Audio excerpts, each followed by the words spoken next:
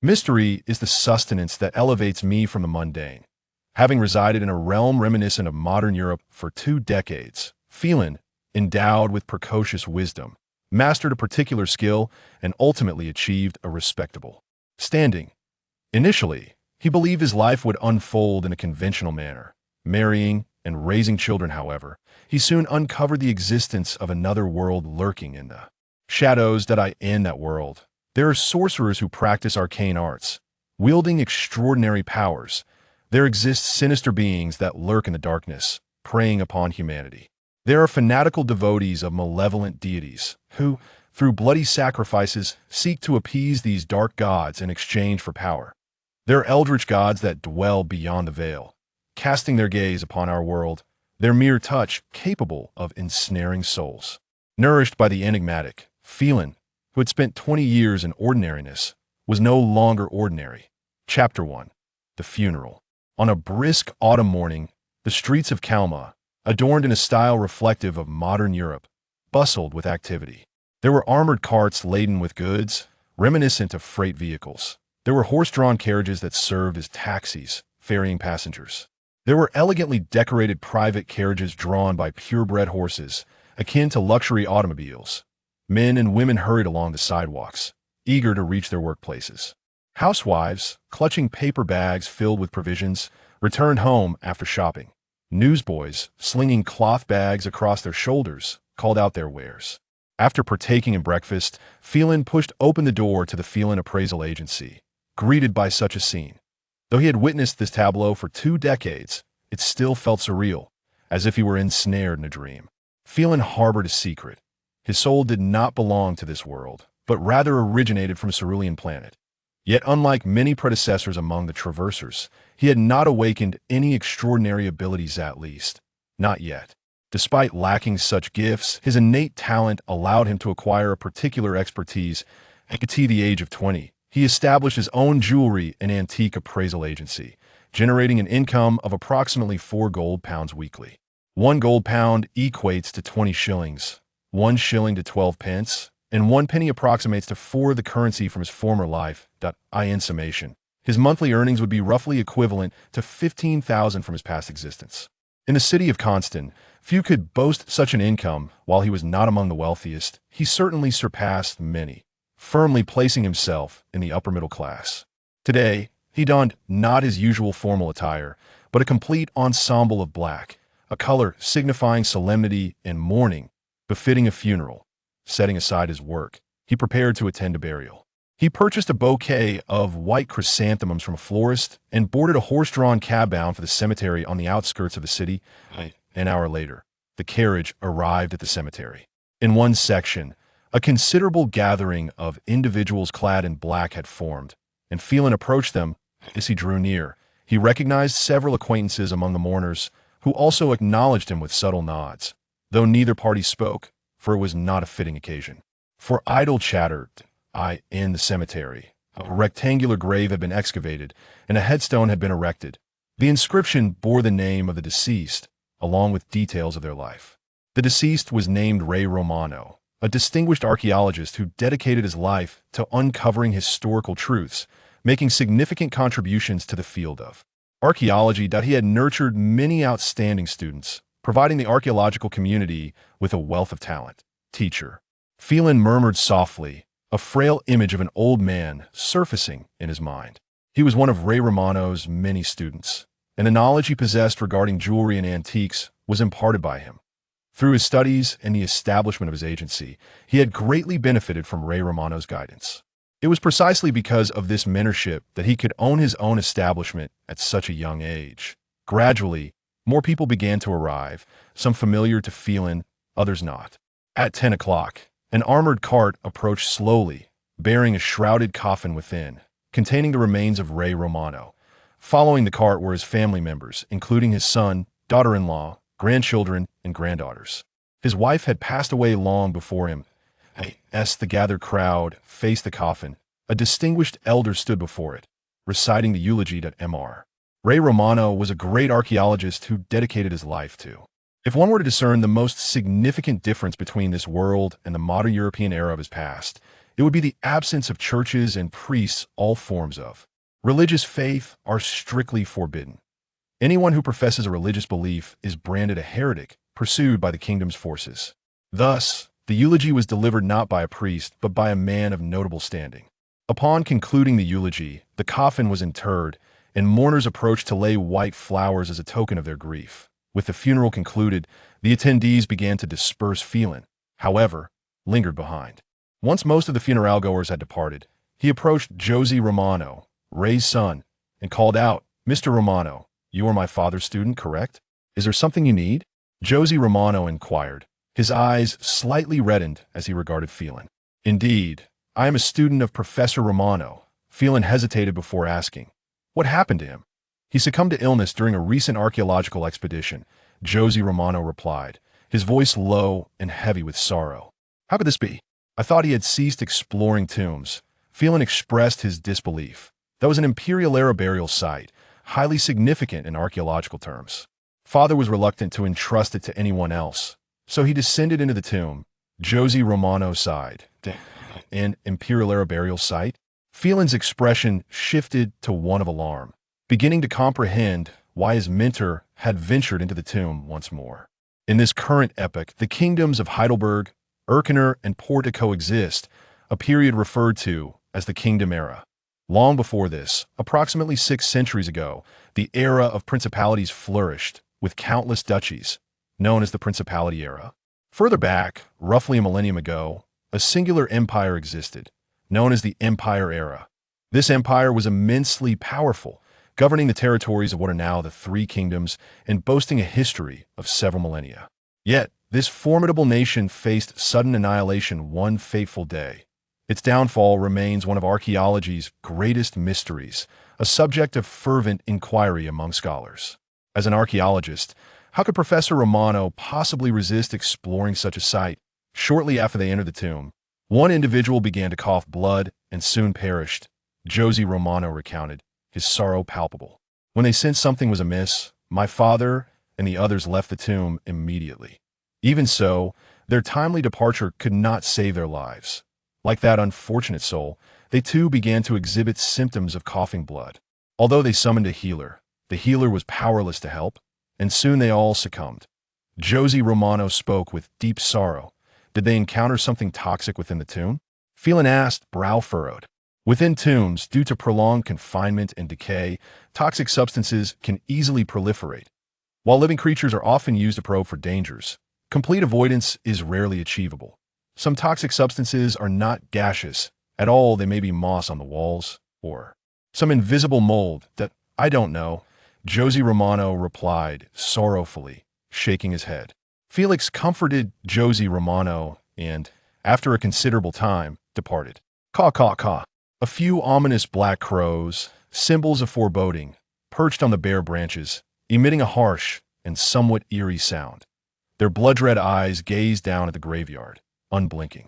Though there was no one around, it appeared as if they had spotted some presence. The following morning, Felix resumed his work after a day of inactivity. The role of an appraiser, as the name suggests, involves the evaluation of jewelry and antiques. He primarily accepted commissions, traveling to the homes of affluent merchants and nobles to conduct professional assessments of their antique treasures. Just ahead lies the residence of my esteemed mentor. As he traversed the street, Felix cast his gaze toward a particular location. Being a student of Ray Romano, he had visited his mentor's abode, which was situated along this very street.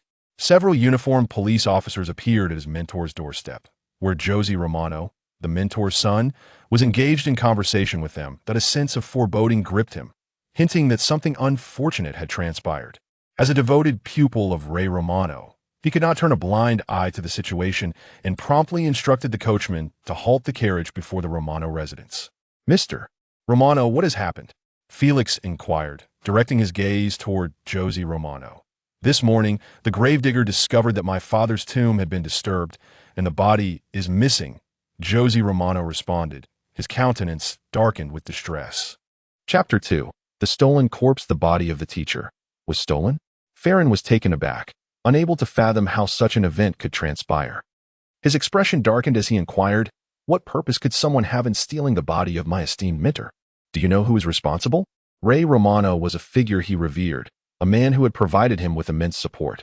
Now, the theft of his body ignited a profound rage within him. I don't know. I've already reported it to the police. They are here to investigate, Josie replied, his face etched with distress. The sudden demise of his father had already plunged him into sorrow, and the theft of his father's body only deepened his grief. Sir, may I ask your name and your relationship with Mr. Ray Romano? A young female officer, in her 20s with chestnut hair, approached Feilin for questioning. I am Feilin Sachs. A student of his, he responded. The officer continued her inquiry. Does the police suspect that the thief may be someone with a grudge against her teacher? Feilin keenly sensed the implication in her words and could not help but ask.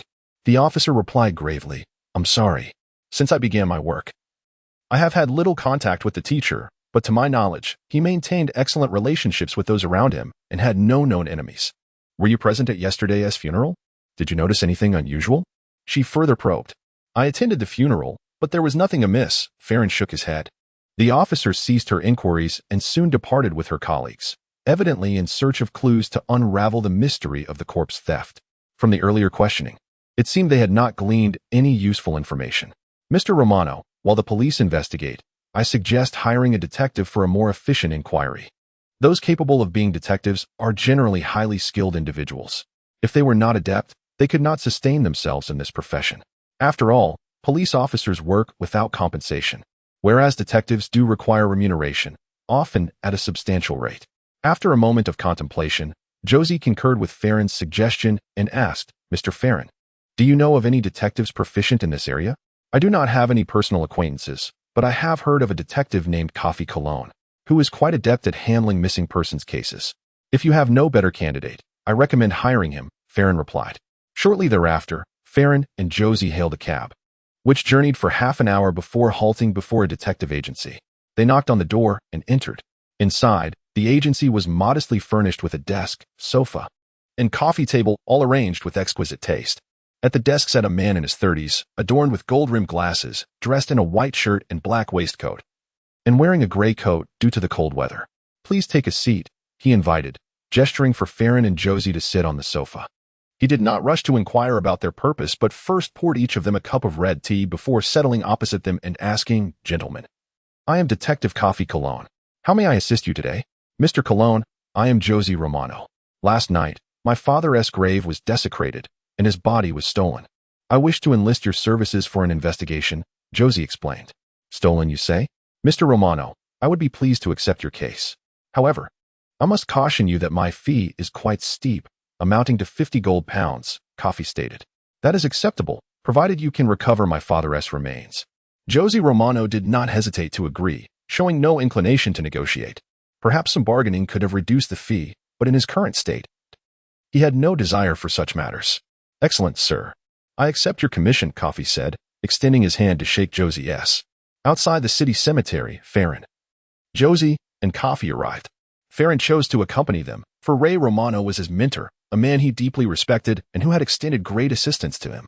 He wished to uncover the identity of the individual who had stolen his teacher's body and the motive behind such an act. As they traversed the cemetery toward Ray Romano's grave, bare branches devoid of leaves still harbored crows, their blood-red eyes seemingly tracking the trio's movements. The cemetery was deserted save for the three of them, and the overcast sky cast a darker pall over the surroundings, creating an eerily unsettling atmosphere. How despicable!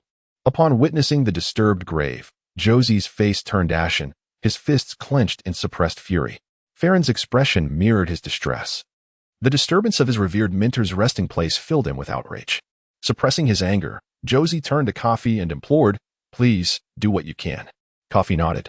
Entering into work mode, he first scrutinized the excavated grave, then circled it, observing the surroundings. Despite the high fee, he indeed possessed remarkable skills. And soon he made a discovery. Come here. He beckoned Feilin and Josie over. This footprint is quite fresh. It has not been here long. I suspect it belongs to the grave robbers. Coffee indicated a print on the ground. Could it not be left by a visitor to the cemetery? Feilin queried, examining the print with skepticism. He could not grasp why Coffee was so certain it was the mark of a grave robber. This direction is overgrown with weeds, making it difficult to traverse. If it were a visitor, they would not leave the cemetery this way. Moreover, the print is relatively new. While I cannot assert it with certainty, it is highly probable that it belongs to the grave robbers, Coffee elucidated. Ah, I see. After hearing Coffee's explanation, Feilin and Josie exchanged glances, their anticipation for Coffee's capabilities growing. Using the footprint as a lead, Coffee began his pursuit. Due to the lack of rain in recent days, the prints were sporadic, making it challenging to follow them directly. Yet Coffee employed his ingenuity, tracing the trail. At times, he used trampled grass as a clue. At other times, he noted broken twigs or disturbed spider webs. Feilin and Josie were utterly astonished. What seemed like mundane details to them often served as vital clues in Coffee's investigation. Leading the way, Coffee guided them from the cemetery into the adjacent forest. Walking through the thicket, after about an hour, they came across the carcass of an animal. The three approached to inspect it.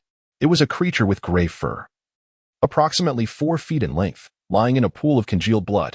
How could there be a dog-esque corpse here? Josie exclaimed in surprise. No, this is not a dog. It is a wolf, Coffee corrected him.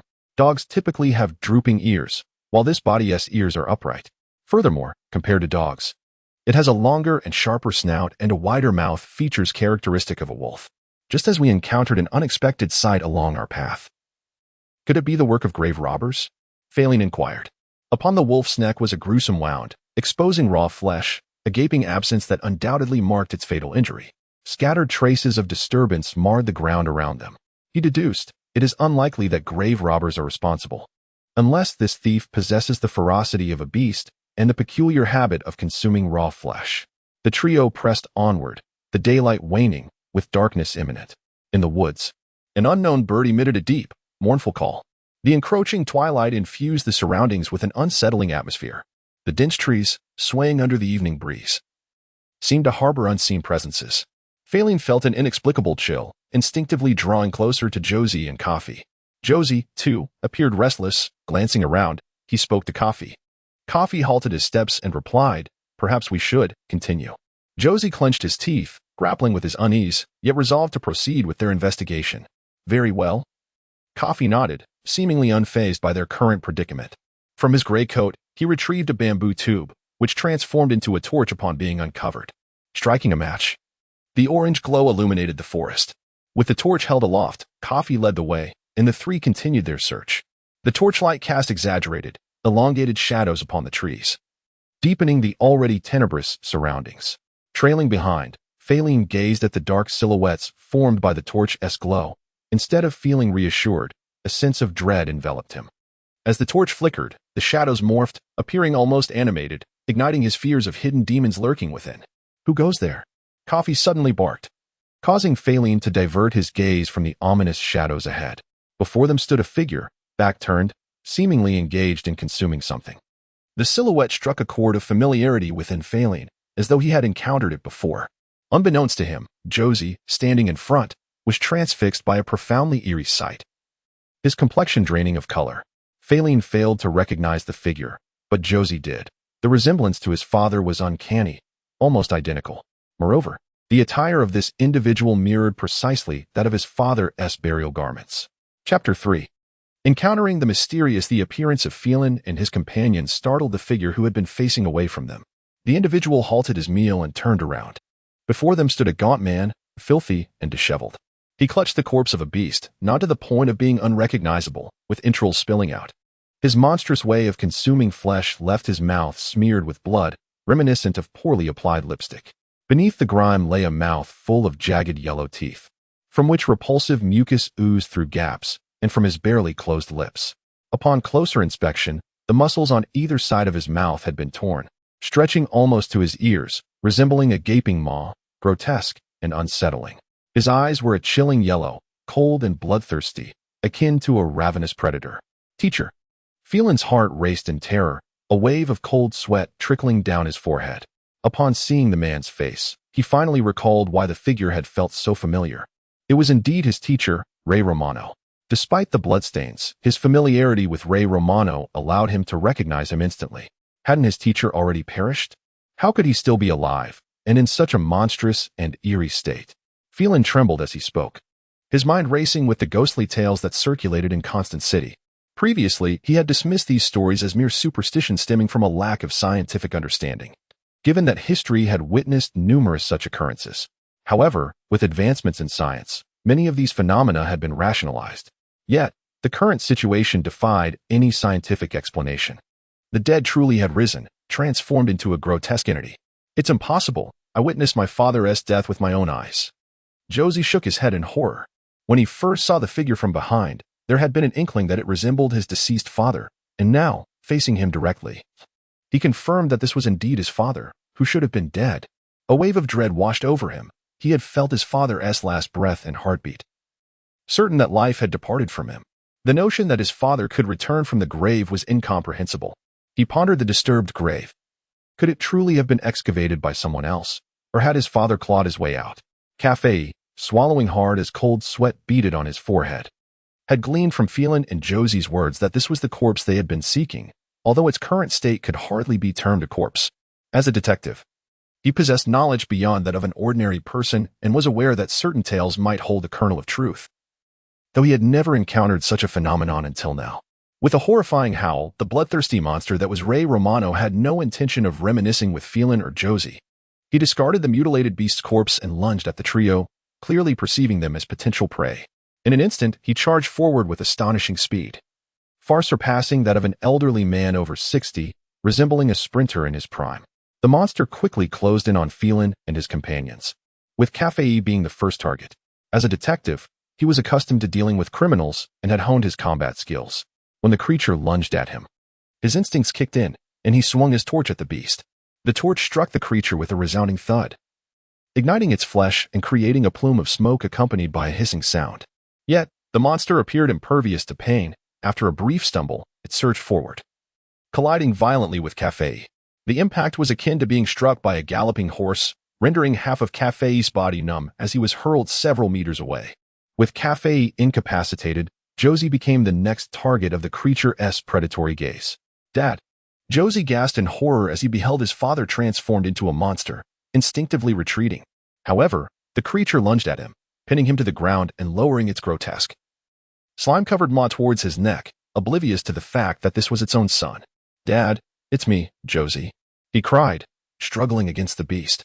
Yet, in its monstrous form, Ray Romano possessed not only enhanced speed but also strength far surpassing that of an ordinary human. The bloodthirsty maw drew closer, repugnant slime dripping onto Josie. The stench was overwhelming, a nauseating combination of decay and blood, threatening to induce retching. As the monster overwhelmed Josie, a line of text flashed before Feilin, appearing and vanishing in an instant. Although he noticed the bizarre occurrence, he had no time to assess the anomaly on his body.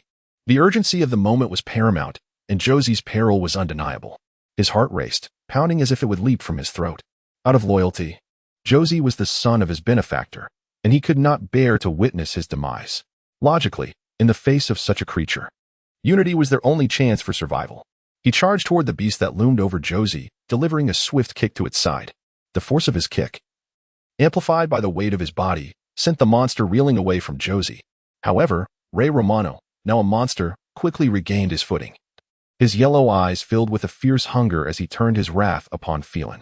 Anticipating retaliation, Feilin rolled aside just in time to avoid the creature's attack. The monster moved with astonishing speed, almost grazing him as he narrowly escaped its grasp, the foul odor of decay and blood lingering in the air. After rolling several times, he attempted to rise, but the creature was even quicker, lunging at him once more. Suddenly, Josie, having been saved by Feilin, dashed forward and collided with the monster, sending it crashing sideways. Having rescued Feilin once, he now returned the favor. Feilin understood that fleeing would only lead to their demise, and solidarity was their only path to survival. The monster quickly regained its footing and shifted its focus onto Josie. Just as it lunged at him, the sharp crack of a gunshot rang out. A round hole appeared in the creature's abdomen, the size of a coin, with jagged edges and a foul yellow fluid seeping from it, remnants of decomposition. The shot had been fired by Cafe, who had finally risen from the ground, clutching a torch in one hand and a smoking silver revolver in the other. As a detective, he occasionally finds himself in perilous situations, prompting him to spend a considerable sum to acquire a revolver from the black market for self-defense. Lacking a firearms permit, he risks imprisonment should his possession be reported. Given the dire circumstances, he casts aside such concerns. The creature staggered momentarily, staring in astonishment at its own abdomen, bewildered by its injury. It then turned its fierce gaze towards Coffee, realizing that Coffee, the source of its wound, posed the greatest threat. With a swift surge of power, it lunged at Coffee with the ferocity of a cheetah. Bang, bang, bang. As the monster charged, Coffee's heart raced, and he hastily fired his weapon. The remaining 5 bullets from the revolver were discharged in rapid succession towards the creature. However, once the monster braced itself, Coffee's aim proved less effective. Out of the 5 shots, only 1 found its mark, and it was not aimed at the critical areas such as the head or heart. Nevertheless, the gun's force was sufficient to temporarily deter the beast, instilling a sense of caution within it. Seizing the opportunity, he swiftly reloaded. Mr. Coffee possesses a firearm. Upon witnessing the gun in Coffee's hand, Feilin and Josie were filled with astonishment and a glimmer of hope for survival. While the monster was momentarily intimidated, they hurried to join Coffee. Upon reuniting, both men exhaled in relief. Although the creature had not retreated entirely, they felt a slight sense of reassurance, for they were armed with a weapon recognized as the most powerful. In stark contrast to Feilin and Josie's elation, Coffee's expression was grim. He spoke somberly. "Gentlemen, while I possess a gun, the situation remains precarious. I do not have an ample supply of ammunition. The 6 bullets in my revolver are all I have." Upon hearing this, the relief that Feilin and Josie had just experienced vanished once more. "I have none," Josie exclaimed, his face pale and beads of cold sweat forming. Feilin, too, felt a surge of anxiety, and at that moment, he recalled the strange inscription that had appeared earlier. Just as this thought crossed his mind, a semi-transparent panel suddenly materialized before him. Name: Feilin Jewelry and Antique Appraisal. Proficient: Upgradable. Marksmanship: Unfamiliar. Upgradable. Mystery points: 1 Chapter 4. 20 years late, could this be the long-awaited golden opportunity that arrived 2 decades late? The familiar atmosphere evoked memories of the golden finger he once fantasized about. Upon first crossing into this world, he envisioned awakening a golden finger that would unlock a life of extraordinary advantages. However, as he matured, the golden finger eluded him. Fortunately, he eventually came to a realization: despite the absence of a golden finger, he would not succumb to despair. Moreover, in comparison to the ordinary inhabitants of this world, he possessed distinct advantages, notably his precocious intellect. From that moment, he dedicated himself to his studies, gaining admission to the prestigious Jameson Academy in Constant City, where he mastered the art of jewelry and antique appraisal, ultimately becoming a well-paid appraiser. The appraisal of jewelry and antiques, alongside marksmanship, bore the potential for enhancement, suggesting that both skills could be developed further, with the requisite being mysterious points. The interface was quite simplistic, even more so than the skill pages from his previous Life S games, and he quickly grasped its functionality. He also understood the correlation between the skills of jewelry appraisal and marksmanship. The former was his primary vocation, naturally forming a skill, while the latter stemmed from his past experiences at a shooting range. After all, what man does not harbor an affinity for firearms? Given the opportunity to handle one, he was eager to experience it. It was evident what needed upgrading. His gaze shifted toward the marksmanship section. In the face of monstrous threats, even the highest level of jewelry appraisal would prove futile. Only marksmanship could offer him assistance. His only concern was that the single mysterious point seemed insufficient. Nevertheless, there was nothing left to do but try. Upgrade, upgrade, upgrade. He repeatedly chanted in his mind as he focused on the marksmanship section. His intention was to utilize all available mysterious points to elevate his marksmanship to its utmost potential, with a deduction of 0. 1 mysterious points. The marksmanship section transformed to proficient, upgradable, with a deduction of 0. 2 mysterious points. It became expert, upgradable, with a deduction of 0. 4 mysterious points. It reached master, non-upgradable. The marksmanship section underwent 3 successive transformations, leaving only 0. 3 mysterious points. Whether he had reached the highest level or simply lacked sufficient mysterious points, further upgrades were now unattainable. Yet, a torrent of memories surged within his mind. The protagonist of these memories was none other than himself, recounting his journey of marksmanship practice. He began as a novice, struggling to handle a firearm. Gradually, his aim became increasingly precise, eventually transforming him into a marksman capable of hitting any target, his accuracy unrivaled. Dismissing the translucent interface, he redirected his attention to the present. As for the interface, he would investigate it further once he was safe. From the moment he encountered the translucent interface to upgrading his marksmanship through mysterious points and dismissing the interface, only a few seconds had elapsed. This was largely thanks to his extensive gaming experience in his previous life, which had rendered him familiar with such skill interfaces. However, in those fleeting seconds, the standoff had shifted. With a roar, the creature, having ceased its threatening attacks towards Coffee, began to lose its fear of him. Its mouth, grotesquely split to the ears, gaped wide, revealing yellowed teeth stained with remnants of flesh, and its eyes glinted with a bloodthirsty ferocity. Its body bent slightly, resembling a drawn bow, and in the next instant it lunged toward the trio. Coffee, along with the others, hastily retreated, yet their speed was no match for the monstrous transformation of Rey Romano. Bang, bang, bang, bang. Despite having only 6 bullets remaining, Coffee fired without hesitation. After all, failing to shoot would mean being overwhelmed by the creature, perhaps even losing the chance to fire altogether. With 4 consecutive shots, the copper bullets whizzed through the air toward the beast. However, as Coffee himself lamented, his aim was unlikely to strike a creature moving with the swiftness of a cheetah. All 4 bullets narrowly missed the creature, leaving behind 4 indentations in the ground nearby, yet failing to harm the transformed Rey Romano. The situation grew dire as the creature closed in on them. Coffee gritted his teeth, preparing to fire the last 2 bullets, hoping to repel the monster with them. Killing it was beyond his expectations. "Give me the gun." Seeing the perilous situation, Feilin shouted urgently, fearing he might not have time. He reached out to seize the firearm from Coffee's grasp. With his marksmanship upgraded to the master level, his understanding of firearms and related techniques had reached exceptional heights, including the art of disarming.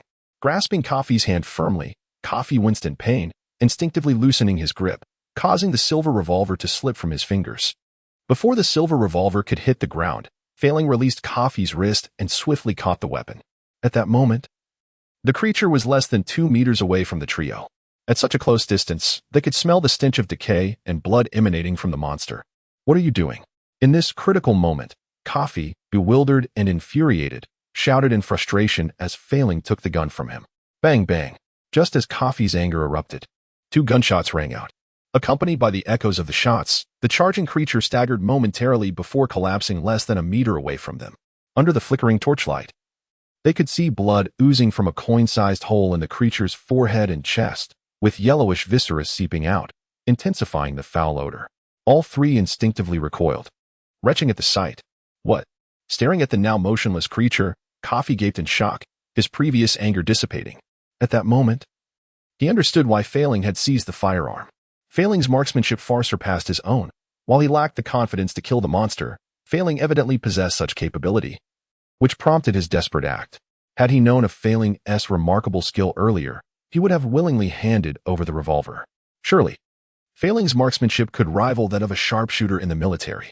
Removing his gold-rimmed glasses to wipe them, Coffee turned to Feilin with astonishment. He had always held a degree of confidence in his own marksmanship, yet it paled in comparison to Feilin's prowess. Feilin's skill was likely on par with that of a military marksman, igniting Coffee's curiosity about this previously unassuming companion. What was Feilin's true identity that afforded him such remarkable abilities? It was essential to note that such marksmanship not only required countless bullets for practice, but also demanded a natural talent for shooting. Without the requisite talent, even an unlimited supply of bullets would yield no results. "Father." Gazing at the lifeless form of Rey Romano, Josie felt a wave of emotions wash over him.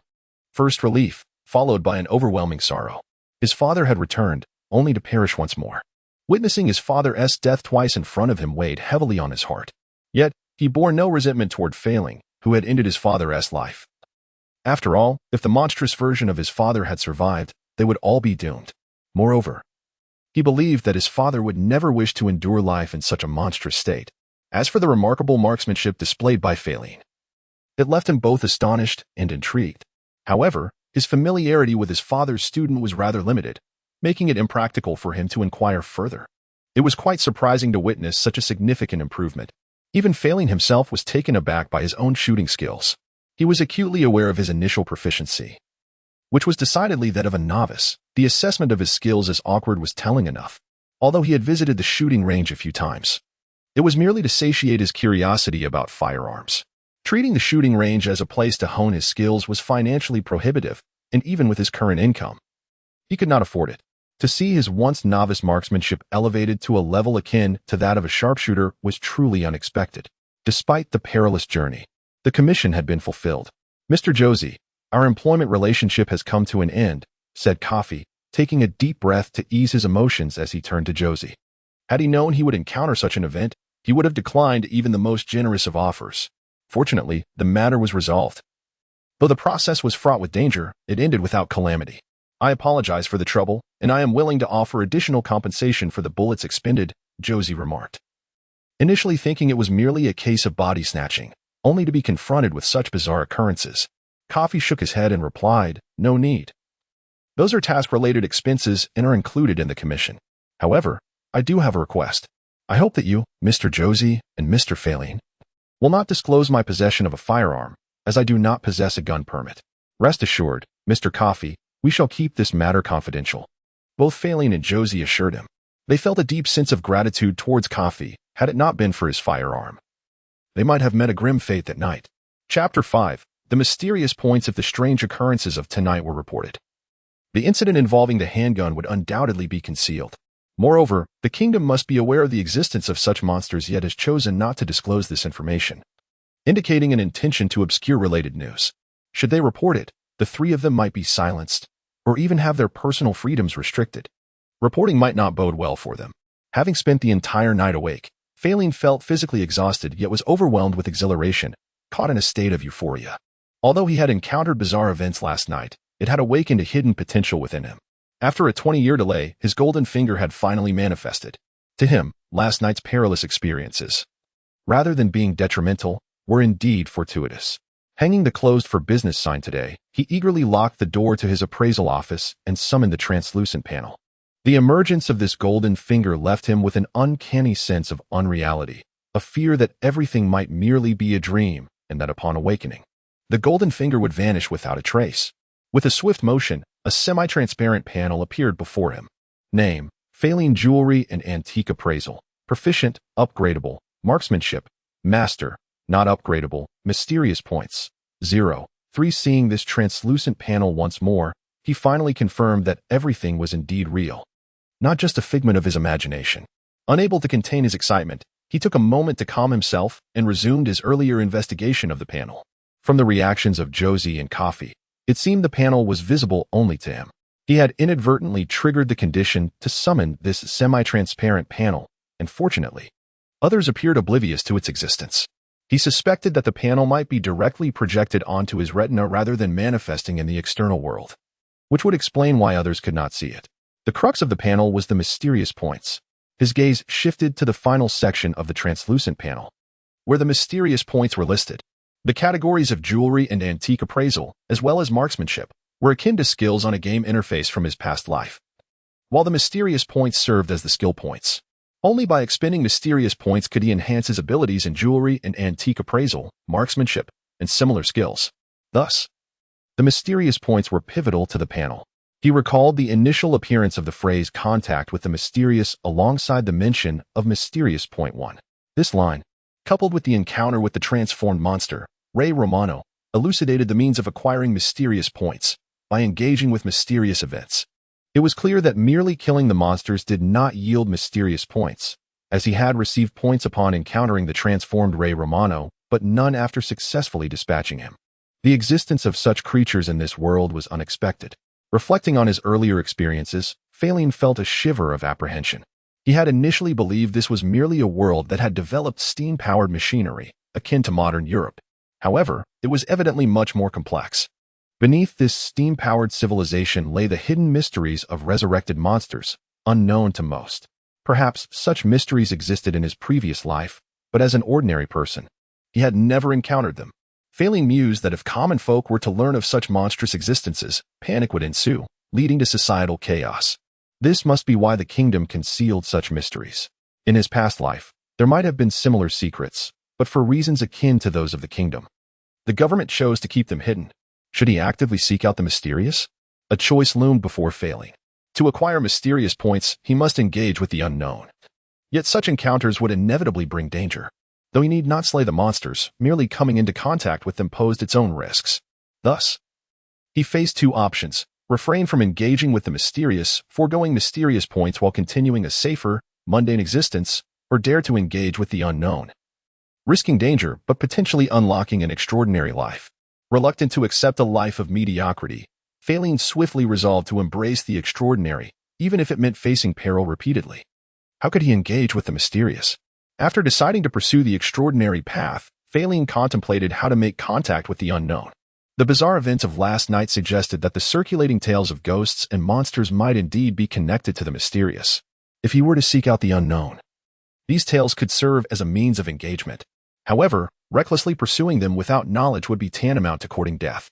Even with his masterful marksmanship, he could not guarantee his safety, given that some monsters described in the tales were impervious to gunfire, while others rendered firearms ineffective in their ghostly forms.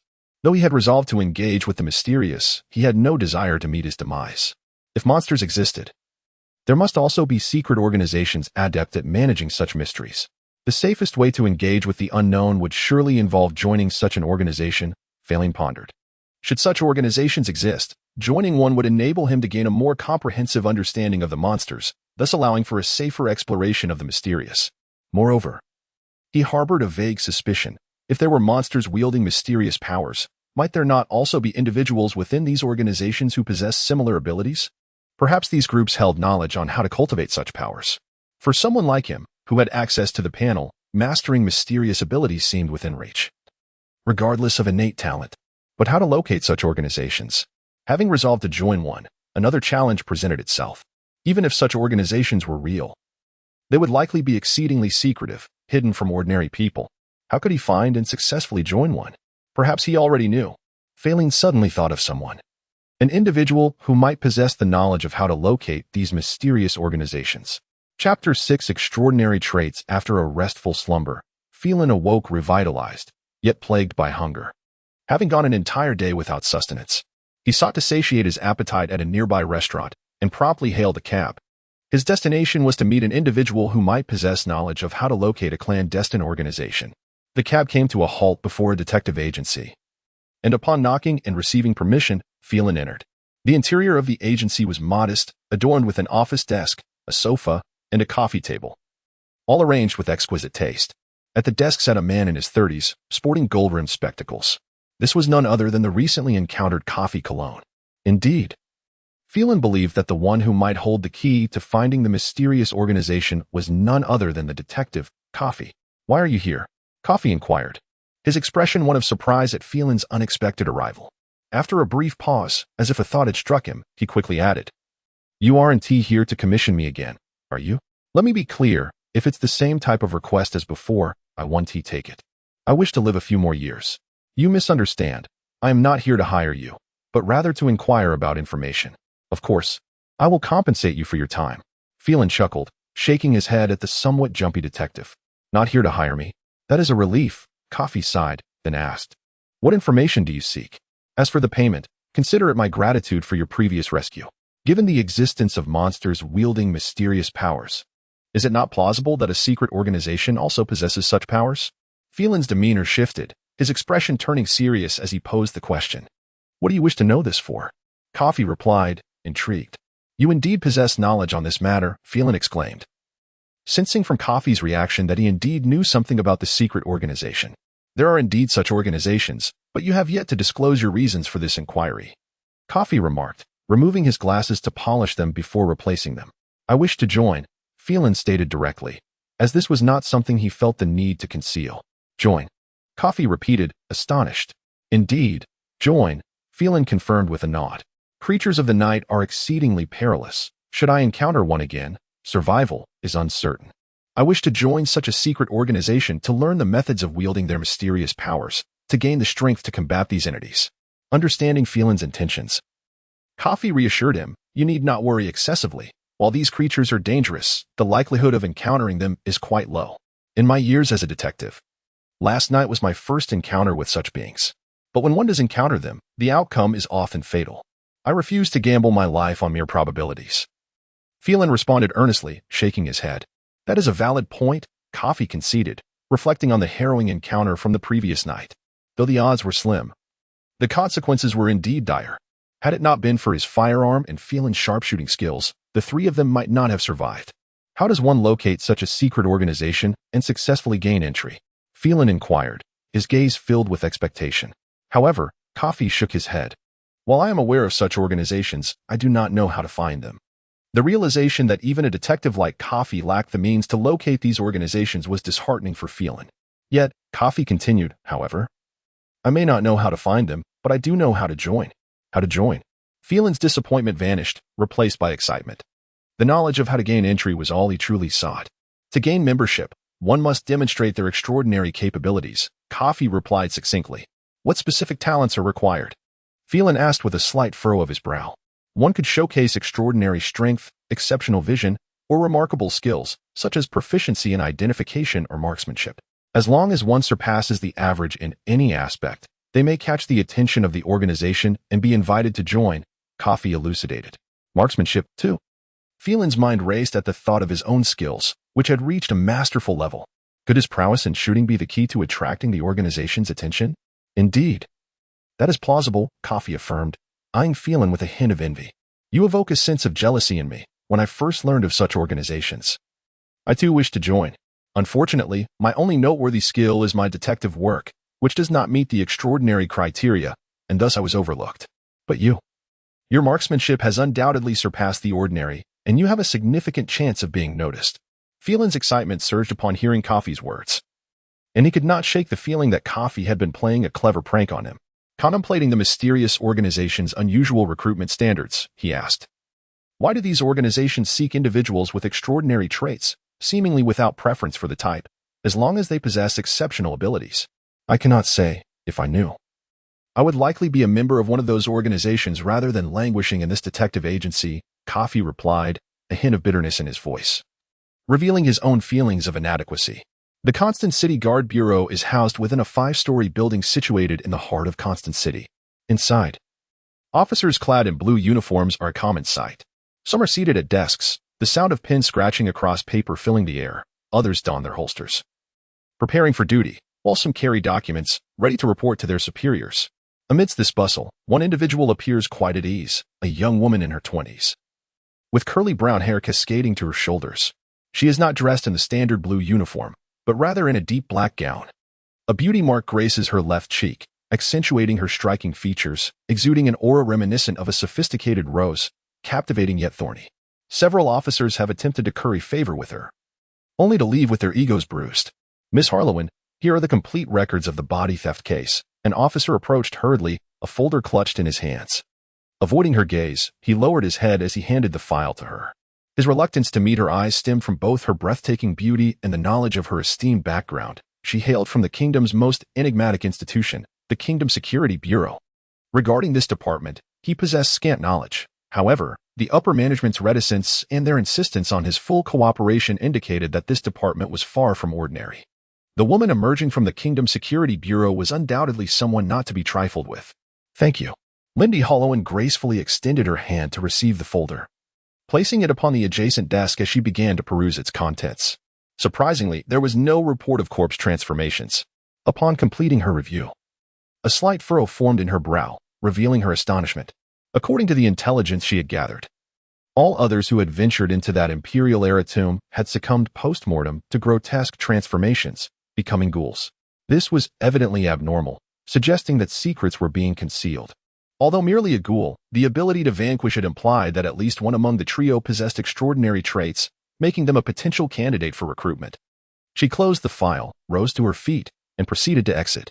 The gazes of the officers in the office naturally followed her movements, filled with a sense of loss as they watched her depart. Entirely unaware that this was a woman capable of single-handedly erasing the entire strength of the security department, a true rose with thorns. Chapter 7. Masterful marksmanship. After departing from Coffee's detective agency, Feilin took a cab to the shooting range he had visited on several occasions. If he intended to showcase his marksmanship, it was only fitting to head to the shooting gallery. It was the sole venue where individuals without gun permits could wield firearms openly, and it provided witnesses to disseminate the news. After all, he aimed to make his skills known to the world rather than keep them hidden. The cab ride took a considerable amount of time before finally arriving at the Drake Shooting Gallery, situated on the northwestern edge of the city. It sprawled over several square kilometers, featuring a myriad of shooting modes. Not only did it offer the thrill of shooting, but its variety ensured that visitors would never find it monotonous. It was a favored pastime not just for men, but even for some women who sought leisure in its offerings. However, the costs were exorbitant. Even someone like Feilin, whose income was above average in Constant City, could not afford to indulge here for long. "Welcome to the Drake Shooting Gallery. I shall be your personal attendant during your visit," greeted a charming woman in a black and white dress, her voice soft and inviting. "We have fixed target modes, moving target modes, hunting modes. Which shooting mode would you like to choose?" As Feilin entered the gallery, he glanced appreciatively at the woman's alluring figure, understanding why the fees were so steep. "I'll go with the moving target mode." "Very well, please follow me," she replied with a sweet smile, leading him ahead. They first proceeded to collect a handgun and purchase ammunition, which was exorbitantly priced, 1 shilling for a single bullet, with a gold pound only purchasing 20. Although Feilin maintained a composed exterior, inwardly he winced at the expense. To attract the attention of the mysterious organization, he was willing to splurge, hoping it would indeed yield the desired results. "This room has an available spot," the woman informed him as they entered a shooting chamber after acquiring the bullets. There were 4 shooting positions in total, 3 of which were occupied by a young man and 2 young women, who appeared to know one another, engaging in light conversation as they shot. With a swift motion, a flying target was launched into the air by the gallery's operator from a safe distance. The young man, believing himself quite dashing, raised his revolver to fire. Bang! The shot rang out, and the target was struck, a hole puncturing through it and causing it to plummet to the ground, rolling to a stop after a few spins. Another target soared into the sky, and the young man shot again. Bang! Once more, he hit the target, which fell beside its predecessor. "Didn't he expect your shooting skills to be this impressive?" remarked one of the young women with brown hair, her tone filled with admiration. "Quite remarkable," echoed the blonde-haired girl. Hitting moving targets was significantly more challenging than fixed ones, and to strike 2 in succession demonstrated considerable skill. "Not bad, I suppose," the young man modestly replied, though the subtle grin on his face betrayed his pride. He had invested ample time and money to achieve this moment of glory, and he felt it was worth it. Someone new has arrived, the trio noticed as Feilin entered the room. The 2 young women, intrigued by Feilin's uncommon black hair and somewhat handsome features, stole a few glances at him. "Sir, how many flying targets would you like to launch?" the woman in black and white inquired, seeking to confirm the number with the operator. "Let's start with 3. Feilin replied after a moment's thought, a conservative figure given his masterful marksmanship. He intended to gauge his feel for the gun before increasing the number of targets. The young man, disinterested, nearly laughed at Feilin's words. He had thought himself quite ostentatious, only to find someone who could outdo him in bravado. Yet, he was certain Feilin would fail. The duration for which the flying targets remained airborne was fixed. Thus, shooting 3 simultaneously would necessitate a significantly reduced aiming and shooting time frame. The hurried nature of this task would undoubtedly compromise accuracy. Even if the other possessed superior skill, it would be a daunting challenge one he doubted Feilin could meet. The 2 young women, while not as overtly dismissive as the young man, regarded Feilin with polite curiosity. "Very well," the woman in black and white said, though she too had her doubts about Feilin's capabilities. She promptly approached the operator to relay the request, her role as a personal attendant obliging her to comply with Feilin's wishes, regardless of any potential embarrassment he might face. With a signal from Feilin, 3 flying targets, red-edged and white-centered, were released simultaneously. They soared upward before reaching their peak and began to descend. In that moment, Feilin commenced his shooting.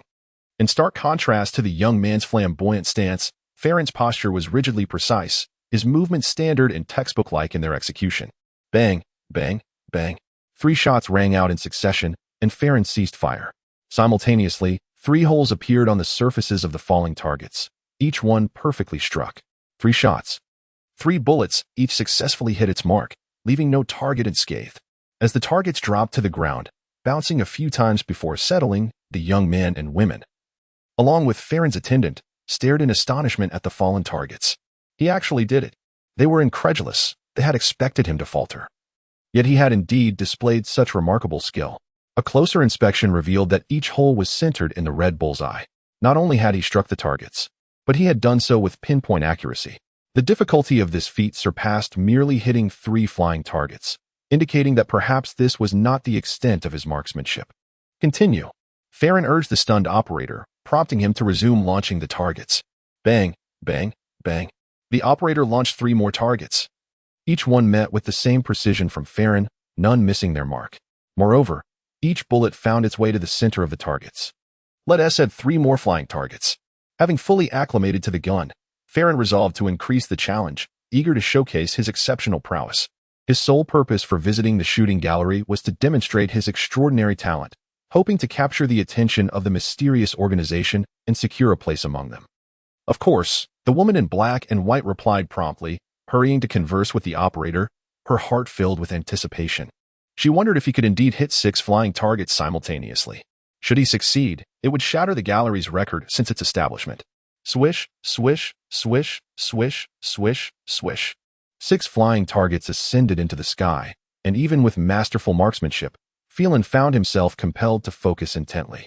In comparison to the previous 3 targets, the challenge posed by the current 6 was not merely doubled, but multiplied several times over. This was due to the fact that as the number of targets increased, the difficulty escalated not linearly, but geometrically. Bang, bang, bang, bang, bang, bang. With his mind sharply attuned, Feilin commenced a series of precise aims and shots. The successive gunfire rang out as he emptied the revolver, which could hold only 6 bullets. The continuous firing caused the barrel of the revolver to emit smoke and grow slightly warm. The outcome was that all 6 targets in the air bore a hole at their red center. 6 bullets struck 6 targets, with not a single miss. This epitomized masterful marksmanship. A sharp intake of breath echoed through the air. Witnessing the 6 targets hit at their center, the young man's eyes widened in astonishment, unable to suppress his gasp. Feilin's earlier feat of hitting 3 targets had already left him in awe. Now, witnessing the remarkable achievement of striking 6 targets in one go, the depth of his amazement was beyond description. "Sir, your shooting skills are astounding. Might you impart some wisdom upon me?" The young man approached Feilin, his eyes ablaze with enthusiasm, disregarding his 2 female companions. What could be more important than learning from such a sharpshooter? Encountering someone of this caliber, it would be a grave mistake not to seize the opportunity to gain some insight. Meanwhile, the 2 young women gazed at Feilin with slightly parted lips, their expressions alluring. A man with such precise shooting was undeniably handsome. After showcasing his masterful skills and inciting a stir within the shooting range, Feilin departed. He felt a sense of satisfaction regarding the commotion he had caused, believing that such an uproar would easily attract the attention of the mysterious organizations. The only aspect that left him dissatisfied was the strain on his wallet. Each round of target shooting required 6 bullets, and ammunition was indeed quite scarce. In total, he had purchased 300 bullets, amounting to a cost of 15 gold pounds, nearly equivalent to his monthly earnings. Should such a significant expenditure fail to garner the notice of the enigmatic organizations, he feared he might be disheartened to the point of despair. Chapter 8. The spatial labyrinth Constant City, nestled within the heart of the Kingdom of Heidelberg, stands as one of the most prosperous cities in the realm following the advent of the steam mechanical age. Naturally, such a city is home to a multitude of nobles and affluent merchants. The Eastern District, in particular, is densely populated by these elite individuals, housing over 90% of Constance's noble class and wealthy traders. Amidst the array of opulent villas belonging to the elite, there exists one that appears rather unremarkable at first glance. However, it serves as the local branch of the Kingdom's Security Bureau. The Kingdom's Security Bureau is an organization dedicated to addressing the enigmatic aspects of the world within the Kingdom of Heidelberg, with branches established in numerous key cities. Although an official entity, its operations remain clandestine due to the sensitive nature of the cases it handles, distinguishing it from the public-facing guard department. The deputy director has confirmed that the individual responsible for the extraordinary feat of slaying the ghoul is none other than Feilin Sachs, a student of Ray Romano, who possesses gunmanship skills that can only be described as masterful. At this moment, within an office, a young woman with golden hair and delicate spectacles, approximately in her 20s, is reporting to Lindy Hallowen, a figure previously seen in the guard department. Her name is Julie Kate, and she serves as Lindy Hallowen's secretary, a trusted aide who assists with administrative tasks. Could it truly be him? Lindy Hallowen reclines in her chair, her somewhat languorous posture accentuating her curvaceous silhouette, regrettably hidden from the gaze of any man. Surprised by Julie's report, she quickly surmises that one among Josie Romano, Café Cologne, or Feilin Sachs possesses extraordinary abilities, prompting her to activate the Kingdom's intelligence network for further investigation. However, her primary focus shifts away from Feilin Sachs, directing her attention towards the detective Café Cologne, who, being a detective and potentially possessing firearms, is more likely to be the one who vanquished the ghoul. Yet, the findings defy her expectations. The individual with extraordinary traits is not the detective Café Cologne, but rather Feilin Sachs, the appraiser among the trio, who is ostensibly the youngest. How old is Feilin Socks? He just turned 20 a little over a month ago. This is not the entirety of his remarkable memory capabilities. Should he choose to, he could effortlessly memorize a thick, heavy dictionary word for word within an hour. To attain master-level gunmanship at the tender age of 20 is indeed commendable. Lindy nods, offering her assessment. Organizations like the Kingdom's Security Bureau are inclined to recruit individuals with exceptional talents or skills reaching a master level. While achieving mastery by the age of 20 is impressive, it is not particularly rare within the Bureau, rendering his qualifications merely satisfactory. I beg to differ, Deputy Director. I believe this individual's talent transcends mere excellence and should be classified as exceptional, Julie interjects, shaking her head, unafraid to challenge even her superiors when it pertains to work. This characteristic has led to her dismissal on multiple occasions. However, since becoming Lindy Halloween's secretary, she has stabilized her position. Oh, what leads you to such a conclusion? Lindy, unfazed by Julie's rebuttal, appreciates her diligence. She requires an assistant who can genuinely assist her, rather than merely echo her thoughts. According to the records, Feilin Socks became an orphan at a young age, with an elder sister who is now married. Before he began working at 18, his family was of modest means. Thus, he lacked the financial means to engage with firearms prior to his employment, which implies that although he is now 20, he has only spent 2 years honing his gunmanship to masterful levels. The registration records from Drake Shooting Gallery corroborate this, indicating his earliest practice began 2 years ago. To achieve mastery in just 2 years? Lindy muses, cradling her chin with a delicate hand, her expression one of astonishment. While many within the Bureau achieve mastery in various skills during their teenage years, they typically do so after having been introduced to the relevant techniques at a much younger age.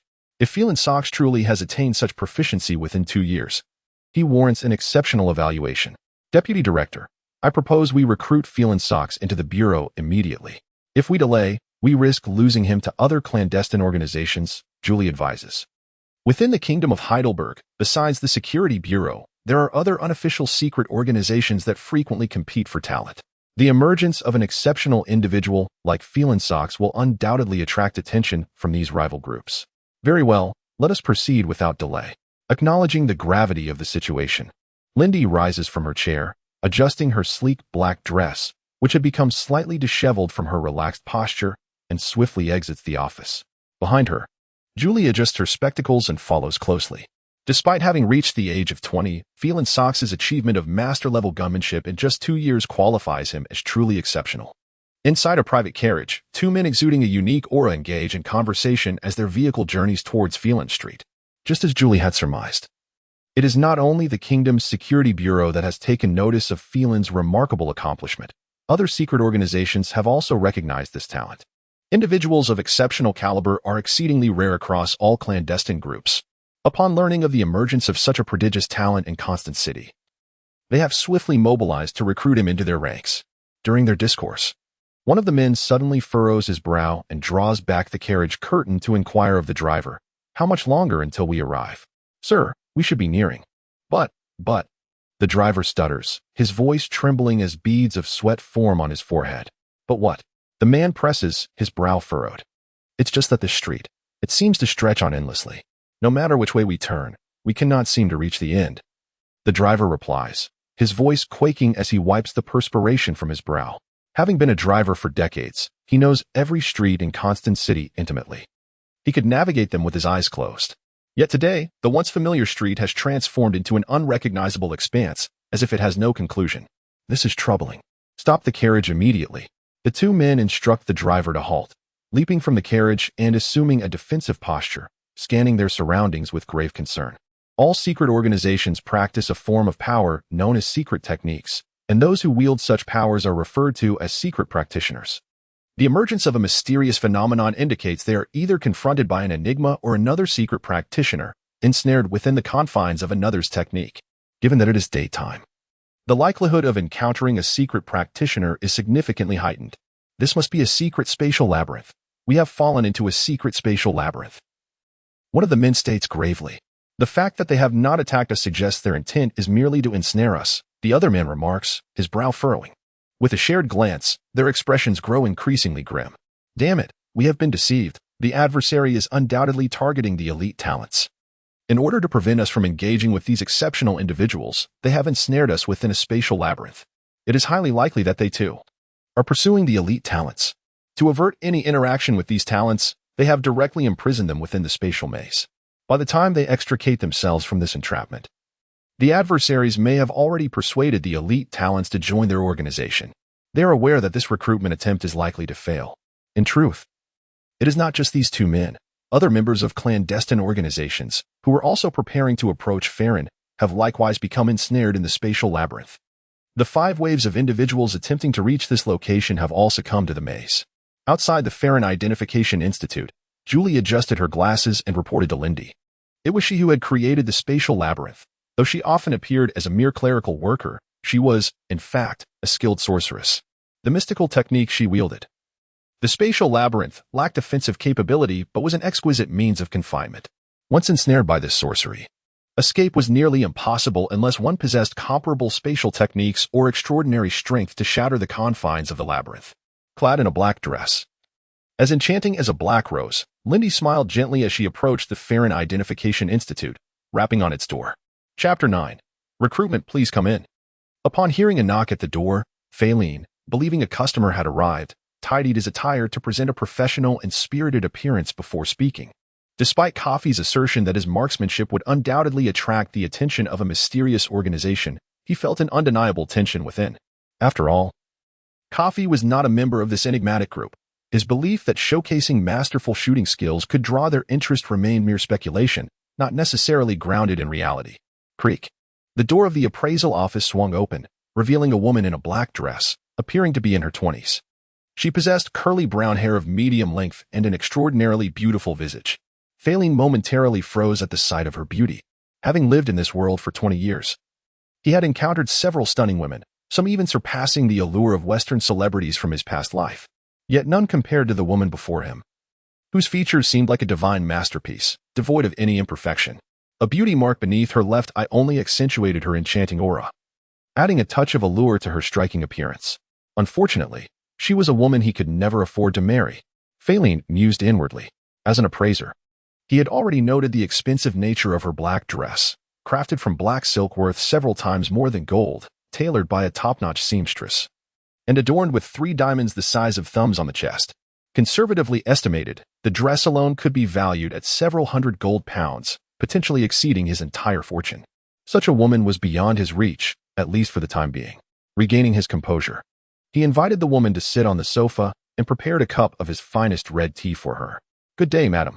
Are you here for a jewelry or antique appraisal? No, I did not come for an appraisal, she replied after taking a sip of the tea, which she found unpalatable enough to set aside. Allow me to introduce myself. I am Lindy Harlowen, from the Kingdom Security Bureau. While Feilin was observing her, she was equally scrutinizing him, having noticed his momentary daze at her beauty. She bore no resentment. She was well aware of her charm, and such reactions were entirely understandable. The Kingdom Security Bureau? Feilin inquired, his expression one of skepticism. He had heard of the Kingdom's Tax Bureau, Health Bureau, Civil Affairs Bureau, and various other departments, but had never encountered mention of a security bureau. Our department operates in secrecy, known to very few. We are primarily responsible for handling mysterious incidents, such as the undead creature you encountered not long ago, which falls under our jurisdiction, Lindy explained. The existence of a secretive department responsible for such matters thrilled Feilin. As one of the 3 major kingdoms, Heidelberg would naturally have a division dedicated to addressing mysterious occurrences. This department had now sought him out, could it be, as Coffee speculated, that they were interested in recruiting him due to his demonstrated marksmanship? However, anxiety crept in as he considered the implications. Despite having concealed the incident of his teacher's corpse reanimating, it seemed he had not managed to keep it hidden from the kingdom's secretive department. It was likely that others who had ventured into that ancient imperial tomb had also experienced similar transformations. The true intent of the Kingdom Security Bureau was now a matter of concern. Were they here to silence him or investigate the illegal use of firearms? To vanquish a ghoul, it seems firearms are the only recourse. Rest assured, I am not here to pursue any misconduct on your part. If that were the case, it would not be my responsibility. Lindy seemed to read his thoughts and reassured him. Then what brings you here? Feilin exhaled in relief, though his heart raced with apprehension once more. If their visit was not to reprimand him, it was likely they sought to recruit him. Yet he dared not assume it was a certainty. The revelation of whether he could enter this mysterious realm was imminent. Let me be candid, Mr. Soxes. You possess the innate talent to become one of us. Lindy's voice took on a serious tone. On behalf of the Kingdom Security Bureau, I extend an invitation for you to join our ranks. Upon hearing the invitation, Feilin felt a wave of relief wash over him. He had finally received an opportunity to enter that enigmatic world. Coffee's conjecture had proven correct, and the money spent to showcase his shooting skills had indeed garnered the attention of a mysterious organization. While he yearned to join, he tempered his enthusiasm and stated, "This is my first encounter with such a clandestine organization. Before I respond, I have a few questions." The Kingdom's Security Bureau, with its official backing, was unlikely to be an evil secret organization, yet he desired to understand more about it before making a decision. Of course, Lindy agreed. Feilin's reaction was entirely normal. Even with their official backing, it was unreasonable to expect one to join without hesitation. Such unwavering commitment was typically found among those deeply dedicated to the kingdom, often within the military, rather than among ordinary citizens. What will I gain, and what will I be expected to give in return? Feilin posed his first and foremost inquiry. You will receive a substantial salary, along with various privileges, including the right to carry firearms. In exchange, you will assist the kingdom in addressing mysterious incidents, which, I must warn you, can be perilous. I will not deceive you into believing there are no risks, as such a lie would be easily exposed. The Security Bureau's interest in you is far from an aimless endeavor. Lindy spoke candidly. Are there other secret organizations aside from the Kingdom Security Bureau? Feilin continued his questioning, having anticipated the exchange of benefits and costs. Indeed, there are other clandestine organizations, albeit unofficial. To be frank, your attainment of master-level skills in merely 2 years indicates remarkable talent. 5 other organizations have expressed interest in recruiting you. However, I can assure you that, given your level of aptitude, the benefits offered by the Kingdom's Security Bureau are unparalleled, especially since we are backed by the entire Heidelberg Kingdom, Lindy proclaimed with pride. With the kingdom's support, she felt confident in making such guarantees. I have a general understanding now, Feilin nodded. Through his earlier questions, he had grasped the advantages and disadvantages of joining the Kingdom's Security Bureau. After a moment of contemplation, he reached a decision. I am willing to join the Kingdom's Security Bureau. Acknowledging the backing of a kingdom, it was evident that the Security Bureau was one of the largest organizations among secretive groups. To navigate the mysterious world without being bullied by rival organizations, aligning with such a formidable entity was essential. As for participating in the handling of mysterious incidents, others might hesitate, but he welcomed the opportunity, as engaging with the supernatural was precisely his desire. Welcome aboard. Upon hearing Feilin's acceptance, Lindy beamed, successfully recruiting this exceptional talent into the Kingdom's Security Bureau. With her smile, her already alluring presence intensified, exuding an even stronger aura of seduction. Her graceful form and enticing red lips resembled a blooming black rose, radiating an exquisite charm that would leave anyone utterly entranced. Feilin was momentarily taken aback, quickly averting his gaze to regain his composure. Do you have time now? If so, I shall guide you to the base to complete your registration and lead you into the realm of the mysterious, Lindy inquired, her smile subdued. Yes, absolutely, Feilin responded hastily. Even if he had no time, he must make time. Since encountering the resurrected monster, he had been eagerly anticipating this moment. Nothing else could take precedence over it.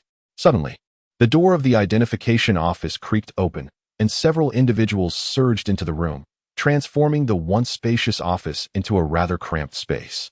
Among them were men and women, the elderly and the young, all exuding an indescribable aura. You have arrived late, Feilin. Sox has already agreed to join the Security Bureau, Lindy said with a faint smile upon noticing the newcomers. Humph, had it not been for your Security Bureau's machinations, we would not have arrived at this hour. An elder with a jewel-encrusted cane grunted, turning to Feilin with a question. Is what he said true? It is true. I have indeed agreed to join the Security Bureau, Feilin affirmed with a nod. If he was not mistaken, these individuals belonged to other clandestine organizations, also vying for his allegiance. Nevertheless, he had already committed to the Security Bureau. Moreover, in his view, dealing with mysterious events for the kingdom and frequently engaging with the enigmatic Security Bureau was far more suitable for him than aligning with these other secretive groups. You haven't officially joined yet, have you? I represent the Golden Society, one of the larger organizations. Would you be interested in joining us? A man with a golden tooth smiled at Feilin. Nick Jean, Feilin. Socks has already joined the security bureau. Are you attempting to poach him from the bureau? Lindy's expression turned icy, her eyes revealing a profound darkness. Isn't he yet to formally join? This shouldn't count as a violation, Nick Jean remarked, recalling the rumors surrounding Lindy. The deputy director of the kingdom's security bureau in Constan, which filled him with trepidation, prompting him to hastily clarify. Although I have not officially joined. Since I have made a promise, I must honor it, Feilin promptly declared. Not to mention, the security bureau was undoubtedly the most fitting secret organization for him. Even if it weren't, he would never consider retracting his commitment at this juncture, for such an act would surely incite the ire of the bureau, making his future endeavors in the mysterious realm perilous. Upon Feilin's declaration, Nick Jean and the members of the other clandestine organizations realized their attempts to recruit him had failed and retreated. Shortly thereafter, Feilin and Lindy exited the identification office, preparing to head to the security bureau's branch in Constan. Chapter 10. The mysterious gun. Stepping out of the Feilin appraisal office, Feilin and Lindy arrived at the street side. There awaited a horse-drawn carriage, entirely white, pulled by two horses with pure white coats. Beside the carriage stood a young woman with golden hair, likely in her 20s, wearing delicate framed glasses and possessing a slender figure. Instead of a dress, she donned a yellow top paired with beige trousers, a rare attire for women of this era, though it represented a burgeoning trend not yet embraced by the majority of the upper-class ladies. Have you successfully recruited the deputy director? Upon seeing Feilin accompany Lindy, she inquired. Yes, it has been successful, Feilin affirmed, and Lindy proceeded to introduce him.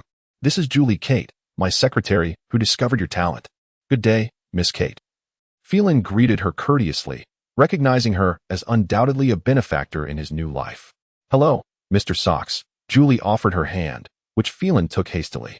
Her hand was pale and slender, soft yet cool to the touch. To avoid any impropriety, he released it gently. With their introductions complete, Lindy was the first to board the carriage, followed closely by Julie and then Feilin. The interior of the carriage bore a distinctly feminine decor, imbued with a lingering scent likely due to prolonged female use. The coachman tightened the reins, and the carriage set off smoothly eastward, entering the affluent district where nobles resided, ultimately arriving at a rather unremarkable villa among many. This was the Constant City branch of the kingdom's security bureau. Alighting from the carriage, the trio walked through the building. The branch appeared sparsely populated. They occasionally crossed paths with others, though it was unclear if this was due to a general lack of personnel or if many were out on assignments. Those they encountered greeted Lindy politely, while casting curious glances at Feilin, the unfamiliar face. Once inside Lindy Harlowan's office, they settled onto a sofa. With his extensive knowledge of jewelry and antiques, Feilin quickly discerned that the office's furnishings were anything but ordinary, each piece remarkably expensive. Particularly, the leather sofa they occupied was the most costly, crafted from the rare skin of a silverback whale. Julie Kate poured cups of red tea for the three of them. Lindy took a sip and turned to Feilin, inquiring, Mr. Socks, have you ever heard of secret arts? No, Feilin shook his head, before Lindy approached him. He was merely aware of the existence of clandestine organizations. He had no inkling of the powers they wielded or the means by which they battled monstrosities. A thought crossed his mind, prompting him to ask, could it be that these secret organizations rely on secret arts to confront such creatures? Indeed, we depend on secret arts. They are the foundation of our strength, and those who possess the power of secret arts are referred to as secretists, Lindy affirmed. Secretist powers? A fervent yearning ignited within Feilin. This was the very strength he had longed for. He eagerly asked, I must possess the qualifications to practice secret arts, correct? Certainly. That is precisely why we sought you out. Not only do you possess the necessary qualifications, but your potential is exceptionally high, Lindy confirmed. Is it because I achieved mastery in marksmanship within 2 years? Feilin queried, feeling somewhat hesitant. He was well aware that his talent in marksmanship was rather unremarkable. His mastery came solely from the benefits of his interface. Indeed, Lindy replied, tucking a curl of her brown hair behind her ear, revealing her exquisite ear adorned with blue gemstone earrings, exuding an allure that was hard to resist. Feilin averted his gaze and asked, do secret organizations like the Kingdom's Security Bureau recruit individuals who have mastered other professions as well? Of course. We welcome those who have reached mastery in a variety of professions, Julie interjected, her area of expertise being recruitment, a matter she was well versed in. Do they all possess qualifications for secret arts? Feilin gazed at Julie in astonishment. Indeed, they all possess such qualifications, Julie confirmed with a nod. What exactly are these qualifications for secret arts? Feilin pondered, finding it hard to comprehend. You should be inquiring about what secret arts truly are, Julie replied with a smile, beginning her explanation before Feilin could pose further questions. In fact, aside from a few secret arts that require innate gifts such as photographic memory or divine strength, most secret arts are an advancement achieved after reaching mastery in certain ordinary professions. How can it be that ordinary professions can evolve into secret arts? Feilin was left speechless, struggling to articulate his disbelief. The idea that skills like appraisal and forensic science could transform into secret arts after attaining mastery seemed utterly bewildering to him. Under normal circumstances, it would indeed be impossible. However, when combined with mysterious potions or items that induce qualitative changes, such transformations become feasible. Haven't you already experienced this firsthand? Julie reminded him. Experiencing it firsthand?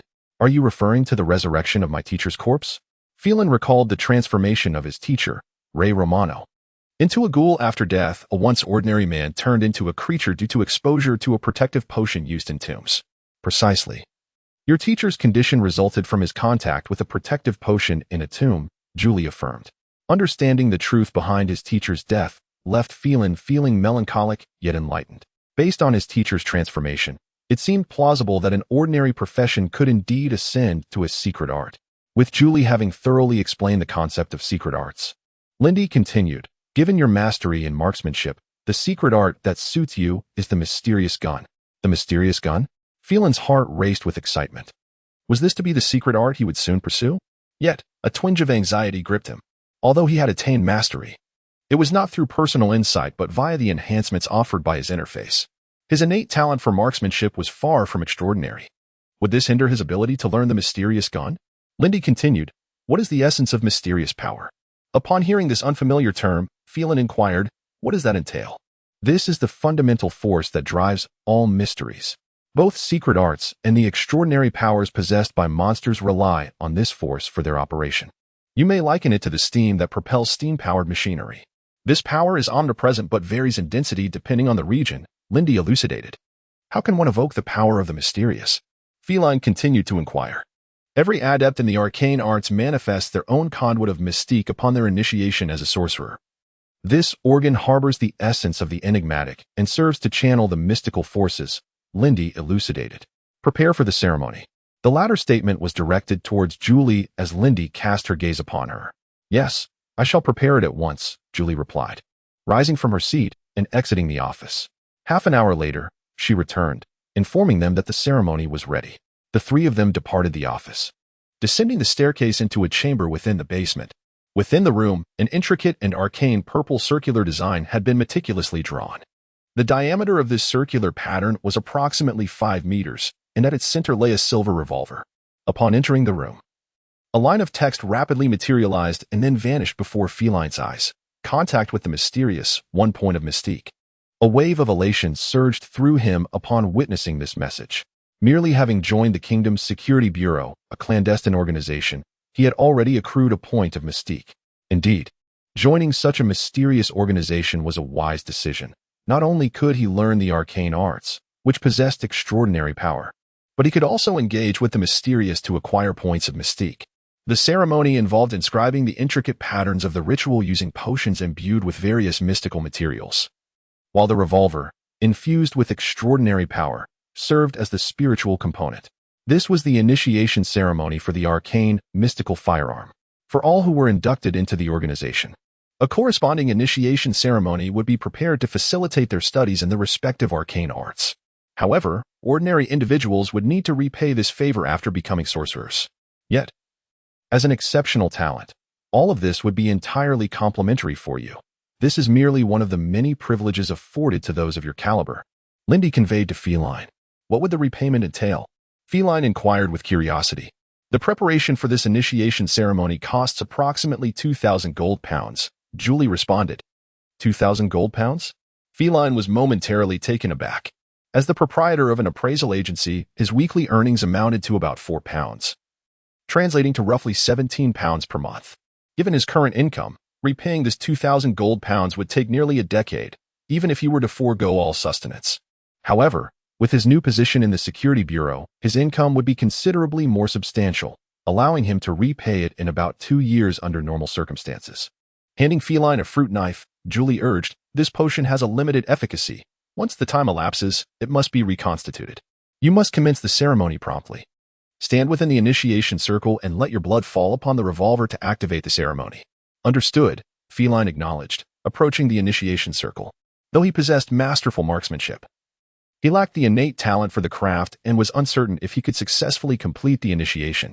Nonetheless, he had no choice but to proceed with determination. Chapter 11. The Enlightenment Ceremony. As he approached the heart of the Enlightenment Ceremony, Feilin took a deep breath to steady his anxious heart. With his right hand gripping a fruit knife, he hesitantly pressed the blade's tip against the fingertip of his left index finger. Self-harm was an act he had never contemplated before, and he found it difficult to proceed, yet he steeled himself and thrust downwards.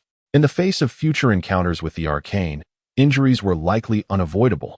Compared to what lay ahead, this moment seemed trivial.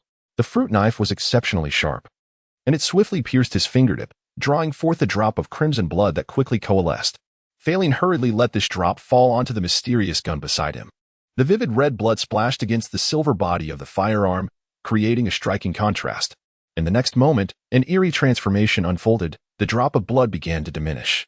Upon closer inspection, he realized that the blood was seeping into the gun, as if the silver firearm had transformed into a leech, voraciously absorbing the liquid. Soon, the drop vanished entirely. However, after consuming the blood, the Enlightenment Ceremony showed no signs of activation or change. Was the blood insufficient? Feilin quickly squeezed his injured fingertip, forcing out more droplets that he let fall onto the silver gun. In total, he managed to release over 10 drops. The gun continued to absorb the blood, yet still, there was no further indication of activation. Panic began to swell within him. Was it not a matter of quantity, but rather a reflection of his lackluster marksmanship, preventing the ritual from being initiated? During the half-hour that Julie had prepared for the ceremony, Feilin had subtly probed Lindy for information. According to her, only those who achieved mastery in marksmanship could successfully trigger the Enlightenment Ceremony. There were no exceptions. Yet, could there exist an implicit requirement, unknown even to Lindy? Perhaps a natural talent for shooting? After all, those who reached mastery must inherently possess remarkable aptitude, rendering such a hidden criterion unacknowledged, as none had failed the ritual before. Now, however, he, with his mediocre talent but a mastery achieved through the panel, had inadvertently confronted this hidden obstacle. At that moment, a voice broke through his thoughts. "Deputy, something seems amiss." Despite the numerous drops of blood, there is still no response. Julie's voice was laced with confusion. Indeed, something was wrong, logically. Only 2 or 3 drops should suffice, so why was there a need for so much blood? Lindy's voice echoed her bewilderment. Hearing their remarks, Feilin's heart sank. He had surmised correctly. This was not merely a question of insufficient blood, but rather something else entirely. With his average talent for marksmanship, it was likely he was incapable of igniting the Enlightenment Ceremony. His anxiety heightened, and his mind raced as he contemplated a solution, ultimately settling on the panel. Though uncertain whether it could resolve the current dilemma, he had no other recourse. "Panel," he called out, and it promptly materialized before his eyes. Name: Feilin Jewelry and Antique Appraisal. Proficient, upgradable. Marksmanship, Master, upgradable. Mystery points, 1. 3. Upon viewing the panel, he immediately noted a difference from his previous encounters. Not only had his mystery points increased by 1, but the marksmanship, previously labeled as non-upgradable, had now become upgradable. Whether this change stemmed from the increase in mystery points or from his current position within the Enlightenment Ceremony, he could not tell. Given the circumstances, the only viable option for breaking through was to enhance his marksmanship. Without hesitation, he selected the upgrade option for the marksmanship category. With a swift motion, 1 point of mystery vanished, reducing his total to 0. 3. The marksmanship field underwent a significant transformation. It was replaced with Mystical Gun, Level 1, non-upgradable. The previous marksmanship designation disappeared, along with its master level, now reduced to a mere first level. As the panel shifted, a sudden change occurred in the external world. The long-dormant Enlightenment Ceremony erupted with activity. The ritual's intricate violet patterns ignited with a dazzling purple light, resembling vibrant neon. As the patterns glowed, the silver gun appeared to defy gravity, slowly levitating to a position aligned with Feilin's chest. He felt an uncanny bond with the firearm, as if his understanding of marksmanship was being intricately infused into it. As the gun absorbed these memories, it began to transform visibly. shifting from a solid form into a spectral silhouette of silver light. Once it fully transitioned into this ethereal state, the gun flew toward the back of Feilin's left hand. A searing sensation enveloped his hand, akin to the branding of a hot iron. He let out a muffled sound of discomfort, but fortunately, the pain was transient, fading swiftly. Looking at the back of his left hand, he was astonished to find a silver tattoo in the shape of the gun, the very same firearm, now reduced in size. A sharp crack echoed beneath him, drawing his attention downward. The violet ritual patterns seemed to have fulfilled their purpose, their glow dissipating as they shattered into dust. With this, all anomalous occurrences ceased. It seemed he had succeeded. Glancing again at the tattoo on his hand, Feilin exhaled in relief. If all went according to plan, the enlightenment ceremony should have been successfully activated, and he had now mastered the arcane art of the mystical gun. The most conclusive evidence lay in the marksmanship category vanishing, replaced by the mystical gun. Similarly, Julie breathed a sigh of relief. With Feilin's proven mastery of marksmanship, any failure in the ritual would likely stem from her own errors during the preparation, which could have resulted in financial penalties. Thankfully, such a scenario had not unfolded. Though there had been minor complications, the ritual had ultimately succeeded. I'm uncertain. But perhaps the variations in the materials infused with mysterious power influenced the outcome of the enlightenment ceremony, Lindy mused, shaking her head. That indeed seems plausible. Julie agreed after a moment's thought. The materials imbued with mysterious energy were products of chance rather than human creation. Even with identical weights, their inherent energy could differ significantly, leading to a deviation from the standard and nearly causing the ritual's failure. Once he had regained his composure, Feilin approached the two women and inquired, "Have I successfully mastered the arcane art?" "Yes, indeed. Congratulations. You are now an arcane master," Julie replied with a smile. Her mood lifted now that she would not face reprimand for a work-related error. "Thank you," Feilin said, feeling a profound sense of relief. Despite the hurdles, he had ultimately succeeded in becoming an arcane master through the panel. "Try calling forth the gun," Lindy suggested, her gaze fixed on the tattoo on the back of Feilin's left hand. "All right," Feilin replied, mentally focusing on summoning the previously vanished firearm. As this thought took root, he felt a warmth radiating from his hand. It was not the intense heat of before, merely a gentle warmth, entirely bearable. Soon, the silver gun began to emerge from the back of his hand. First, the grip appeared, followed by the barrel, until the entire firearm was revealed. Feilin instinctively caught it with his right hand. The moment it was in his grasp, he felt an extraordinary connection. As if the weapon were an extension of his own body, his hand, his foot, a part of him. This firearm had transformed into a mystical instrument, serving as a conduit to arcane powers, enabling him to wield extraordinary strength, to master the mystical forces and gain extraordinary power. Feilin thought, tightening his grip on the gun. With this weapon, he could harness the mysterious forces and gain the strength to confront monsters. Lindy, having not accompanied Feilin for long, soon departed, leaving Julie to assist him with the subsequent formalities. As the deputy director, she was not typically required to mentor new recruits. However, Feilin's exceptional talent had captured her attention, prompting her to offer some guidance. In the afternoon, Feilin departed from the Kingdom Security Bureau's Constant City branch, which was cleverly disguised as an ordinary villa, aboard a sleek black private carriage. The interior was distinctly masculine and remarkably new, likely a vehicle that had not yet been put into service. This carriage, along with the driver, was one of the perks of his position within the Kingdom Security Bureau. If one were to liken it to his previous life, it would be akin to receiving a complimentary vehicle and chauffeur. Of course, both the carriage and the driver remained the property of the Kingdom Security Bureau.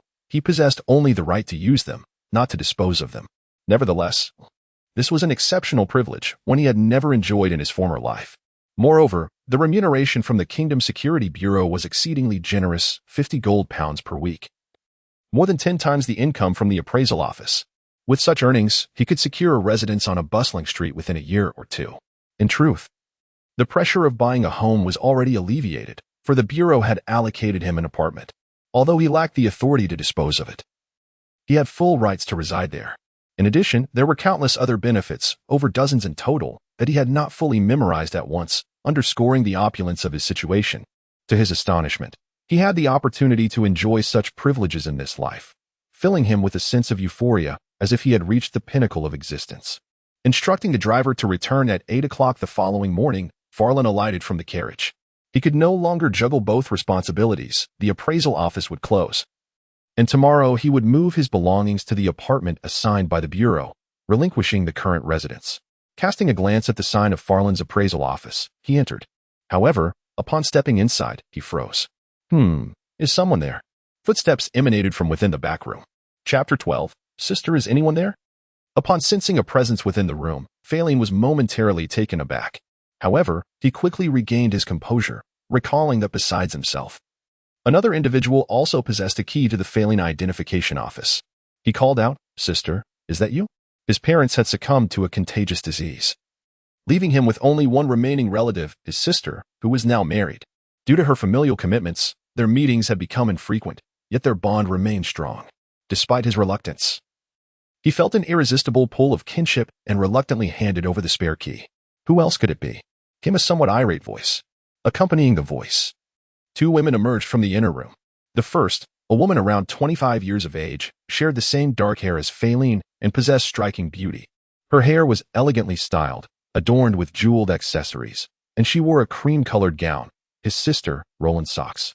Following her was a young maid, approximately 18, dressed in a maid's uniform, who was employed by Roland's household.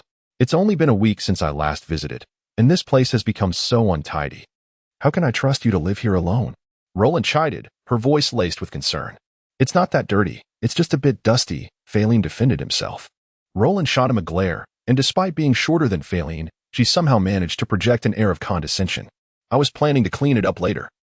Feilin's voice dwindled to a whisper as he weakly retorted, I was going to clean it up all at once. Still arguing? Just because you're older doesn't mean I can't keep an eye on you. Roland playfully tugged at Feilin's ear, feigning anger. Sister, please. I'm grown up now. Have some mercy, Feilin pleaded.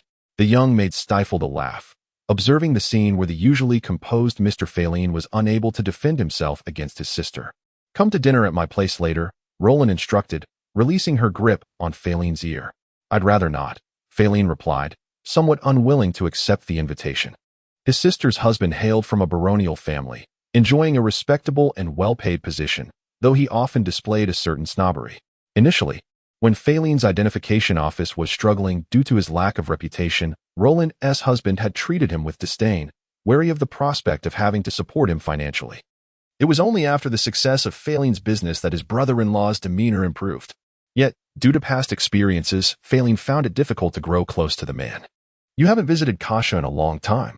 She mentioned wanting to see you just a few days ago. Why not go see her? Roland suggested, hoping to mend the relationship between her husband and brother, as both were irreplaceable to her. All right, Feilin reluctantly agreed after a moment of hesitation. Kasha was Roland's daughter, now 4 years old. Unlike her father, Kasha was fond of Feilin, and he cherished her affection. The three of them boarded a carriage, which halted before a two-story house encircled by an iron fence in a bustling street near the Eastern District, Roland's current residence. Kasha, look who's here.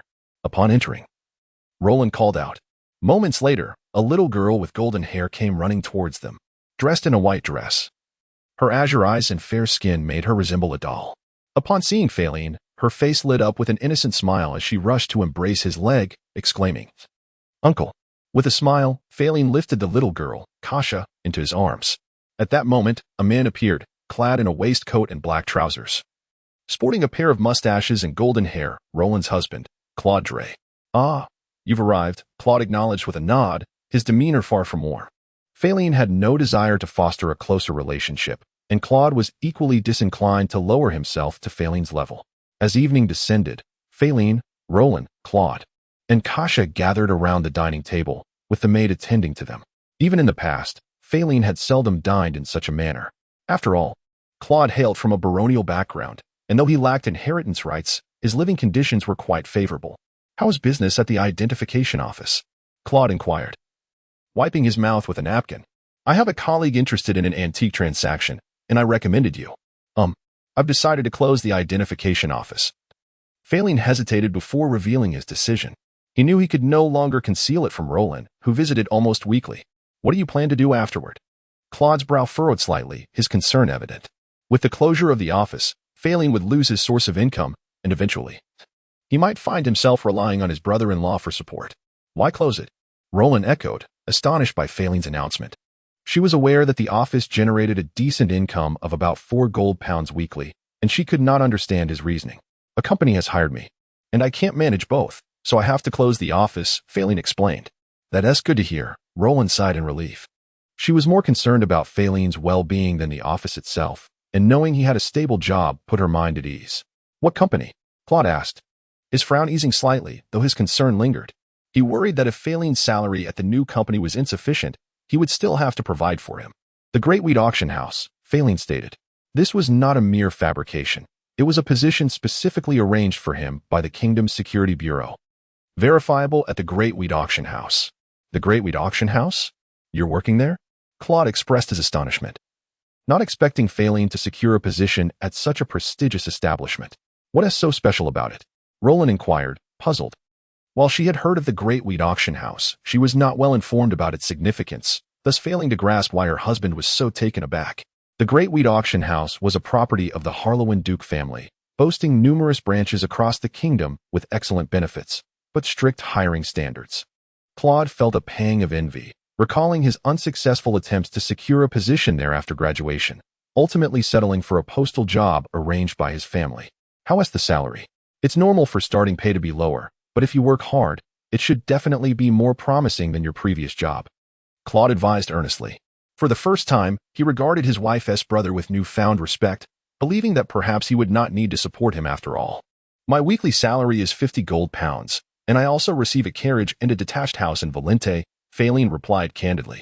The salary was one thing, but the carriage and house would surely raise eyebrows, and there was no need to conceal it. Cough, cough, Claude sputtered, his eyes wide with disbelief as he gazed at Feilin. He almost thought he had misheard, mistaking 5 gold pounds for 50. And the subsequent mention of a carriage and a standalone residence was entirely dismissed as a figment of his imagination. Roland was equally astonished, but her surprise swiftly transformed into delight. 50 gold pounds? Did I hear that correctly? How can it be so high? She exclaimed. I hold the position of chief appraiser at the Great Wheat Auction House. After all, being in management, a higher salary is quite reasonable. Feilin revealed the identity established for him by the Security Bureau. In fact, the Great Wheat Auction House was owned by the family of Deputy Director Lindy, which allowed Lindy to effortlessly secure their assistance in providing cover. Truly, the Great Wheat Auction House offers such generous treatment. Claude felt somewhat disheartened upon confirming it was indeed 50 gold pounds, not 5, and that it came with a carriage and a house. As the post office branch chief earning 20 gold pounds a week, 5 times more than his wife's brother's previous income, he had always carried a sense of superiority in comparison. Little did he expect that the brother-in-law he had always looked down upon would suddenly experience a remarkable turnaround. With a salary far exceeding his own, most importantly, he would also receive a carriage and a standalone residence. Sister, I plan to move into the house provided by the company tomorrow and will be relinquishing the storefront of the appraisal office. Are you free to help me with the move? Feilin asked, rolling. Moving tomorrow? But I have an arrangement to visit a friend with your brother-in-law. It has already been scheduled, Rowling replied, feeling quite conflicted. It was customary for her to assist her brother in moving into a new home. Yet she was already committed to another obligation. Visiting a friend could easily be postponed, but moving in was a unique occasion. I will help you move tomorrow. And I will write to that friend to apologize. I'm sure they will understand, Claude interjected as Rowling hesitated. With Feilin now enjoying a lucrative income, Claude felt it was undoubtedly worth deepening their relationship. Their previous interactions had been rather distant, and moving provided an opportunity to strengthen their bond. That sounds wonderful. Rowling observed her husband's change in attitude towards her brother and felt a wave of happiness. Then I will trouble you, brother-in-law. Despite her less than favorable impression of him, Feilin did not refuse. He had to consider his sister's feelings and not put her in a difficult position. We are all family. There's no need to mention trouble, Claude replied with a smile. Chapter 13. Endless ammunition. After spending a day relocating and vacating the premises of the appraisal office, Feilin devoted himself to arranging his new residence. The following day, he boarded a private carriage that arrived punctually at 8 o'clock, destined for the Kingdom's Security Bureau in the city of Constant, where he would commence his official duties. Seated within the carriage, he retrieved a newspaper purchased prior to his journey, perusing its contents. A striking headline caught his attention. Eyeball Ripper emerges. His brow furrowed slightly upon reading this. Last night, a heinous murder occurred on Night Owl Street in the Western District, where 2 men and a streetwalker were brutally slain, their eyes gruesomely extracted. No remnants of the eyes were found at the scene, leading authorities to suspect the perpetrator had taken them away. The police conjectured that the assailant possessed a profoundly distorted psyche, likely indulging in a deranged obsession with random killings and the collection of eyes. His Excellency Mayor Wilton expressed grave concern, urging the Security Department to expedite the investigation. Minister Campbell of the Security Department assured that efforts would be concentrated to swiftly resolve the case and safeguard the citizens. He also cautioned the public to avoid unnecessary outings after dark. Having absorbed the chilling news, Feilin felt his brow tighten further. The emergence of an eyeball madman, who not only took lives but also savagely removed eyes, was shocking. Was it truly a case of murder? A sudden thought stirred within him. Having experienced the death and resurrection of his mentor, and now joining the Security Bureau, which specialized in mysterious events, he couldn't help but let his mind wander into the realm of the arcane. Could this be a supernatural incident? Might it be the work of a creature akin to his resurrected mentor? Sir, we have arrived. As Feilin pondered, the carriage pulled up to the bureau. Disguised as an ordinary villa, the driver, a sturdy man with dark skin named Ken Darby, regarded Feilin with a mixture of respect and awe. He was not an ordinary individual, but a soldier well aware of the formidable power of a mystic. Given the myriad secrets surrounding mystics, ordinary people were deemed unsuitable to serve as their drivers, which was why he had been assigned to this role. Despite merely being a driver, he felt a surge of excitement, for he was in service to a powerful mystic. Thank you, Feilin expressed gratefully as he disembarked and approached the cluster of buildings.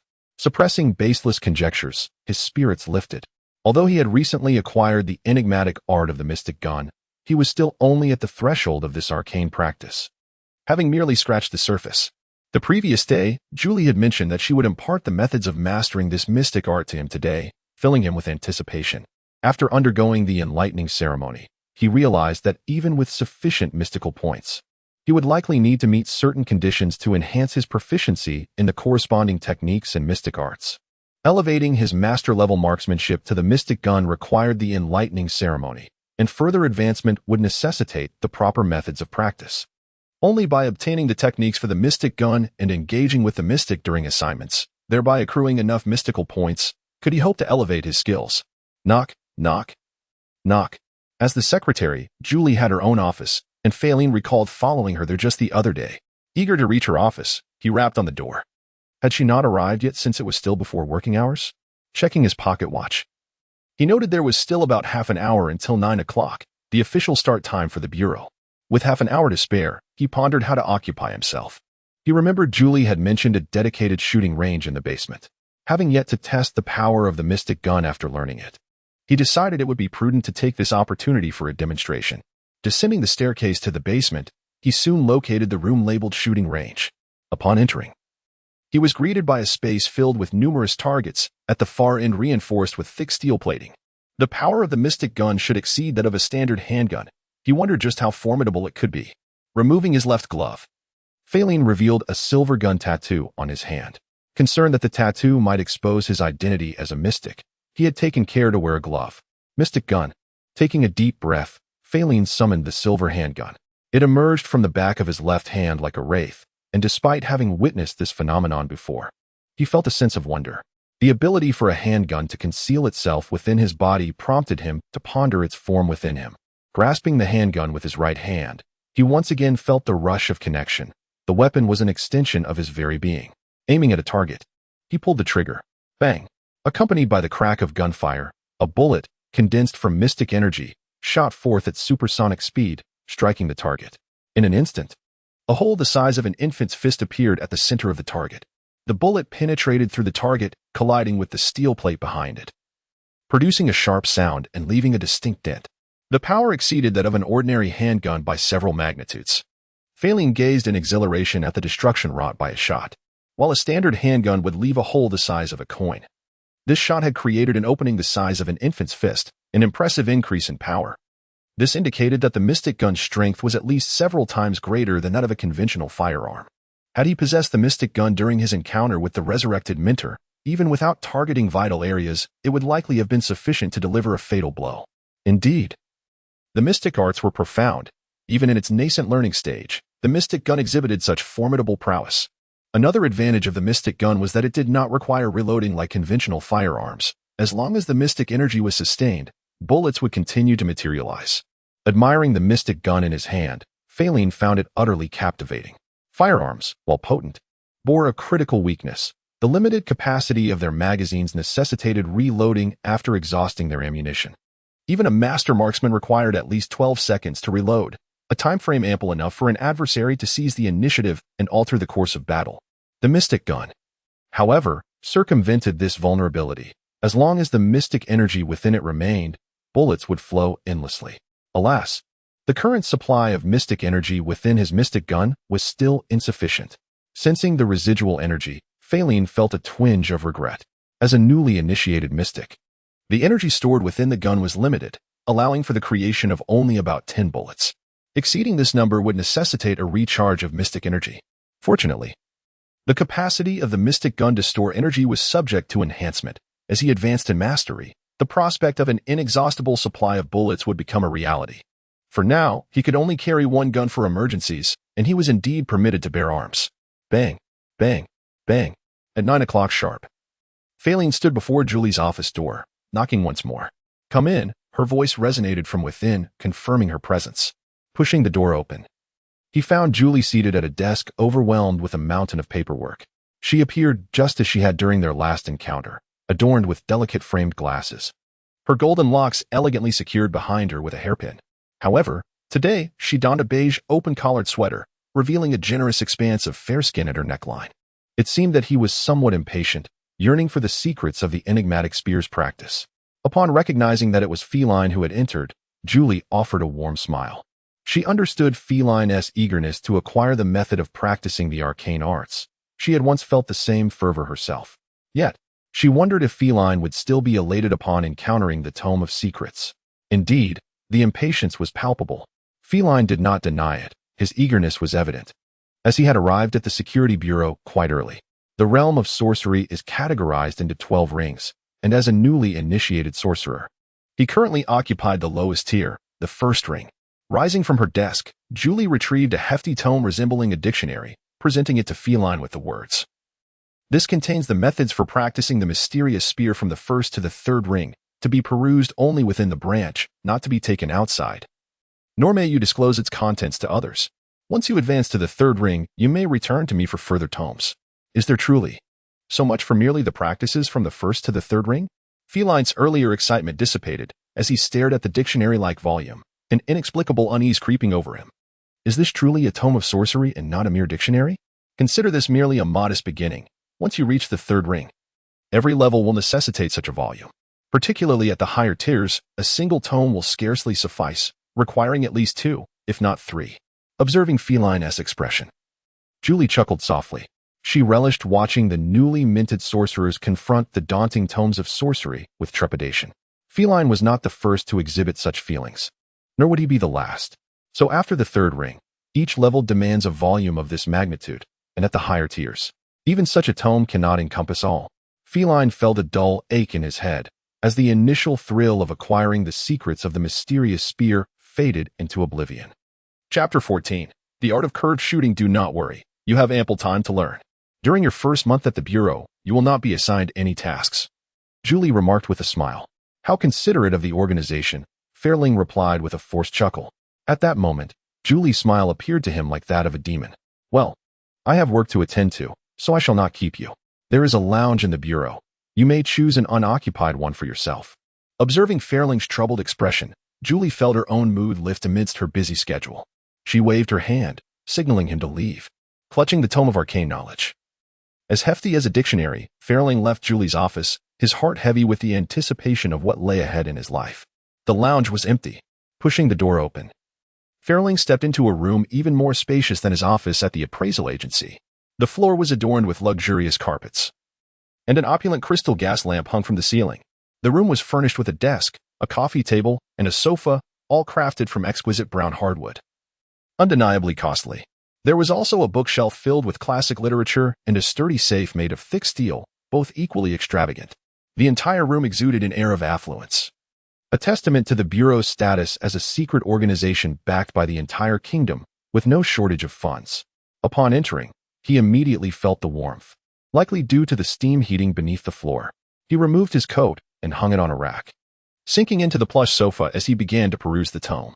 The pages were filled with dense text, intricate equations, and diagrams rendered in fine lines. At noon, he rose from the sofa and stretched, realizing the difficulty was even greater than anticipated. It was no wonder that a book of such a mysterious nature was exceedingly obscure. After half a day's effort, he had barely managed to read a meager 10 pages. It's time for lunch. Securing the tome in the safe, Feilin donned his coat and exited the lounge, making his way toward the dining hall on the villa's side. The expansive dining hall housed over 10 tables, each capable of serving wealthy families for decades.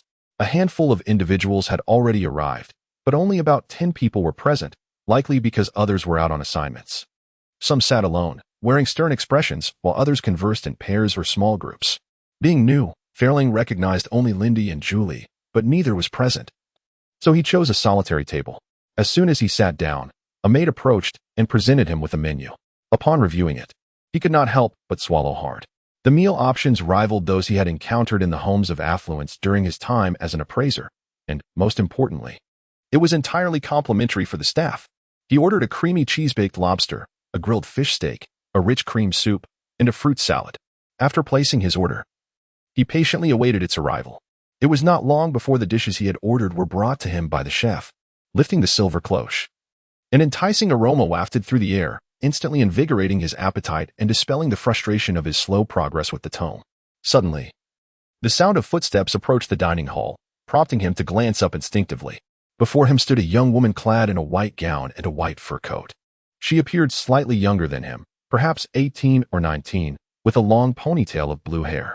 Beneath her striking blue locks was a face of astonishing beauty. If Lindy's allure was one of charm, this young woman radiated an air of haughty elegance. With a cold expression, she walked toward the dining area, opting for an unoccupied table much like Feilin. As a novice in the arcane arts, he was likely the weakest among those present and wished to avoid any unnecessary entanglements with an unknown practitioner. In the following fortnight, Feilin dedicated each day to studying the thick tome at the bureau. Just as Julie had mentioned, the bureau had refrained from assigning him any tasks to ensure he could focus on his studies. By the end of 2 weeks, he had managed to comprehend half of the book, grasping the methods for advancing from the first ring to the second ring. Eager to learn the techniques for the more advanced levels, he was impatient to begin his practice. Another fortnight passed, and within the shooting range, 2 targets were overlapped. Standing before them, Feilin held a gun in his right hand, his expression serious. The weapon was not the mysterious firearm associated with his arcane abilities, but rather an ordinary revolver, which he had specifically requested from the bureau, complete with the necessary permits for carrying. Moreover, the practice for advancing from the first ring to the second ring required such a firearm. Bang! The sound of a gunshot echoed as a brass bullet erupted from the muzzle, striking the targets. Thud! The first target was pierced. Thud! The second target met the same fate. The bullet penetrated both targets before resounding against the steel plate behind them. After half a month, there had been no progress whatsoever. Feilin approached the targets to inspect the bullet holes. After a moment, disappointment etched itself on his face. The trajectory of the bullets, as evidenced by the holes, was perfectly linear, indicating that he had made no advancement in his shooting skills. It was evident that relying solely on training for advancement was futile. Feilin shook his head in resignation. The tome had devoted extensive passages to elucidating the methods for progressing from the first ring to the second ring, which could be distilled into a single phrase: mastering the art of curved shooting. As the name suggests, curved shooting involves firing bullets that follow a curved trajectory. Mastering this technique allows one to circumvent obstacles and strike targets hidden behind them. Furthermore, it obfuscates the bullet's path, rendering enemies unable to predict where to evade, making it truly enigmatic and unpredictable. He had devoted another 2 weeks to practicing this technique as outlined in the tome. Unfortunately, his progress was virtually non-existent. With no discernible improvement, this further underscored his lack of innate talent for marksmanship. With no hope for self-improvement, he could only rely on mysterious points to enhance his skills. However, he currently possessed only 0.3 points, far from sufficient for any upgrades. Feilin summoned his panel and gazed at the section for the mysterious gun. Name: Feilin Jewelry and Antiquities Appraisal. Mastery: upgradable, mysterious gun. First ring: non-upgradable, mysterious points, 0.3. At the end of this section, it was clearly indicated as non-upgradable, although he had acquired the methods to progress from the first ring to the second ring. The absence of any upgradable indication was likely due to a lack of mysterious points. This was to be expected. Advancing from master-level marksmanship to the first ring of the mysterious gun had consumed a full point of mysterious points. Now, to progress from the first ring to the second ring would undoubtedly require even more, and 0.3 points were far from adequate. Fortunately, a month had elapsed, and the Bureau should soon begin assigning him tasks. Feilin felt a surge of optimism. As long as he could engage with the mysterious, he could earn mysterious points. And with these points, he could rapidly enhance his skills. Of course, he was aware that this journey would inevitably present dangers. Yet, having chosen this perilous path, he understood that facing such challenges was an inherent part of his quest for greatness. Moreover, the Security Bureau, having invested substantial resources in his training and bestowing upon him such favorable treatment, would never allow him to become mere cannon fodder. Initially, the tasks assigned to him would undoubtedly be manageable, likely akin to handling the reanimated corpses of ghouls. With his current marksmanship, coupled with the arcane prowess of his mysterious firearm, he would have no trouble confronting 3 to 5 ghouls. Creak, accompanied by a soft sound. The door to the shooting range behind Feilin swung open. He turned to see a golden-haired woman with delicate frame glasses. She wore a beige overcoat over a white shirt, the neckline of which was slightly low, revealing a well-filled white blouse beneath. This woman was none other than Julie. "I knew you would be here," she remarked upon spotting Feilin, her expression confirming her expectations. "How is your training progressing?" Although she had not sought him out during the past month, Feilin's situation had been consistently reported to her by the staff. This was not due to surveillance, but rather the inherent oversight mechanism of the Security Bureau. "Not bad. I feel I have gained a great deal," Feilin replied with a relaxed smile. With the aid of the panel, his enhancement in strength would inevitably be swift. Thus, maintaining the image of a prodigy was essential. "That's good to hear. The deputy director has summoned you to her office. She likely has a task for you." Julie noted with a nod, acknowledging Feilin's exceptional talent and noteworthy progress as quite normal. All right. The prospect of an impending assignment brought a smile to Feilin's face. He had just been contemplating that a mission from the Security Bureau would soon be forthcoming, and he was pleasantly surprised by the swiftness of its arrival. The shooting range was cleaned daily by the staff, relieving Feilin of that duty. He bid farewell to Julie and made his way to Deputy Director Lindy's office. Knock. Knock, knock. Upon arriving at the office door, he gently tapped. "Come in." The melodious and clear voice of Lindy resonated from within. The image of a beautiful woman with a beauty mark beneath her left eye materialized in Feilin's mind. He opened the door and looked toward the desk, where indeed he beheld a woman of extraordinary beauty, as if crafted by the hand of a deity. She had curly, medium-length brown hair and fair skin. Due to the steam heating in the room, she had removed her outer coat and donned a blue high-collared sweater. The fitted garment accentuated her enviable figure splendidly. However, in addition to Lindy, there was another woman present in the office. Clad in a beige long skirt and a yellow fur coat, she had her back to Feilin, obscuring her face, yet her figure was undeniably striking. Chapter 15. Ivy Freeman arrives upon seeing Feilin enter through the door. Lindy greeted him, and then turned to the woman who had her back to Feilin, saying, "This is Feilin Socks, and she will be your partner from now on." "I do not require a partner." Feilin, who had just entered the office, was momentarily taken aback by their conversation, feeling as though he was being dismissed. "It is a regulation that practitioners must operate in pairs, and this is to ensure tasks are completed more efficiently," Lindy said, her brow slightly furrowed. "I believe that working alone is more efficient. Others will only become a burden to me." The woman, still facing away from Feilin, reiterated her refusal, leaving Feilin feeling unjustly criticized before even embarking on his first mission with the Kingdom Security Bureau, already branded as a liability. Lindy appeared somewhat irritated by the woman's words. Fixing her sharp gaze on her, she spoke sternly, "Do not underestimate others, especially not your upcoming partner. He is, like you, a top-tier talent. Moreover, he has elevated his marksmanship to a master level in just 2 years. In terms of talent, he may even surpass you." Perhaps intimidated by Lindy's assertiveness or astonished by her words, the woman finally turned to face Feilin. She was not merely attractive, but possessed a beauty that suited her stature, with high cheekbones and a fair complexion. Beneath her beauty lay an air of aloofness. It was she. Feilin recognized the woman. She was the same young lady he had encountered alone in the Security Bureau cafeteria. However, despite her beauty, it was evident that she was not easy to get along with, as her previous remarks suggested. If possible, he would prefer to have a different partner. While an attractive companion is pleasing to the eye, a disagreeable temperament can be quite unpleasant. He just wondered if a change was still feasible. Perhaps she possesses greater talent than I, but I still insist on operating alone. I do not require a partner. After casting a glance at Feilin, the young woman turned back to Lindy and said, teaming up with feline socks is a decision made by the Bureau, considering both of your mystical traits.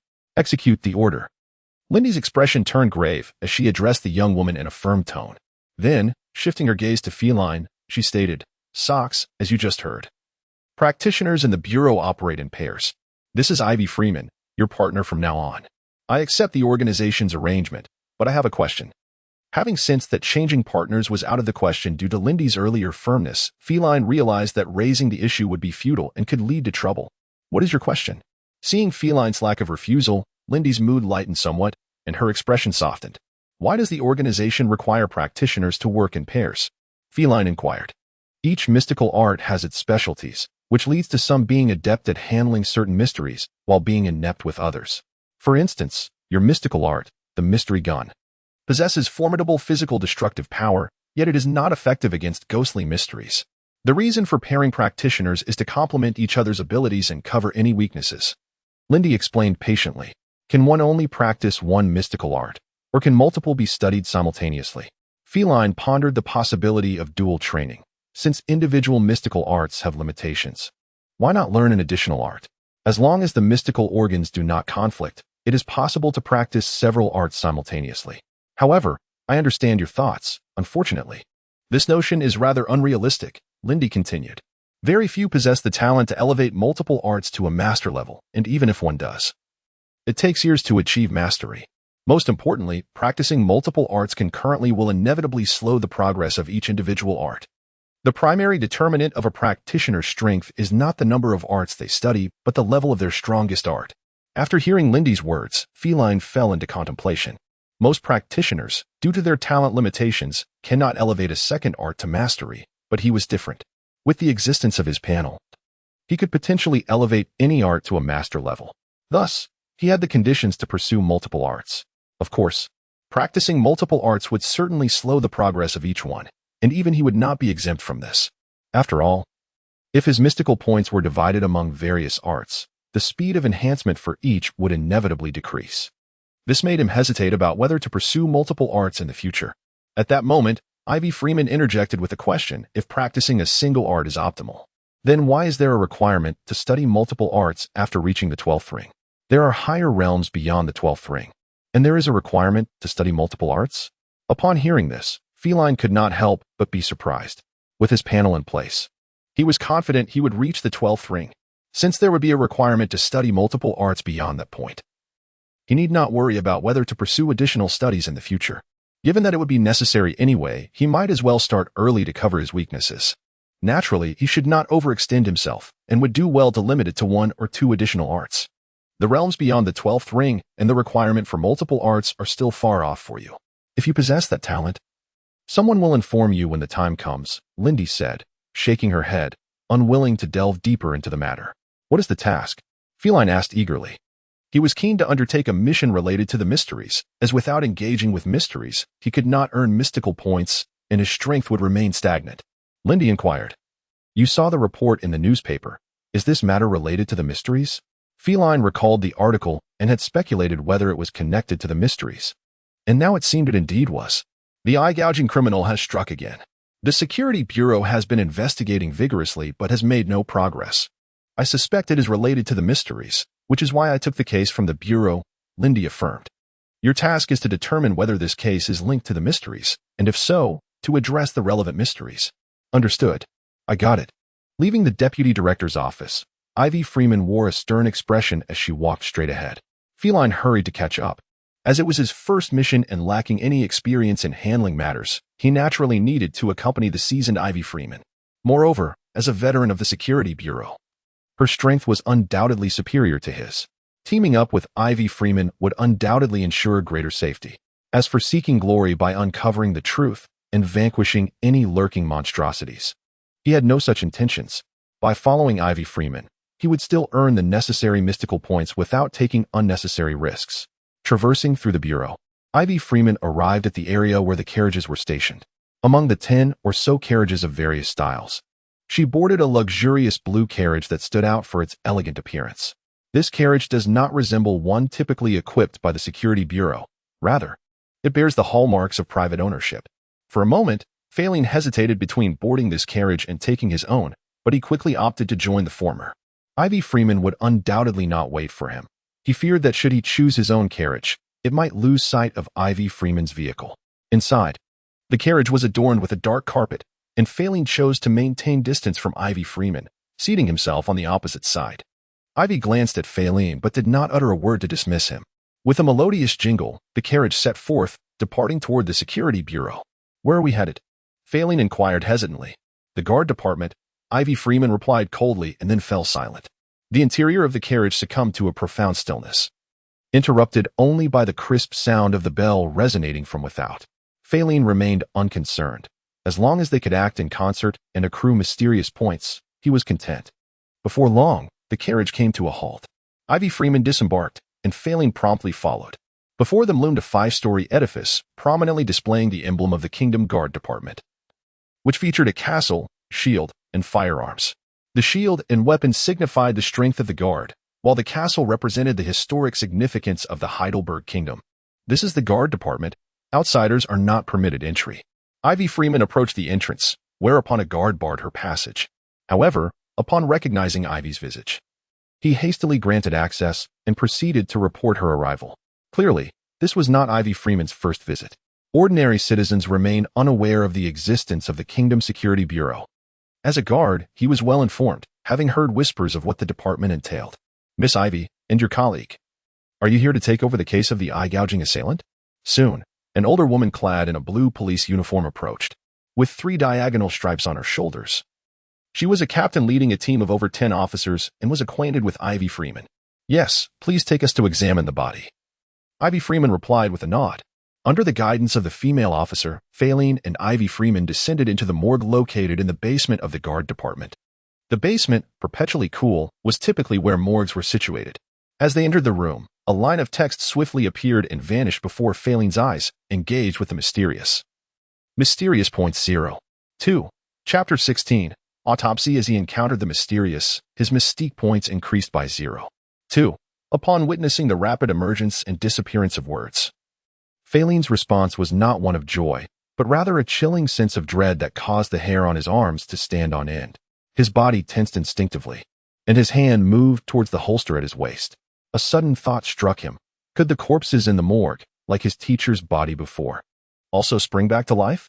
Strangely, the morgue, which had initially felt merely cool, now seemed to emanate a pervasive chill, as if a cold draft were seeping outward. However, the fears he harbored did not materialize. The bodies did not suddenly rise from the slabs to attack them, nor was there any sign of life returning to them. Instead, his vigilant demeanor was noticed by Ivy, who stood beside him. She seemed to interpret his unease as the natural anxiety of someone entering a morgue for the first time, merely casting a glance his way without further comment. The 2 bodies before them were those of the individuals murdered by the eye-gouging assailant. One was a middle-aged man, whose family had already been contacted, while the other was a young woman, yet to be reached by her relatives. In the morgue lay several bodies draped in white cloth, with an older female officer leading the way, oblivious to Feilin's unusual behavior. She approached the 2 corpses, pointing at them as she spoke. Hearing her words, Ivy stepped forward to stand beside one of the bodies. She donned a pair of white gloves and lifted the covering from the corpse, gazing down at it. Feilin followed suit, mirroring Ivy's actions as they both regarded the body, having chosen to join such a mysterious organization as the Kingdom Security Bureau. Encountering corpses was an inevitable aspect of their work. Nevertheless, he maintained a respectful distance from the remains. Upon the mortuary table lay the lifeless form of a young woman, her face turned upward, exuding a potent scent of blood. Where her eyes should have been, there were only hollow sockets, 2 ghastly bloodied holes that appeared to gaze back at Feilin and Ivy. As they looked upon her, she seemed to regard them in return.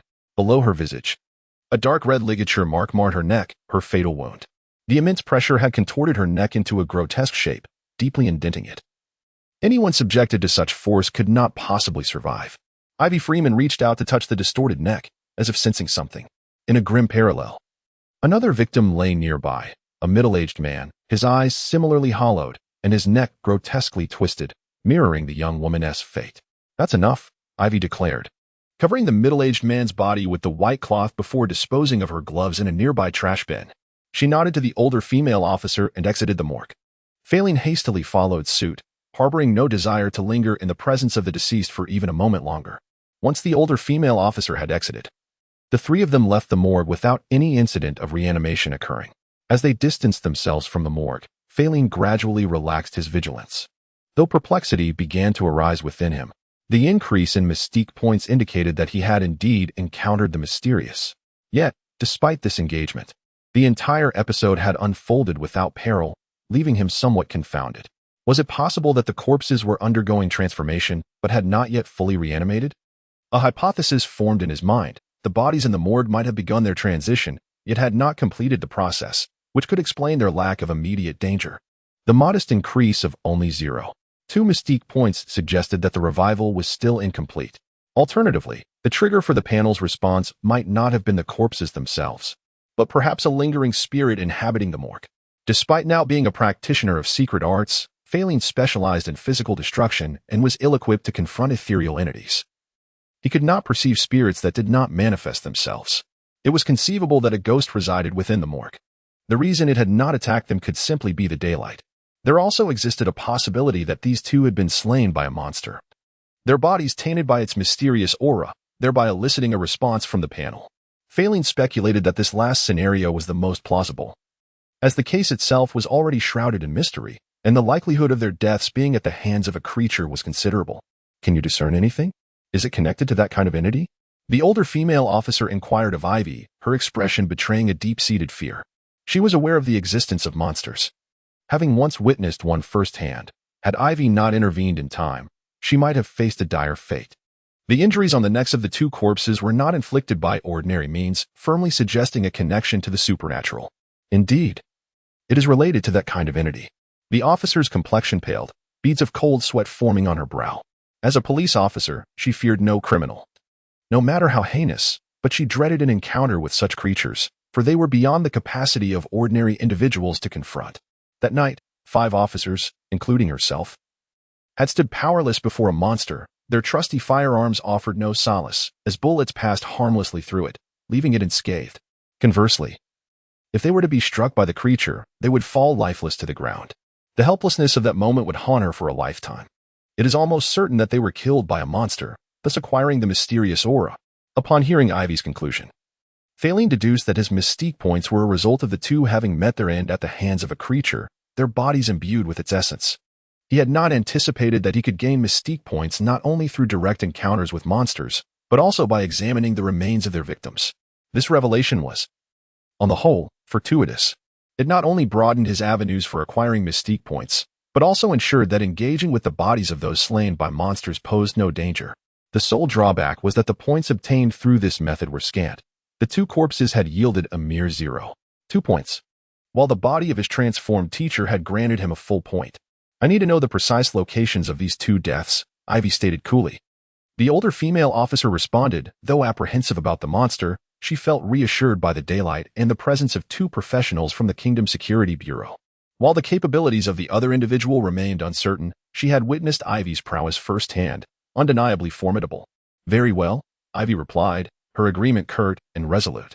Together with the officer, the trio departed from the precinct, boarding the carriage that had brought them, heading towards Iron Cross Street. The atmosphere within the carriage was notably more vibrant with the addition of another person, dispelling the earlier gloom. I'm Jemana Stray, holding the rank of sheriff. May I inquire your name? The older female officer asked Feilin, her gaze filled with curiosity. To accompany Miss Ivy on her endeavors was undoubtedly a sign of his unique abilities, a person of exceptional power. Building rapport with such individuals could prove invaluable in times of need. I'm Feilin Socks. It seems we will be working together more often, and I hope to count on your support, he replied with a warm smile. The security department wields significant power within the city, truly a formidable authority. In the past, even the mere thought of befriending someone of such stature within the security department seemed unattainable. Yet now, that very individual has taken the initiative to engage in conversation. He acutely senses that since his induction into the Security Bureau, not only has his income increased, but his identity and status have also experienced a remarkable elevation. You are overly courteous. Should there be any necessity, we will certainly offer our utmost cooperation, exclaimed Jemana Stray, her smile quick to surface. Despite her considerable influence within the security department, she refrained from overstepping in the presence of such individuals. Iron Cross Street, located in the western district of Constant City, derives its name from its cross-shaped layout.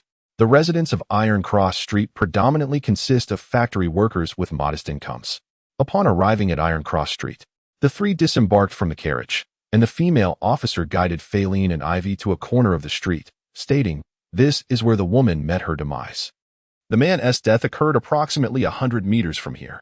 Once we have examined this site, I will escort you to the other location. No need to proceed." "This one site suffices," Ivy replied, shaking her head, disinclined to witness the second scene of death. She began to wander about, seemingly in search of something. When she spotted a stray cat rummaging through a trash bin for food, she halted in her tracks. With a snap of her fingers, she extended her right hand towards the stray cat. In the next moment, an uncanny occurrence transpired. The cat, which had been foraging through the refuse, seemingly received some sort of signal and abandoned what it perceived to be a delectable find, instead making its way toward her. Chapter 17. May I borrow a pair of eyes? As if responding to an unseen signal, the stray cat walked straight ahead, halting only when it reached Ivy, emitting a faint meow. This stray, with its sandy-hued fur, was gaunt from long-term malnutrition, its skin clinging to its bones, rendering its flesh nearly invisible. As the cat approached, Ivy crouched down, smoothing her skirt, and extended her right index finger to gently touch the cat's head. Upon this contact, the cat seemed to receive another signal, turning and walking purposefully in a particular direction, with Ivy following closely behind. Feilin and the older policewoman, Jemana, hurried to keep pace. Was this her secret art? Feilin glanced at Ivy, then curiously observed the obedient stray leading the way. Undoubtedly, Ivy had employed her secret art. Otherwise, this untrained cat would not have been so compliant. He wondered whether Ivy's secret art involved animal training or some other means of control over creatures. He was also intrigued by Ivy's secret organ. Deputy Lindy had once mentioned that every practitioner of secret arts acquires a secret organ upon their initiation. The training methods for the mysterious gun also reference these organs, which could be either an external object or a modification of a body part. Unlike the clear visibility of the mysterious gun, Ivy's secret organ was likely the latter, though its exact nature remained a mystery. Following the stray cat, the trio arrived at a secluded area rarely frequented by people. There, they encountered numerous lethargic strays sprawled on the ground. Black cats, gray cats, and tabbies of various hues lay weakly, all sharing the same unfortunate trait of being emaciated. In a city where even humans struggled to find adequate nourishment, it was no surprise that these unkempt strays fared worse. Upon noticing the newcomers, the cats scattered in fear, fleeing in all directions. At that moment, Ivy snapped her fingers, the sharp sound radiating outward. As the sound reached the ears of the strays, they halted their escape and turned back toward Ivy, gathering around her in impressive numbers, totaling dozens. Fortunately, Feilin and his companions were present, having some familiarity with the mysterious. A typical person might have been startled by such a scene. "Could you buy some bread?" Ivy asked, frowning at the emaciated cats before turning to Feilin. "Certainly," he replied without hesitation. "I'll go," he added. But before he could move, Jemana proactively took charge of the bread-buying task. Her intent for coming to Iron Cross Street was to foster a relationship with these extraordinary individuals, and she would not miss the opportunity to run an errand for them. "That would be appreciated," Feilin conceded, understanding Jemana's eagerness, recalling his own desire to connect with extraordinary persons before joining the security bureau. On one hand, he wished to join their ranks. On the other, he sought companionship with such individuals, hoping to have a point of contact should he encounter matters relating to the mysterious. Not at all, Jemana insisted, shaking her head as she swiftly departed. After receiving the bread, Ivy distributed it to the strays, grateful for the rare feast. The cats eagerly devoured the food. A picturesque scene unfolded. With a beautiful young woman watching over the strays she had fed, a harmonious tableau that a photographer would undoubtedly capture without hesitation. As dusk fell, only Feilin, Ivy, and their carriage remained at the gathering of strays. Jemana had already taken her leave, knowing well that the case involved monsters and would not linger until nightfall. It seemed that Feilin and Ivy were destined to endure a long night ahead. With a soft click, Ivy lit an oil lamp, and as she snapped her fingers, every stray cat turned its gaze toward her. Dozens of green eyes glimmered in the twilight, creating an eerie ambience. Unfazed, Ivy held the lamp aloft and proceeded in a specific direction, with all the strays following closely behind. Feilin trailed after them, aware that not following Ivy would mean missing out on the mysteries to be uncovered. In the crisp autumn night, a chilling breeze swept through, causing an involuntary shiver. "Juan, come inside the carriage to rest," Ivy commanded. "Miss, I'm fine out here," the driver, a stout man, replied, shaking his head. "Get inside," Ivy insisted coldly. "Yes, ma'am," he acquiesced, entering the carriage. Feilin raised an eyebrow at Ivy, noting that she seemed less cold-hearted than she appeared. He finally grasped why only a handful of people dined at the security bureau. The rest, undoubtedly like him, were engaged in tasks outside. It truly was a struggle. Another night passed in the carriage, as Feilin sipped on a deliberately brewed bitter coffee, forcing himself to remain alert. The strays had yet to uncover any trace of the monster, and the waiting had grown monotonous. If only he could bring along that hefty tome of secret arts to alleviate the tedium. Alas, to prevent any leaks of the secret arts, the tome was prohibited from being taken outside the bureau. He hoped for some fruitful outcome this night. Tonight, Ivy donned a sweater and a fur coat rather than a dress, pairing them with fitted trousers that revealed her slender, well-proportioned legs, previously concealed beneath her skirts. Her delicate figure, high nose, and striking features reaffirmed her status as an unassailable beauty. Though he found himself alone with such a beautiful woman in the dim confines of the carriage at night, Feilin felt no joy, for she was not an easy companion. Throughout the past few days, their exchanges had scarcely surpassed 5 utterances. 2 streets away from the Iron Cross Street, on the avenue of the Red Oriole, a man ambled alone under the glow of an oil lamp. His name was Rudin, a laborer employed at a nearby factory. Fortunate enough to be wed and blessed with 2 children. Relying solely on his meager monthly wages, he strained to support his family. Today, due to his supervisor's nitpicking and the emergence of substandard products requiring rework, he had failed to complete his tasks before the end of his shift. He dared not leave the unfinished work for the morrow, for the supervisor would undoubtedly seize the opportunity to dock his pay, perhaps a day's wages or even 3. To others, a day's salary might be trivial, but for him, struggling to sustain his family, it was of paramount importance. Thus, even after the day's work had concluded and despite hearing of a recent murder in the vicinity, he persevered to finish his duties before finally departing. Suddenly, Rudin caught sight of a figure ahead on the street. Remembering the recent incidents of violence, he felt a jolt of fear and called out loudly. After a moment of hesitation, he bravely approached. By the flickering light of the lamp, he discerned that it was a woman clad in thin garments, her head bowed, trembling in the cold night air. "Miss, have you encountered some trouble?" Rudin sighed, recognizing that she was likely in a plight even more dire than his own, and stepped forward to inquire. The woman finally stirred, her voice breaking the silence as she asked, "Could you lend me a pair of eyes?" Chapter 18. The Eyeless Woman. What do you need? Money? A cold wind swept through, muffling the woman's words. Though Rudin could not fully comprehend her request, the term borrow resonated in his ears. He offered a resigned smile, tugging at his tattered clothing, and replied, "My dear lady, do I appear to be someone with spare funds?" Without waiting for her response, he continued, "The only thing I can offer you is a temporary place to stay for the night. If you do not mind, you are welcome to rest at my home." With a wife and 2 children, he found the notion of anything else unthinkable. His intentions were purely altruistic. He wished to shelter this unfortunate woman for a night. "Could you lend me your eyes?" the woman implored once more. This time, Rudin finally grasped her request. She sought not money, but his very eyes. A chill crept up from his feet, enveloping him in a shroud of dread. Before him stood a seemingly frail woman, yet an inexplicable fear gripped his heart. "You refuse to lend me your eyes?" Her voice, now tinged with anger, pierced through the air. Who would ever lend their eyes to another? What could she possibly need them for? The more he pondered, the more uneasy he felt, an instinct urging him to flee. "Because I have lost my own," she replied, lifting her head to reveal the upper half of her face obscured by hair.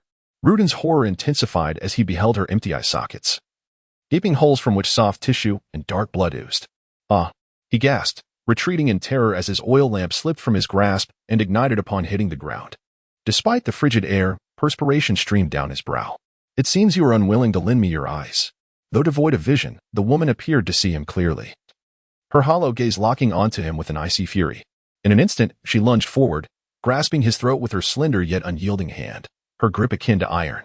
Rudin struggled for breath, instinctively flailing his limbs, but his efforts were futile. Her form remained unyielding, impervious to his strikes. As her fingers neared his eyes, he wished to scream, but only a strangled whimper escaped his lips. Inside a blue carriage, Feilin was draped in a thick coat, battling drowsiness. He anticipated yet another long wait for the creature's return. He wondered when it would reappear, and how many nights he would need to endure this vigil. Suddenly, a cat's meow pierced the stillness outside the carriage. The sound jolted him awake, and Ivy, quicker than he, grasped an oil lamp and leapt from the carriage. He followed suit, and soon spotted a black-furred cat that had called out. Upon seeing Ivy, the feline turned and dashed off, as if beckoning them to follow. "Wait here and observe," he instructed. "All right," she replied, and he did not protest. While another might feel humiliated, he did not. With the wisdom accrued from his past life and this one, he had long outgrown the desire for prideful competition. If he could fulfill his mission without engaging in combat, receiving the appropriate rewards and mysterious points, such an opportunity was too good to refuse. Ivy, surprised by his straightforward acceptance, regarded him with newfound respect. Noting how he differed from her previous peers, however, she refrained from voicing her thoughts. His compliance was precisely what she desired. As they hurried onward, the trio, 2 humans and a cat, arrived at Red Oriole Street, just 2 blocks away from Iron Cross Street. After running swiftly for 2 blocks, Feilin found himself breathless. The enhancement provided by his mystical abilities was primarily focused on his mystical faculties. His physical prowess had seen limited improvement. As a newly minted mystic, he had only undergone one enhancement, and thus his physical condition was wanting. There, upon reaching Red Oriole Street, they spotted a man being throttled by a woman. Though she appeared slender, her grip was vice-like, rendering the man helpless. With one hand constricting his throat, her other hand extended, fingers poised to gouge out his eyes. A gust of wind whipped through, lifting the hair obscuring her face, revealing her sightless sockets. Engaging with the mysterious grants 1. 5 mysterious points. A quick flash of text flickered before Feilin's eyes, and he noted the additional points accruing in his account. This encounter promised to be far more formidable than the resurrected Ray Romano, suggesting the presence of a creature of greater power. In a moment of horror, he witnessed her fingers nearing the man's eyelids, ready to extract his eyes. With a sharp snap, Ivy clapped her hands. The sound had no impact on Feilin or the stray cat, but it struck the eyeless woman with profound force. Her fingers halted, trembling violently as she struggled against Ivy's control. The man, gasping for breath, began to lose consciousness, his eyes rolling back.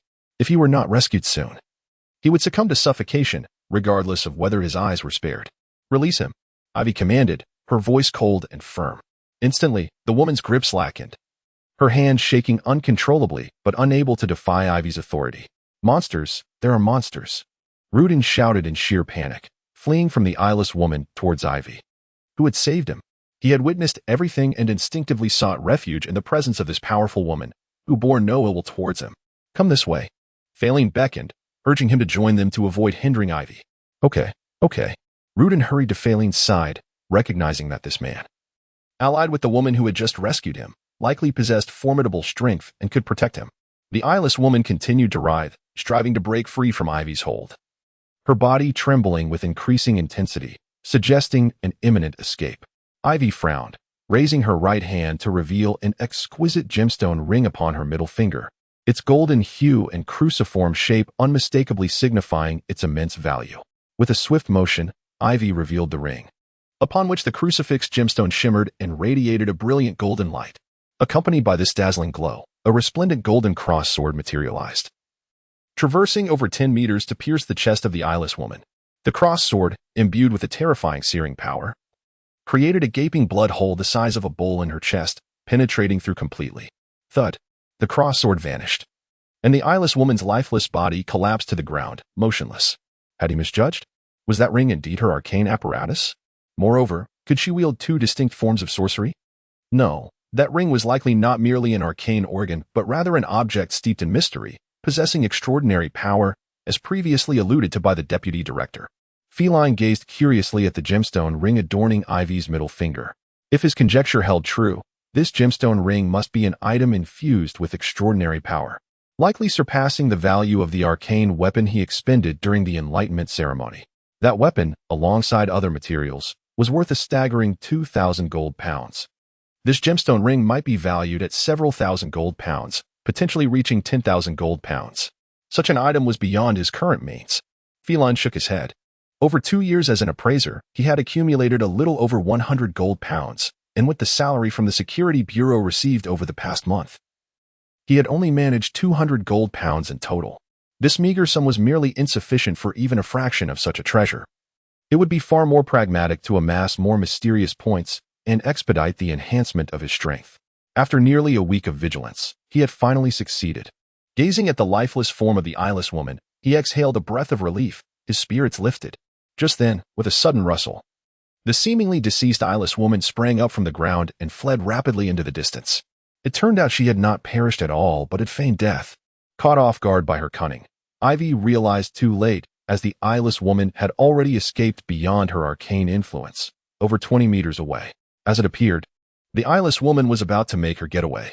Bang, bang, bang. The sound of 3 gunshots rang out in quick succession. 3 jet-black bullets sliced through the air at supersonic speed, striking the eyeless woman's head. The already bloodied head, now marred by 3 additional wounds, brought her sprinting form to an abrupt halt, crashing to the ground once more. Yet this time, unlike before, it was unlikely she would rise again. Chapter 19. The second ring. The monster proved to be unexpectedly cunning. Holding the mysterious gun, Feilin was astonished. He had not anticipated that the creature would feign death. Fortunately, although he had no intention of engaging in battle, he was not without preparation and summoned the mysterious gun into his grasp. It was precisely because of this that he was able to react promptly, shooting down the eyeless woman who attempted to flee. Gazing at the fallen eyeless woman, who bore 3 gunshot wounds, Ivy understood that it was Feilin who had thwarted her escape. Had he not intervened, the knight's efforts would likely have been in vain. Reflecting on her previous words to Feilin, her emotions became somewhat intricate. After a brief silence, she spoke, "You stay here. I will go to the nearby guard station to summon some officers to transport the body." "All right," Feilin replied, not allowing himself to bask in pride over the monster's demise. In terms of strength, Ivy undoubtedly surpassed him. He had merely encountered the eyeless woman at a fortuitous moment, gaining an opportunity to act. Under normal circumstances, Ivy would have effortlessly dispatched her. Therefore, there was little cause for self-congratulation. After a little over 10 minutes, a carriage emblazoned with the guard department's insignia arrived, and Ivy stepped down with 3 officers who were likely on night duty at the nearby guard station. If the guard department resembled the public security bureau of Feilin's former life, then the guard station could be likened to the police precincts scattered across various districts. "Commander, is this the body?"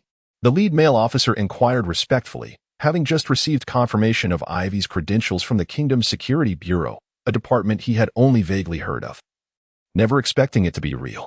"Yes, this is the body," Ivy confirmed with a nod. "Package it up," the lead officer commanded. Immediately, the other 2 officers approached the eyeless woman's corpse, placing it in a body bag and loading it into the carriage. Subsequently, everyone boarded the carriage, including Rudin, who had just survived the ordeal. Although he was a victim, as someone who had experienced the mysterious events firsthand, he was required to be taken away for questioning and to sign a non-disclosure agreement, ensuring that tonight's encounter would not be revealed to the public. After all, should ordinary people learn of the existence of monsters and the extraordinary powers capable of causing widespread destruction, it would undoubtedly incite panic, detrimental to societal stability. The carriage halted at the guard department, where Rudin was taken inside for questioning, while the eyeless woman's body was discreetly transported to the security bureau by a specialized vehicle. The corpse emanated a strong aura of mystery, and if not handled properly, it could potentially trigger subsequent mysterious disasters, necessitating careful management. Ivy turned to Feilin and said, "Oh, very well." Feilin nodded, relieved that he could finally enjoy a peaceful night's sleep. He lay down in bed, intending to rest deeply, only to find that sleep eluded him entirely.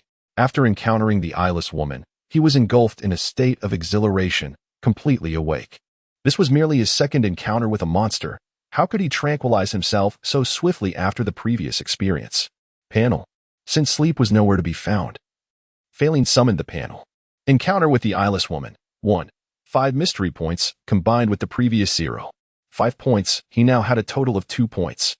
He wondered if these 2 mystery points would meet the upgrade requirements for the secret art, the mysterious gun. Name: Feilin Jewelry and Antique Appraisal. Proficient. Upgradable. Mysterious gun. First ring, upgradable. Mystery points. 2. It has become upgradable. Feilin's gaze swiftly shifted to the mysterious gun, and within the next moment, a look of astonishment graced his face. At the end of the mysterious gun entry, the previous notation of non-upgradable had been replaced with upgradable. This meant that the mysterious gun could now undergo an enhancement. Upgrade. Feilin decisively chose to upgrade the mysterious gun, shedding the title of the weakest in the security bureau that very night. Swish. A wealth of memories regarding the arcane gunplay materialized in his mind. In these memories, he practiced the arcane gunplay repeatedly, day after day without pause. With each practice session, his mastery of the technique grew exponentially. Bullets began to follow arcs, skillfully evading obstacles and striking targets hidden behind barriers. Ultimately, he completely mastered the arcane gunplay. Even when employing this technique, he could hit his mark with the precision akin to that of straight shooting. Simultaneously, a searing heat radiated from the silver pistol tattoo on the back of his left hand. This was not the mild warmth he usually experienced when summoning it, but rather a scorching intensity as if he had touched something boiling hot. Accompanied by this heat, the mysterious gun emerged automatically from the tattoo, seemingly unaffected by gravity. Floating above him, it began to absorb the memories of arcane gunplay from his mind. These recollections, or rather the insights into the technique, served as the finest nourishment for the evolution of the mysterious gun. As the memories were absorbed, the silver body of the mysterious gun turned red, becoming intensely hot. Its shape also underwent subtle alterations, as if it were undergoing a reforging process. After some time, this transformation concluded, and the mysterious gun returned to its silver hue, though it was now more closely tailored to fit Feilin's hand. No longer merely a standard revolver.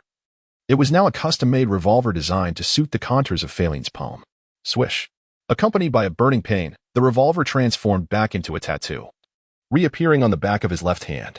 A gentle warmth spread through his body via the tattoo. Under this mild heat, his physical attributes experienced a noticeable enhancement. The improvement was not substantial, as he had primarily honed the secret art of the mysterious gun, which mainly fortified the weapon itself.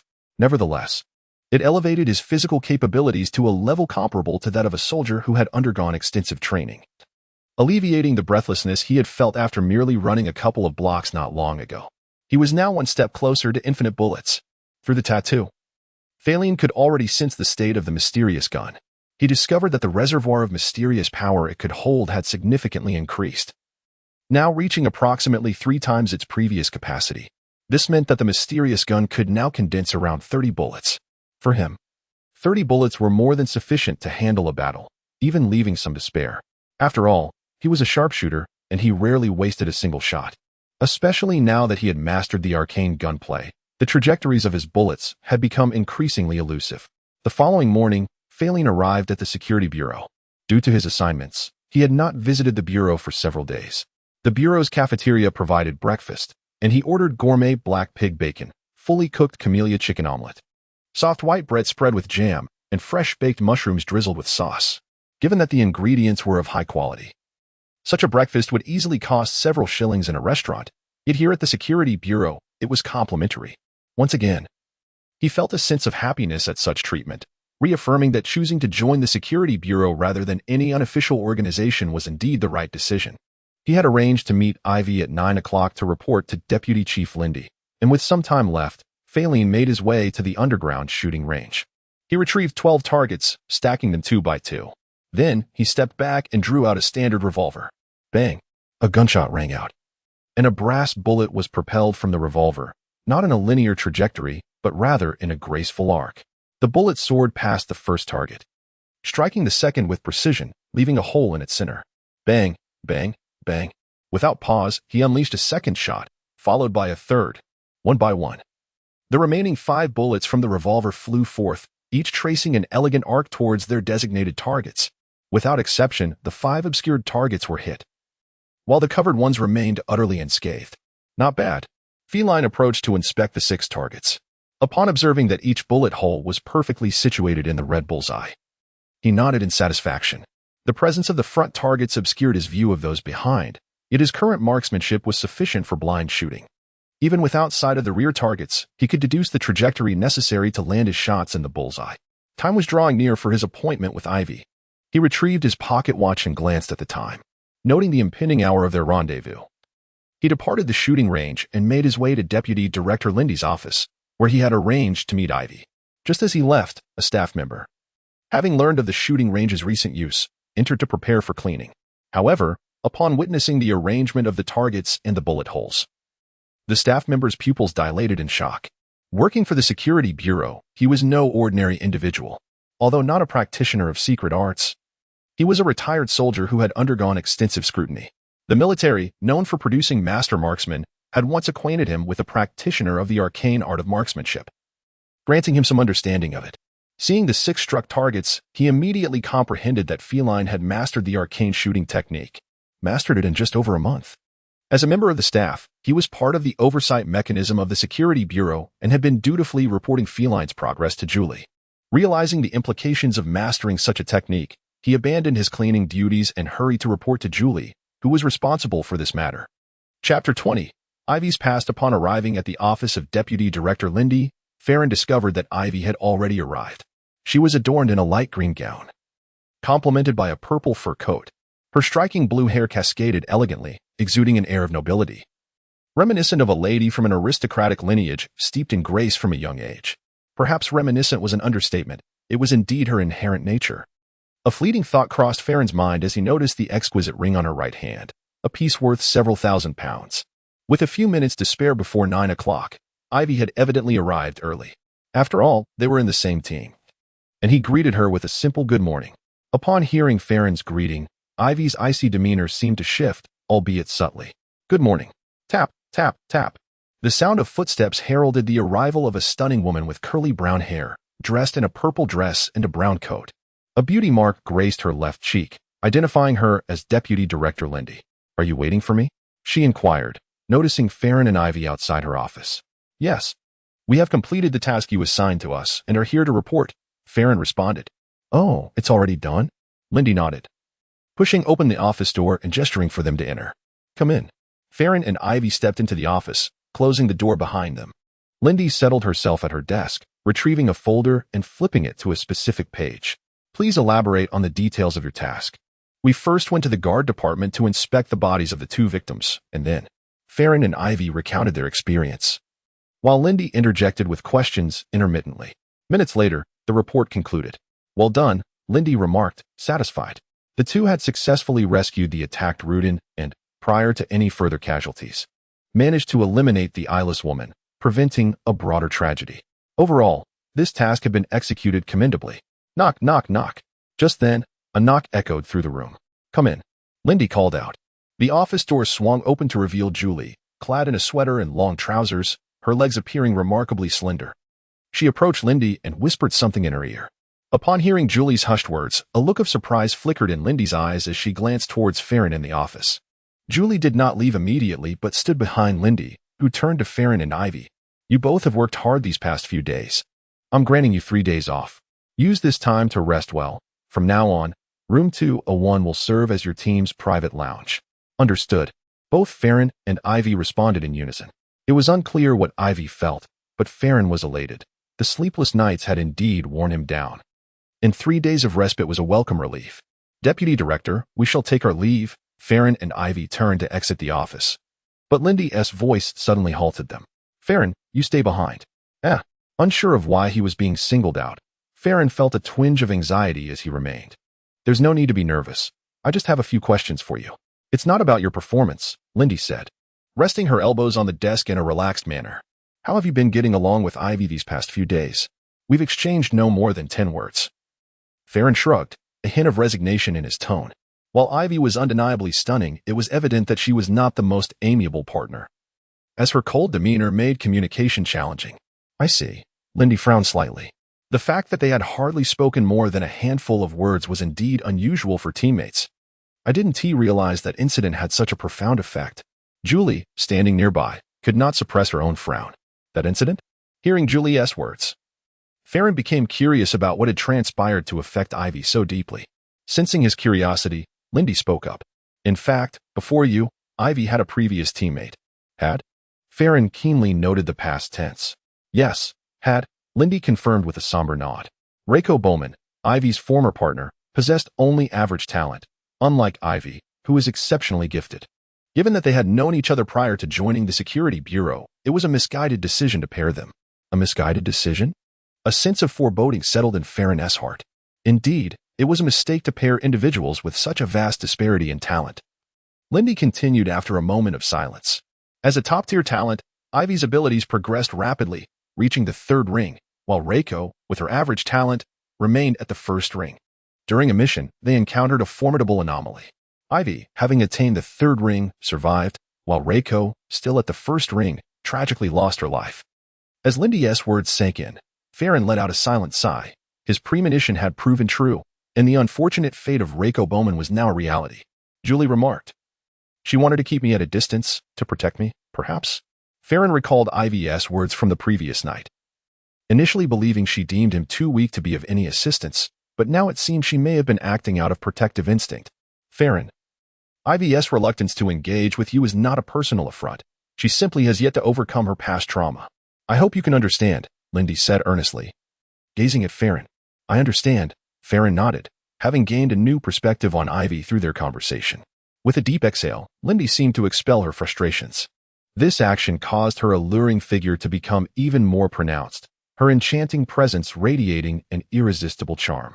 With that matter settled, Feilin, have you reached the second ring? She asked, her eyes gleaming with curiosity. Just moments ago, Julie had rushed in to report this very development. Have you learned so soon? Feilin mused. Surprised that Lindy was already aware of his recent advancement, he quickly deduced that the testing in the shooting range must have revealed his progress. Nevertheless, he had no intention of concealing his abilities, for only by showcasing his talent could he earn the Security Bureau's recognition and respect. Yes, I recently attained the second ring. Excellent. Achieving the second ring in just over a month surpasses my expectations of your talent. A smile graced Lindy's face upon receiving Feilin's affirmation. Indeed. Advancing from the first to the second ring in such a brief span illustrated Feilin's remarkable potential. He was likely the most gifted individual to have joined the Constant City branch of the Security Bureau in recent years, even eclipsing Ivy in comparison. Amazing. To progress to the second ring so swiftly, you truly are someone I have high hopes for, Julie added with a smile, turning to Feilin. It was she who initially recognized Feilin's extraordinary talent, feeling quite pleased to have unearthed such a remarkable individual for the organization. In a dimly lit basement, a nauseating stench of blood permeated the air. The source of this gruesome odor was a colossal symbol on the floor. A six-pointed star adorned with grotesque figures rendered in crimson. This imposing design was crafted entirely from blood. At the center of the sanguine emblem lay two bodies. A man and a woman, arranged with precision. Both were devoid of their eyes, leaving only hollow sockets stained with blood. Beside these lifeless forms stood a man of average build, clad in black. His appearance was unremarkable, save for a black eye patch covering his left eye. Drawing a dagger, he made a swift incision across his left palm, blood cascading down and dripping onto the two corpses. Great master of monsters, embodiment of chaos and evil, creator of beasts, harbinger of the end of the world, grant your devoted follower the power of miracles. As the blood fell upon the bodies, the man in black intoned a strange incantation in a low, raspy voice. With each utterance, the vast blood-painted symbol illuminated with a scarlet glow, and an extraordinary force descended upon the basement from the far reaches of the void. Under this mystical influence, the two bodies, which had lain motionless on the ground, underwent a bizarre transformation. Apart from the vanished eyes, the wounds on their bodies healed at a visibly accelerated pace. As the injuries receded, the corpses began to tremble and move, as though they had truly returned to life. No mere illusion, but a veritable resurrection. They indeed had come back to life. Their bodies, initially stiff, rose from the ground, akin to individuals paralyzed for an extended period, now learning to walk anew like infants. Their visages were unmistakably those of Feilin and Ivy, the very two corpses they had once encountered, now grotesquely devoid of their eyes.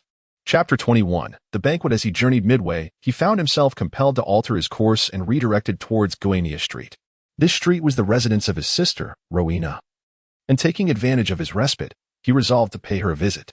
Very well, sir, replied the coachman, Ken Darby, as he turned the carriage towards Guenia Street. En route, they halted at a posh pastry shop named the House of Happiness, where he procured an assortment of exquisite pastries. Shortly thereafter, Feilin stood before Rowena's residence, ringing the doorbell. Madam, Miss Kasha, Mr. Feilin has arrived, the young maid announced upon seeing him. Moments later, a young woman clad in a home dress accompanied by a doll-like 4-year-old girl emerged. It was his sister Rowena and his niece Kasha. As for his brother-in-law, he was likely still at work. What brings you here? Rowena inquired, her face adorned with a smile upon seeing Feilin. I'm on break today. Thought I'd drop by for a meal, Feilin replied with a grin. At that instant, he felt a tug on his trousers. Looking down, he saw little Kasha calling him uncle with a beaming face, extending her hands, clearly eager to be held.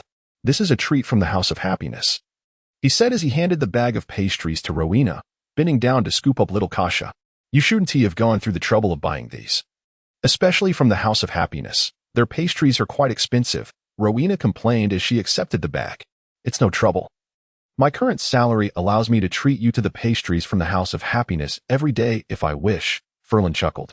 He was well aware that both Rowena and Kasha relished the pastries from that establishment, which were indeed delectable, rivaling some of the most sought-after confections from his previous life.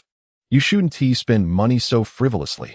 Once you marry, you'll need funds for other matters, Rowena admonished. She attempted to persuade him to stay longer. But Feilin had a genuine desire to acquire some additional furniture, for the house he currently resided in was rather spacious, and the furniture he had brought along was insufficient. Very well then, Rowena relented, escorting Feilin to the gate. Just then, a carriage came to a halt, and from it descended his brother-in-law, Claude Dre. Unlike his usual demeanor, Claude greeted Feilin with warmth, eager to mend their previously strained relationship, as Ferlin's position at the Great Weeder auction house now surpassed his own in terms of salary. Feilin nodded, preparing to board the carriage. Wait, Feilin, don't leave just yet. There's a rare banquet tonight. Come along with us, Claude enthusiastically called out to him. Is that really appropriate? Feilin hesitated, wishing to decline the invitation. This banquet is a social gathering that encourages guests to bring companions. Moreover, it will feature many young women from esteemed families, providing you an opportunity to meet promising peers. Claude winked, attempting to entice him. No. I have other matters to attend to, Feilin declined, as he had no desire to accompany Claude to any gathering. If he were still an appraiser, he might have considered expanding his business network, but that was no longer necessary. Yet, before he could finish his sentence, he felt a firm grip on his shoulder. Push everything else aside. You must join us for this banquet tonight, Rowena insisted with unwavering resolve. If it were a typical gathering, I might agree. But this one is particularly significant, featuring many young women from noble lineages. It is an opportunity not to be missed. She had been fretting over Ferlin's marital prospects, and this banquet presented a perfect chance to scout suitable candidates for him. The Freeman Villa was located in the eastern district of Constance, a hub for nobility and affluent individuals. Even among the numerous villas in the area, its opulence was unparalleled. The villa's proprietor, Wilton Freeman, simultaneously served as the mayor of Constance and was a highly esteemed earl in the kingdom's capital. As dusk approached, a procession of private carriages arrived at the Freeman Villa, each one exquisitely crafted, resembling a grand showcase of carriages. Among the throng of carriages, Feilin, Rowena, and Claude descended from what could only be described as an ordinary carriage, attired in formal wear as they entered the banquet hall. The vast banquet hall was adorned with a crimson carpet, radiating warmth due to an underground heating system. Many elegantly dressed individuals mingled, exchanging pleasantries with acquaintances while unfamiliar faces engaged in introductions. Among them were numerous young women, just as Claude had mentioned, many hailing from distinguished families. My dear, I must begin my inquiries and shall not accompany you in greeting friends, Rowena exclaimed, her eyes sparkling with excitement as she darted into the throng of ladies, eager to gather information about the young women present. Meanwhile, Feilin made his way to the dining table, grabbing a plate to serve himself some food, as he had yet to eat dinner due to his attendance at the banquet.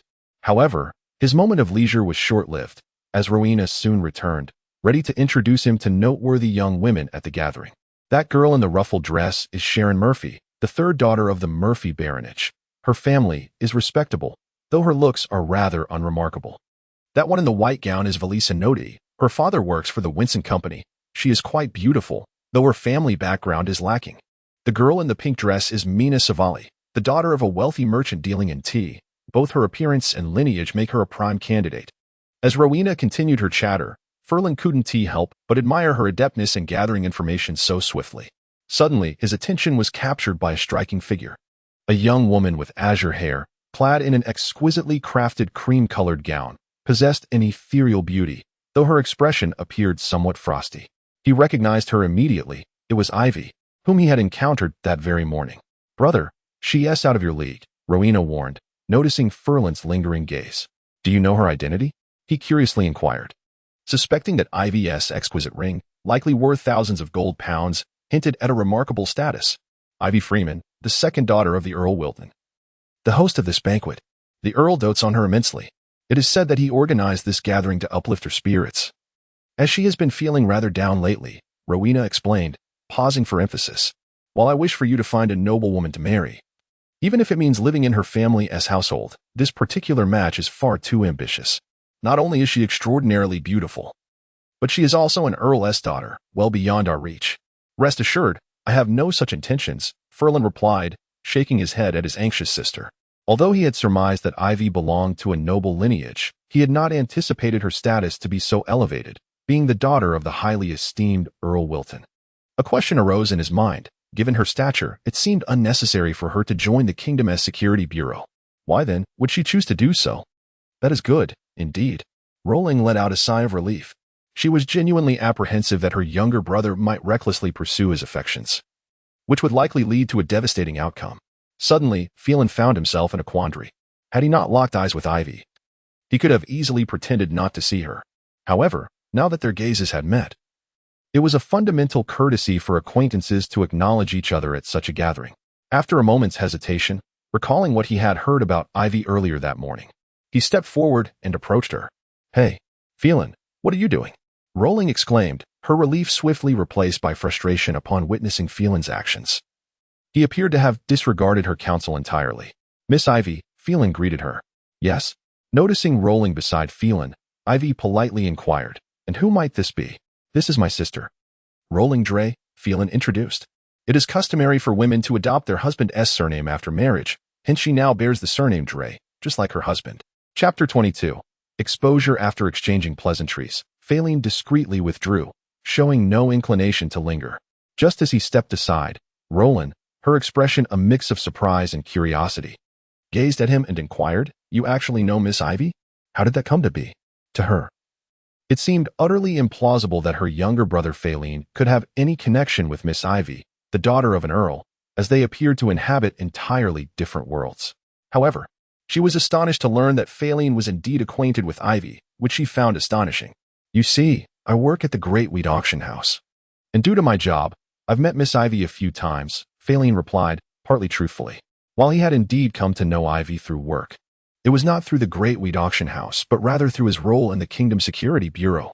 The nature of his employment required confidentiality, and even with family, he could not divulge details, thus he had to present it in this manner.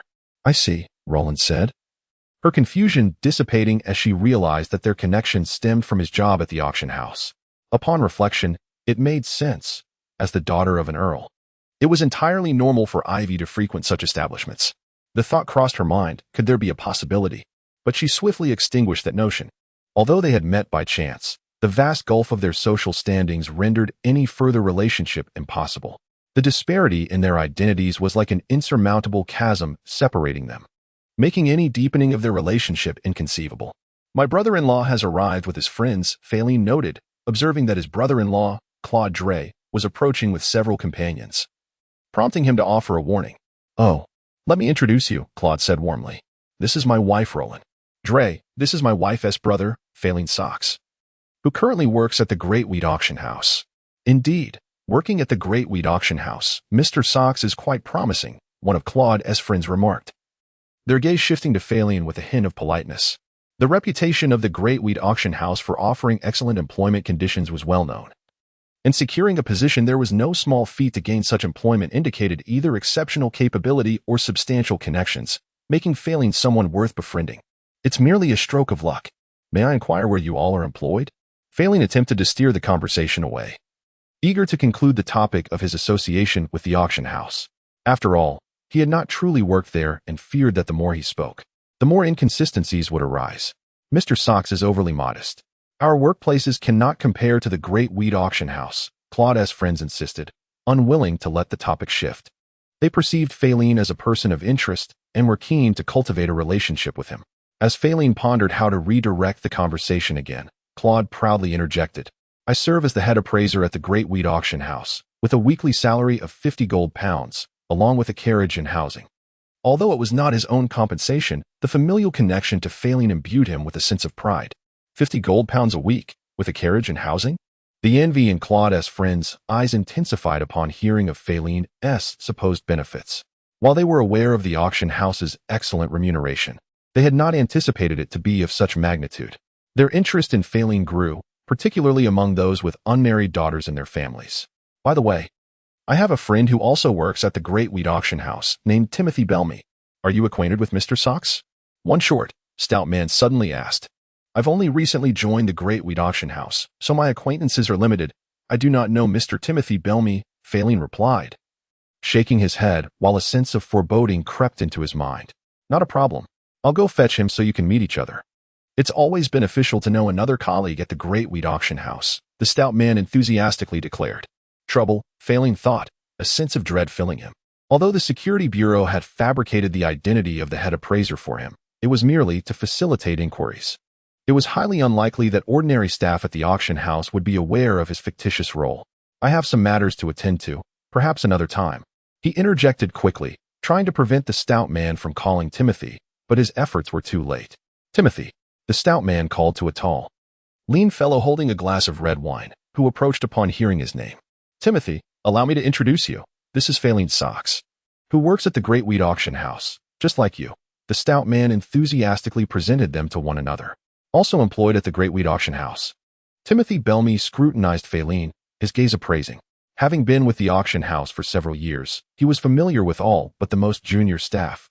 And yet Feilin did not ring any bells. He had never heard the name before. He suspected that Feilin might be impersonating an employee of the Great Wheat Auction House, a common ruse among con artists exploiting its noble connections. Realizing he had to ascertain whether Feilin was indeed a fraud, he probed. May I ask which department you work in, Mr. Socks?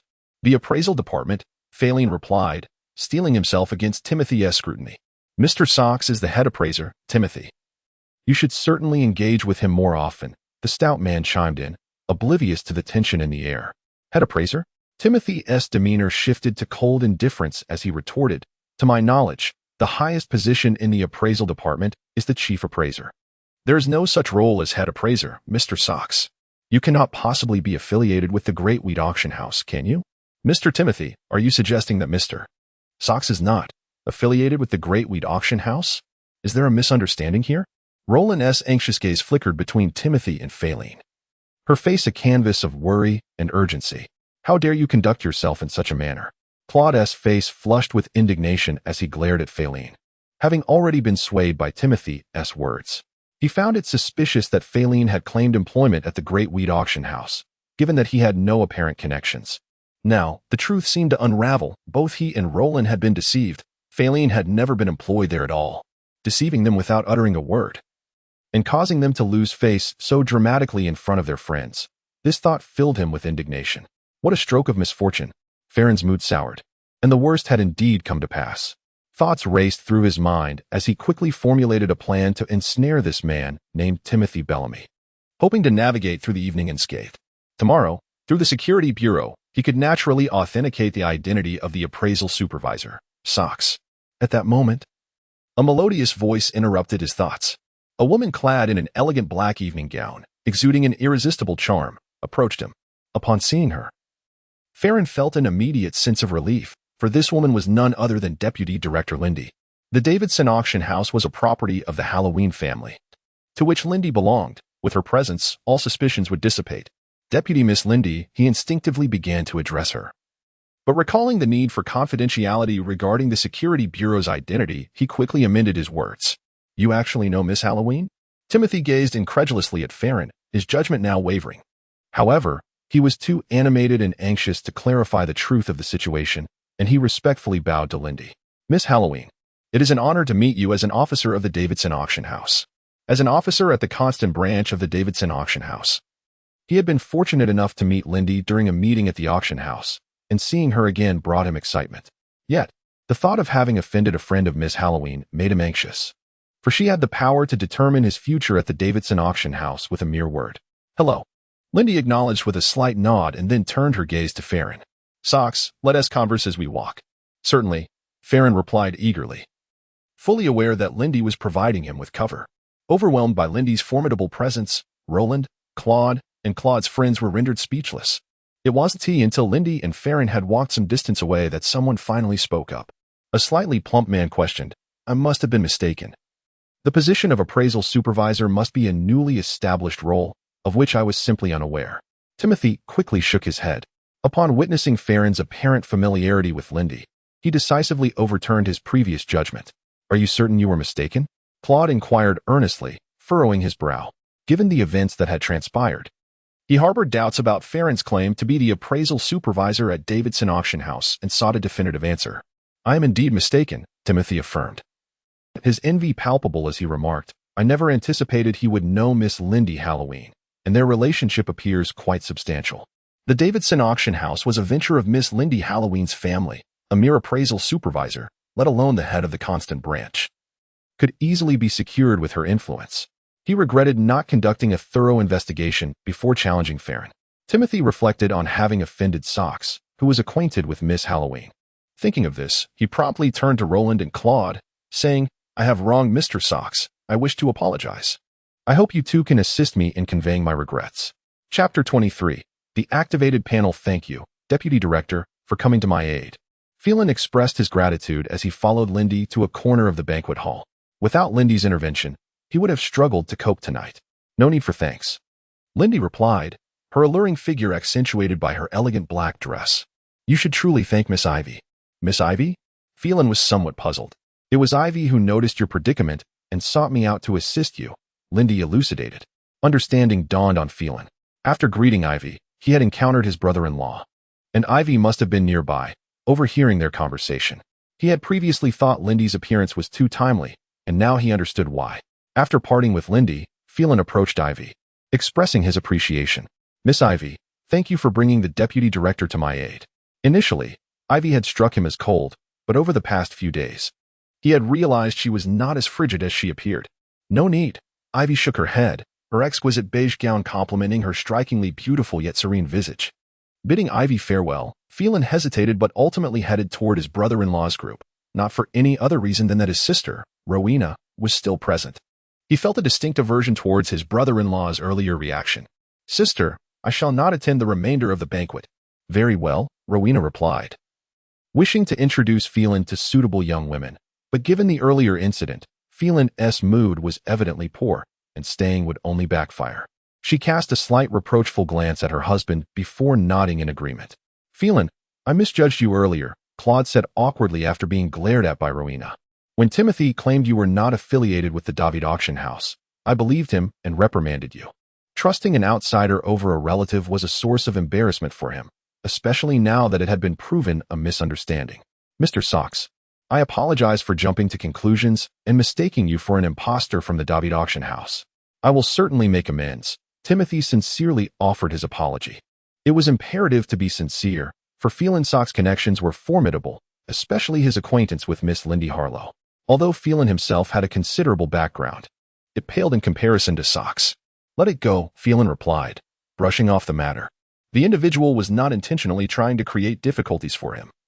They genuinely believed he was an imposter. What truly bothered him was his brother-in-law's demeanor. As he turned to leave, a figure brushed past him. In that fleeting moment, a line of text flashed before his eyes. "Mystery activated. 2. Feilin's heart raced in astonishment. The panel had indeed been activated, and it was triggered by a person.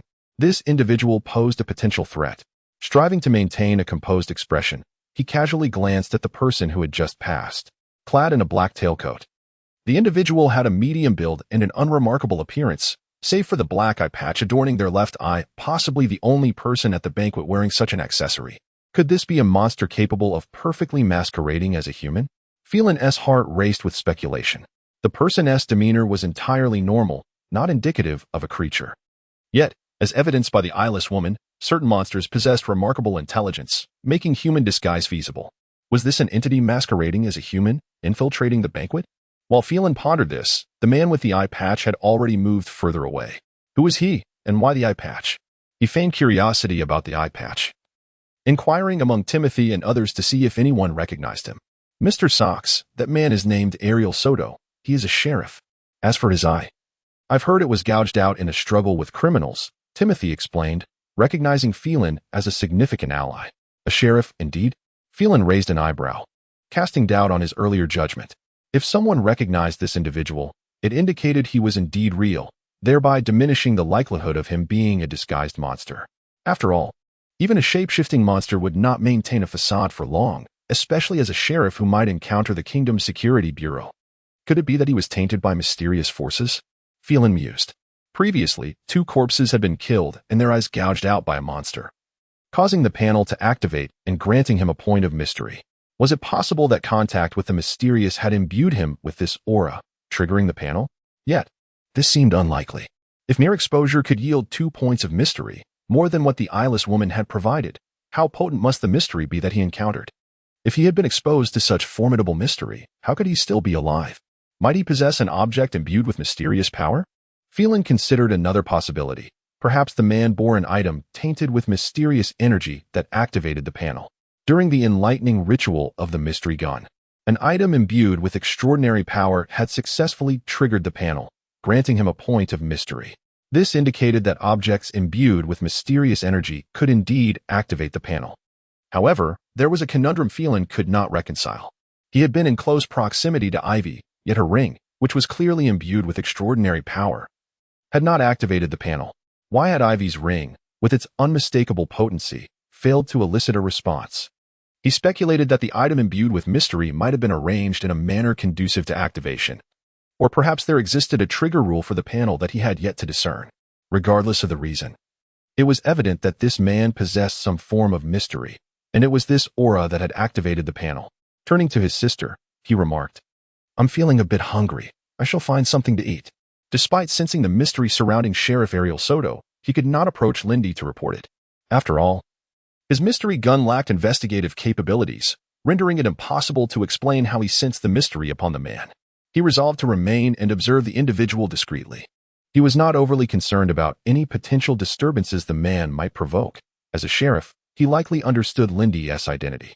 Feilin doubted the man would be foolish enough to cause a scene in the presence of a deputy director of the Kingdom's Security Bureau. As the banquet unfolded, just as Feilin anticipated, it concluded peacefully. Ariel Soto's behavior remained entirely unremarkable throughout the evening. Nevertheless, he was certain the man harbored some mystery, and he resolved to keep a close watch on him in the future.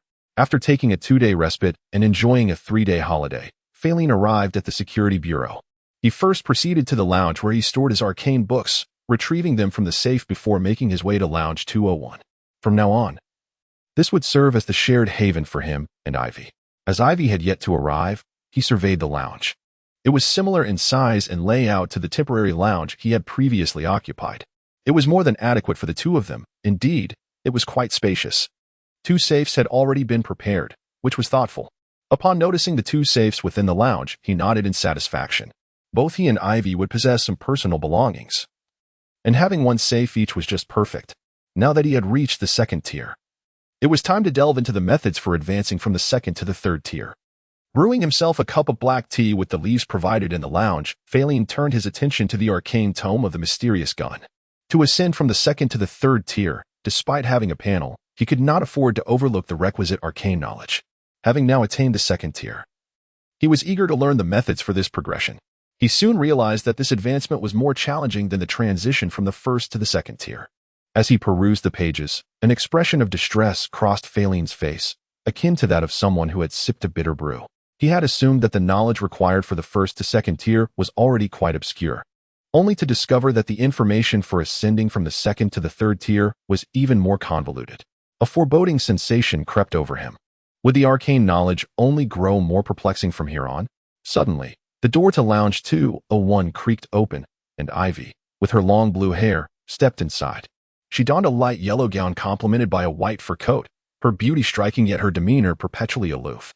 However, Feilin, having come to know her better, understood that she was not as cold as her exterior suggested. "Good morning," Feilin greeted her. "Good morning," she replied, retrieving a book she had prepared earlier and began to read quietly.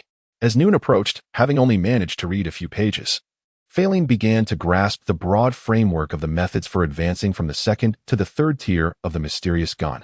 Was this akin to the armor-piercing rounds of his past life? If the methods for progressing from the 1st to the 2nd tier were designed to enhance his marksmanship, taking it to a masterful level, then the techniques for advancing from the 2nd to the 3rd tier involved transforming the bullets forged from mysterious power, endowing them with formidable penetration to pierce through the bodies of foes. This bore striking similarities to the effects of armor-piercing rounds from his previous existence. Chapter 24. Eternal Slumber. If the practice proved successful, how much could its potency be enhanced? Feilin found himself filled with anticipation. In his previous life, the disparity in power between ordinary bullets and armor-piercing rounds was staggering. Even the most powerful sniper rifle bullet could only penetrate a mere dozen millimeters of steel. In contrast, armor-piercing rounds, designed specifically to combat tanks and armored vehicles, could effortlessly pierce several hundred millimeters of steel, representing an enhancement of several tens of times. He did not aspire for the mystical bullets of the secret art to increase their power by several dozens of times. But even an enhancement of just a few times would be extraordinarily formidable. It is important to note that the bullets condensed by the secret art are already several times more powerful than conventional ones. An additional enhancement would yield unimaginable results. The potential power of the secret art would surely see a qualitative leap. Given that the interface had unexpectedly responded last night, he now possessed two mysterious points. He believed he was not far from the next upgrade's requirement. However, his study of the method for advancing from the second ring to the third ring of the secret art had become a hindrance. He needed to master this progression swiftly. Knowing that the transition from the second to the third ring would result in a dramatic increase in power, Feilin felt a renewed vigor. Was it not merely studying? Having traversed the arduous path of the college entrance examination in his past life, and now having been admitted to the first academy of Constant City in this life, he harbored no fear. Finally, it was noon.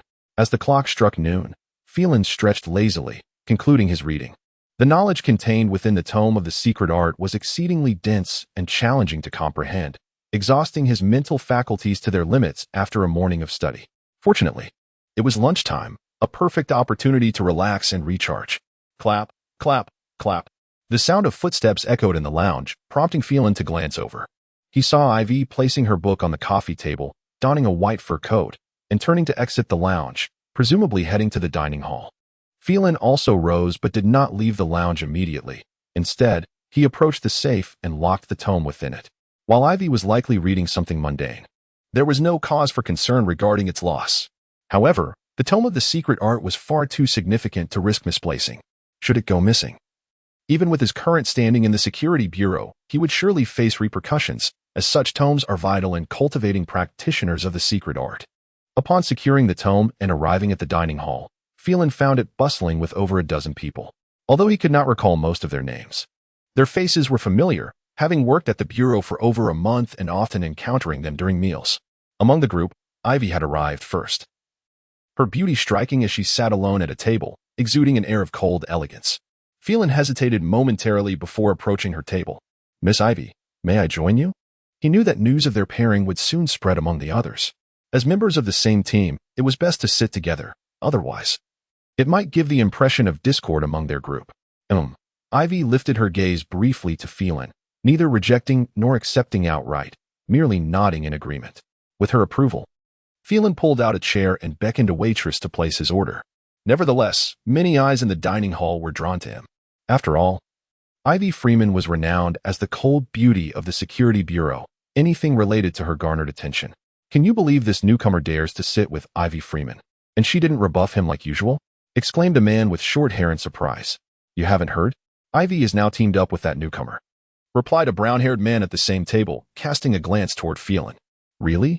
No wonder she didn't refuse him," the short-haired man remarked, realization dawning. "I was wondering why he wasn't met with the usual rebuff. Indeed, he seems to have caught a lucky break."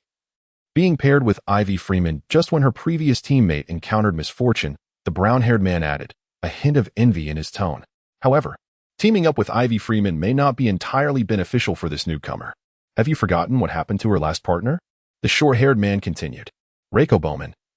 Her previous teammate perished during an encounter with a formidable monster. That was merely the surface reason. The truth was that as Ivy's power increased, the Bureau began assigning them more challenging tasks. It was precisely this that led to their encounter with the powerful creature. While teaming up offered numerous advantages, it also posed significant risks, particularly when there was a vast disparity in strength among partners. The short-haired man added, "This newcomer has just joined the Security Bureau. His capabilities are likely limited, and considering his age, his talents may be average. Given Ivy Freeman's exceptional abilities, the gap between them will only widen, and this newcomer could very well meet his demise on a mission." Before the brown-haired man could speak, the short-haired man continued, "This newcomer has only recently joined the Bureau, and his strength can be easily surmised from his age. His talent is likely mediocre. You may have a point, but I believe you've misjudged him."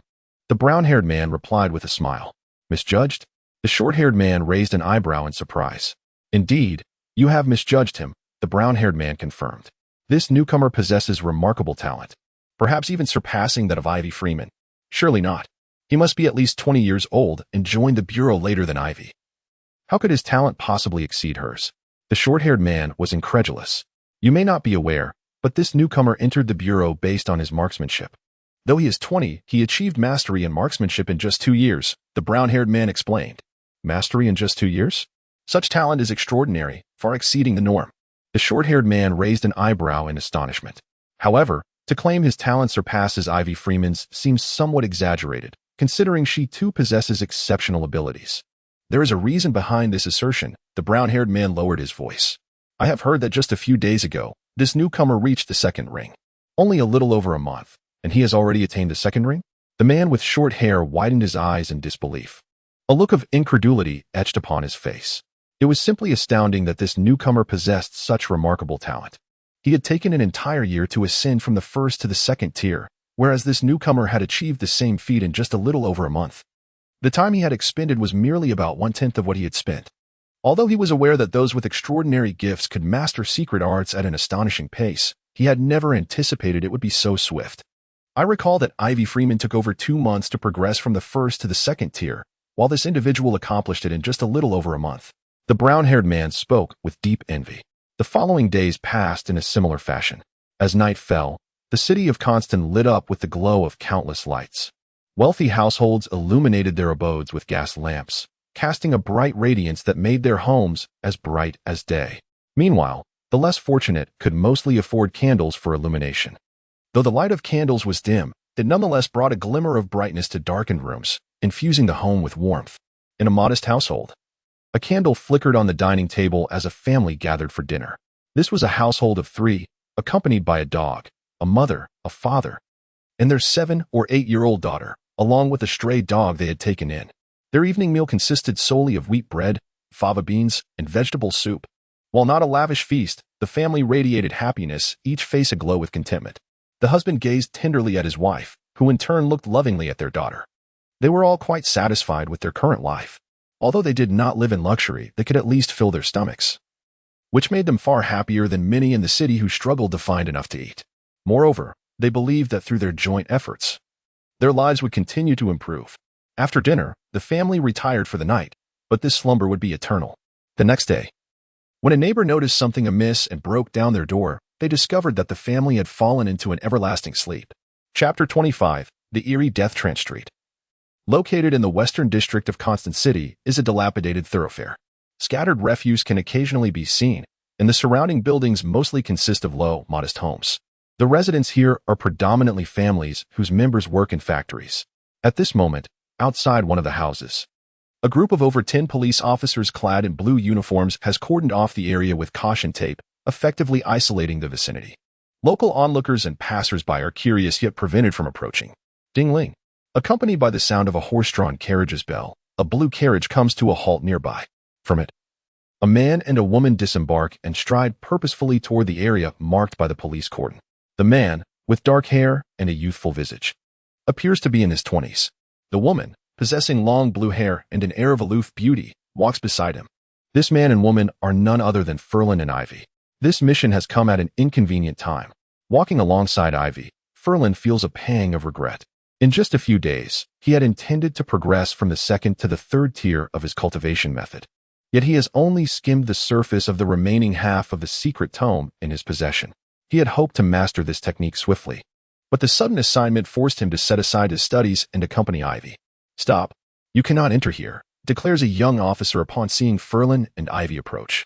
While the Security Bureau collaborates with the police department, not all officers are familiar with its personnel. In fact, the majority are unaware. Given the covert nature of the Security Bureau, Feilin prepares to produce his identification, but at that moment, a woman's voice interrupts. They are with us. It is Jemana Keed, an acquaintance of Ivy's and someone Feilin has met briefly. Miss Ivy, Mr. Feilin, I didn't expect to see you here, she greets them. What has happened? Ivy inquires. Having rushed to the scene after receiving the call, she is aware that the incident is likely mysterious in nature but lacks specific details. This afternoon, Someone reported that a family of 3 was found dead in their home. When I arrived with my team, the circumstances of their demise were quite peculiar. I thought it best to notify your department, Jemana explains, visibly shaken. Peculiar in what way? Ivy presses. It's difficult to describe. The bodies are inside. You should see for yourselves, Jemana replies. The 3 of them make their way toward the modest home where the deceased family lies. However, as they reach the entrance, Ivy halts, her gaze fixed on the door, which is visibly damaged as if subjected to violent force. Jemana states, let us proceed inside. Upon entering the room, they find the furnishing sparse, indicative of the family's modest means. Peering into the bedroom, they observe a simple bed where a man, a woman, and a small girl lie motionless.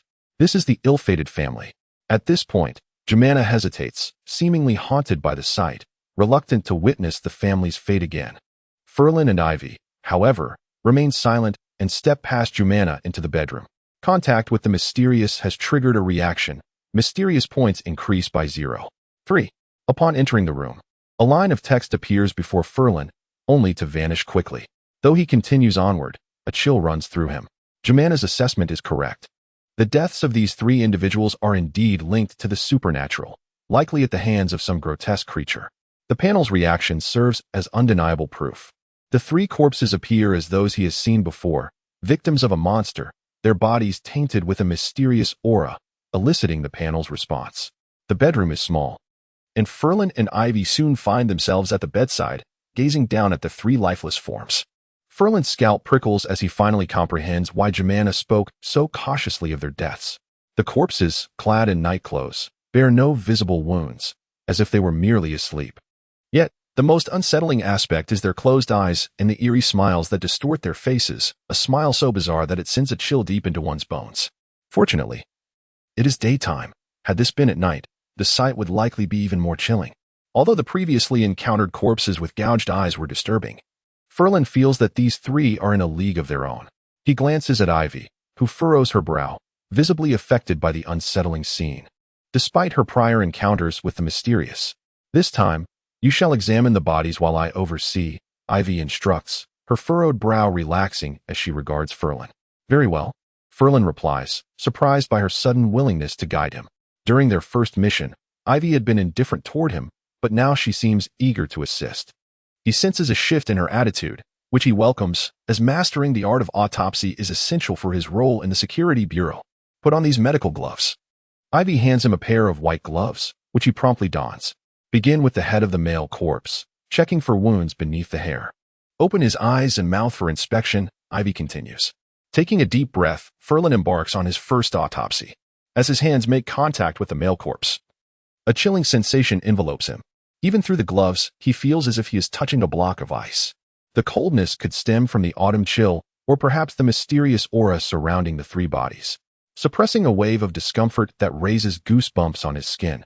He follows Ivy's instructions. He gently parts the male corpse's hair, meticulously searching for any wounds beneath. After inspecting the scalp, he opens the eyes and mouth for a thorough examination. Fortunately, given the recentness of death and the cool air, there is no overpowering stench. After over half an hour under IV's guidance, Feilin concludes his examination of the 3 bodies. None of the corpses exhibit any external injuries, not even the slightest abrasion. Based on the skin color, there are also no signs of poisoning. They did not perish from toxic substances. As Feilin and Ivy exit the bedroom, Jemana, who has been waiting outside, inquires anxiously, "What did you find?" "There is a strong possibility that we should have the bodies removed," Ivy states. "Understood," Jemana nods. "Who was the first to discover these bodies? Can we summon that person?" "I have some questions," Feilin asks, surveying the room. "The individual's name is Nick Dumps, a nearby resident. I will have someone fetch him immediately," Jemana responds. Ivy glances at Feilin, surprised. From her perspective, it is likely that the family was killed by a monster, which has since departed. Inquiring with ordinary citizens may yield little useful information. However, since Feilin wishes to pursue this line of questioning, she does not impede him. Although Feilin is a newcomer to the Security Bureau, his standing within the group is equal to that of Ivy and the others. Before long, a man is brought forth by an officer. He appears to be in his 40s, dressed in cheap clothing, and shows evident signs of nervousness. He is indeed Nick Dumps. "Officer, I swear I did not kill them," he exclaims. Upon encountering Feilin and the others, Nick Dumps was immediately struck by panic. "There's no need to be anxious. We do not suspect you of the murder. We merely wish to inquire about certain matters," Feilin reassured him. "Officer, please ask anything. I assure you, I shall conceal nothing." Nick Dumps exhaled, feeling a sense of relief. "When you discovered that something might have happened to the family, was the door locked from the inside? Can you confirm this?" Feilin inquired. "I can confirm it. I pushed against it several times without success, and ultimately had to break it down with an axe," Nick Dumps asserted with conviction. "Once you entered, was the window locked or open?" Feilin pressed further. "Officer, I was so concerned for the trio that I did not pay attention," Nick Dumps replied, shaking his head. "Please think carefully again. Was the window locked or open?" Feilin prompted once more. Nick Dumps shook his head again, truly oblivious to the state of the window. "Allow me." Ivy interjected. Having gleaned Feilin's intentions from his questioning, she lightly snapped her fingers while gazing at Nick Dumps. "It was closed." "Yes, it was closed." "All right. We have completed our inquiries. You may leave now." With another snap of her fingers, Nick Dumps remained unaware that he had just fallen into a state of hypnosis, merely feeling a fleeting tremor in his eyelids. The three individuals were murdered within a sealed room, and the creature responsible for their deaths likely possesses the ability to phase through walls, Feilin remarked. The reason for summoning this individual was to ascertain whether the killings occurred in a closed environment, thereby determining if the creature that killed the three had wall-phasing capabilities. "It is highly probable that it is a spirit-like entity," Ivy nodded in agreement, having encountered similar wall-phasing monsters before. As night fell, the perimeter remained secured. Yet the officers had withdrawn. Feilin and Ivy re-entered the deceased residence, but this time accompanied by a number of stray cats under Ivy's control. They intended to employ these cats, as they had previously, to track down the creature by scent. Snap, snap. Ivy snapped her fingers twice, and all the stray cats began to sniff around the room. Feilin observed the cats, knowing they would soon disperse to search for scents. However, he gradually noticed something amiss. Although the cats were engaged in their search, they did not scatter as they had before. It was as if they were unable to detect any scent at all. Chapter 26. The third trigger mechanism of the panel, is it that we cannot detect the scent? Feilin inquired, glancing at Ivy, who appeared to have also noticed the unusual behavior of the stray cats. Indeed, Ivy replied, her delicate features slightly furrowed as she nodded. The reason for utilizing these strays in the hunt for monsters lay in the unique scent that most monsters emit, a smell potent enough to instill fear in other creatures, akin to that of tigers or leopards. This characteristic enables animals with keen olfactory senses to assist in the search. However, not all monsters possess such fearsome scents. Some can even mask or eliminate their own odors. It was likely that the creature they faced this time fell into that category. What should we do if we cannot rely on the strays to search for it? Feilin felt a sense of urgency. We may need to suspend our efforts for the night and visit the Safety Bureau first thing tomorrow to request the loan of a cursed object designed for searching. Ivy suggested after a moment's thought. Is the cursed object referring to items imbued with mysterious, extraordinary powers? Feilin asked. Yes, precisely, Ivy confirmed with a nod. Then the ring you possess must be a cursed object, correct? Feilin's gaze fell upon the ring adorning Ivy's finger, curious about her change in demeanor. No, this is an alchemical item, Ivy replied, shaking her head. An alchemical item? So it is not a cursed object, but an alchemical one? What is the distinction? Feilin was taken aback, not realizing that besides cursed objects, such extraordinary items also included alchemical creations. Cursed objects are items that acquire extraordinary powers under specific circumstances, while alchemical items are crafted by practitioners possessing the requisite secret arts. Although both possess remarkable abilities, cursed objects require a price to be paid, whereas alchemical items do not necessitate such a cost. However, the latter is far more challenging to produce and is consequently rarer, typically commanding a price several times that of a similarly ranked cursed object, Ivy elucidated. Several times more? Feilin gasped inwardly, unable to suppress his astonishment at the wealth involved. He had previously speculated that Ivy's ring was worth several thousand gold pounds, perhaps even tens of thousands. Now it seemed he had underestimated its value. As an alchemical item, it could conservatively be worth over 10,000 gold pounds, possibly reaching several tens of thousands. Could it be? A sudden realization struck Feilin, clarifying why the firearm used during the Enlightenment ritual elicited a response from the panel, while Ivy's ring did not. One was a cursed object steeped in mystery, while the other was an alchemical item forged through secret arts. Only the former could provoke a reaction from the panel, while the latter could not. Finally, he fully grasped the third trigger mechanism of the panel. Snap! Ivy snapped her fingers, and the feral cats under her control broke free, scampering out of the room in a frenzy. She turned to Feilin and said, "Well then." Feilin nodded, acknowledging that this was the only course of action for the night. The following day, Feilin and Ivy found themselves in Lindy's office. Deputy Director. We attempted a scent search but were unsuccessful. We would like to request the loan of a cursed object suitable for searching. Feilin and Ivy addressed Lindy. A request for a searching cursed object? Lindy, draped in a flowing purple gown, exuded an air of elegance and allure as she raised an eyebrow, her expression becoming slightly serious. That is acceptable. However, cursed objects come with side effects, while the Safety Bureau permits the use of those with relatively mild effects. Caution is still advised. Understood, both Feilin and Ivy acknowledged. Please wait here, Lindy instructed before standing up, donning her coat, and exiting the office. Approaching Feilin and Ivy, she unveiled a flat, square wooden board with a black iron clip on one side. This is a doom board.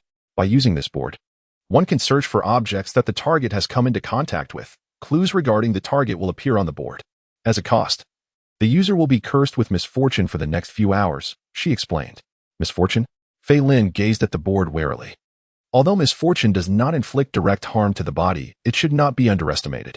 Experiencing a streak of bad luck could result in damages that might rival those of physical injuries. The Safety Bureau permits the use of the Doom Board because its resulting misfortune is not particularly severe. To date, 9 individuals have utilized the Doom Board, with no fatalities. The worst outcome was a serious injury. Noticing Feilin's concerns, Lindy reassured him, no one has died from it. That is somewhat relieving, Feilin sighed in relief. It appeared that the misfortune associated with the Doom Board was not lethal. Otherwise, he would lack the courage to use it. The Doom Board is now in your possession. Despite the lack of fatalities thus far, exercise caution. It is advisable not to use it consecutively, as no one has verified whether the misfortunes can accumulate. Lindy handed the Doom Board to Ivy and Feilin. Understood, they both nodded in agreement. With the Doom Board in hand, Feilin and Ivy departed the Safety Bureau, heading toward the guard department. The use of the Doom Board necessitated an object that the tragically deceased family had come into contact with, which should meet the criteria. As their carriage traveled, another carriage emblazoned with the guard department's insignia rushed toward them. Upon seeing their carriage, the window of the approaching vehicle was rolled down, and someone called out, "Miss Ivy, Mr. Socks." Hearing their names, Feilin and Ivy pulled back the curtain to peer outside. They saw an older woman leaning out of the carriage, the same one they had encountered yesterday, Jemana. "Miss Ivy, Mr. Socks, another family has perished," Jemana exclaimed, her voice frantic. Another death? She had been on her way to the Safety Bureau to find Ivy and Feilin when she unexpectedly encountered them en route. Another family has died. Both Feilin and Ivy's expressions hardened as they instructed the driver to halt the carriage and leaped out. At that moment, Jemana also jumped down, rushing to their side. Today, another family has died, and the circumstances are identical to those of the family from yesterday. That creature is remarkably active. Feilin and Ivy shared grim looks. Although the latest victims were not directly their fault, they were nonetheless connected to them. Had they managed to locate that monster the previous night, this family might have been spared. However, they had been unable to conduct a search using the strays. And even if they sought to borrow a cursed object from the Safety Bureau, they could only do so today. Last night, the director had already left for the day, and only he possessed the code to access the cursed object storage. Furthermore, the latest casualties included Nick Dumhis, who had been the first to discover the bodies, along with his family. Upon reaching this point, Jemana's face betrayed an unmistakable anxiety. The creature seemed to have fixated on those who had come into contact with the bodies of that family, and she was among those individuals. This implied that she too could potentially become a target. Perhaps, after tonight, she and her family would join the ranks of new victims. Was it Nick Dumps and his family who had perished first? Both Feilin and Ivy were taken aback, their thoughts racing. This was no mere coincidence. There was undoubtedly some connection at play. Those who had come into contact with the corpses were likely to carry a distinct aura, and it was plausible that the creature could track its prey through this unique scent. Miss Ivy, Mr. Socks. It is likely that the creature has set its sights on us. Please, help us, Jemana implored frantically. Take us to the residence of Nick Dumps, and also summon everyone who has been in contact with the bodies to that location. We will provide you with protection. Ivy pondered for a moment before making her decision. Very well, I shall notify them immediately. Jemana Stray quickly acquiesced, rushing toward her carriage to instruct the officer at the reins. Following her orders, the officer promptly turned the carriage around and sped away. I shall lead the way. In such dire circumstances, only Feilin and Ivy could offer her the protection she so desperately needed. She was reluctant to leave their side. Although it was somewhat embarrassing for someone of her stature as a captain of the guard to exhibit such fear, she could hardly concern herself with pride at this moment. In the face of life and death, what was embarrassment worth? All right, Feilin and Ivy nodded in agreement. They could easily surmise Jemana's thoughts, yet they harbored no disdain. If the roles were reversed, they would likely not fare much better. The carriage halted at the residence of Nick Dumps, where Feilin and Ivy proceeded to examine the bodies of the Dumps family.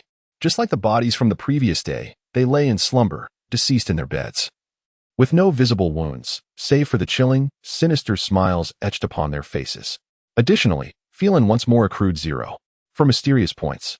Chapter 27. The erroneous patterns of murder having established the monster's modus operandi, there seemed no longer a necessity to employ the ominous board, Feilin suggested to Ivy. Although thus far, no one had perished from its use, it was indeed preferable to avoid the board altogether. Yes, there is no need for it now, Ivy concurred, acknowledging the board's ominous nature. As they exited the house, they were met by a dozen anxious officers stationed outside. Jemana had already apprised them of the monster's potential interest in them. Upon seeing Feilin and Ivy emerge, the officers gathered around, their faces etched with hope. For they understood that only Feilin and Ivy could safeguard them now. How many individuals have had close contact with the corpses? Ivy inquired. In total, there are over 20. Came the response. Have the bodies inside removed and gather everyone who has come into close contact with the corpses from yesterday and today in this house tonight, Ivy commanded. Stay in this house tonight? Many among them displayed hesitation, for this was the abode where death had occurred. Even those who considered themselves brave felt a chill at the prospect of spending the night within such walls. If you prefer not to stay here, does anyone have a nearby residence large enough to accommodate more than 20 people? Feilin asked, sensing their trepidation. I do. My home is nearby and spacious enough. A middle-aged officer raised his hand, eager to help. Then everyone shall stay there tonight. Please have your family temporarily stay with relatives or find a hotel, Feilin instructed. Of course. Absolutely, the officer replied promptly. As night fell, the living room of the officer's house became a gathering place for over 20 individuals. Some were seated on sofas, others on chairs, while many resorted to the floor, as there were insufficient seats for all. Most present were officers, with a few ordinary citizens among them, all having had contact with the corpses. In an adjacent room, Feilin and Ivy remained vigilant, observing the situation in the living room. Beside them lay the ominous board, draped in cloth. Will it come? Feilin pondered silently. The group of over 20 individuals, all having been in close proximity to the deceased, would inevitably sense the abnormality of their situation. If the monster possessed significant intelligence, it would surely recognize the trap and refrain from appearing. This possibility had not escaped their consideration, yet with only the two of them, it was impossible to protect everyone simultaneously.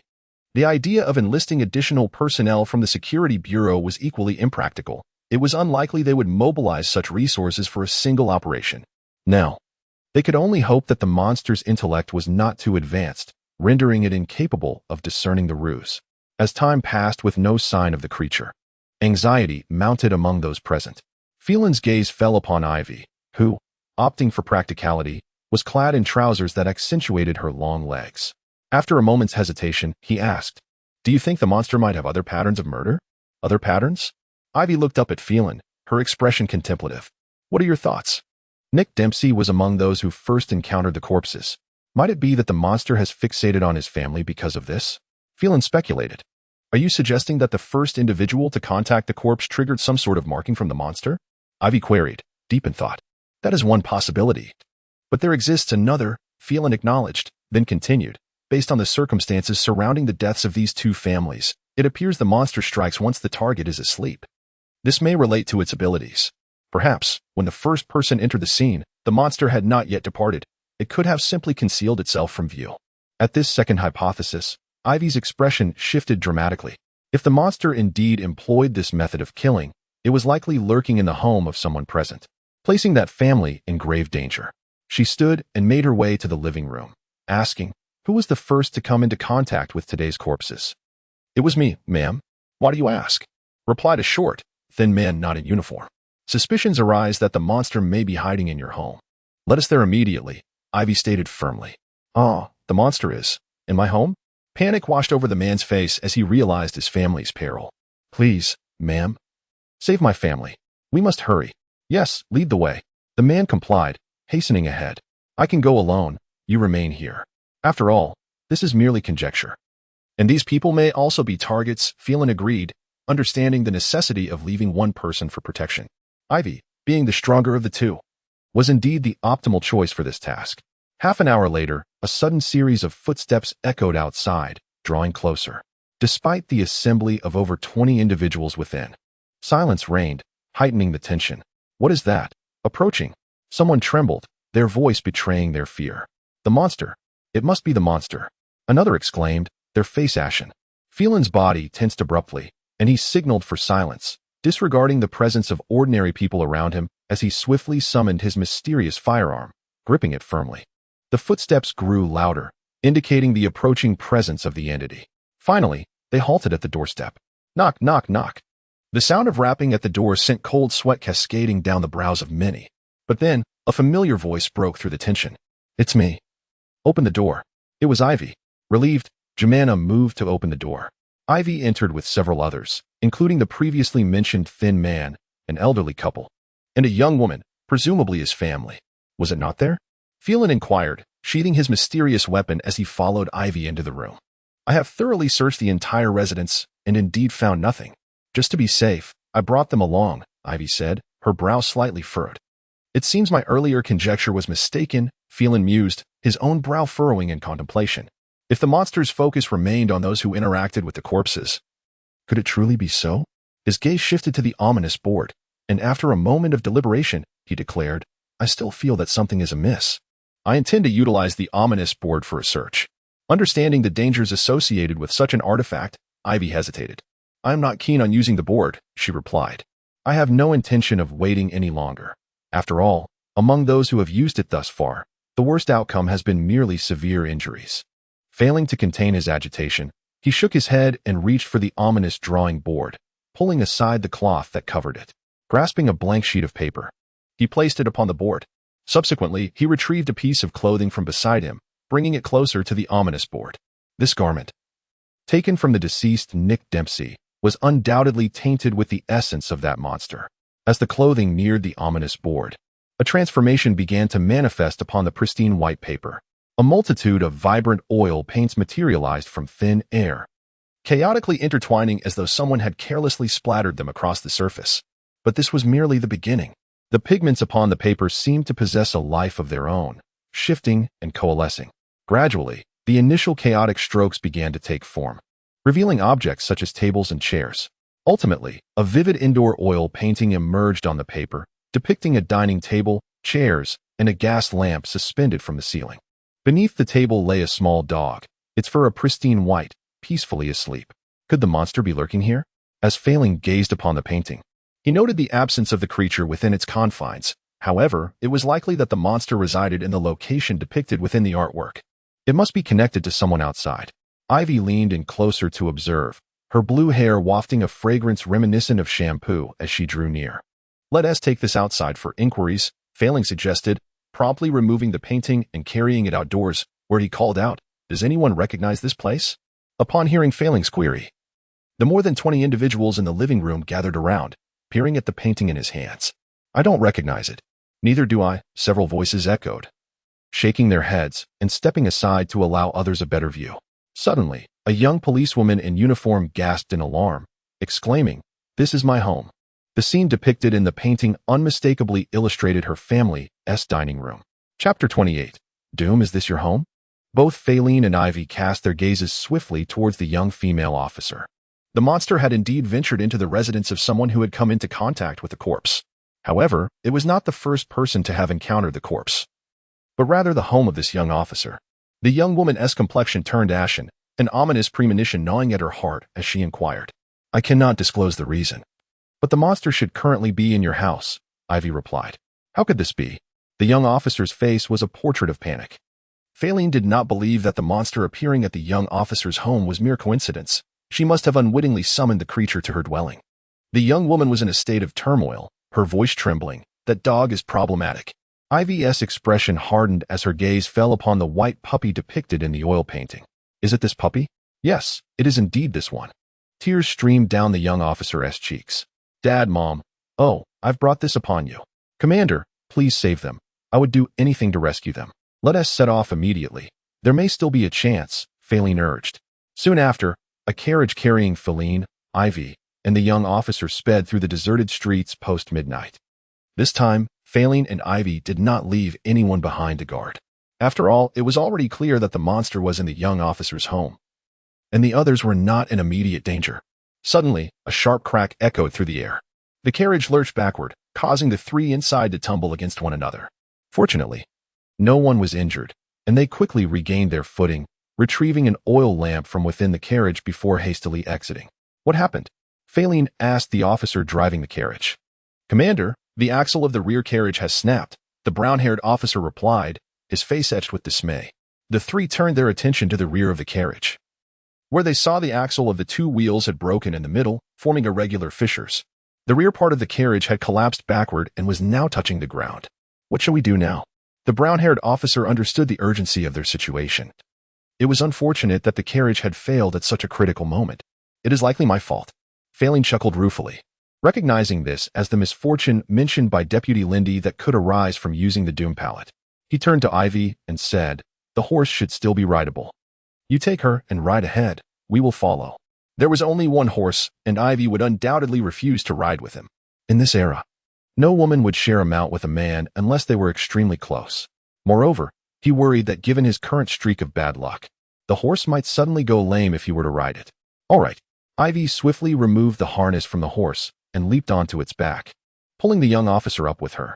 With a gentle nudge to the horse's belly, it galloped forward with remarkable speed. As a noblewoman, her riding skills were impeccable. Let us go. We must catch up.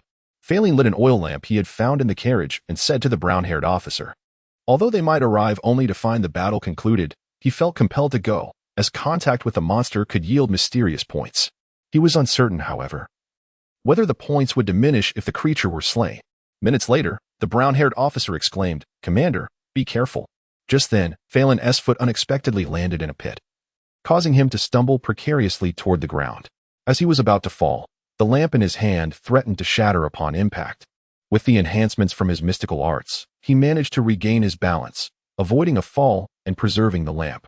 What a string of misfortunes, Feilin thought, unable to suppress a wry smile. It was undoubtedly another consequence of the doom pallet. Despite his expectations, the calamities had been rather fierce. Within less than half an hour, he had already encountered 2 mishaps.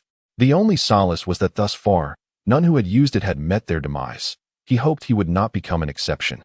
Take this. Feilin passed the oil lamp to the brown-haired officer and continued on his way. He feared that if he held onto it, it would inevitably break. With no moonlight to guide them, the oil lamp was their sole source of illumination. Without it, they would be left in darkness. Miss Ivy, over there. That is my house. The young officer pointed toward a building. There are no lights on inside. Ivy followed the young officer's gesture and observed a 2-story house on the left side of the street. Her heart sank as she realized that the absence of light indicated that the young officer's parents had likely gone to bed and may have fallen victim to an attack. Find a place to hide. Leaping down from the horse, Ivy instructed the young officer before taking the lamp from her and sprinting toward the young officer's home. Upon reaching the door, she kicked it with her boot. The door flew open with a resounding crash, landing heavily inside. Though she appeared delicate, she was anything but. As a third-ring sorceress, her body had undergone 3 enhancements, granting her strength surpassing that of elite soldiers. The wooden door, not particularly sturdy, offered no resistance to her might. Just then, from the 2nd floor, a sudden scream pierced the air, filled with terror as if they had witnessed something dreadful. They have not yet been harmed. Ivy's heart raced as she dashed upstairs toward the source of the sound.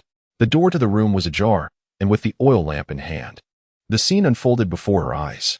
In what was evidently a bedroom, a man and a woman huddled in the corner of the bed, fear etched upon their faces. Towering over them was a figure standing at 6 feet tall, cloaked in white fur, with a white tail trailing behind.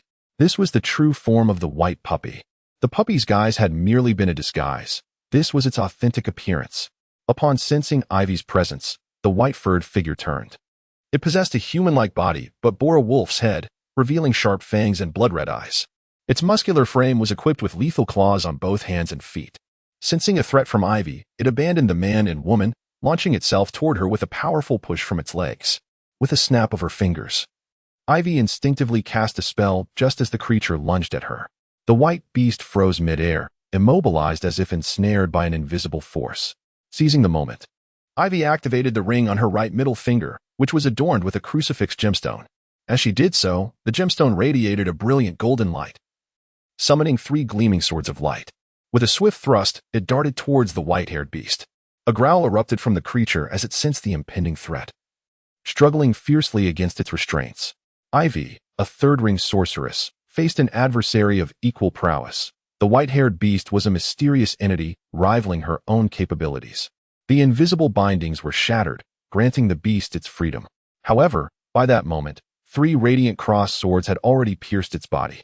The swords emitted a horrifying burning force, leaving behind 3 gaping wounds that penetrated completely through the beast's form. Remarkably, the white-haired creature displayed formidable vitality. Despite the grievous injuries, it did not succumb to death. In a decisive move, Ivy conjured 3 new cross swords from her ring, sending them whistling towards the beast once more. The creature shot a furious glance at Ivy before turning and charging towards the window, its massive frame crashing against the glass. With a resounding shatter, the window fragmented, scattering shards in all directions. The beast leaped through the opening, descending from the 2nd floor and landing with a thud upon the street below. Meanwhile, Ivy's 3 cross swords missed their target as the creature evaded them. A sense of dread washed over Ivy as she realized the beast had escaped the onslaught. She momentarily disregarded the need to comfort the frightened family of the young police officer, who had taken refuge in the corner of the room. Without hesitation, she vaulted through the broken window, crouching to absorb the impact upon landing, and sprinted after the fleeing creature. Yet, despite her enhancements, her speed paled in comparison to that of the beast, and the distance between them continued to widen.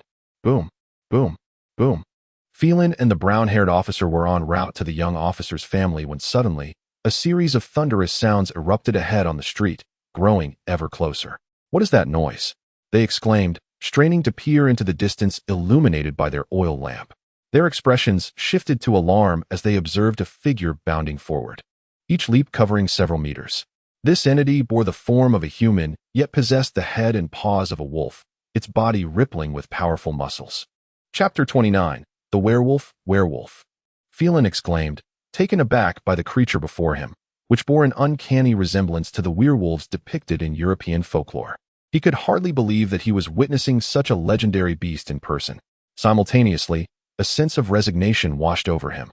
It was abundantly clear that this encounter with the monstrous werewolf was yet another consequence of the ill-fated turn of events that plagued him. The misfortunes of the Calamity Board had proven to be exceedingly harsh, having summoned this beast to confront him. A moment's inattention could spell his demise tonight. He bore injuries, and these wounds were inflicted by Ivy's alchemical artifact. Steeling himself, he observed that the werewolf was also bloodied, with 3 grotesque wounds gaping on its body. Such injuries evoked thoughts of Ivy's creations. He surmised that these wounds might have been caused by Ivy, and that this particular werewolf was likely the same creature responsible for the deaths of 2 families. As the werewolf pressed forward, it did not falter upon seeing Feilin and the other human. It was being pursued by a formidable foe. In its eyes, the 2 humans were merely insects that could be crushed at will. Monsters are indeed monsters. The brown-haired officer gasped in terror, struggling to pull out his gun. However, his hands trembled uncontrollably due to anxiety, preventing him from drawing his weapon. Mystery points gained, 3, 2. Feilin's vision was flooded with rapidly appearing and disappearing text. Instead of feeling elated by the acquisition of 3, 2 mystery points, a weight settled in his heart. The transformation of the corpse of his former teacher into a ghoul and the encounter with the eyeless woman had indicated that the stronger the monster, the more mystery it contained, and consequently, the greater the mystery points one could obtain. The current werewolf, providing 3, 2 mystery points, over twice what the eyeless woman had offered, was evidently of a different caliber than the previous 2 monsters he had faced. The sudden increase in mystery points suggested that this werewolf was indeed much stronger than its predecessors. The mystical gun. Even if ordinary bullets could inflict harm upon the werewolf, the damage would likely be limited. Without hesitation, Feilin summoned the mystical gun and fired in rapid succession. Bang! Bang! 2 bullets, infused with mysterious energy, were propelled forth at supersonic speeds. With his current marksmanship, it was impossible for him to miss. One bullet aimed for the werewolf's head, while the other targeted the heart of its human form. Uncertain of the werewolf's vulnerabilities, Feilin opted for the two areas that were generally considered weak points for most creatures. Whoosh! The bullets sped toward the beast at a velocity imperceptible to ordinary eyes. However, the werewolf's keen senses allowed it to detect the incoming projectiles, and it expertly dodged them. With a powerful kick of its clawed right foot, the werewolf shattered the stone pavement beneath it, creating a web of cracks as it swiftly sidestepped the bullets. Unlike the previous encounter where Ivy's 3 cross swords could wound the beast due to its magical immobilization, the werewolf was now free to move. Though injured, its ability to evade was not hindered. What astonishing speed! Feilin's pupils dilated as he realized that even the bullets moving at supersonic speed had been evaded. If this creature could avoid such attacks, then it was indeed worthy of the 2 mystery points it offered, far surpassing the ghoul and the eyeless woman he had previously encountered. Their first clash had already proven to be formidable. Without hesitation, he fired 3 more shots, calculating the werewolf's speed to ensure that no matter which direction it dodged, one of his bullets would find its mark. Clang! The sound of metal striking metal echoed. The werewolf did not evade, yet it remained unscathed. Just before a bullet struck it, the werewolf had swung its claw, attempting to intercept the projectile. It was a reckless act to block a bullet infused with energy far superior to that of an ordinary round, yet astonishingly, it succeeded. The collision produced sparks, illuminating the darkness. What? Feilin's eyes widened in disbelief. The werewolf had not merely dodged, it had confronted the bullet head-on. As the werewolf roared in fury, its crimson eyes locked onto Feilin, filled with a primal desire to rend him limb from limb. However, after a moment of seething hatred, it chose not to attack. Instead, it turned and dashed toward a nearby alley, recognizing that it was not in optimal condition and that a powerful adversary was pursuing it. Bang! Bang! Bang! Seeing the werewolf attempt to flee, Feilin hastily fired again, determined to prevent its escape. The creature was gravely wounded, and this was the perfect opportunity to eliminate it. If it managed to escape and recover, the task of vanquishing it would become exponentially more difficult. Given his current strength, he might not even stand a chance against it. During this period, countless lives may be lost to the onslaught of the werewolf creature. With a swift shot from Feilin, the beast is struck again, a gaping wound the size of a baby's fist appearing on its back. However, it has already reached the mouth of the alley, about to vanish from Feilin's sight. Once it escapes his line of vision, the likelihood of eliminating it becomes nearly non-existent. By the time Feilin pursues into the alley, the werewolf will have undoubtedly vanished without a trace. Just as anxiety grips Feilin, a crisp sound pierces the air, causing the werewolf's body to halt at the threshold of the alley. It is Ivy's secret technique. Feilin quickly deduces that the creature has fallen prey to Ivy's magic. With no time to search for her, he seizes the moment. Now that the werewolf is immobile, it is the perfect opportunity to strike. He fires 3 consecutive shots. Bang, bang, bang. All 3 bullets are aimed squarely at the werewolf's head, racing toward their target. Sensing the imminent danger, the creature howls in fury, struggling desperately to break free from the invisible restraints and regain control of its body. Yet, before it can recover, the 3 supersonic bullets find their mark, creating 3 gaping holes in its skull the size of a baby's fist. Blood and a white substance flow from the wounds. The werewolf stumbles and collapses, lifeless. Ultimately, it was through the collaboration of Feilin and Ivy that the beast was slain. In the street ahead, Ivy approaches with a lantern in hand, her chest rising and falling, revealing an alluring silhouette as she breathes heavily. Upon seeing the slain werewolf, she exhales in relief. Thankfully, it has been killed and did not escape. Otherwise, the number of victims would surely have increased. I'm glad you arrived in time, Feilin says, a note of gratitude in his voice. Had Ivy not intervened, the werewolf would undoubtedly have eluded capture. Ivy glances at Feilin as he approaches, a flicker of complexity crossing her eyes. Past experiences have left her reluctant to form alliances. Though she has been compelled to team up with Feilin by the deputy's orders, her heart resists this partnership. Yet, in their 2 missions together, he has proven to be an invaluable asset. This incongruity stirs a tumult of emotions within her. Chapter 30, Masterful Autopsy in a villa located in the Eastern District. Beneath a grand crystal chandelier, a room adorned with understated opulence housed a noble woman, elegantly draped in a black gown that accentuated her alluring figure. She reclined upon a sofa that was far beyond the financial reach of an average person, cradling a pure white cat in her arms. Scattered about the plush carpet were 2 additional cats and 3 dogs, all of them possessing immaculate white fur, untouched by any blemish of color. Her penchant for black attire harmonized with her preference for white pets, creating a striking visual contrast. Was it so swift that it met its demise? A flicker of concern crossed the noblewoman's brow as she sensed the death of the werewolf creature, one of her cherished pets.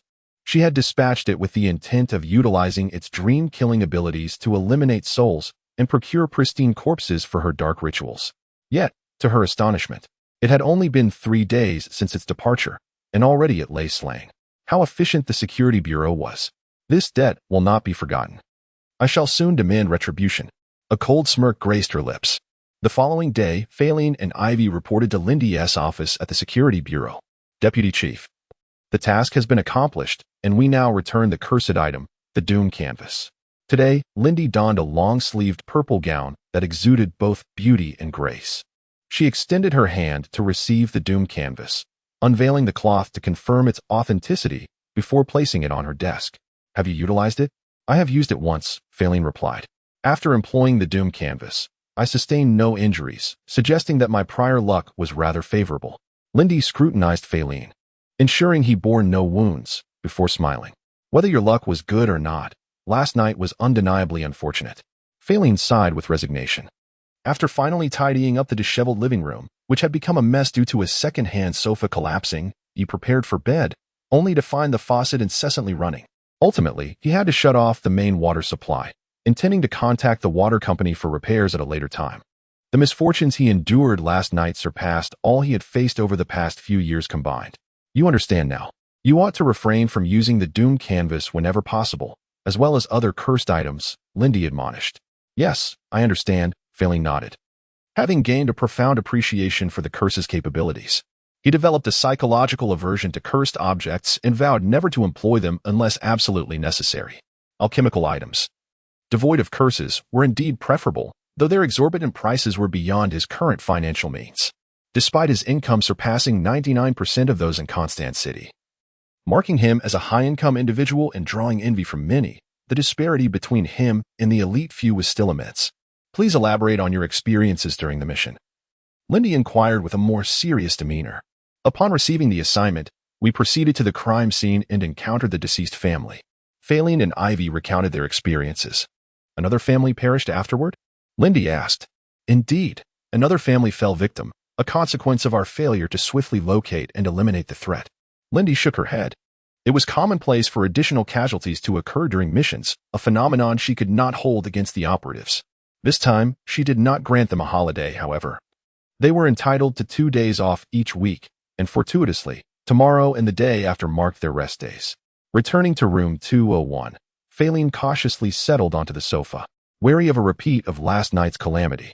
Fortunately, the sofa remained intact, signaling the end of his streak of misfortune. Feilin heaved a sigh of relief, grateful that such calamities were transient, lasting only a few hours. Were they to persist, he might have succumbed to despair. Panel. Name. Feilin Jewelry and Antique Appraisal. Proficient. Upgradable. Mystical Gun. Second Ring. Non-upgradable. Autopsy. Novice. Upgradable. Mystical Points. 7. He had recently acquired the skill of autopsy, thanks to IVS guidance during a prior examination of a corpse. Although his current level was minimal, categorized as a novice, he anticipated that the 7 mystical points he had accumulated would suffice for an upgrade. He speculated that such a surplus of mystical points might allow him to elevate the mystical gun from the 2nd ring to the 3rd. Yet, the mystical gun remained non-upgradable, as he had not yet completed the relevant sections of the grimoire. He estimated it would take another fortnight to finish the remaining material. With so many mystical points at his disposal, he pondered whether to enhance other skills aside from the mystical gun. He realized that mystical points were merely numbers unless utilized to enhance his abilities, since he no longer relied on his appraisal skills for his livelihood. Boosting his proficiency in jewelry and antique appraisal held little value for him now. His gaze lingered momentarily on the proficient level of jewelry appraisal before shifting away, deciding against its enhancement. Unless the corresponding secrets were of significant utility, he would refrain from further investment. He resolved to visit the Security Bureau's library when time permitted, seeking volumes related to the arcane to fill the gaps in his knowledge. Feilin recognized the library as a treasure trove of mystical literature, often frequented by Ivy. He too wished to peruse these tomes, yet his rapid ascension in strength consumed nearly all his time, leaving little room for such readings. He would have to wait for a more opportune moment to borrow books.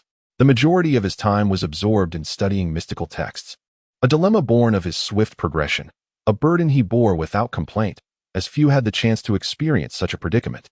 Autopsy is indeed beneficial to me, Feilin mused, his focus shifting back to the autopsy section.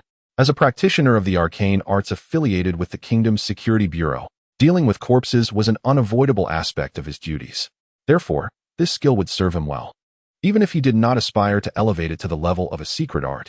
Upgrade, Feilin declared, locking his gaze on the autopsy section. Instantaneously, his mystical points diminished from 7.0 to 6.9, and the autopsy skill advanced from novice to proficient, enriching his mind with a wealth of memories, those of him performing autopsies on a multitude of corpses, each unique in its own right. Having assimilated these memories, he no longer harbored psychological shadows regarding corpses. He would no longer feel a chill at the mere touch of a body.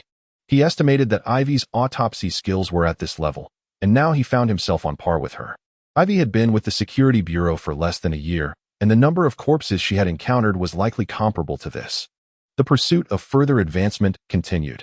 Feilin chose to elevate his abilities once more, reducing his mysterious points to 6.7, and elevating his proficiency in autopsy from skilled to proficient. A vast reservoir of memories flooded his mind, memories of conducting autopsies on hundreds of corpses. With these recollections absorbed, he became exceedingly familiar with the internal structures of bodies, capable of precisely locating the corresponding external positions of internal organs. Undoubtedly, his autopsy skills had now surpassed those of Ivy. He pressed on with his enhancements. Without pausing, Feilin continued to elevate his capabilities, reducing his mysterious points to 6.3, and advancing his expertise in autopsy from proficient to master. An immense tide of memories surged into his consciousness, recollections of performing autopsies on thousands of corpses. Absorbing these memories brought his understanding of bodily structures to an astonishing level. Whether it was internal organs, blood vessels, or specific muscles, he could effortlessly locate them at their respective positions. Armed with merely a dagger, he could dissect a corpse with the finesse of a master butcher.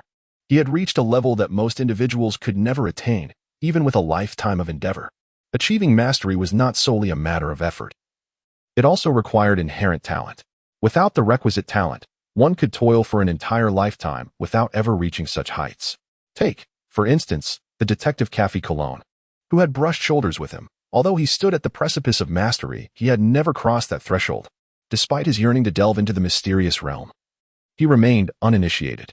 As the afternoon work hours concluded, carriages streamed out of the security bureau, navigating towards various streets. Feilin found himself seated within one of those carriages, now part of the carriage-owning class. How should he spend the 2 days of respite? As he sat in the carriage, Feilin pondered how to make these 2 days fulfilling and enjoyable. He certainly intended to pay a visit to his sister, though he did not plan to linger too long. As he felt utterly indifferent towards his brother-in-law, particularly after that last banquet. In some narrower streets, the carriages had to proceed slowly to avoid collisions. At a narrow intersection, a carriage passed slowly by Feilin's. As they brushed past each other, Feilin's expression shifted. There was the unmistakable stench of decay, with the memories of dissecting thousands of corpses. He had become exceptionally sensitive to the odor of death. To his astonishment, he had detected the unmistakable scent of a corpse emanating from the passing carriage. Chapter 31. The blood-soaked Star of David. It was a stroke of ill fortune to encounter a corpse transport vehicle. As Feilin contemplated how to enrich his 2 days of rest, his expression soured. Such dreadful luck to come across a hearse. He harbored serious doubts about the residual misfortune from the cursed board. Otherwise, how could he have encountered such a grim sight? Drawing back the curtains of the carriage window, he gazed at the passing hearse. Yet, upon closer inspection, he realized this was not a hearse at all. The carriage that had intersected his path was a black one, its windows obscured by dark cloth, rendering its interior invisible. However, this was certainly not a vehicle for transporting corpses, given the potential for unnatural deaths. The city of Constance prohibited private individuals from transporting bodies. Instead, the government had designated a specific company, the Corpse Transport Company, to handle such matters. Prior to transportation, Guards proficient in autopsy procedures would examine the body to ascertain the cause of death, to alert pedestrians and other carriages during transit. The company's vehicles were uniformly painted in black and white, adorned with a clear company emblem, easily discernible from afar. The carriage before him was undoubtedly not affiliated with any legitimate transport company. This implied that the vehicle was engaged in the illicit transportation of a corpse. The direction taken was not one leading out of the city. This carriage was indeed suspicious. With this thought racing through his mind, Feilin approached the front of the carriage and addressed the driver, Ken Darby. Darby, turn around and follow the carriage that just passed us by. Be cautious not to draw attention. The act of transporting a body in secret, especially without leaving the city, must carry an unusual significance. As a member of the Security Bureau, he sensed something was amiss. Understood, sir. Ken Darby, a former soldier dedicated to obeying orders, recognized Feilin's unique position. Without question, he complied with the request to turn the carriage around. The vehicle swiftly pivoted and began to trail the preceding carriage. Owing to his military background, Darby was seasoned in the art of following without being detected, maintaining a calculated distance, far enough to avoid losing sight of the target, yet close enough to remain inconspicuous. After a span of more than 10 minutes, the carriage came to a halt. Feilin peered ahead at the still-moving carriage and curiously inquired, "What's the matter? Why have we stopped?" "Sir, the path ahead has grown desolate, and the frequency of passing carriages has diminished. If we continue to follow, we risk being spotted," Darby explained. "The road is narrow, and their pace is not swift. I recommend we proceed on foot." "That makes sense. I appreciate your insight." Feilin promptly disembarked from the carriage and began to follow the moving vehicle on foot. Though the number of carriages on the street had dwindled, the sidewalks remained populated, allowing Feilin to blend in seamlessly. However, mere moments later, the carriage turned onto a street lined with dilapidated houses, devoid of pedestrians, rendering Feilin's pursuit conspicuous. Fortunately, the carriage came to a stop, entering a compound surrounded by walls. Ensuring the area was clear, Feilin advanced toward the now-closed iron gate and peered through a crack. Having undergone 2 enhancements from the mystical gun, Feilin's physical prowess rivaled that of elite soldiers. His vision, too, had improved significantly, while not akin to that of an eagle. It surpassed that of the average person. Through the gap, he observed an overgrown, neglected yard. On a gravel path, 2 men were hoisting a long, bulging cloth bag, which unmistakably contained a body. Feilin scrutinized the 2 individuals, one clad in black, appearing to be in his 30s or 40s, with slightly darkened skin. The other, dressed in gray, was of average build and faced away from Feilin, obscuring his features. At that moment, the man in gray turned, facing the gate. To Feilin's shock, the man's visage was familiar. He bore a common appearance, but wore a black eye patch over his left eye. This was none other than Ariel Soto, a sheriff-level officer who had previously elicited a reaction from the cursed board at a banquet. The revelation that a lawman was clandestinely transporting a corpse was profoundly unsettling, heightening Feilin's sense of the extraordinary. Considering the earlier incident with the board, he pondered the implications of Soto's actions. Why was he smuggling a body? Could it be that he was a creature in disguise? Feilin's mind raced with possibilities. He had once dismissed the notion of Soto being a monster, given his affiliation with the Security Bureau, but now the likelihood seemed to grow, as many creatures had a peculiar fascination with human corpses. Suddenly, he noticed the darker-skinned man taking the reins of the carriage, seemingly preparing to depart, while Ariel Soto approached the iron gate. Feilin quickly withdrew from the entrance, casting a glance around before seeking refuge in a nearby abandoned house, which lacked even a door. As soon as he concealed himself, the iron gate creaked open, and Ariel Soto emerged, accompanied by the driver.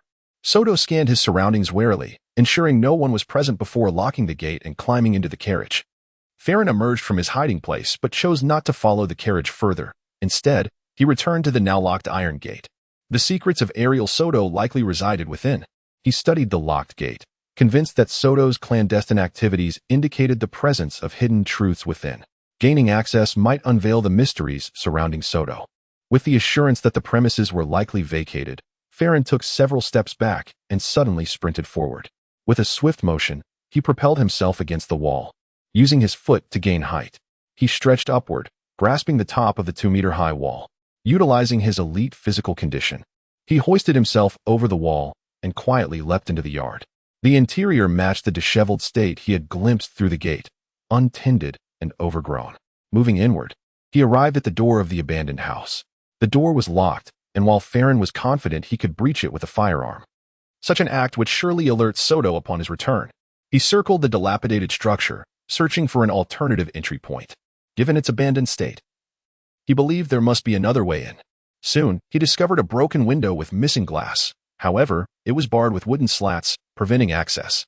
Yet, compared to the locked door, this presented a more feasible opportunity. He procured a stick and inserted it into the gap, prying at the wooden slats. One by one, they yielded, until a small opening emerged before him. With determination, he climbed through the window, entering the interior of the house. Miscalculation. It seems exceedingly difficult to remain undetected. He currently finds himself ensconced in a diminutive chamber resembling a bedroom, its floor littered with dust. Upon entry, he inevitably leaves footprints upon the ground. Exiting the small room, he ventures into the corridor. The darkness enveloping the corridor stems from the windows throughout the house being sealed with wooden slats. He retrieves a match, igniting it to illuminate his surroundings. As the flame flickers and begins to extinguish, he swiftly lights another, using its glow to navigate from room to room in search of the secrets concealed within this abode. However, after thoroughly scouring the premises, he encounters naught but some forsaken furniture and fails to discover any other items of interest. Not even the several corpses that have been brought in are visible. It appears there must be a basement, he speculates. It is not uncommon for standalone houses to possess such a feature. For instance, the very house he resides in has a basement. The coolness of the basement serves as an ideal storage space for provisions, wine, and other supplies. With renewed diligence, he searches deeper into the interior and makes a discovery in an unassuming room. Due to the thick layer of dust within, any intruder inevitably leaves traces. And both Ariel and Soto have done so as well, their footprints leading to this very spot. As he pushes aside a bookshelf, a tunnel with stone steps descending into the darkness is revealed, accompanied by the sight of an oil lamp. He ignites the lamp and, holding it aloft, descends the staircase. As he goes deeper, an overwhelming scent of blood assails his senses, causing him to furrow his brow. Given the bodies that were transported here, he doubts this sanguine odor originates from any animal. At the base of the staircase, a vast chamber unfolds before him. In the center of this space, a colossal six-pointed star, rendered in blood, emerges into view, the source of the pungent aroma. Painted in human blood? He gazes at the enormous star, an instinctive feeling suggesting that it is indeed crafted from human blood. The sight of this immense hexagram evokes thoughts of the Enlightenment ceremony of the mysterious gun. Could this be a ritual of a similar nature? Yet, the use of human blood in its creation is decidedly unorthodox, and the Security Bureau would never resort to such methods for an Enlightenment ceremony. He ponders this unsettling notion. Unbeknownst to him, a pair of feminine hands stealthily reaches from behind, encircling his neck. Chapter 32. The Ritual of Dark Arts. As he delved into the arcane, a surge of mysterious energy enveloped him, and his mystery points increased by 1. 5. Before him lay a perplexing hexagram, seemingly inscribed with human blood. When a foul stench of decay wafted from behind, words flickered in front of him, appearing and vanishing in rapid succession. Danger. The putrid odor and the ominous display made him instinctively recoil to the side. Suddenly, he felt a pair of powerful hands constricting his neck, rendering him voiceless and gasping for breath. The immense pressure threatened to snap his neck at any moment. With a crash, an oil lamp fell to the ground, shattering and igniting into flames. Summoning the mystical gun, he swiftly aimed and fired at the entity behind him. The bullet struck with a sickening thud, piercing flesh.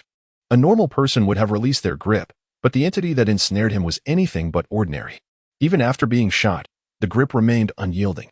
Panicking, he fired several more rounds, until one bullet found its mark in the head of his assailant, loosening its hold.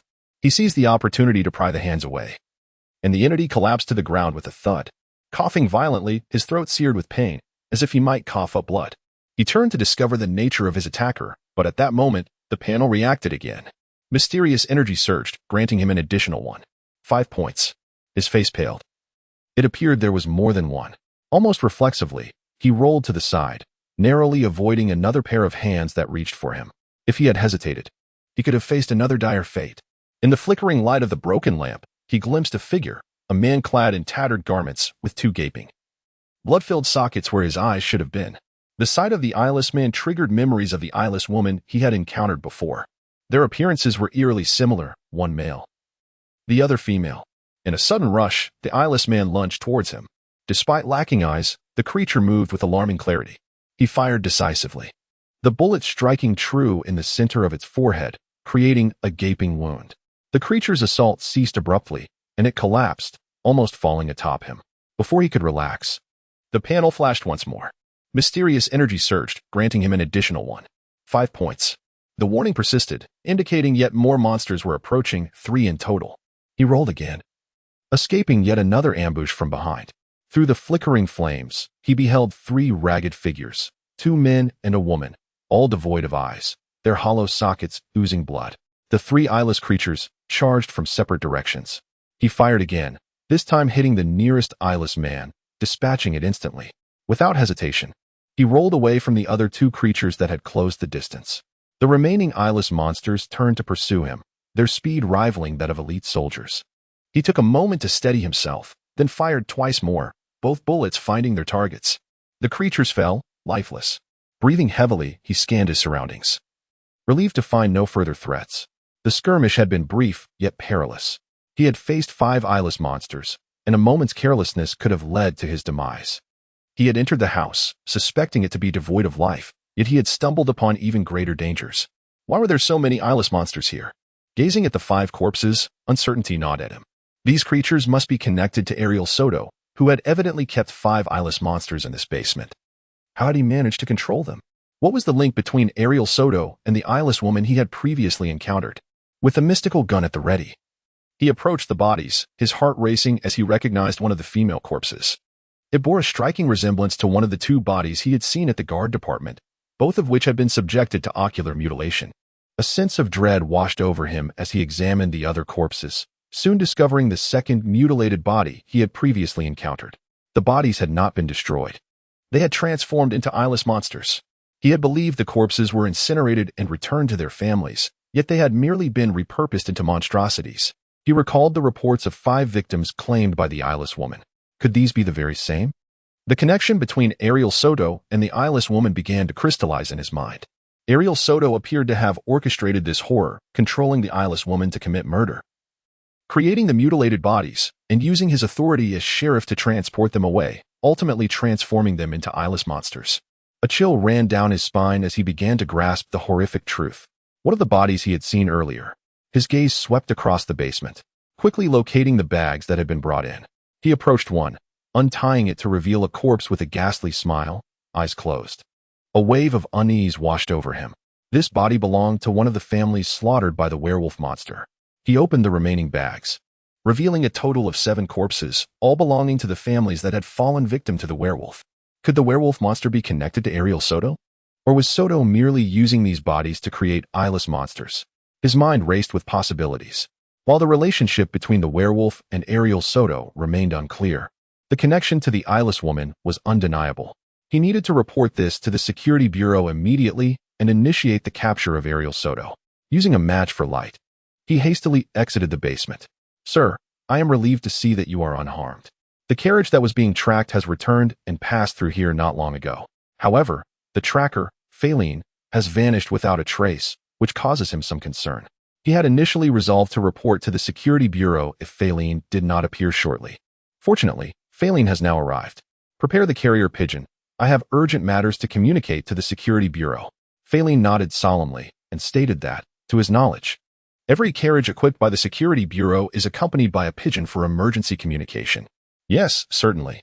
Ken Darby swiftly opened a concealed compartment in the carriage, retrieving a birdcage. Within the cage sat a pigeon, its leg adorned with a small metallic tube. Feilin entered the carriage, took out paper and a pen, and succinctly recorded the recent events. He then exited the carriage, handing the note to Ken Darby. Ken Darby promptly folded the paper, inserting it into the small metal tube on the pigeon's leg, sealing it before releasing the pigeon. The bird soared into the sky, heading towards the Eastern District, the very direction of the Security Bureau. Meanwhile, Feilin instructed Ken Darby to drive the carriage to the previously abandoned street. Before the reinforcements from the Security Bureau arrived, he needed to ensure that the clues in the basement remained intact. In less than half an hour, a pristine white carriage drawn by 2 white horses approached swiftly and halted beside Feilin's carriage. From it emerged a woman clad in a purple dress, a tear mole beneath her left eye. "Lindy." "Feilin, are you all right?" she inquired anxiously upon seeing him. "My neck was tightened a bit, but I am not injured," Feilin replied. touching his neck and shaking his head. That is a relief. Seeing that Feilin only had a slight redness and marks on his neck but no other injuries. Lindy breathed a sigh of relief. Feilin is a rare and exceptional talent, endowed with abilities surpassing those of ordinary exceptional individuals, making him someone she values greatly. I rushed here from my residence, and more colleagues from the Security Bureau will arrive shortly. Let us go inside and assess the situation. Very well. Lighting an oil lamp from the carriage, Feilin led Lindy into the basement. An occult ritual. Lindy's expression changed slightly upon encountering the massive hexagram seemingly drawn in human blood. Chapter 33. The Fangs of Devouring. What is an evil ritual? Feilin inquired with curiosity upon hearing a term he had never encountered before. An evil ritual is a ceremony frequently employed in dark sorcery, often inscribed with human blood.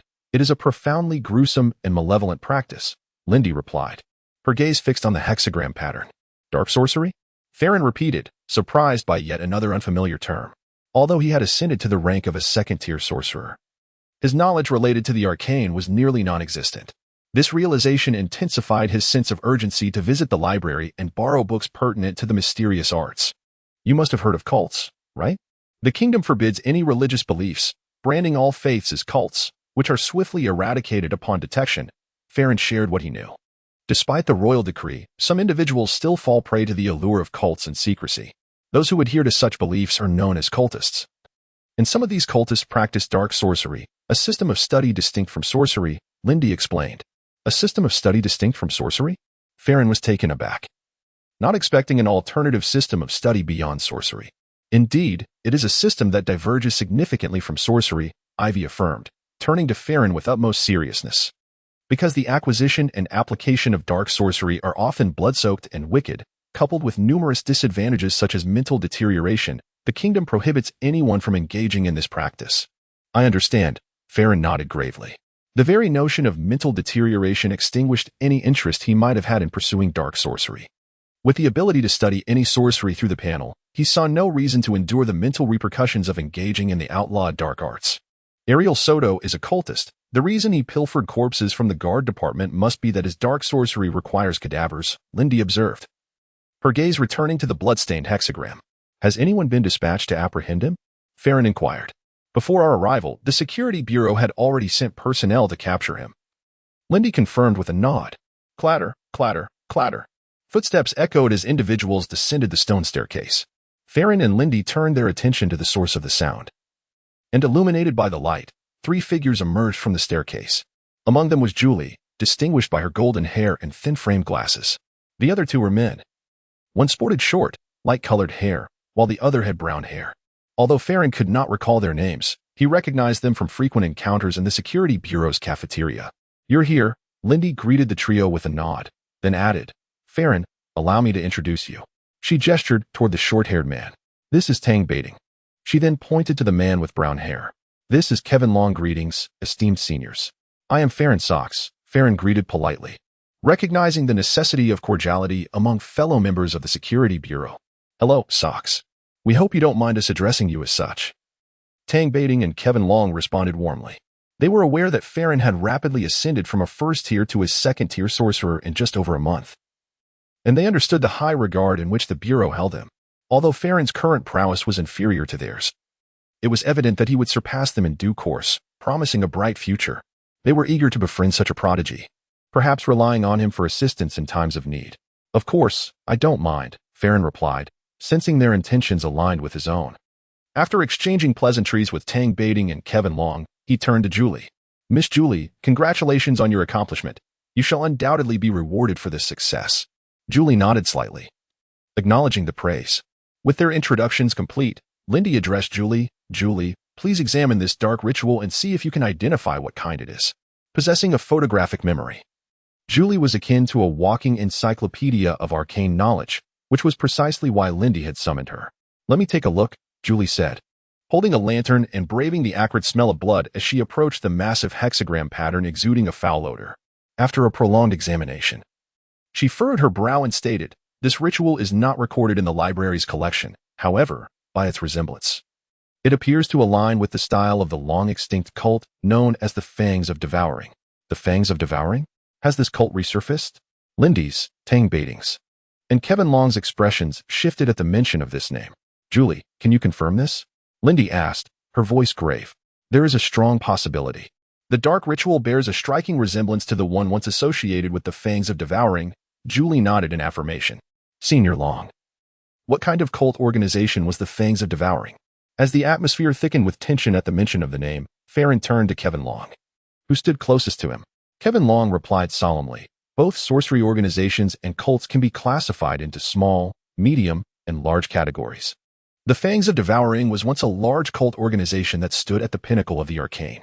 Over a decade ago, for major powers, the Security Bureau, the Golden Society, the Tipple, and the Silver Sword joined forces to eradicate the Fangs of Devouring. The battle exacted a heavy toll on all four organizations, resulting in the annihilation of the large cult. It is astonishing that this organization has resurfaced. A large cult organization. Feilin finally grasped the gravity of the situation. The Fangs of Devouring was indeed a large organization on par with the Kingdom Security Bureau, despite being extinguished by a coalition of four major organizations. It was evident that it had not been completely eradicated. Deputy Chief, the Fangs of Devouring have reemerged. We must promptly report this to headquarters, Julie stated seriously to Lindy. I'm aware, Lindy replied, her expression equally grave. The resurgence of a once-defunct large cult is an exceedingly serious matter. We must immediately inform the Kingdom's Security Bureau headquarters located in Connacht Castle, allowing them to prepare in advance to avoid being caught off guard. She turned to Feilin, her demeanor softening slightly. This is my responsibility. Feilin humbly replied, though the process was somewhat perilous, the outcome is not entirely unfavorable. Discovering the hidden cultists of the Fangs of Devouring may yield a reward from the Kingdom's Security Bureau. Given the Bureau's reputation for lavish rewards, he could not help but feel a sense of anticipation. Oh, by the way, Lindy recalled, if you have time, it would be wise to visit the Great Wheat Auction House. Making an appearance there will help ensure that the identity the Bureau forged for you remains unexposed. Understood. I shall go tomorrow, Feilin agreed. Making an appearance was indeed necessary. Otherwise, incidents like the previous one at the banquet could easily recur. Last time, Lindy had helped him out. Next time, he might not be so fortunate. Knock, knock, knock. As night fell, a man with a wide-brimmed hat, obscuring most of his face, rapped on the back door of a villa. Who is it? A deep voice responded from behind the door. It is I. I have urgent matters to discuss with the master. The man at the door spoke softly. Creak. The door swung open, revealing a man clad in brown attire. He glanced behind and around the visitor to ensure there were no others present before stepping aside to allow him entry. As soon as the visitor stepped inside, the door was promptly shut. The man in brown guided the visitor through several corridors until they reached a brightly lit room. He knocked and announced, My lord. Ariel has arrived. A middle-aged man's voice responded from within, Let him enter. Upon receiving permission, the visitor entered, removing his hat to reveal his face, which was unremarkable except for a black eye patch covering his left eye. He was Ariel Soto. Inside the room stood a corpulent man dressed in fine, tailored attire. Upon seeing him, Ariel Soto spoke urgently, My lord, I fear I may have been compromised. The corpulent man's expression hardened as he inquired with displeasure, What transpired? This afternoon, following Lord Malevol's instructions, I surreptitiously transported the required corpse to warehouse number 3. However, shortly after my departure, I sensed that the 5 guards stationed there were killed one after the other. Feeling the icy glare of the corpulent man, Ariel lowered his head in trepidation. You useless fool. You couldn't even handle such a trivial matter. Were the shallow followers involved? The corpulent man frowned and asked coldly. I acted immediately upon sensing the anomaly. Ariel replied hastily. My lord, I suspect the Security Bureau will soon initiate a citywide search for me. Even the Bureau would not dare to come here. So please allow me to hide for a few days. That won't be necessary. I have a better arrangement, the corpulent man stated coldly, his eyes growing even more frigid. A better arrangement? Ariel sensed something amiss and lifted his gaze to meet the man's icy stare. The plan must not falter. Any potential factor that could lead to its failure must be eliminated. Thus, you must die, for a corpse is far better at keeping secrets. The corpulent man declared with a chilling tone. No, you cannot do this. I have done so much for the organization. Ariel cried out in terror, attempting to escape through the door. However, before he could reach it, the corpulent man's garments parted, revealing a massive tentacle that emerged from his body. With a sickening sound, the enormous appendage pierced through Ariel Soto, lifting him off the ground. You are ruthless. Ariel gasped, blood spilling from his mouth. His expression one of despair as his body slackened. Chapter 34. The Great Wide Auction House. The following day, on his day off, Feilin had breakfast and perused the Tian daily until 9 o'clock, when he boarded a carriage to depart. The winter had set in, bringing with it a chill that rendered the streets nearly devoid of pedestrians, with the few who were out moving briskly. The carriage halted at the entrance of the Great Wide Auction House, and Feilin alighted, making his way towards the entrance. At the entrance stood 4 men clad in uniform, reminiscent of police attire yet distinct, typically worn by security personnel. Each displayed a robust physique, armed with firearms, clearly not just for show, but possessing genuine capability. Feilin sensed a similar aura in them to that of the coachman, Kin Darby, likely indicative of their shared background as veterans. "Sir, there is no auction currently taking place at the Great Wide Auction House. May I inquire about the purpose of your visit?" One of the men, sporting a beard, approached Feilin as he drew near. "I am here to commence my duties," Feilin replied, producing an employee identification card for the Great Wide Auction House, one he had never used before. The bearded man took the card and noted the prominently displayed title of Chief Appraiser. His expression shifted to one of surprise as he scrutinized Feilin, then returned the card, stating, "Mr. Socks, here is your identification. Please take care of it." About a month prior, Feilin had received notification of his appointment as Chief Appraiser at the Great Wide Auction House. Yet, until now, he had not encountered anyone from this position, and finally, he stood before the esteemed Chief Appraiser, relieved to have avoided a lengthy identity verification process. Feilin recalled that the auction house had prepared an office for him. Uncertain of its location, he inquired, "As today marks my first day at the Great Wide Auction House, could you kindly guide me to my office?" "Certainly, please follow me." The bearded man readily agreed. Holding a position as Chief Appraiser at the Great Wide Auction House undoubtedly placed Feilin in a high-ranking echelon, and establishing a rapport with such an individual would be advantageous for his future career. He believed his fellow colleagues on duty would not overlook this opportunity either. Indeed, the 3 others on duty cast envious glances in his direction, admiring his fortune and making a favorable impression on a superior. Under the guidance of the bearded man, Feilin entered the vast interior of the Great Wide Auction House, which was divided into various sections: auction areas, office spaces, a client lounge, and dining areas. The building was primarily constructed from high-quality granite, complemented with other upscale materials. The decor and wall-mounted oil paintings were exquisite, with some pieces being antiques or works by renowned artists, exuding understated luxury. Upon entering the office area, Feilin stepped into a 5-story building. On the 4th floor, within the appraisal department, he discovered his own office, clearly marked with the title of Chief Appraiser. Grateful for the foresight that led him to enlist the security guard's assistance, he realized he would have otherwise spent an inordinate amount of time searching for his office. The spacious office, exceeding 100 square meters, was furnished with a desk, sofa, coffee table, and bookshelves, rivaling the comfort of a security bureau's lounge. It was evident that a maid serviced the office daily, as not a speck of dust lingered.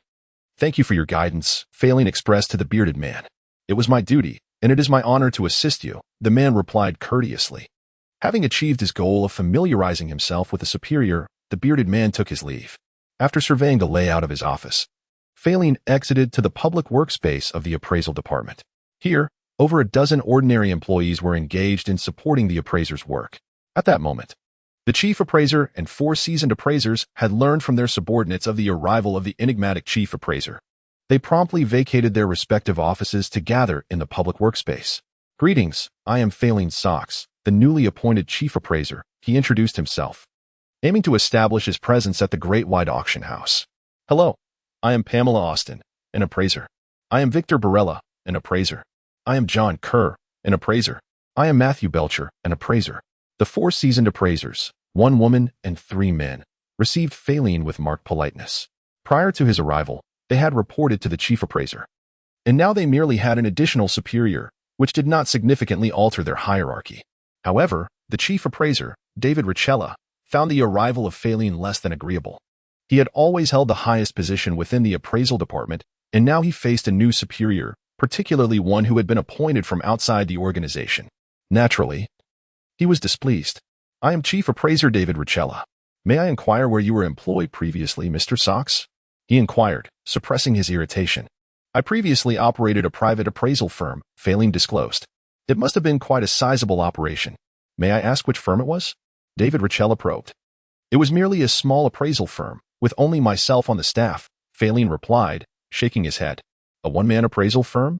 Upon hearing this, David Ricella could no longer contain his frustration and responded with a hint of sarcasm. You arrived and immediately attained the role of chief appraiser. Mr. Socks, you truly are a young talent. While he could sense that Feilin Socks possessed connections, as a chief appraiser himself, he was not intimidated by anyone, believing it was merely a stroke of luck that led to Feilin's appointment. Actually, it was just a trial, and I did not expect to succeed, Feilin admitted. Discerning the condescension in David Ricella's tone and feeling somewhat disheartened by the chief appraiser's apparent hostility, he understood that his role as chief appraiser was largely ceremonial and would not infringe upon David Ricella's established authority. Yet, it was clear that David Ricella perceived him as a threat to his position. Speaking of which, how fortuitous that you arrived. As I have come across an antique that I cannot quite authenticate. If you have the time, perhaps you could assist me in examining it, David Ricella suggested, his mind concocting a scheme to embarrass Feilin within the appraisal department. He possessed a highly convincing replica of an antique that he had nearly misjudged. Thankfully, his caution had led him to conduct multiple assessments, and he ultimately discerned a minuscule flaw that revealed it to be a counterfeit. Very well, I shall take a look, Feilin replied calmly. While he understood David Ricella's animosity, he was unwilling to be a passive target for scorn. Excellent. I shall retrieve it at once, David Ricella responded, a smile gracing his face, though it lacked warmth. He proceeded to his office and soon emerged once more, holding a bottle-shaped bronze artifact in his hand. He placed the artifact on the coffee table and stepped back, gesturing for Feilin to step forward for evaluation. Could you kindly lend me a pair of gloves? The bronze artifact must not come into contact with sweat, as perspiration could lead to its corrosion. Feilin borrowed a pair of white gloves and delicately lifted the bronze piece, scrutinizing it closely. After a moment of examination, he concluded that it was indeed an authentic item. However, he anticipated that David Ricella would challenge him with this artifact, and it would not be so straightforward. He had initially believed that his proficiency in the appraisal of jewelry and antiques would suffice, but he found himself somewhat outmatched. David Ricella's expertise surpassed his own. While not at a master level, it was certainly perilously close. Nevertheless, since he dared to accept Ricella's provocation, he possessed a certain confidence. Bolstered by the panel, he summoned the panel, which promptly materialized in his field of vision. Name: Feilin Jewelry and Antique Appraisal, Proficient, Upgradable, Mysterious Gun.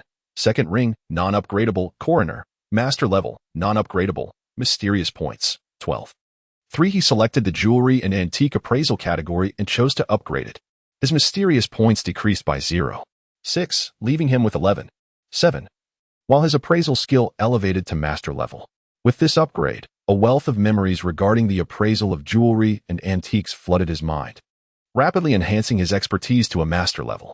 Initially, he had no intention of upgrading his appraisal skills, but to ensure that the identity of the appraisal consultant arranged by the Security Bureau remained unblemished, he had no choice but to proceed with the enhancement. Fortunately, having acquired an additional 6 mysterious points yesterday, he was now quite affluent in this regard. Thus, the mere deduction of 0.6 points posed no significant concern. Moreover, to prevent a recurrence of the previous evening's awkwardness, spending 0.6 mysterious points seemed entirely justified. SOC Supervisor, what is your verdict? Is this antique genuine? Noticing that Feilin had remained silent for some time, clearly perplexed, David Ricella couldn't help but smile with satisfaction and inquired. Chapter 35, The Reward upon hearing David Ricella's inquiry. Feilin set down the bottle-shaped bronze vessel. With his mastery in antique jewelry appraisal, the flaws in the vessel became glaringly apparent to him. He spoke, stating that it was a high-quality replica. However, despite its imitation status, the vessel was remarkably authentic in terms of shape, craftsmanship, inscriptions, and decorations. It was no wonder that Chief Appraiser Ricella had misjudged it. David Ricella aimed to challenge him, but Feilin was not inclined to extend any courtesy. If you claim to be uncertain, I shall assume your abilities are lacking and that you truly cannot discern the truth. Oh, I wonder from what perspective the supervisor, Socks, determined this to be a replica? Upon hearing Feilin declare it a replica, David remained unfazed. Guessing correctly held no merit. Identifying the specific flaw was what truly mattered. He was confident in his ability to pinpoint that flaw. Even he had taken several attempts to discover it. And he did not believe that someone from a small appraisal firm could uncover it. This was a high-quality imitation of a bronze artifact from the late imperial period, over 1,000 years old. The inscriptions were indeed in the ancient Yellow script from the imperial era, which posed no issue. However, Feilin paused before continuing, stating that each era's script possesses its unique stylistic features. Although the inscriptions were accurate, the font style bore the characteristics of the duchy period. The presence of duchy script on an imperial artifact was evidently problematic. Feilin glanced at David Richella and remarked, "It appears Chief Appraiser Richella has room for improvement in his understanding of inscription styles. He actually noticed, he actually figured it out." David was taken aback, his previous confidence shattered. The individual from a small appraisal firm managed to identify a flaw that he himself had almost overlooked, and he did so in far less time. When confronted with insights based on knowledge he had already mastered, David felt a surge of frustration and anger, yet he found himself unable to express it. Socks. What he said was true. He intended to undermine Feilin Socks' reputation, yet it was he who ended up disgraced. One could only imagine the extent of his humiliation at that moment. Suddenly, applause erupted, causing David's expression to darken. How dare they mock him with applause? If he could not contend with Feilin Socks, could he not handle a mere employee? He turned his gaze towards the source of the sound. However, upon seeing the applauding figure, his scowl faded, replaced by an even greater sense of frustration. This was yet another individual he could not confront. Impressive, truly impressive, hiring Mr. Socks as the chief appraiser was undoubtedly a wise decision. A man wearing glasses with a pair of small mustaches approached, extending his hand to Feilin with a smile. "Mr. Socks, I am Nisa Harlowin, the general manager of Deviate Auction House." The appraisal department staff, noticing the discord between the chief appraiser and Feilin, chose to remain aloof, unwilling to involve themselves. Yet, as the general manager of Deviate Auction House, Nisa was unconcerned, for he held the highest position at the Constant branch and was not beholden to anyone's whims. "Greetings, General Manager Nisa." Recognizing Nisa Harlowin's goodwill, Feilin shook his hand in return. "Mr. Socks is truly young and accomplished," Nisa remarked, observing Feilin intently. His presence was due to having arranged for someone to keep an eye on the appraisal department, and as soon as Feilin Socks appeared, he received immediate reports. Over a month ago, the young lady of the Harlowin family, Lindy Harlowin, had requested him to arrange a nominal position for the individual before him at the auction house. The fact that Lindy Harlowin personally intervened on his behalf indicated that Feilin had an extraordinary relationship with her, which piqued his curiosity about Feilin. "General Manager Nisa, you flatter me." The same words spoken by Nisa Harlowin carried a distinctly different weight than when uttered by David. "Today is Mr. Socks' first day. Perhaps I could show you around the various departments and introduce you to the other supervisors," Nisa suggested warmly. "That would be appreciated." Feilin readily agreed, for his purpose in visiting the auction house today was to make a notable appearance. Soon, Feilin and Nisa Harlowin departed. The appraisal department staff exchanged glances at the visibly displeased chief appraiser before dispersing. The chief appraiser had sought to challenge the newly appointed chief appraiser, but had clearly failed. Furthermore, this new appraiser seemed to possess a profound background, as evidenced by Nisa's courteous demeanor towards him. After enjoying a staff meal at Deviate Auction House, Feilin left the establishment, purchasing some pastries on his way to his sister's home. As Feilin spent his leisure time, two visitors arrived at the office of the security department chief, located in the heart of Constant City. One was a strikingly beautiful woman in a purple dress with curly brown hair, a teardrop mole beneath her left eye. She was Lindy, the deputy director of the Constant City Security Bureau. Cough, cough. The other individual, though not elderly, appeared to be in his early 40s. His hair already white and his health seemingly poor, as he occasionally coughed.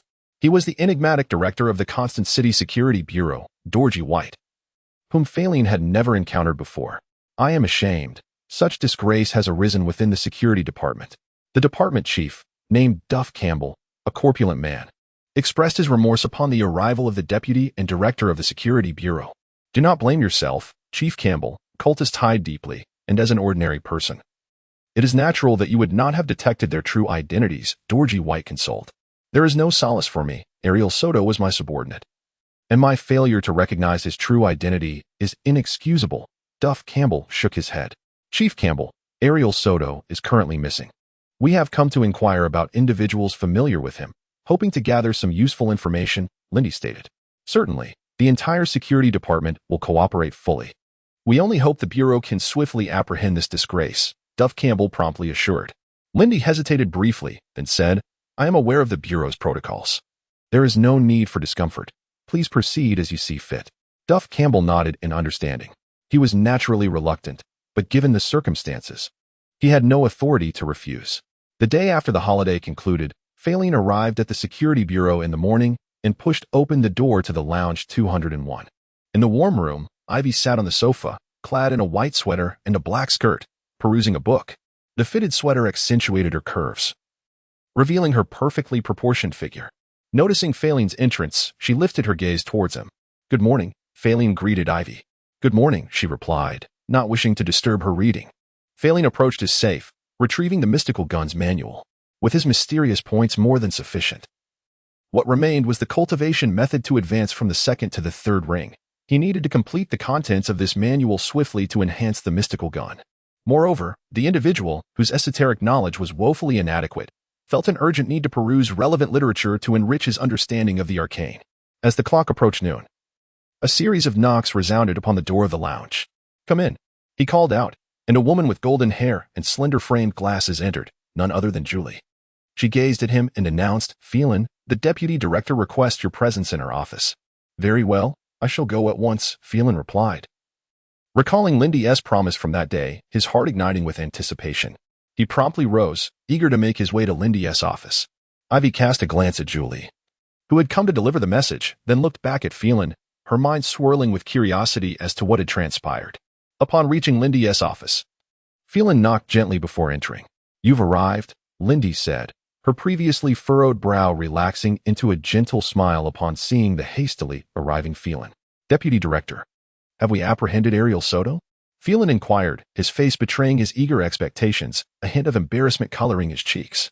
"Those eyeless creatures should be connected to Ariel Soto. Yet since then, he has vanished without a trace," Lindy replied, shaking her head. "Ah, we haven't captured him?"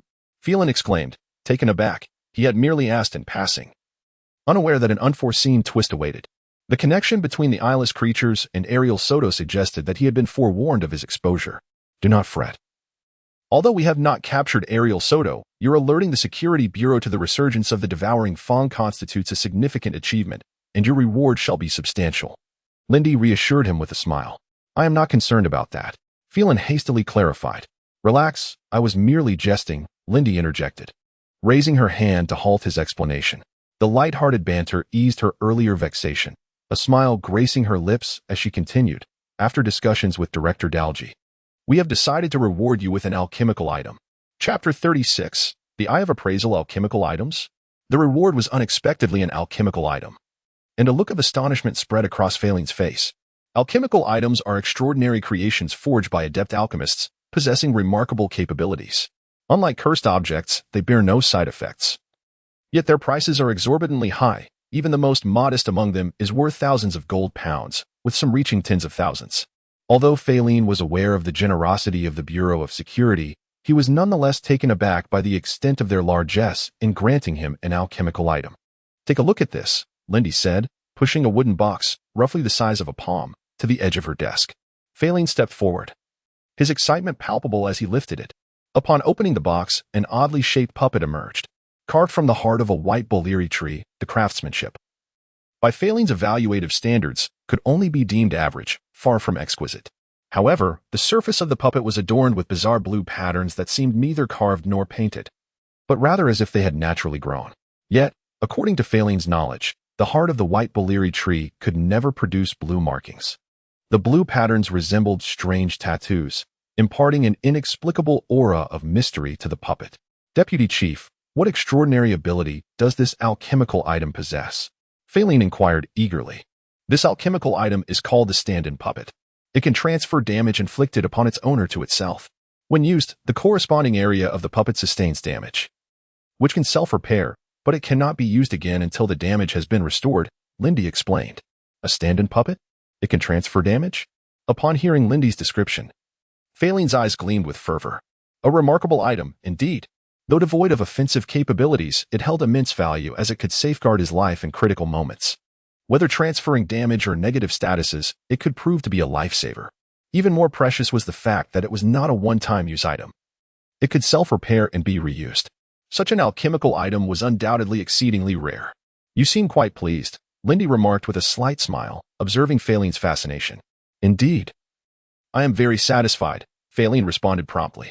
This is a Type 2 alchemical item, and it is priceless. As any adept or alchemical organization fortunate enough to possess it would never sell it, Lindy continued. A Type 2 alchemical item?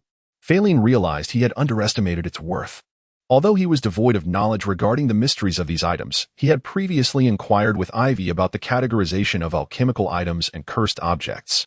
They are classified numerically. The higher the number, the more potent the extraordinary abilities. A Type 2 item wields abilities at least equivalent to level 4, with some capable of exhibiting powers akin to level 6.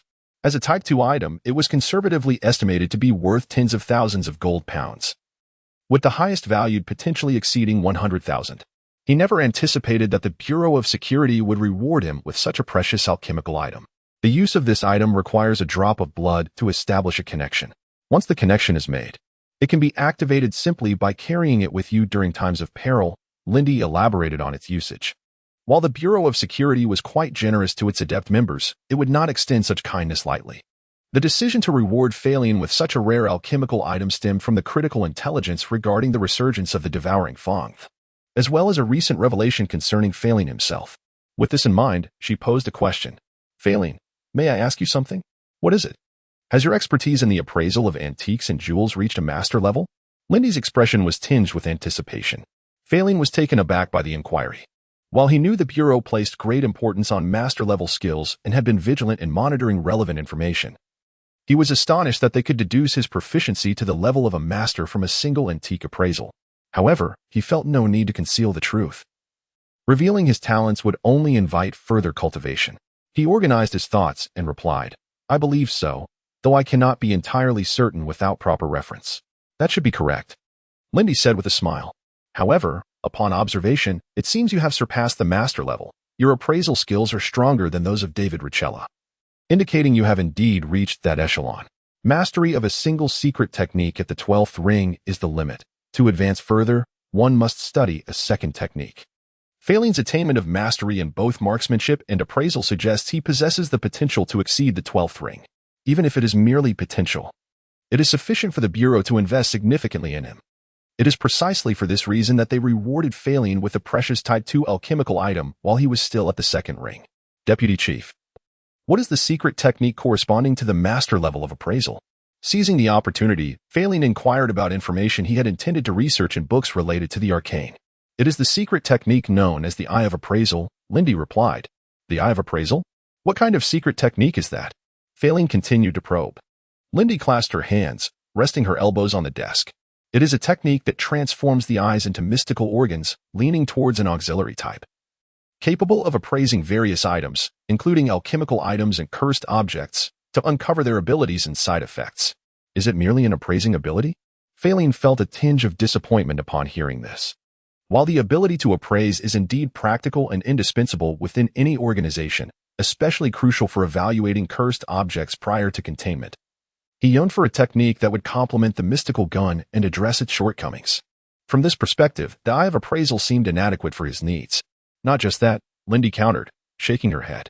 The Eye of Appraisal possesses a second ability. A second ability? What is it? Feilin asked eagerly. The second ability of the Eye of Appraisal is to mitigate the side effects of cursed objects, allowing them to be utilized at a lesser cost. Lindy smiled. Reducing the side effects of cursed objects. The Eye of Appraisal possesses such a power. Feilin was astounded. Cursed objects inherently bear side effects that restrict their use, preventing them from being wielded as freely as alchemical items.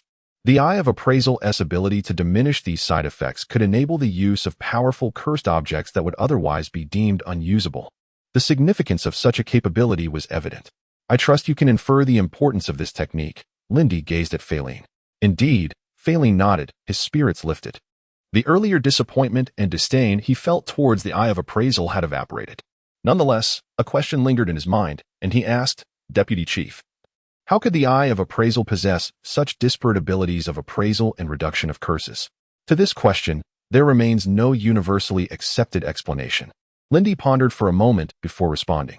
However, there exists a notion that the mechanism behind the creation of cursed objects is likely akin to the mechanism of the Eye of Appraisal. This similarity allows the Eye of Appraisal to mitigate the side effects of cursed objects to a certain extent. Is there indeed a resemblance between the creation mechanism and the appraisal mechanism? Feilin noted this explanation, hoping to validate this conjecture in the future. What do you intend to do? Will you wait until the mystic gun is upgraded to the 12th tier before studying the Eye of Appraisal? Or will you begin studying it now? Lindy inquired with a slightly serious expression. I plan to study the Eye of Appraisal now, Feilin replied after some contemplation. He was aware of the drawbacks of dual cultivation, which could hinder the pace of mastering his original secret arts, as his focus would be divided. In his case, this meant that his mystical points would be dispersed between the mystic gun and the Eye of Appraisal, resulting in a slower progression in enhancing his original secret arts. Nevertheless, he was determined to pursue dual cultivation.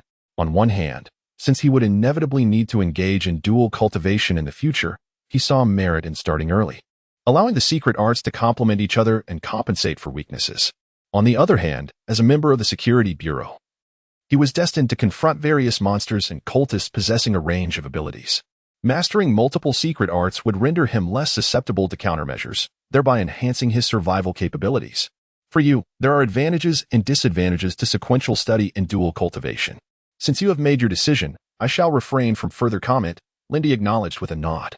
The study of the Eye of Appraisal necessitates an enlightening ritual combined with the Langle potion, both of which together are valued at approximately 3,000 gold pounds. As a distinguished talent, the Security Bureau will provide you with the enlightening ritual for free, but only for the first time. Since this is your second time, it will not fall under the complimentary category. Given that you currently lack the means to afford such a sum, the Security Bureau will cover the cost up front, deducting it from your weekly salary until the debt is settled. I have no objections, Feilin agreed. The Bureau had already granted him an alchemical item worth at least several tens of thousands of gold pounds, and he did not expect the cost for the second study of the secret arts to be waived. After all, as a large organization, the Security Bureau could not allocate all its resources solely to him. He inquired with a sense of anticipation, when will I be able to undertake the enlightening ritual? The arrangement for the enlightening ritual can be completed by Julie, but the Langle potion cannot be preserved for long and must be freshly prepared by a skilled alchemist. The Security Bureau's constant branch lacks such an alchemist, so come with me this afternoon to a certain location to enlist their assistance in crafting the Langle potion. Lindy deliberated briefly before responding. Chapter 37. The Secret Medicine Society. Very well, Feilin quickly agreed, though he soon felt it was inappropriate. Deputy Director, perhaps you could provide me with the address, and I may go there myself? It felt rather inconvenient to have a deputy director running around for his personal matters. Do not concern yourself. I happen to have some matters to discuss with the person in charge there, Lindy replied, shaking her head. Oh, understood. With the reassurance that Lindy was not merely attending for her own affairs, Feilin felt at ease. In the afternoon, a white carriage pulled by two white horses departed from the Security Bureau, carrying Feilin and Lindy. After approximately 20 minutes, the carriage halted in front of a building. The structure was entirely white, featuring a pointed roof, and at the entrance, there was a red cross emblem. Peering inside, one could often glimpse men and women in white coats bustling about. This was a hospital of considerable size. In a hospital? Feilin thought, holding a wooden box containing the materials required for the concoction of the Langer drug. He was quite astonished to discover that their destination was a hospital. The secret art capable of concocting mystical potions was known as the Hand of Secret Medicine, with the prerequisite profession being that of a pharmacist, Lindy explained. No wonder. Feilin realized. Where better for a practitioner of the Hand of Secret Medicine to conceal their identity than within a hospital? There is no place more suited for a master-level pharmacist to operate than in such an environment, where it would be significantly easier to nurture and discover those adept in the art of the Hand of Secret Medicine. As they conversed, the two entered the hospital and ceased their dialogue, for the majority within were ordinary individuals unaware of the mystical. They ascended the stairs of the hospital, but upon reaching the top floor, they were met with an iron gate. After knocking, a young woman in a white coat with her hair tied in a ponytail approached the door and said, "This floor is a restricted area. Please seek the relevant department on the lower floors." "We are looking for Christine," Lindy stated. "You were searching for Professor Christine? Are you?" The young woman, likely around Feilin's age, with beautiful brown hair and striking blue eyes, asked tentatively. "Respectfully, a practitioner of the secret arts," Lindy replied, placing her hand flat on her abdomen and bowing slightly. "Respectfully, a practitioner of the secret arts," the young woman mirrored, placing her hand on her abdomen and bowing slightly as well. This gesture and phrase served as a common method for practitioners of the secret arts to confirm each other's identities. Respectfully, a practitioner of the secret arts, Feilin followed suit. Deducing the purpose of the action, "Please follow me," the young woman said, opening the iron gate and leading Feilin and Lindy to a room, where she knocked on the door. "Professor Christine, you have visitors." "Let them in," came a woman's voice from within. Upon entering, they were greeted by a room resembling a cozy living area, adorned with a thick carpet. A grand crystal gas lamp hung from the ceiling, while green potted plants, seemingly medicinal herbs, surrounded the space. In the center, several sofas encircled a coffee table. Beside a sofa stood a middle-aged woman in a white coat, her brown hair elegantly styled, exuding a subtle grace. She turned to face Feilin and Lindy as they entered, and it was evident that this woman was Christine. "Miss Lindy, what brings you to my humble abode?" Christine inquired, recognizing Lindy. "I seek assistance in concocting a secret potion, but as you know, the Security Bureau's Constant City branch lacks a practitioner of the hand of secret medicine." Lindy explained her purpose. "I thought you must be quite busy. How fortuitous that you come to me for this matter." Christine nodded in understanding. Christine belonged to a mysterious organization known as the Secret Medicine Society. Though it was a medium-sized organization, its expertise in concocting mystical potions often attracted requests from larger organizations. The Security Bureau had sought assistance from her society on multiple occasions, so this did not surprise her. Her gaze shifted to Feilin. "And who might this be?" "This is Feilin Socks, a new member of the Security Bureau," Lindy introduced. Christine had heard of Feilin Socks and felt no jealousy. Her society did not engage in the competition for him, as the Secret Medicine Society had strict criteria for master-level qualifications, only accepting those with the innate talent of a master pharmacist. "Indeed, it is he," Lindy affirmed, then turned to the young woman who had guided them. "Congratulations on acquiring another student." "Thank you," Christine replied graciously. The study of the hand of secret medicine is distinct from ordinary secret arts. Possessing merely the secret arts tome is insufficient. Without guidance from higher-tier practitioners of the same art, one would find it exceedingly difficult to truly enter this realm. Thus, within the Secret Medicine Society, mentors lead new practitioners in a manner akin to teacher-student relationships, hastening their entry into this domain. "What potion do you wish to concoct?" Christine inquired. "The languor drug," Lindy replied. "The languor drug is required for the enlightenment ceremony of the Eye of Appraisal, necessitating the blood of the user, and it must be collected within half an hour. You are aware of the conditions for its preparation. Why have you not brought the person who will consume the languor drug?" Christine asked, puzzled. "He is," Lindy indicated Feilin.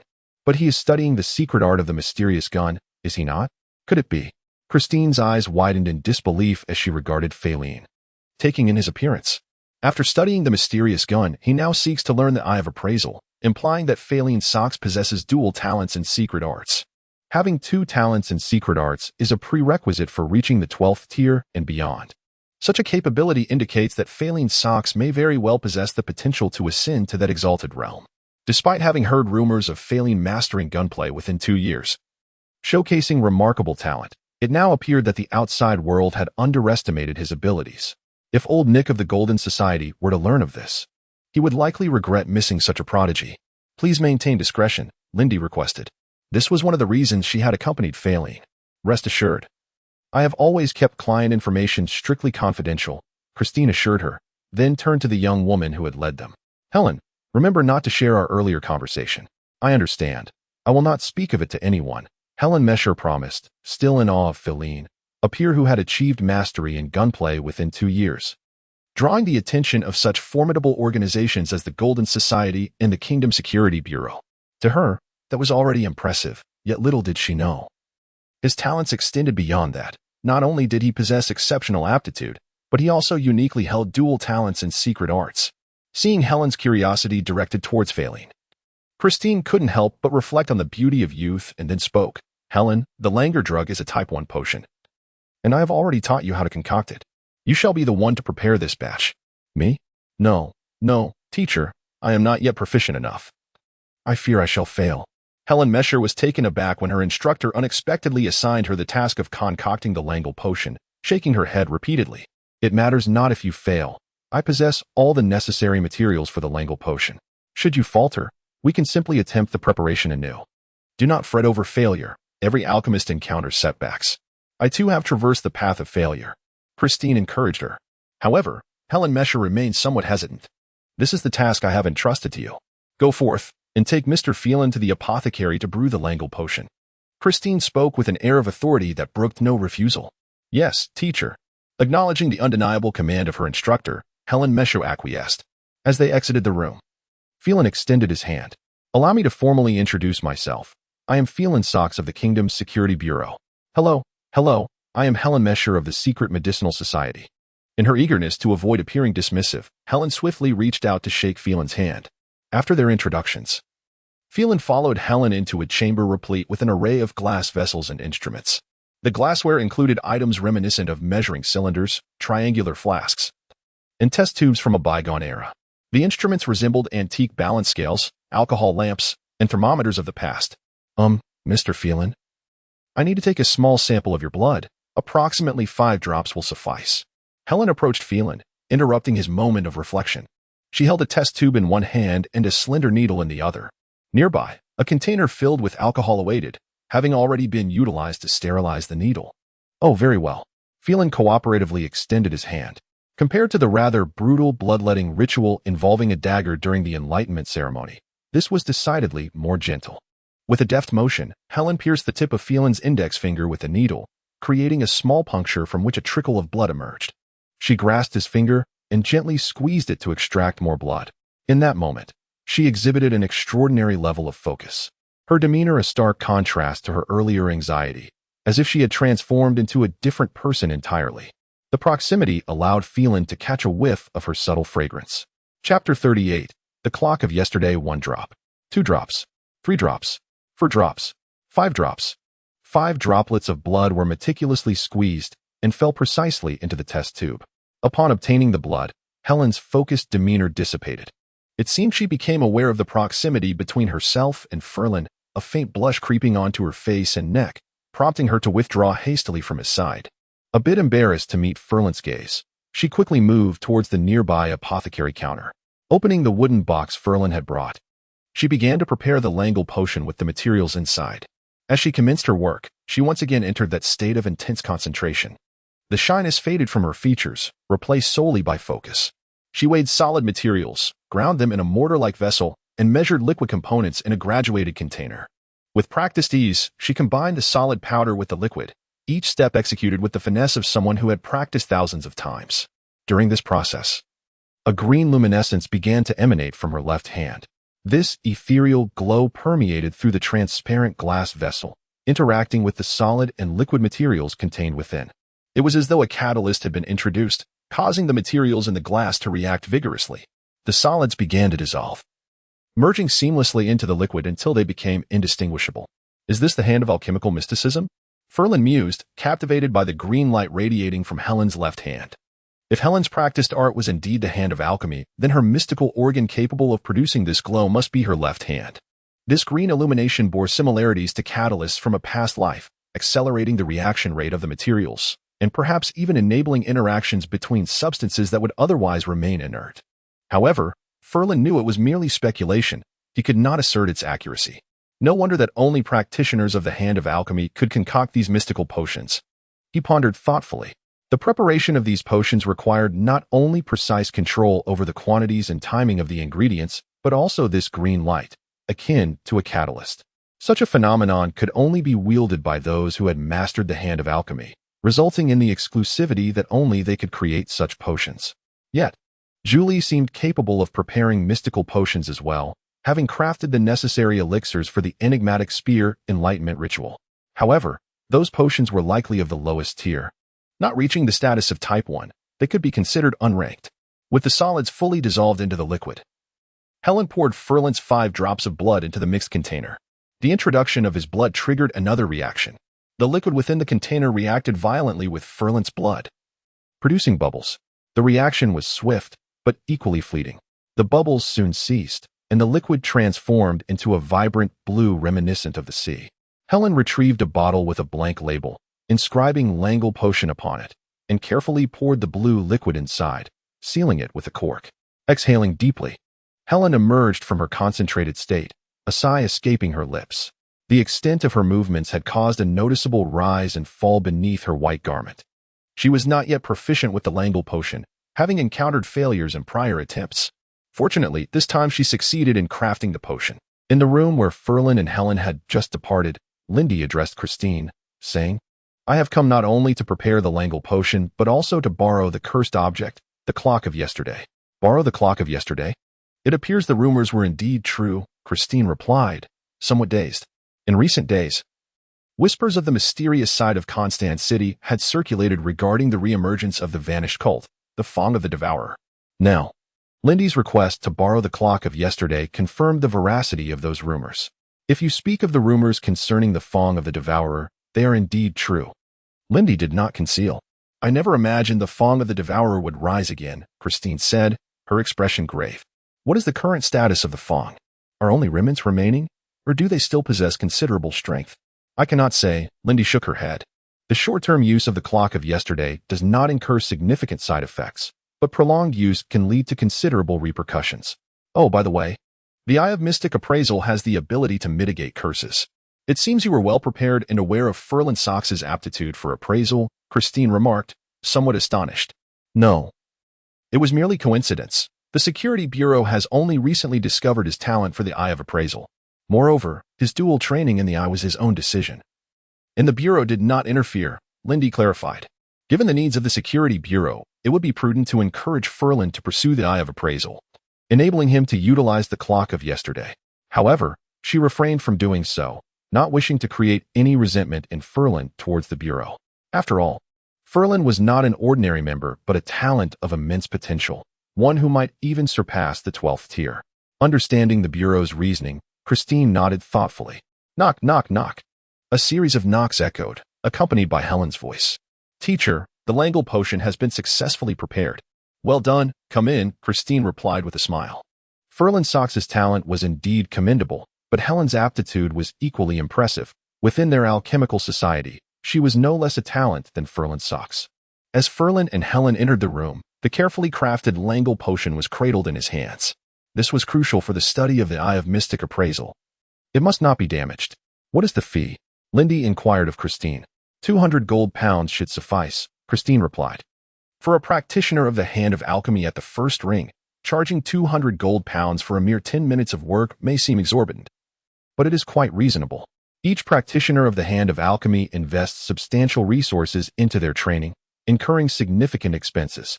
Furthermore, should a concoction fail, the alchemical society is liable for compensation.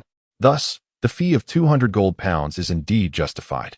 Fully aware of the circumstances, Lindy did not attempt to haggle. Lacking a 100-pound note, she handed Christine 4 50-pound notes, stating, "Please issue an invoice." "Understood," Christine replied, moving to a nearby desk to place the money in a drawer before retrieving an invoice form to complete. Moments later, she returned with the filled-out invoice and handed it to Lindy, saying, "Please wait here. I will fetch the clock of yesterday for you." The clock's casing was crafted from brass, and due to the passage of time, some areas had developed a green patina, raising concerns about its condition. However, the clock remained functional, its second hand moving at a visible pace. At the very bottom of the clock, a pendulum swung rhythmically from side to side. An antiquated timepiece? Feilin assessed it as a clock with some years under its belt, yet still operational. Although its craftsmanship appeared rudimentary, certainly not the work of a renowned clockmaker. Yet, this was merely the surface. Christine is no ordinary individual, but rather a practitioner of high-level arcane arts. The clock she holds is likely an alchemical artifact, or perhaps a cursed object. A chime resonates, heralding the encounter with the mysterious, and a message swiftly materializes before Feilin, only to vanish just as quickly. There is no need for speculation. This is undoubtedly a cursed item, and a potent one at that, as it has granted him an impressive 6 points of mystery. He recalls Lindy mentioning that for any matters, one should consult the local authority, which is none other than Christine, presumably regarding this clock. Yet, he wonders what extraordinary power this clock possesses that warrants the Security Bureau's interest. "Thank you. We shall take our leave now," Lindy states, cradling the clock in her hands and offering a slight nod to Christine. "Deputy Director, Sykes. The Enlightenment ritual for the Eye of Appraisal has been prepared," Julie announces. Dressed in a white top and beige trousers, she displays her elegantly long legs. "Thank you, Miss Julie." Feilin expresses his gratitude. "No need to thank me. It is my duty," Julie replies with a shake of her head. The trio descends into the basement and opens a door to reveal a circular pattern approximately 7 meters in diameter. This design is rendered in blue materials, featuring a colossal eye that touches the edges of the circle at both ends. Intricate and elaborate patterns adorn the entire circular motif, with the same complexity evident in the spaces between the eye and the circle. To activate the enlightenment ritual, stand in the center and consume the Langle potion. Julie instructs Feilin. I understand, he replies, moving to the center of the ritual and uncorking the potion to take a swig. The bitter taste overwhelms him, akin to drinking the juice of bitter melon. As expected, no reaction occurs. Lacking the master-level appraisal talent, he is unable to activate the Eye of Appraisal's enlightenment ritual. Quickly, he summons the panel. Name, Feilin Jewelry and Antique Appraisal. Master, Upgradable. Mystery Gun. Second Ring, Non-Upgradable. Corpse Inspection. Master Level, Non-Upgradable. Mystery Points, 17. 7 with his mystery points reaching an ample 17. 7. He feels a sense of wealth akin to possessing tens of thousands of gold pounds. The appraisal category has shifted from non-upgradable to upgradable. He gazes at the jewelry and antique appraisal section and swiftly selects the option to upgrade. Chapter 39. The most suitable secret art. With the selection of upgrading the appraisal of jewelry and antiques, the mysterious points immediately decreased by 1. The section on jewelry and antique appraisal transformed into the Eye of Appraisal. Outside, the blue enlightenment ceremony illuminated with a radiant azure glow, resembling a colossal, enigmatic eye that had opened, fixating its gaze upon Feilin. A sharp pain surged through Feilin's right eye, akin to a dagger piercing and twisting within it. The color of his right pupil shifted, the original black vanishing, replaced by a vibrant blue. This transformation was a result of the panel activating the enlightenment ceremony in conjunction with the languor potion he had recently consumed, metamorphosing his right eye into a mystical organ. A sharp intake of breath escaped Feilin as he instinctively closed his eyes, pressing his hand against the agonizing right eye, hoping to alleviate the torment. Yet, the pain persisted, forcing him to crouch down, beads of cold sweat forming on his brow. After a considerable passage of time, only when the blue radiance of the enlightenment ceremony faded did the pain finally subside. When Feilin opened his eyes, it was as though a blue luminescence emanated from his right eye. No, it was not merely an illusion. There was indeed a blue glow radiating forth. Furthermore, within the pupil of his right eye, a pattern identical to that of the enlightenment ceremony appeared briefly. In mere seconds, the blue light dissipated and the pattern vanished, leaving Feilin's pupils once again a deep black. How do you feel? Lindy and Julie inquired as they approached. My right eye feels a bit swollen and painful, but otherwise, I am fine, Feilin replied, assessing his condition. Julie, possessing a photographic memory and having perused numerous tomes on the arcane, was well versed in various secret arts. If not for the Bureau of Safety's stringent confidentiality regarding these arts, she would have delved even deeper. This is the grimoire for the Eye of Appraisal. Be cautious not to misplace it or take it outside the bureau. Lindy handed Feilin a book bound in leather. Feilin accepted it, glancing over the contents. It comprised only a few dozen pages, prompting his curiosity. Is this truly the complete methodology from the 1st to the 12th ring? No. This is the comprehensive guide from the 1st to the 12th ring of the Eye of Appraisal, Lindy clarified, shaking her head. Such a succinct compendium for such an extensive range? Feilin expressed disbelief. The methodology for the mystical gun alone spanned hundreds of pages from the 1st to the 3rd ring. The fact that the Eye of Appraisal's guide was so brief struck him as extraordinary. While most tomes on secret arts were lengthy, a few, like the Eye of Appraisal, were exceptions. However, brevity did not imply ease. The challenges of mastering it could be greater than those of more voluminous texts. As Julie explained with a smile, more challenging than typical secret arts? Feilin's brow furrowed slightly as he took the grimoire detailing the Eye of Appraisal from the 1st to the 12th ring. What complex methodologies could possibly be encapsulated in these few pages that led Julie to perceive them as potentially more arduous than conventional practices? Yet, she did not probe further, returning her focus to the book in her hands. Her curiosity had not yet reached the point of inquisition. Unaware of Ivy's demeanor, Feilin settled onto one of the sofas, his anticipation mounting. Logically, he should continue perusing the mystical gun-esque text to expedite his understanding of the methodology, transitioning from the 2nd to the 3rd ring, thereby meeting the prerequisites for its upgrade. However, at that moment, his mind was consumed with an overwhelming curiosity. He yearned to comprehend why the Eye of Appraisal's guide from the 1st to the 12th ring existed in such a singular volume. What techniques were contained within the Eye of Appraisal's teachings? With only a few dozen pages, he surmised he could complete it before the end of the workday. Unable to quell his curiosity, Feilin opted to temporarily set aside the mystical gun's grimoire and delve into the newly acquired book on the Eye of Appraisal. As hours slipped by and the workday drew to a close, Ivy had already departed. Is this truly the case? Feilin mused, closing the grimoire after reaching the final page. His eyes sparkled with astonishment and delight. The methodology for mastering the Eye of Appraisal was succinctly summarized as appraisal, to appraise various items. Gathering a multitude of data through extensive appraisals to enhance the Eye of Appraisal. The speed of advancement was tied to one's aptitude in the art, as well as the uniqueness of the items being appraised. Furthermore, repeated appraisals of the same item would yield no enhancement after the initial assessment. What appeared deceptively simple harbored considerable difficulty. Feilin pondered. The method for advancing the Eye of Appraisal seemed straightforward. One merely needed to continuously appraise various items to achieve enhancement. However, the reality was that the number of daily appraisals was inherently limited. It was impossible to appraise indefinitely. This limitation meant that once a certain level of advancement was reached, even diligent efforts could not accelerate progress. Additionally, the constraint on consecutive appraisals of the same item posed a further challenge. Eventually, when all available items for appraisal had been exhausted, there might arise a scenario where no items remained for assessment, halting any further progress. As Julie had pointed out, the advancement of the Eye of Appraisal could indeed be more challenging than that of other secret arts. Nevertheless, for me, the Eye of Appraisal might just be the most fitting secret art. Feilin's eyes gleamed with excitement. The characteristics of its methodology were such that while the practice appeared simple, the challenges of advancement were substantial. Moreover, the methods for progression from the first to the 12th ring were uniform. This meant he had already grasped the entire methodology for advancement from the first to the 12th ring of the Eye of Appraisal. In theory, as long as he possessed sufficient mysterious points, he could elevate the Eye of Appraisal to the 12th ring in one fell swoop. Unlike the mystical gun, which required not only ample mysterious points, but also considerable time for understanding the appropriate methodologies. Of course, this was merely his conjecture. The panel's reaction would ultimately confirm the truth of this assessment. Panel. He summoned the panel, which materialized before him. Name: Feilin Eye of Appraisal. First ring, upgradable, mystical gun. Second ring, not upgradable, coroner. Master level, not upgradable, mysterious points, 16. 7 indeed. It had transformed into an upgradable state. Upon seeing the upgradable notation at the end of the Eye of Appraisal section, Feilin felt a surge of excitement.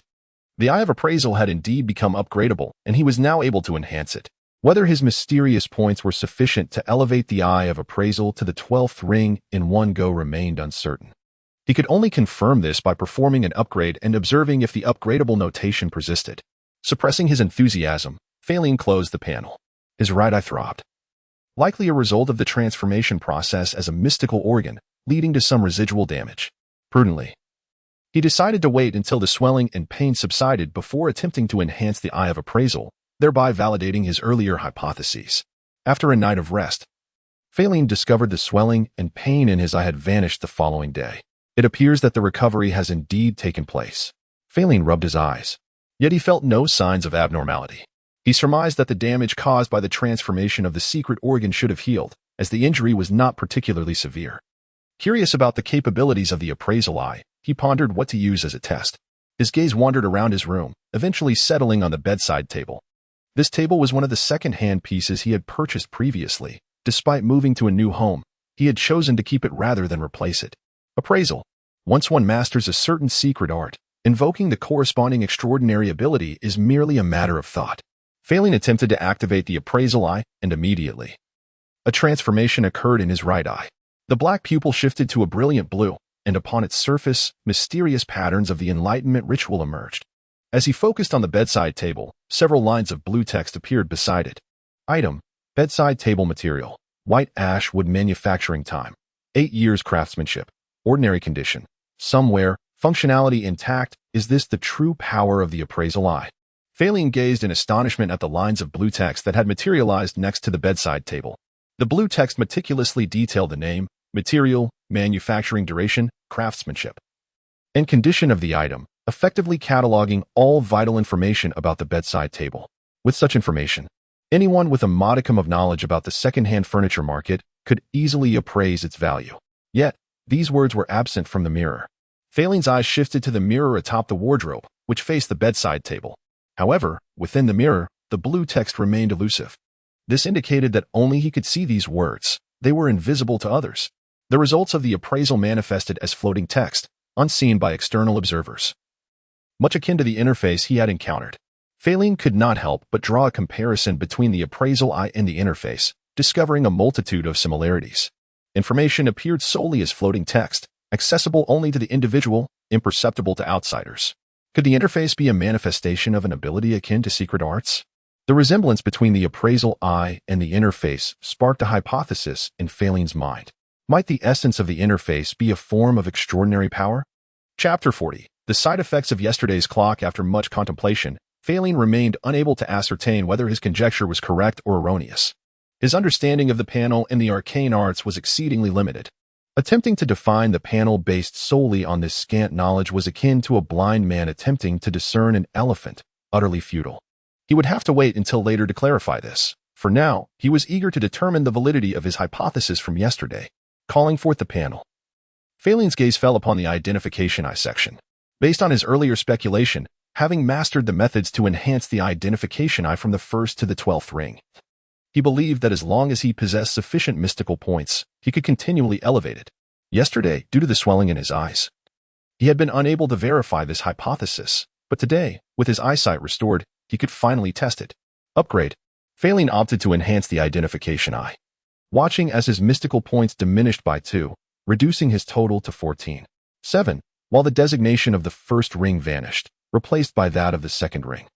In an instant, a torrent of memories flooded into Feilin's mind. These memories depicted him identifying a myriad of objects, ranging from commonplace items encountered in daily life to exquisite jewels, antiques, and even alchemical and cursed artifacts. However, due to the identification eye still being at the 1st ring, the information gleaned from alchemical and cursed items was minimal. As these memories surged within him, Feilin did not consciously control his right eye, yet it underwent a transformation independently. The pupil of his right eye ignited with a blue luminescence, forming a circular pattern of the enlightenment rite. This circular emblem spun rapidly in his vision, akin to a windmill in motion. After a considerable duration, the spinning ceased. Upon scrutinizing the emblem again, he observed that it had transformed, while the overall shape remained circular. The internal design had become more intricate and enigmatic. If rendered on paper, it would undoubtedly exude an aura of mystery. From his eyes emanated a refreshing breeze that coursed through his body. Under this invigorating influence, his physical attributes surged, enhancing his overall capabilities.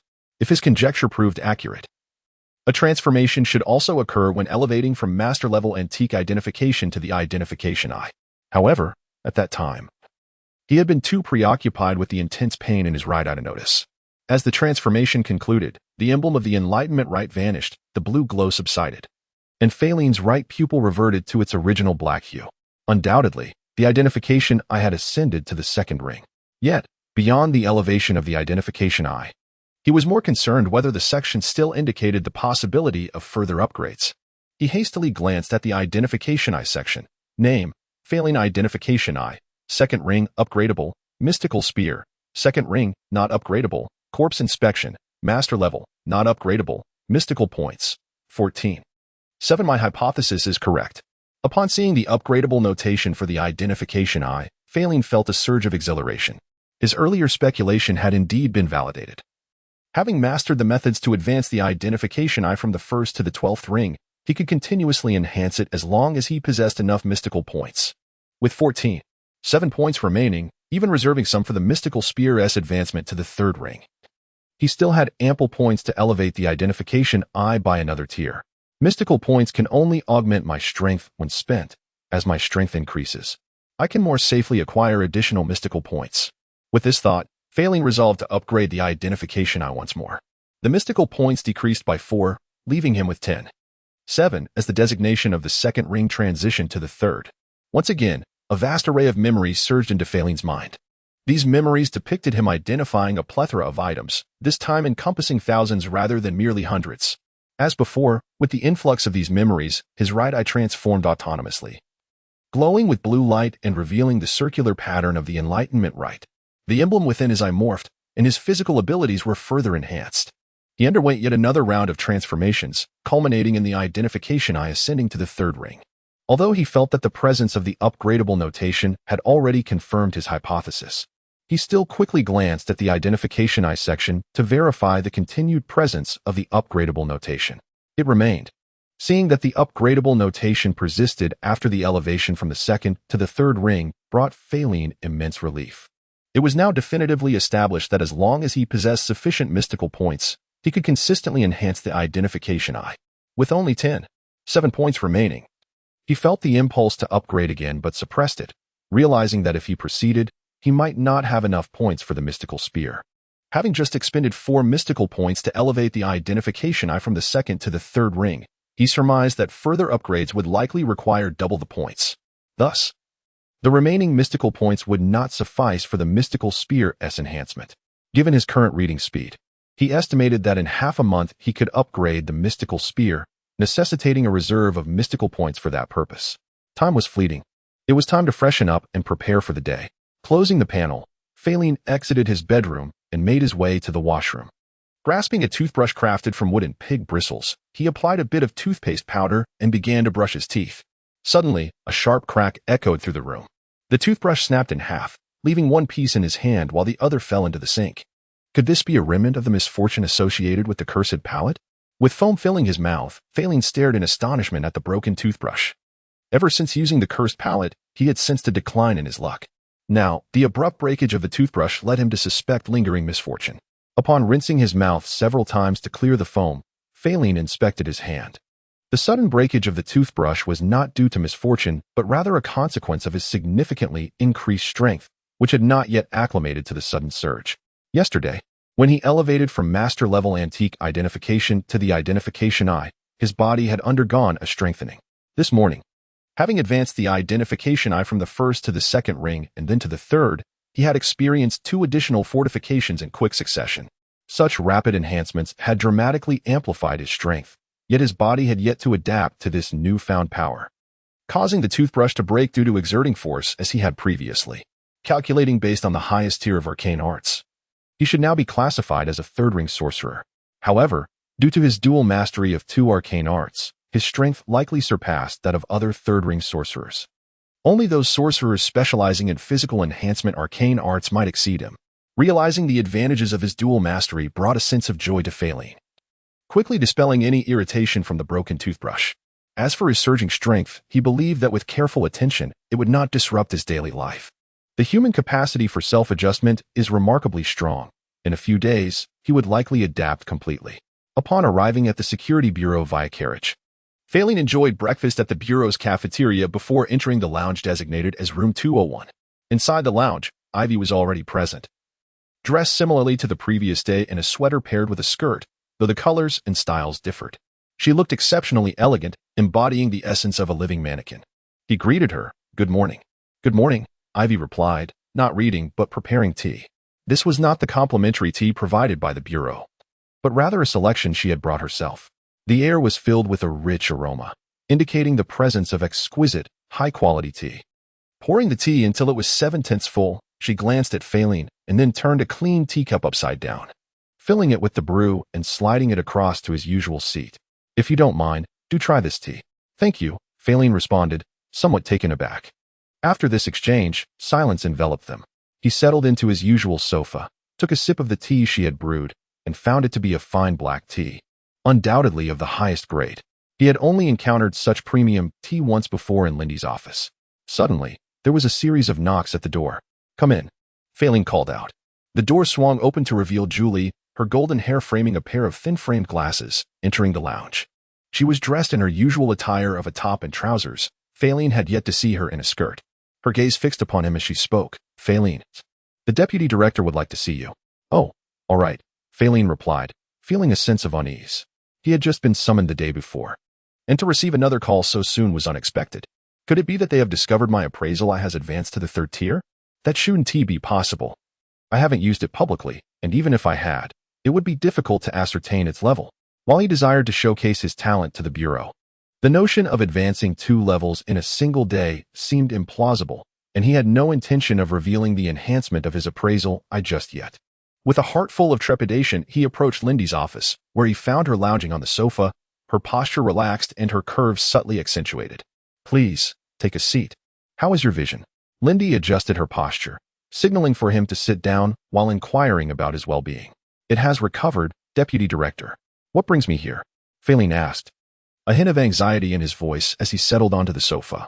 "We will discuss that shortly. First, I would like you to use your appraisal eye on this clock."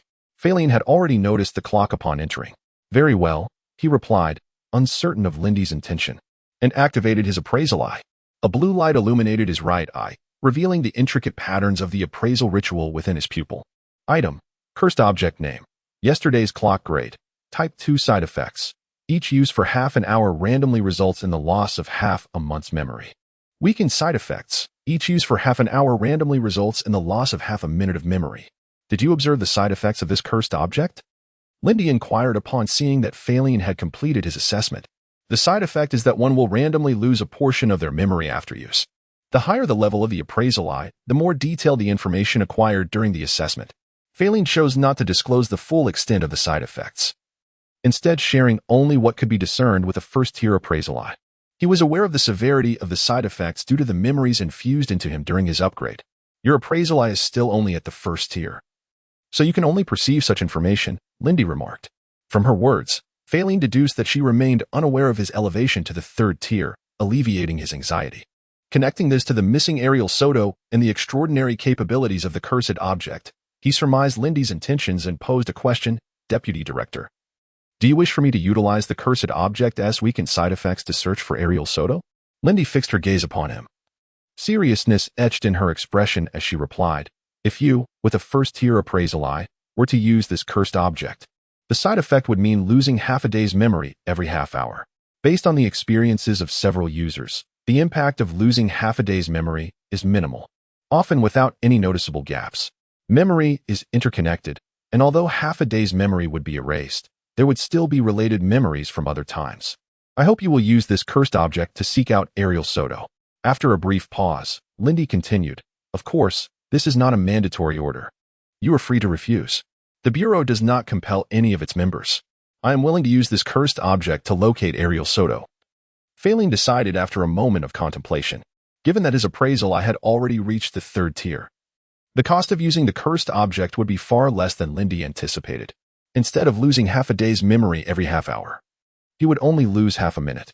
Moreover, as Lindy had indicated, memory is interwoven, and even if he lost half a day's worth, the impact would be negligible.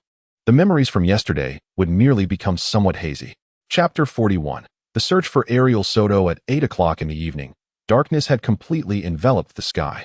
A biting cold wind swept through the empty streets, where pedestrians were nearly non-existent. However, a carriage appeared outside the building where the body of aerial Soto was stored. The carriage, drawn by 2 white horses, had its door ajar. Peering inside, one could see Feilin, Lindy, Julie, and Ivy.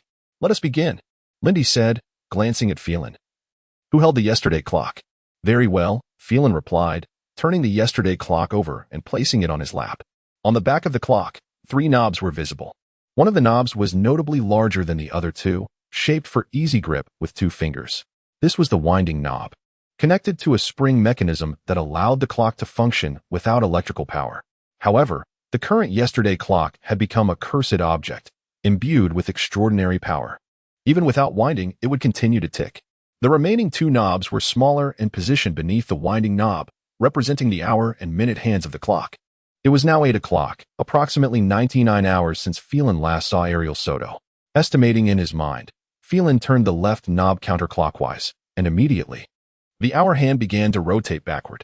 As the hour hand spun in reverse, a strange phenomenon occurred. The darkness outside suddenly brightened, as if dawn had arrived. This was impossible, given that it was night and dawn was still at least 10 hours away.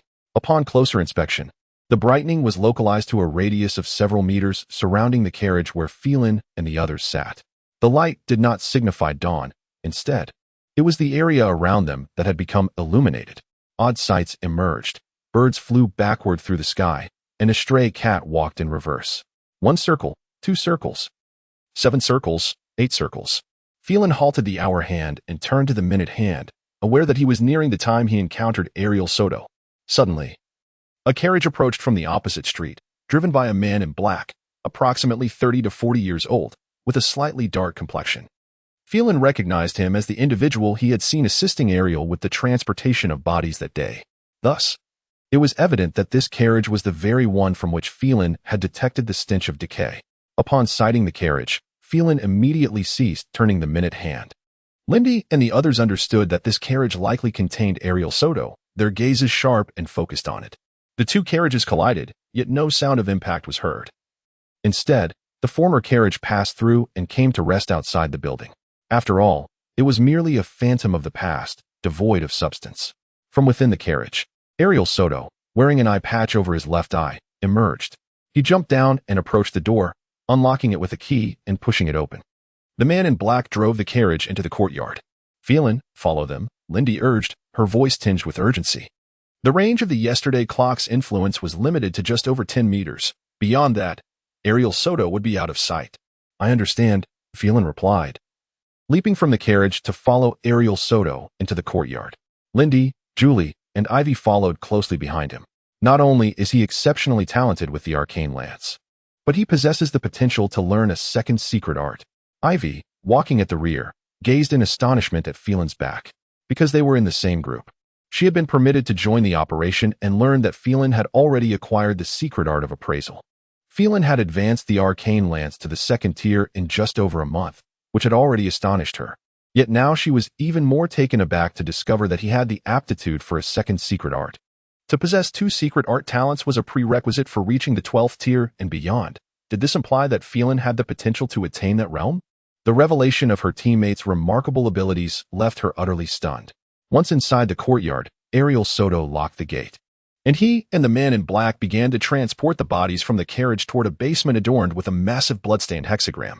During the process, Ariel Soto and the man exchanged words, but although the images were visible, their voices were inaudible, rendering their dialogue a mystery. Julie, what did they say? Lindy inquired, having anticipated the question.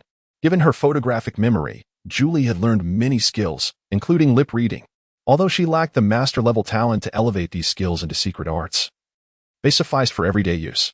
Ariel Soto remarked that the bodies were of great importance. They were required by Lord Minavel, and they needed to be handled with utmost care to avoid any damage. Julie observed the movements of their lips, striving to decipher their conversation. Lord Minavel? That means there is indeed a higher-ranking cultist above Ariel Soto. A glimmer of thought sparked in Lindy's eyes. Her investigation into Ariel Soto had long led her to suspect that he was merely an operative of the Gnawing Teeth, not the highest-ranking member in Constant. Now, this was confirmed.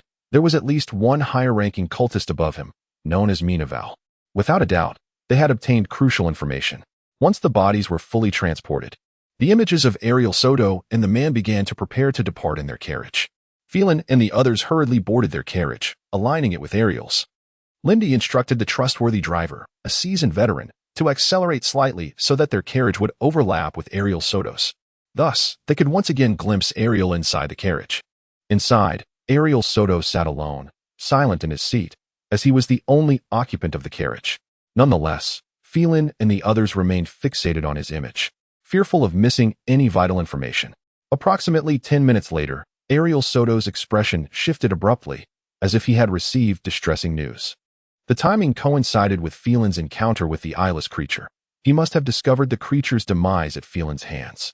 That explains it, Feilin explained to Lindy and the others. They nodded in understanding, their gazes still locked on Ariel Soto. The man's changing expressions revealed his internal struggle about how to proceed.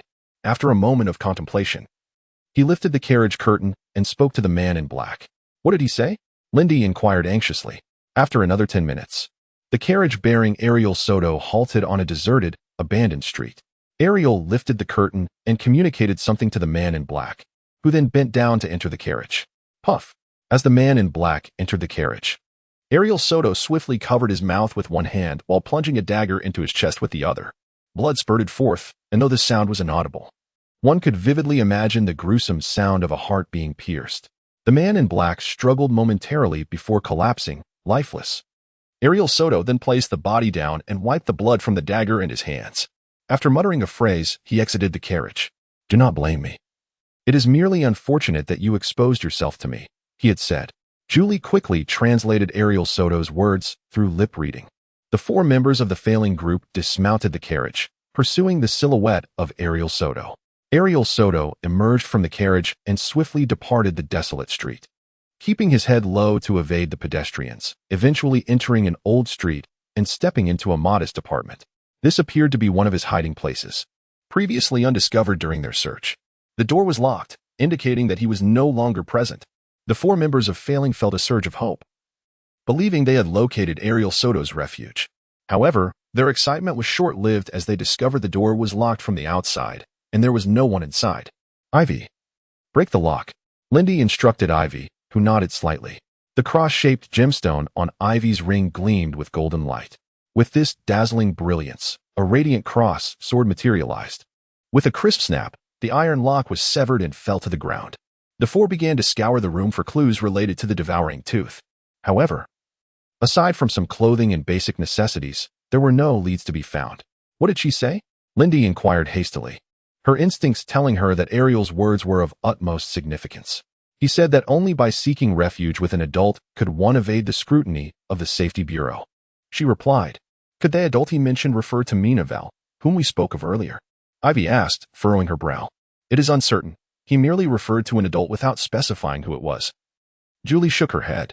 Disguised, Ariel Soto donned the attire of an ordinary citizen, a wide-brimmed hat obscuring much of his face, as he departed the apartment into the night.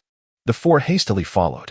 Once outside, Ariel walked through the nearly deserted streets, traversing various lanes before arriving at a neighborhood adorned with more opulent residences. This was the East District. The person he sought resided here. Observing the more refined houses, Feilin commented, the East District. Lindy's eyes gleamed with cold intensity. Those residing in the East District were either nobles or wealthy individuals, implying that the adult Ariel Soto mentioned was either a noble or a wealthy person, or someone associated with them. In a lavishly decorated room beneath a grand yellow crystal chandelier in the East District, 2 individuals occupied the space. One was a portly man, the very one responsible for silencing Ariel Soto. The other was a stately lady clad in a black gown, her alluring figure accentuated by the V-neck that revealed her fair skin, exuding a captivating allure. Cradling a pure white cat. She was the very person Ariel Soto referred to as Lady Minaval. The 2 sat upon a sofa, each holding a glass of red wine, a bottle of exquisite red, aged 70 years from the renowned Roselle estate, opened and resting on the table between them. Minaval elegantly brought her wine glass to her lips, savoring a sip, leaving a distinct imprint of her red lips on the rim. The portly man's eyes burned with desire as he gazed at Minaval, his throat visibly swallowing. He had encountered many noble women and engaged in profound conversations with them, yet none possessed the allure that Minaval did. Unlike those women who would willingly rush to his bed upon a mere gesture, Minaval held a position within the organization that equaled his own, rendering her unattainable. Sensing the man's fervent gaze, Minaval set her wine glass down on the table, playfully remarking, should our organization's plan unfold flawlessly, a night with you might not be out of the question. Is this for real? The portly man exclaimed, excitement illuminating his features, his eyes brimming with fervor that seemed to melt Minaval away. I have never gone back on my word. However, Minaval smiled at the man. You may find that you have already lost your opportunity. Chapter 42. The box of flesh and blood. What do you mean by that? The portly man felt as though his burgeoning desires had been doused with cold water. His expression shifted dramatically as he turned to Minaval, inquiring, after you killed Ariel, although you erased her scent and aura, preventing the Security Bureau from tracking her whereabouts, you somehow acquired such a cursed object? His countenance darkened ominously. At that moment, he realized that revealing his identity would lead to a fate worse than death. Nevertheless, he was no ordinary individual. Otherwise, he would not have ascended to his current position within the Devouring Fangs. He quickly discerned the abnormality and forced himself to regain composure. No, you are deceiving me. If the Security Bureau were to find me here immediately, you would not come to me at this time. No, I am not deceiving you. The Security Bureau indeed has obtained such a cursed object. As for why I am here now, it is naturally to save you, Minaval replied, raising her glass of red wine. She caressed the white cat nestled in her arms. After all, if something were to happen to you, the organization's plans in Constant City would nearly be declared a failure, which is not something I wish to witness. What means do you have to save me? The portly man asked urgently. I possess a cursed object known as the box of flesh and blood, which can erase all traces, including images from the past. As she spoke, Minaval gently patted the white cat in her embrace.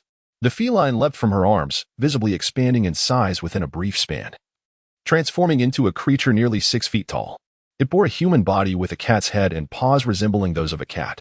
With a gasp, it opened its mouth, and the muscles of its abdomen undulated, rising through its throat and into its mouth. It expelled a palm-sized box, coated in yellow-green slime. The creature picked up the box and placed it on the coffee table, then retreated behind Minaval like a sentinel. Upon closer inspection, the box was neither wooden nor metallic, but rather composed of flesh. The dark red flesh resembled the viscous wall of some organism, its surface riddled with folds. At the top, 2 eyes and a mouth filled with sharp teeth were present, the eyes eerily scanning the surroundings. I will find someone to use the box of flesh and blood. The portly man rose, intent on seeking out a person to employ the cursed object. The usage of such a cursed item required a price, and he would not undertake it himself. As for whether the chosen individual would be willing, that was beyond his concern. The side effect of using the box of flesh and blood was the loss of a portion of flesh, and the effects varied depending on the user's strength. If the user was too weak, even surrendering all their flesh would not suffice to activate it. Minaval shook her head. So, it must be you who activates it personally? The portly man halted, frowning as he inquired. Indeed, it must be you who initiates it. This is also the reason I sought you out, Minaval affirmed. If anyone could simply trigger it, I would have already found someone to erase Ariel's traces for you. His brow furrowed deeply. Without utilizing the box of flesh and blood, he risked exposure, yet employing it would cost him a part of his flesh.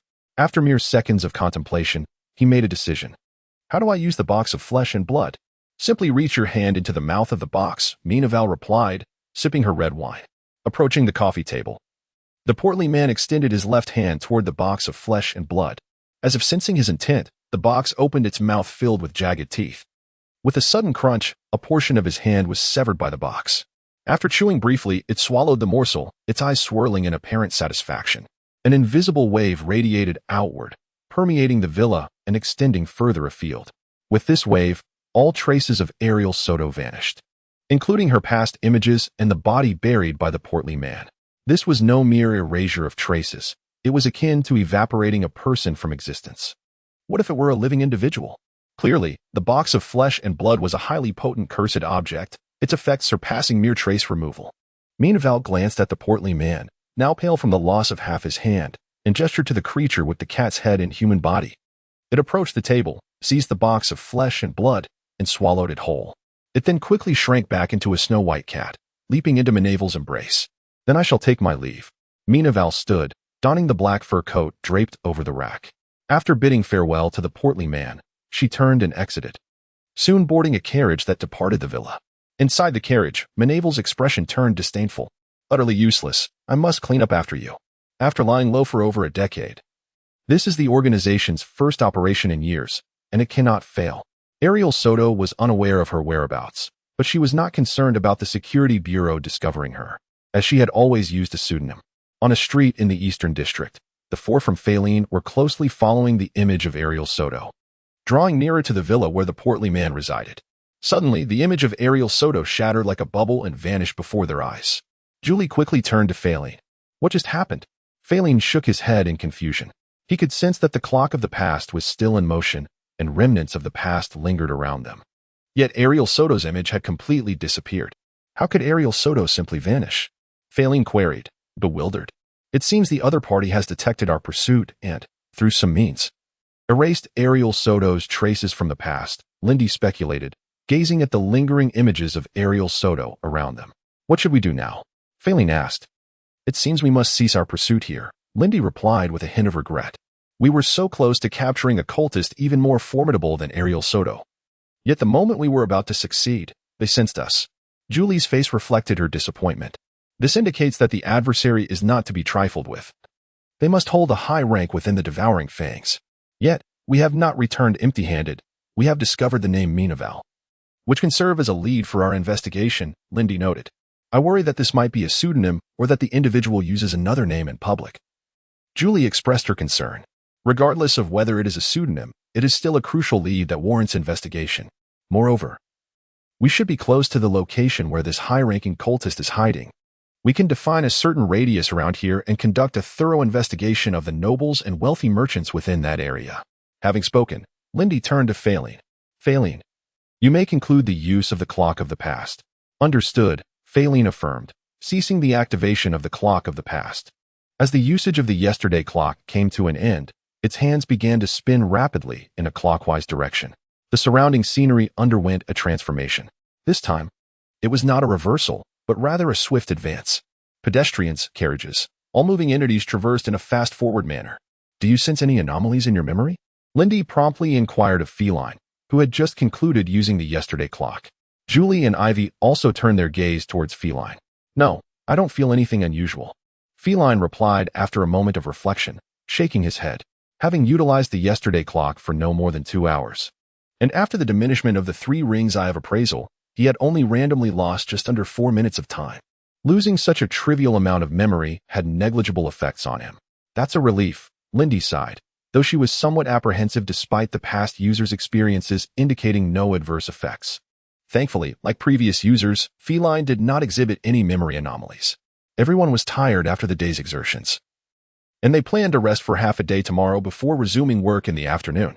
In the ensuing days, the Safety Bureau mobilized its intelligence capabilities to investigate the name Minaval and the wealthy nobles within a specified range. The Tooth of Devour had grown wary and ceased its activities, leading to a significant reduction in monster-related missions. Without receiving any tasks, Feilin resumed his daily routine, diligently perusing the mysterious tome of the arcane gun during work hours. He had adapted to the surging power over these days, mastering it completely to avoid any incidents of excessive force that might cause damage.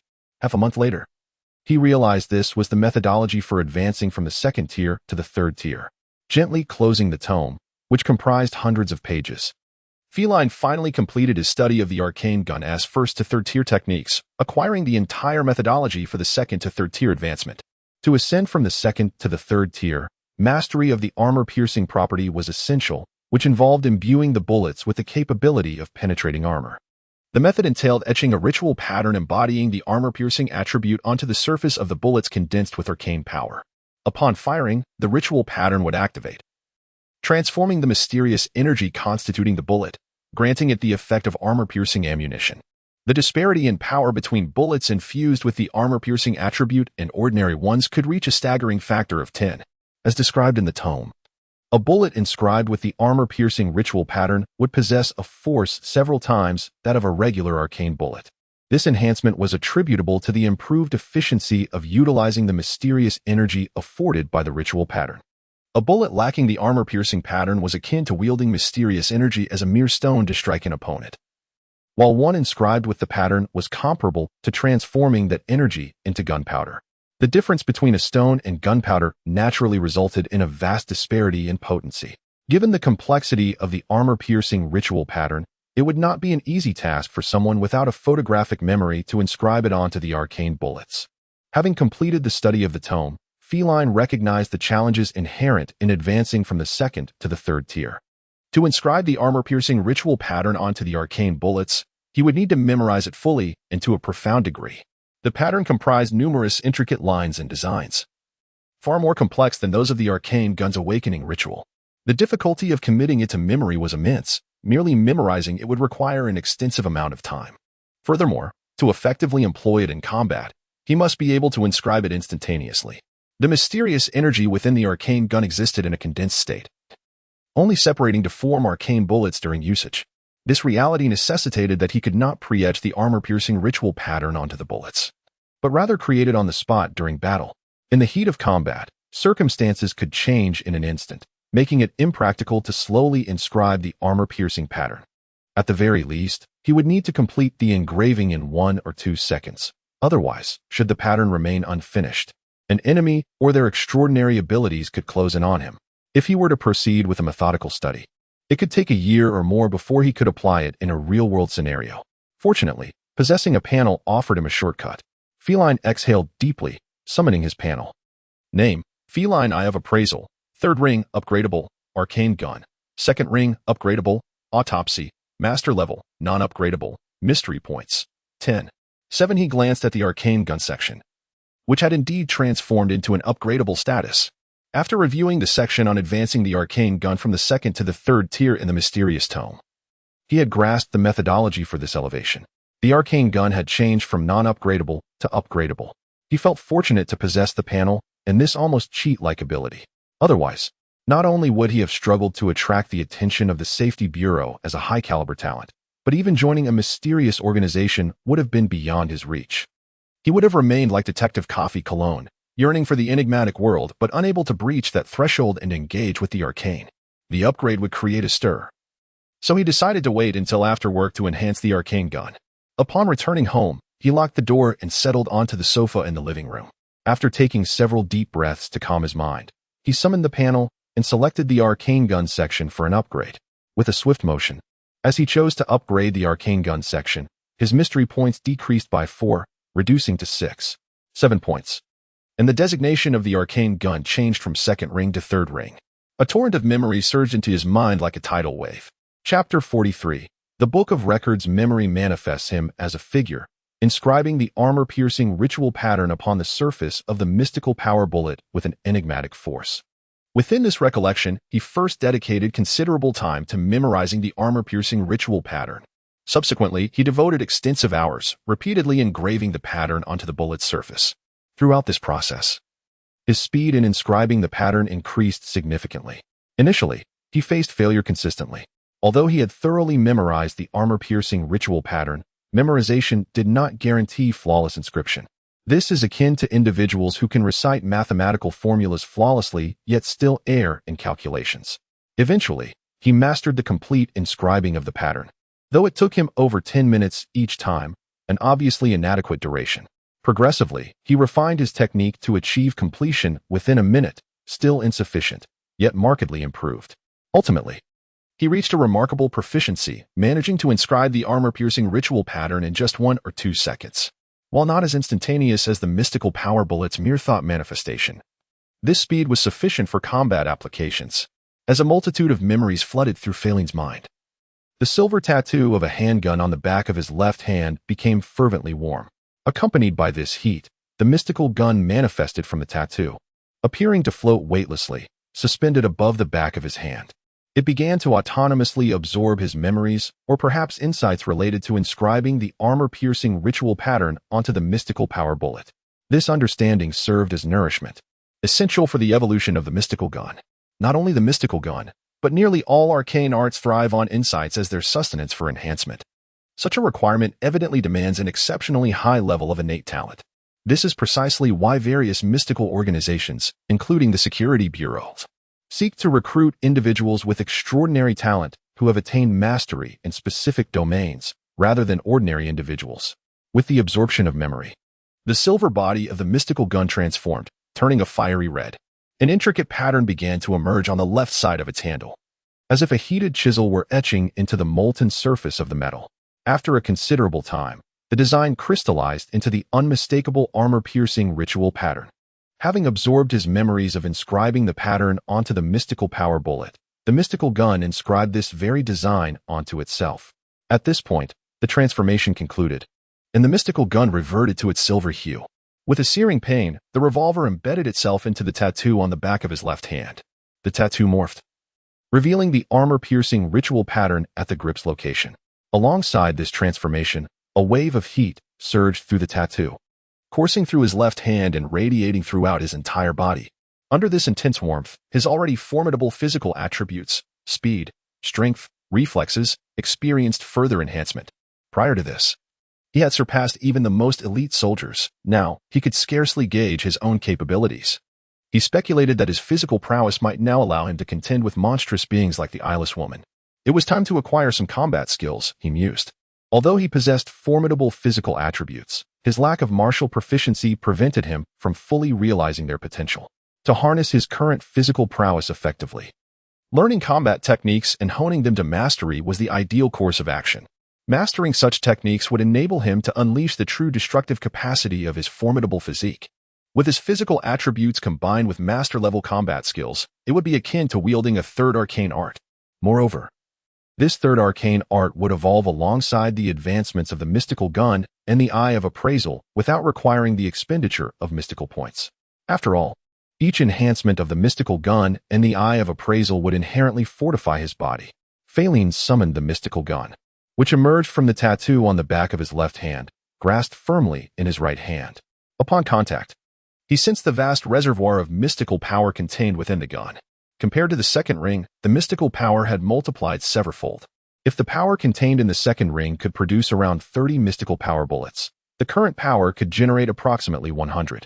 While this quantity was still far from achieving infinite bullets, it was nonetheless a considerable number, especially in the hands of a sharpshooter capable of striking at the enemy's vital points with each shot.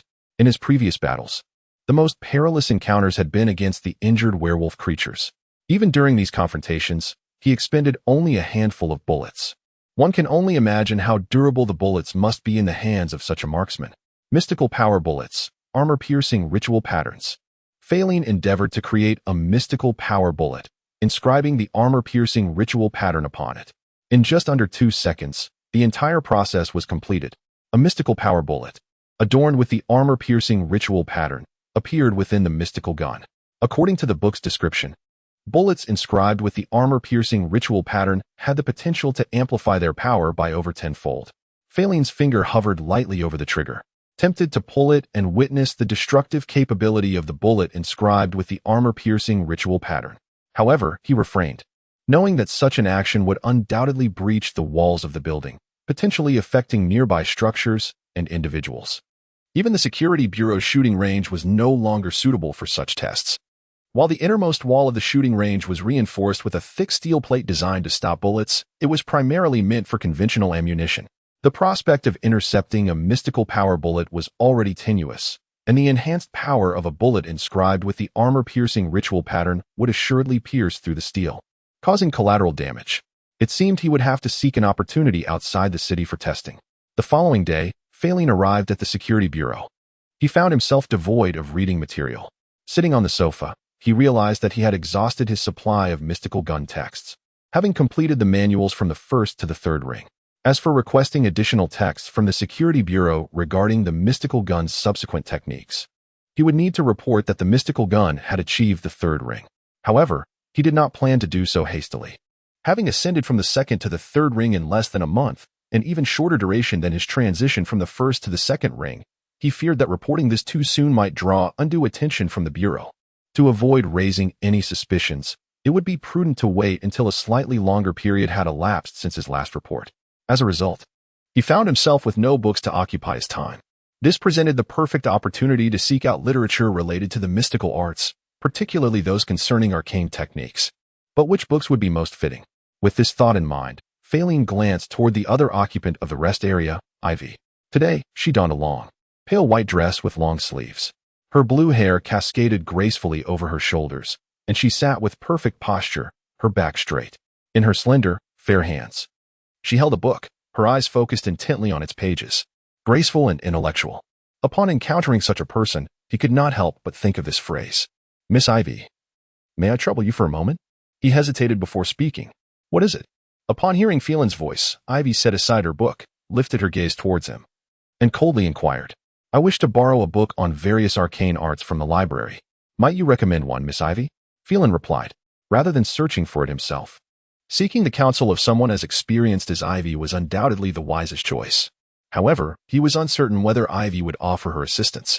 Most of their exchanges occurred during missions, where Ivy tended to speak more, likely due to the necessity of communication in such situations. The book on arcane arts.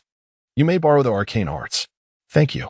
Grateful for the recommendation, Feilin expressed his thanks and departed from room 201, heading towards the library. Although referred to as a library, it was more accurately described as a grand repository of knowledge. The library of the Security Bureau was a 2-story building housing tens of thousands of volumes. In addition to tomes on the mysterious, it contained works pertaining to various fields of society.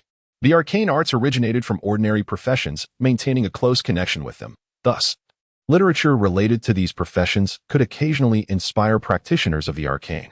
Behind the counter sat a middle-aged man with thick glasses, engrossed in a book, presumably the librarian.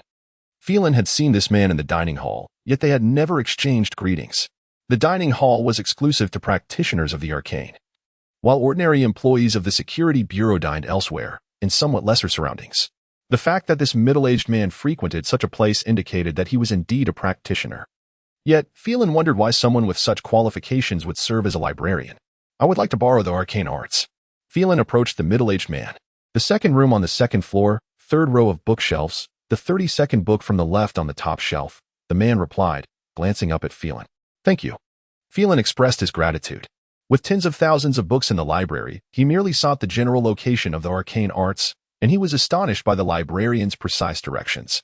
He pondered whether the librarian possessed a photographic memory like Julie, or if it was a result of his own arcane practice. May I inquire your name? As a fellow practitioner of the Security Bureau, Feilin felt it prudent to introduce himself. I am Quentin Chris. No need for you to introduce yourself, as I am already familiar with you.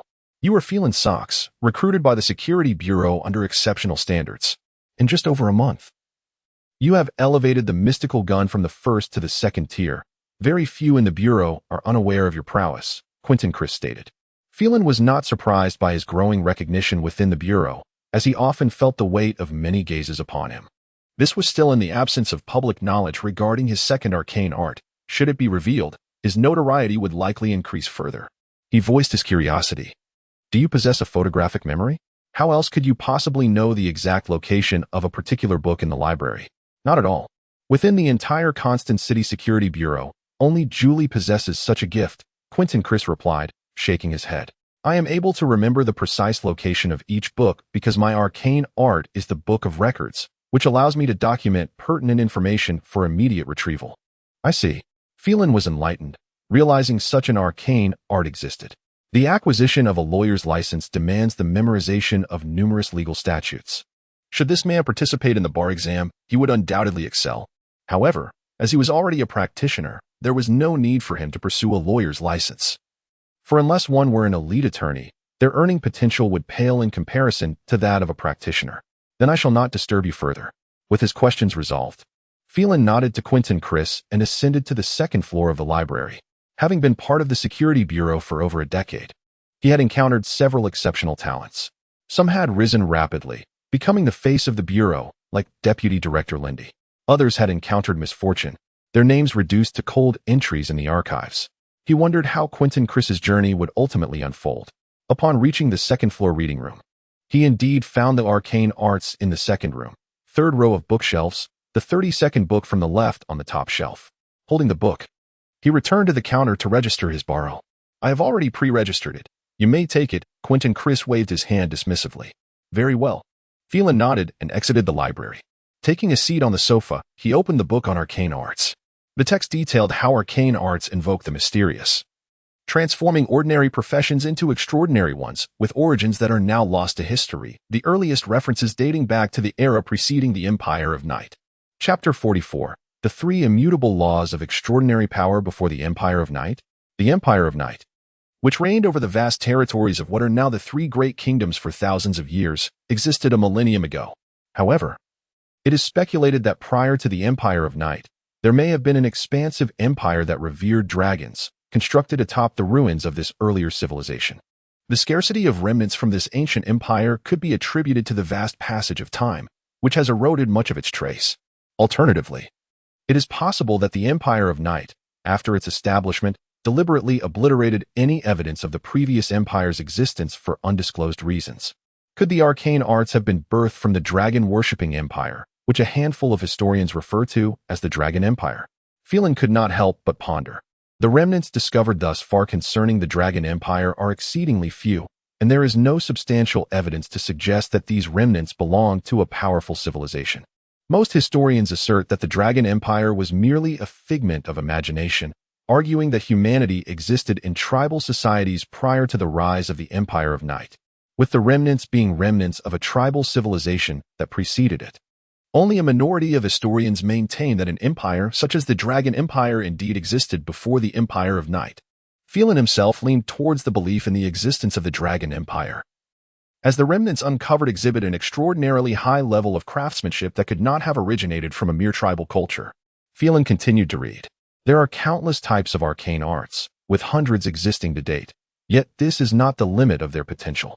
Regardless of whether these arts are established or yet to be conceived, all must adhere to the three immutable laws of extraordinary power. Feilin was captivated by the term the three immutable laws of extraordinary power.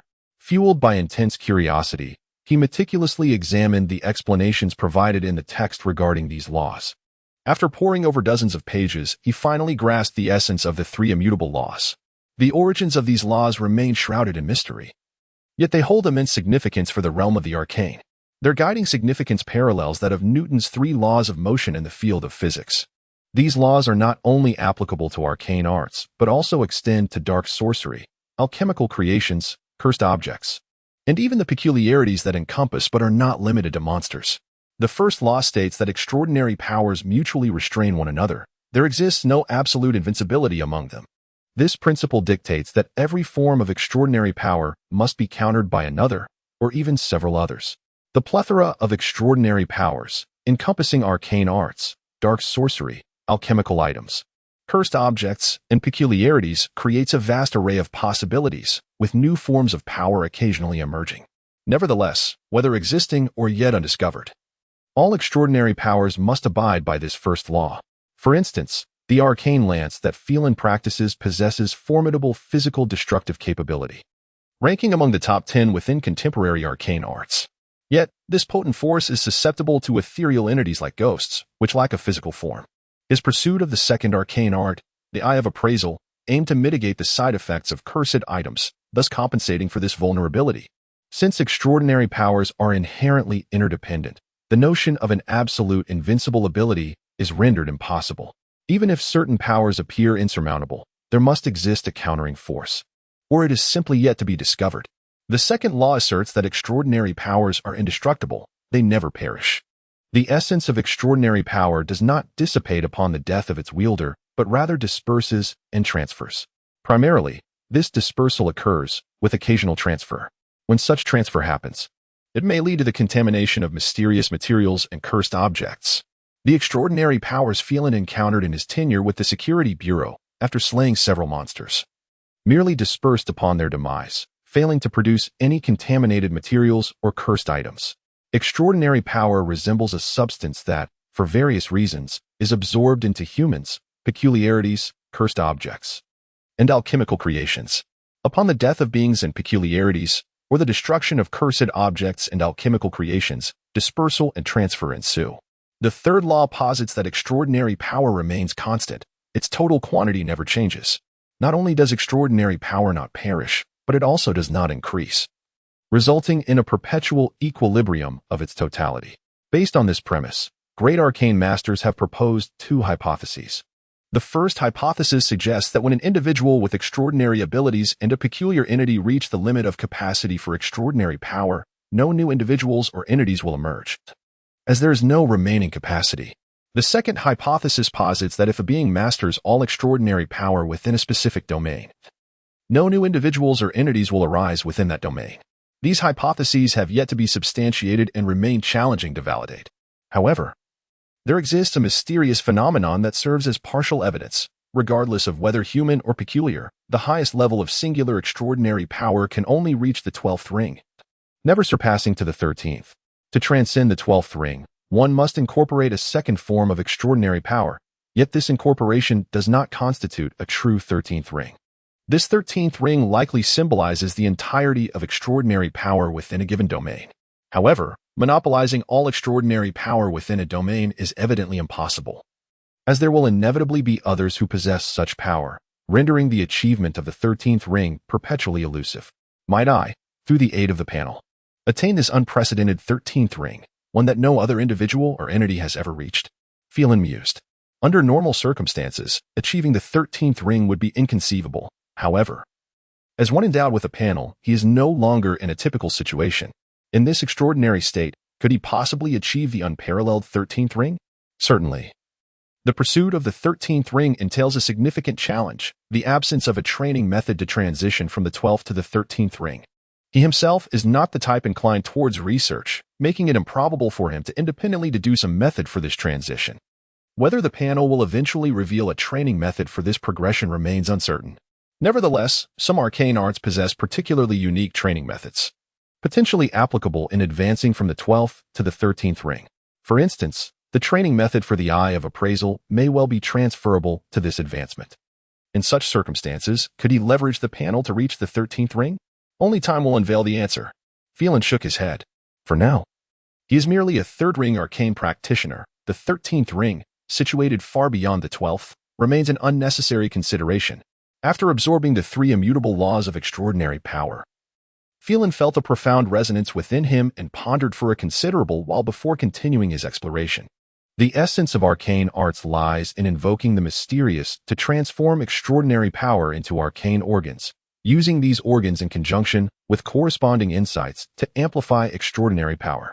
Each form of extraordinary power possesses its uniqueness, resulting in 3 distinct types of arcane arts. Upon reaching this point, Feilin exhaled in relief. Perhaps I have overthought. Previously, he had considered that the enhancement of the mystic gun from the first to the second tier took slightly over a month, while the transition from the second to the third tier required less than a month. He resolved to inform the Security Bureau of his achievement in reaching the third tier at a later time, with the intention of avoiding any unusual scrutiny and unnecessary complications. However, it now appeared that such caution was unwarranted. According to the second variant of the mystical arts, the difficulty of higher tiers is less than that of lower tiers. Specifically, advancing from the second to the third tier is less challenging than progressing from the first to the second. This phenomenon is exceedingly common. With this understanding, he could report to the Security Bureau that his mystic gun had already achieved the third tier without raising any suspicions. Indeed, mastering knowledge related to the mystical arts is indispensable. Otherwise, one risks being ensnared by preconceived notions. Feilin couldn't help but reflect on this. Whether in his past life or this one, every subject he had studied escalated in difficulty from easy to hard, leading him to mistakenly assume that mystical arts followed the same trajectory. As noon approached, Feilin decided to cease his reading. He stood up to stretch his body, preparing to head to the dining hall for lunch. After hours of engrossed reading in a single posture, he felt a slight stiffness in his body. At that moment, he noticed Ivy also setting her book aside and rising from the sofa, ready to make her way to the dining hall. Without exchanging words, the two departed from room 201 and took a seat at the same table in the dining hall. This routine had become a tacit understanding between them, occurring almost daily. In the dining hall, Feilin encountered Quentin Chris, whom he had previously seen in the library, along with Lindy and Julie. Lindy was adorned in a blue long dress paired with a fur coat, her ears adorned with exquisite blue earrings, embodying both beauty and allure. Julie wore a fur top and long trousers, her attire as consistent as ever. The two women sat at the same table, engaged in conversation while dining, during which the topic of their discussion veered towards a search operation. Feilin suspected they were referring to the pursuit of high-ranking cultists of the Devouring Fawn. He wondered about the current progress of the search and whether they had managed to identify the specific identities of these high-ranking cultists. After relishing a sumptuous lunch comprising braised lamb, salad-dressed grilled chicken breast accompanied by mashed potatoes, and fresh silverfish soup, Feilin exited the dining hall. Feilin, is there something you need? Lindy inquired as she caught up with him. Deputy Director, I wish to apply for the Tomes of Mystical Arts following the third tier of the Mystic Gun, Feilin replied, acknowledging that even now, reporting his achievement of the third tier would not raise any eyebrows within the Security Bureau. He felt no need for concealment. He resolved to expedite his application for the tomes pertaining to the third tier of the Mystic Gun. The tomes for the Mystic Gun's third tier. Has your Mystic Gun truly reached the third tier? Before Lindy could respond, Julie gazed at Feilin in astonishment. Feilin's application for the tomes was evidently due to his need to learn the practices associated with the third tier of the Mystic Gun, a necessity that implicitly indicated his achievement of this level. Yes, I have indeed reached the third tier, Feilin affirmed with a nod.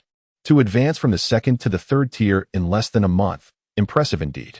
Lindy remarked with a soft smile, her admiration evident. Although she was aware of Feilin's remarkable talent with the Mystic Gun, hearing of his swift progression still left her quite impressed. You have not brought shame upon the Deputy Director, nor have you wasted her efforts in securing such a rare alchemical item as the substitute puppet for you. Julie added with a smile. Secured against opposition? Feilin keenly picked up on the phrasing, casting an inquisitive glance at Julie. The substitute puppet was not only a second-tier alchemical item, but one of the most valuable among them. Its worth comparable to that of third-tier alchemical items. Such a precious item would naturally incite envy, and during the initial application for the substitute puppet, the three captains had vigorously opposed it. A hint of mockery adorned Julie's expression. Within the Security Bureau, the highest position was held by Director Dorjibai, followed by Deputy Director Lindy. Beneath her were three captains, each a mid-tier mystic with capabilities of 5 rings or more, while these three held lesser status than Deputy Director Lindy. They were still entitled to participate in meetings and could oppose her proposals to a certain extent. Ultimately, it was Lindy who withstood their objections and persuaded the director to secure this alchemical item for him. Pushing her glasses up, she remarked, "Now that you have achieved the third tier so swiftly, the three captains will have even less reason to oppose." "Such a matter truly exists," Feilin exclaimed in surprise. Unanticipated was the convoluted history behind acquiring the second-tier alchemical item, the substitute puppet. When Deputy Director Lindy had presented the puppet to him, she had not mentioned this backstory, leading him to believe the acquisition had been effortless. With this thought, he found himself feeling a surge of gratitude towards Lindy. Chapter 45, Recruitment Traps. Well, that matter is behind us, and it is best left there. Lindy intervened to halt the conversation between Julie and Feilin. Discussing such matters within the confines of the Security Bureau was detrimental to internal cohesion, and she was reluctant to see Feilin's relationship with the three captains become strained. Given Feilin's potential, it was inevitable that he would soon ascend to the rank of a fifth-ring captain. Any friction with the three captains would hinder future collaboration. Furthermore, although the three captains held some personal interests, they were not entirely devoid of understanding. It is a rarity to find someone entirely free of selfish motives, and she was no exception. Her particular attention towards Feilin stemmed not only from his talent, but also because he was someone she had personally recruited, thus bearing her mark and belonging to her faction. Feilin and Julie both acknowledged her words and ceased their conversation, recognizing that such discussions were indeed inappropriate within the Security Bureau. Should their words be overheard, it would be detrimental to the unity of the organization. Naturally, with this incident in mind, it would be impossible for Feilin to maintain a close relationship with the three captains in the future. "Julie, in your capacity, please retrieve the mystical tome for the transition from the third to the fourth ring of the mysterious gun," Lindy instructed Julie, then turned to Feilin. "Feilin, when you collect the new tome, the mystical tomes for transitioning from the first to the third ring of the mysterious gun must be returned. Bring them to my office." Both Julie and Feilin nodded and departed. Shortly thereafter, they reconvened in Lindy's office. "Deputy Director, here's the mystical tome for the transition from the first to the third ring of the mysterious gun." Feilin presented the now redundant tome. "Very well," Lindy remarked, glancing through the pages to confirm its accuracy before setting it down. She then picked up the tome that Julie had just brought and handed it to Feilin. "This is the mystical tome for the transition from the third to the fourth ring of the mysterious gun." It truly was an entire book. Feilin took the tome, which, though it pertained only to the transition from the third to the fourth ring, was as thick as the tome for the first to the third ring, causing a shiver to run down his spine. Just as Julie had mentioned, each subsequent ring indeed warranted an entire book. Merely reading through this tome to grasp its teachings would likely require him a month of dedicated study. In contrast, the tome for the Eye of Appraisal spanned from the first to the 12th ring, yet comprised only a single volume, with merely a few dozen pages, truly a rarity. It seems even geniuses have their weaknesses. Upon witnessing Feilin's distressed expression at the sight of the tome, Julie could not help but jest. Observing the highest potential talent in the Security Bureau grappling with such challenges brought her an inexplicable sense of satisfaction. Perhaps this is the essence of joy derived from another's tribulations. "Miss Julie, you, with your photographic memory, cannot comprehend the struggles of ordinary individuals," Feilin replied with a wry smile. "If you, having graduated from the prestigious Jameson College of Constant City, are considered ordinary, then the term genius may well be rendered obsolete." Julie retorted with a grin. Possessing a photographic memory, she was well aware of Feilin's past endeavors. She recalled how arduous it had been to study intensely to gain admission, only to discover that working meant further study. Reflecting on his earlier experiences, Feilin could not help but feel a twinge of nostalgia. This is quite normal. Learning is the pathway to progress, whether in ordinary professions or in the realm of mystical practitioners. Upon hearing Feilin's lament, Lindy offered a kind smile before continuing. "I have good news for you. According to the regulations of the Security Bureau, upon reaching the third ring, your weekly salary will increase to 100 gold pounds. Indeed, please allocate the additional 50 gold pounds entirely towards repaying the 3,000 gold pounds debt," Feilin stated after a moment's consideration. Prior to this, he had been using half of his salary to repay the debt incurred from studying the second mystical art. By his calculations, it would take him over 2 years to settle the debt. However, if he utilized the newly added 50 gold pounds entirely for repayment, he could reduce that time frame to roughly 9 months. The 3,000 gold pounds could be repaid gradually. The Bureau would not pressure him, Would it not be prudent to allocate some for daily expenses? Lindy inquired, perceiving that 25 gold pounds a week seemed insufficient for living expenses, as even minor purchases could easily exceed that amount. For me, it is more than adequate. Feilin shook his head, while Lindy, accustomed to skirts costing hundreds of gold coins, found 25 gold pounds insufficient. He felt it was ample. He recalled that when he first opened his appraisal shop, his weekly earnings barely reached 4 gold pounds. Yet he still managed to save a portion, eventually accumulating over 100 gold pounds in 2 years. We are mystical practitioners. Earning a living is relatively straightforward for us. Do not be overly stringent with yourself, Lindy advised, but upon seeing Feilin's resolute stance, she refrained from pressing further. Without delving into the methods outlined in the tome for the transition from the third to the fourth ring of the mysterious gun, he secured it in a safe. He believed that rather than focusing on the techniques for advancing through the rings, his current priority should be acquiring mystical knowledge. To him, such knowledge was crucial, as its adept application could potentially influence the outcome of battles. He picked up the book titled Mysticism and continued reading. The subsequent sections of mysticism introduced various common mystical arts, which were also the knowledge he urgently required, compelling him to examine them closely. The hypnotic hand. Could this be the mystical art practiced by Ivy? Upon encountering the term hypnotic hand, Feilin glanced toward Ivy, who was present in the room. The hypnotic hand, utilizing the hand as the mystical medium, enables the practitioner to hypnotize a target through physical contact. The prerequisite mastery for this art is that of a hypnotist. At the first ring, one gains the ability to induce hypnosis through touch. At the second ring, one can produce sound through the hand to facilitate hypnosis. The third ring permits hypnosis of multiple targets simultaneously, while the fourth ring introduces gesture-based hypnosis, where mere sight of the hand allows for hypnosis. Compared to previous methods, this technique is undoubtedly more covert. At the fifth ring, one acquires the ability to implant hypnosis, akin to a time bomb nestled in the target's mind, triggering under specific conditions or stimuli. Imagine a friend who appears entirely normal one moment suddenly launching a surprise attack. Such an ambush would be exceedingly difficult to foresee. Moreover, even if the ambush were to fail, there would be no concern for personal danger, as the hypnosis is time-triggered and the practitioner need not be in proximity to the target. From the description, it appears that the hypnotic hand bears an uncanny resemblance to Ivy's mystical art, likely indicating that it is indeed the art she practices. Feilin had previously witnessed Ivy employing touch hypnosis, sound hypnosis, and multi-target hypnosis. This suggests that Ivy is a third-ring mystical practitioner, or perhaps even of a higher rank, yet has not demonstrated abilities beyond the third ring due to their irrelevance in her current circumstances.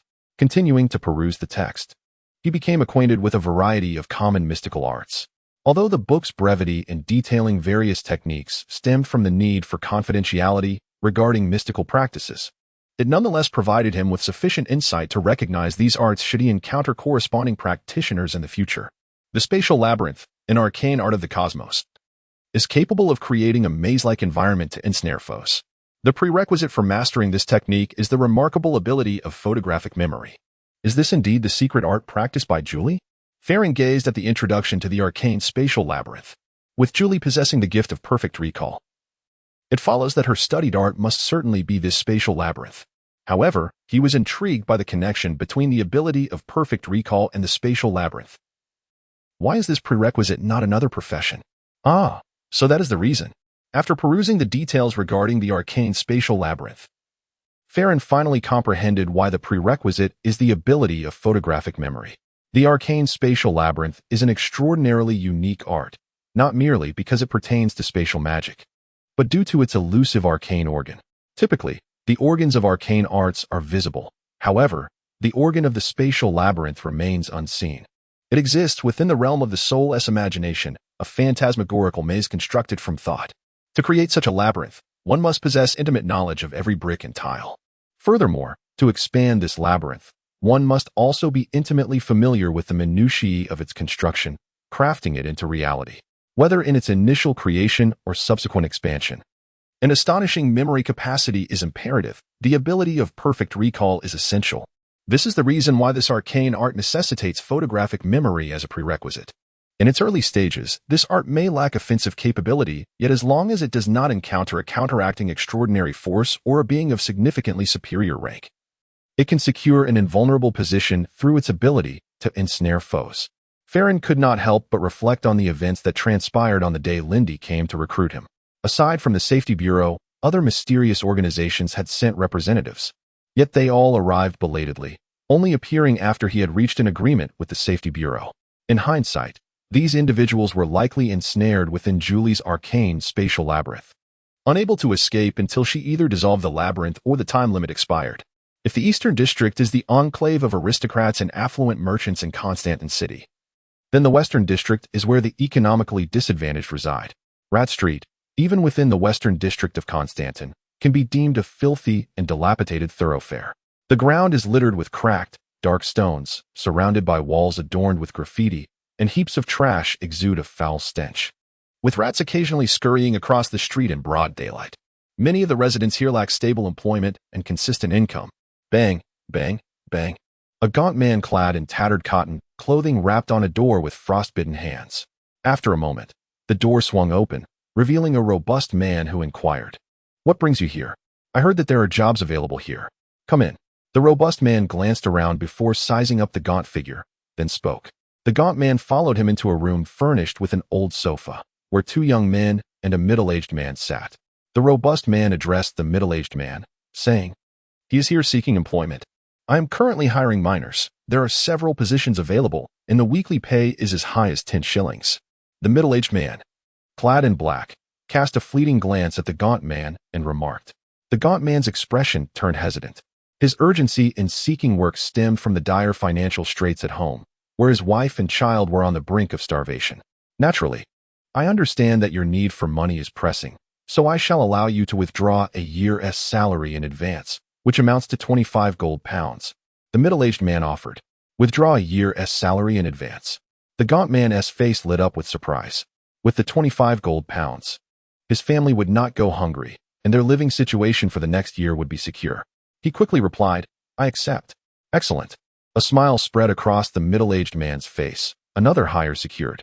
Not just one, for one of the two young men previously seen followed him, evidently wary of the gaunt man absconding with the money. Upon returning home, the gaunt man handed the money to his wife and explained his intention to work away from home for a year. "Why must it take so long?" his wife asked. Concern etched on her face. "Perhaps we should consider a different job?" she suggested. "Missing this opportunity may mean we won't find another as favorable," the gaunt man replied, glancing at their 5-year-old son and shaking his head. Although his wife was reluctant, she understood that this was the only path to improve their financial situation and reluctantly agreed.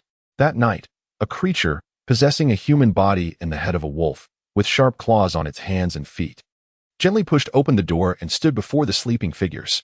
Its eyes glowed red as it surveyed the slumbering individuals. With its gaze, each sleeping person, including the gaunt man, succumbed to a cessation of heartbeat and breath. Chapter 46. The Freeman family. The day following the application for the mysterious gun's advancement from the 3rd to the 4th ring, Feilin did not go to work, as he and Ivy's team were scheduled to rest for the next 2 days. Although he yearned to delve deeper into the esoteric knowledge, he decided to embrace the respite and indulge in relaxation during this period.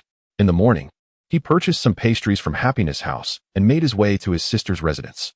Upon his arrival, the golden-haired, blue-eyed doll-like Kasha, clad in a white leather jacket, cheerfully exclaimed, "Oh, how sweet." Feilin affectionately ruffled Kasha's hair and responded, "Look what Uncle has brought for you." Kasha eagerly accepted the paper bag filled with pastries, her azure eyes gleaming with anticipation as she peered inside. Upon seeing the contents, her little face lit up with delight. "Well, it's strawberry cake and cream muffins from Happiness House. Are you resting today?" His sister, Roland, with her hair neatly tied up and dressed in casual home attire, approached and inquired, "Are you off today?" "Yes, today and tomorrow," Feilin nodded.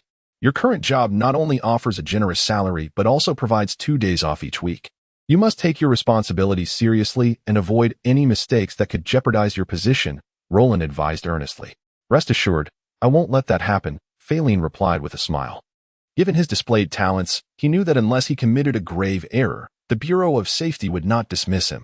As a civil servant, he felt secure, akin to holding a solid iron rice bowl, with ample opportunities for promotion and salary increases, evidenced by his recent raise to 100 gold pounds. However, he chose not to disclose this information to Roland, fearing it would astonish her and lead to doubts about his position at the Dyed auction house.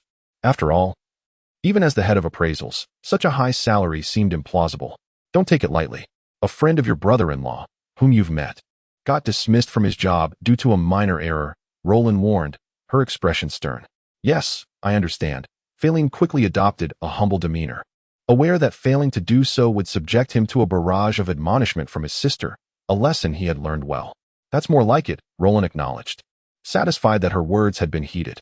Upon leaving the city and venturing into the outskirts, Feilin instructed the coachman, Ken Darby, to halt as they passed a stony wasteland. Once the mysterious gun reached the third ring, he had contemplated finding an opportunity to test the power of the mysterious energy bullets inscribed with the armor-piercing ritual pattern. Today, he sought to evaluate their potency. Ensuring that he and the coachman were the only ones around, Feilin approached the rocky terrain. This will do. His gaze settled on a flat, slab-like stone, approximately 1 meter thick, resembling a monument. Mysterious gun. Removing the glove from his left hand, he revealed the tattoo on its back, summoning the mysterious gun forth. He began by creating a mysterious energy bullet and then inscribing the armor-piercing ritual pattern onto it. Within just a second or two, a bullet inscribed with the armor-piercing pattern materialized.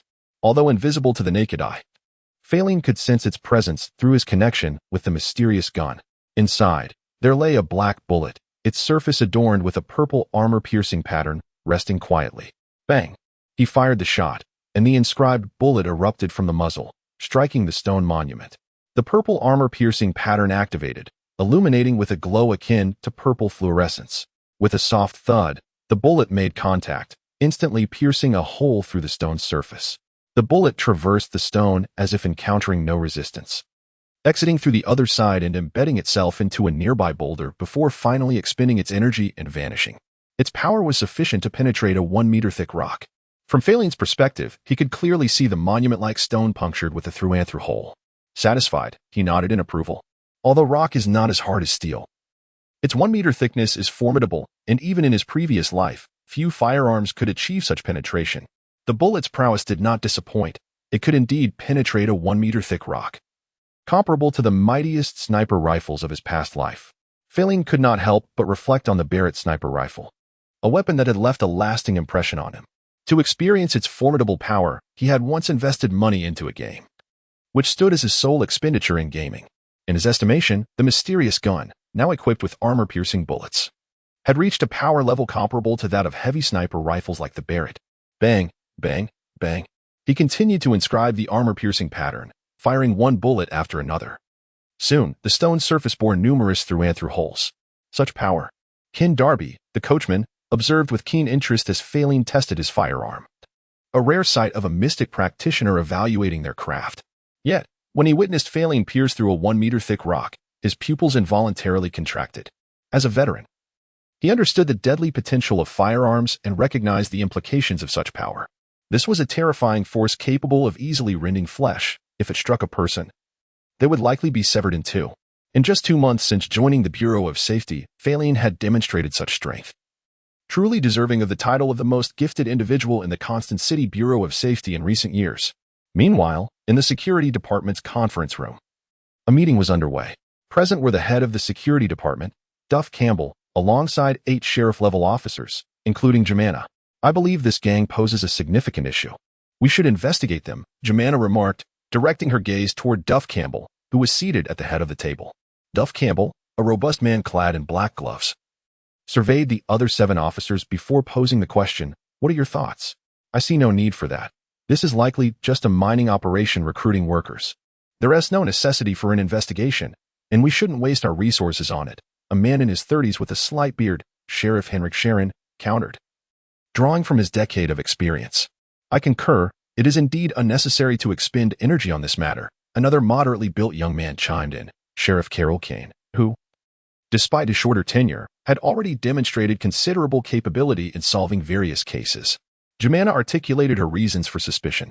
The recruitment period is indeed somewhat premature. Yet it would be unwise to suspect any wrongdoing based solely on that. I surmise they have discovered a new vein and are in dire need of miners, which accounts for their current recruitment efforts.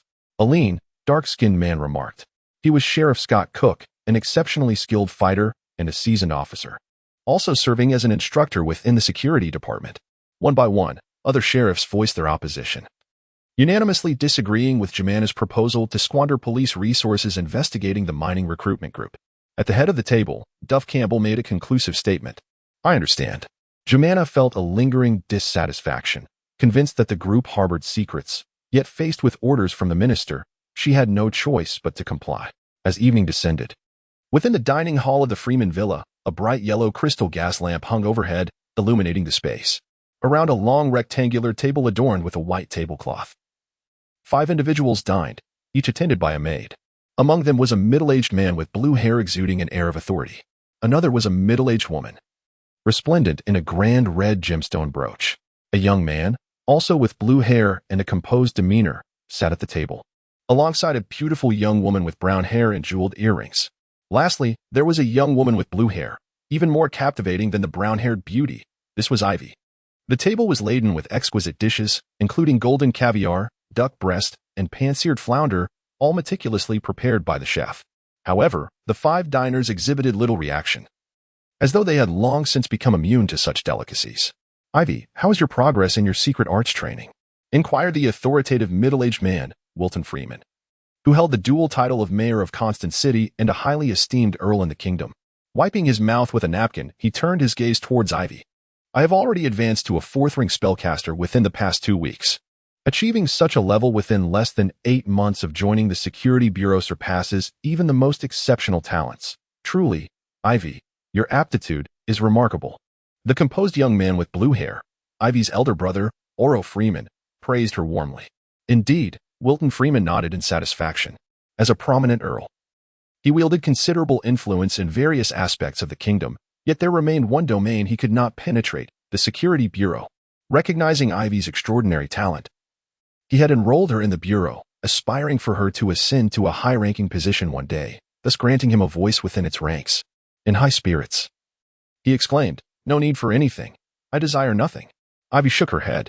Her father, Wilton Freeman, had always treated her well, providing the finest of everything throughout her life, his affection rivaling that of her brother. However, his insatiable desire for power was a singular flaw, as he continuously sought to expand the Freeman family's influence within the kingdom. Ivy, your advancement within the Constant City Security Bureau must surely place you at the top, correct? Oro Freeman took a sip of red wine and inquired. Upon hearing her brother's question, Ivy thought of Faring, her teammate. While her talent was indeed formidable, it paled in comparison to Faring's. She shook her head, responding, not quite. Not quite.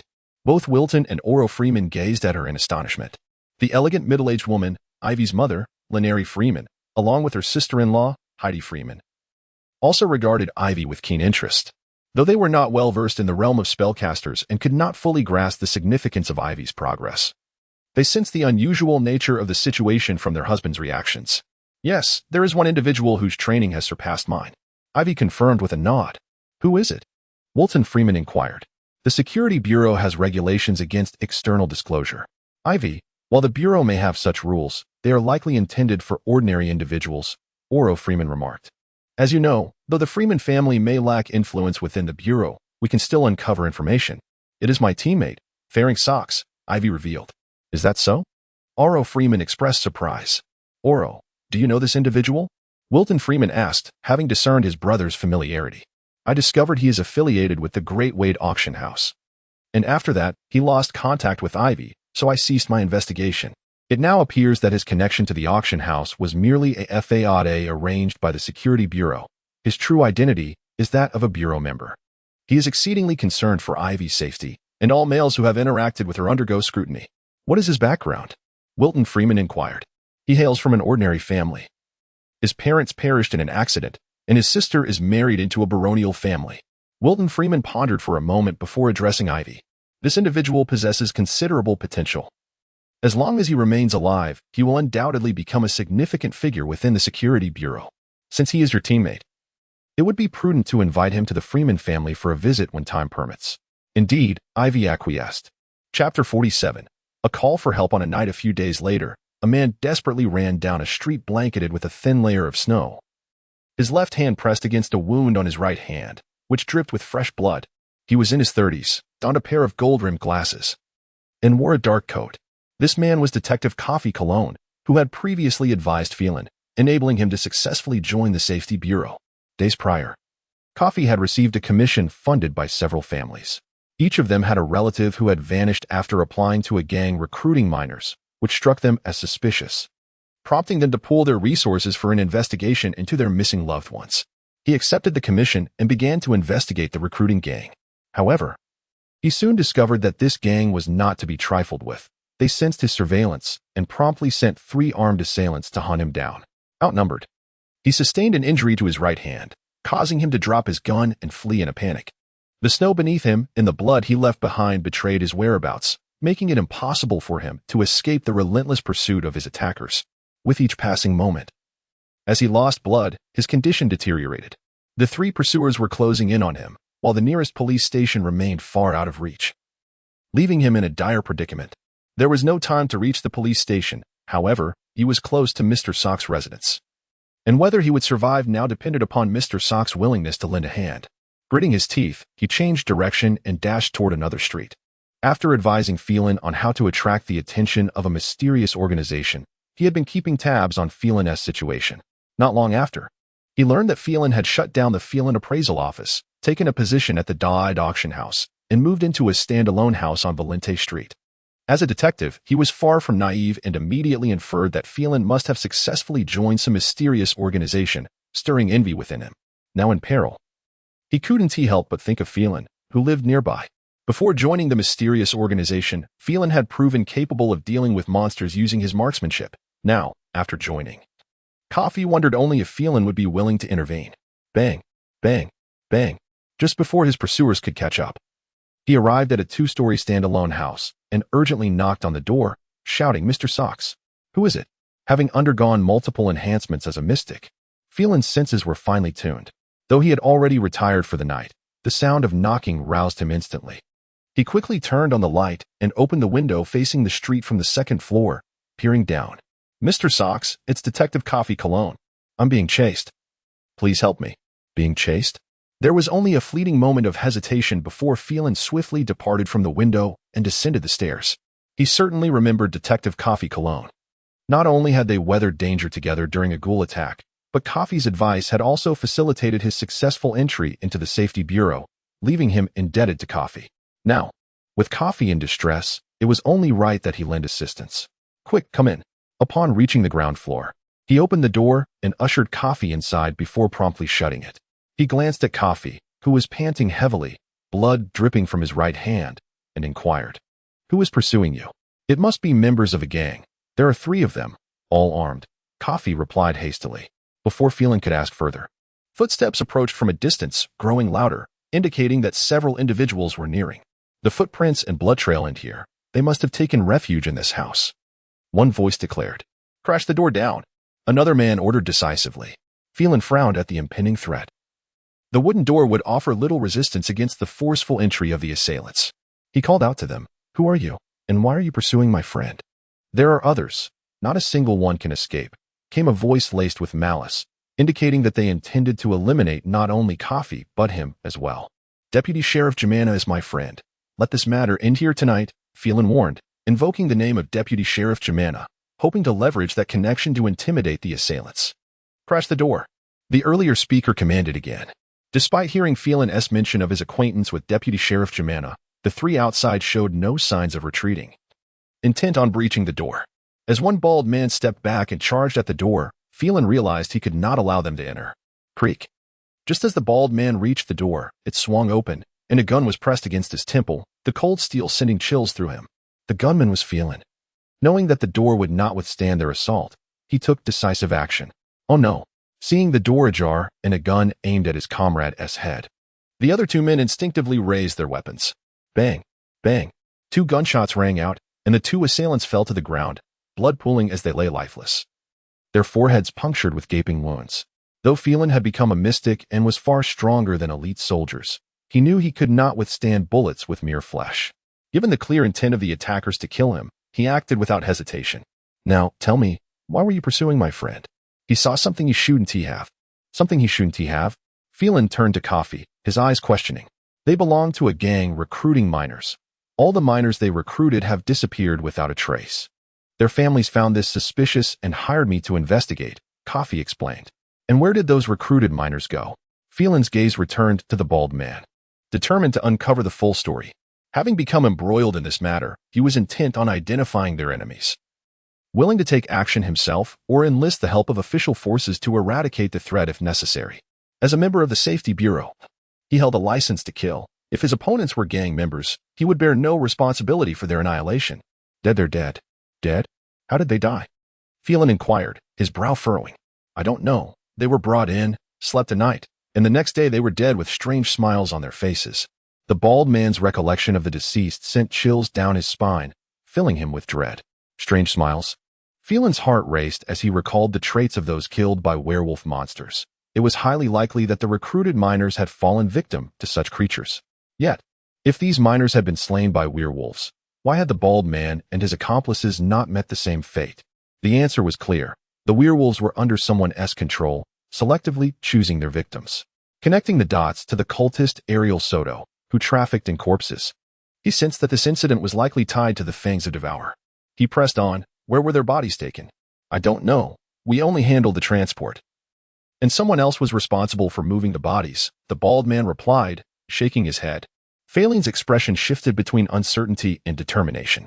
It was evident that the group recruiting miners was being manipulated by the Devourer's tooth, their aim to acquire corpses while remaining undetected by the Security Bureau.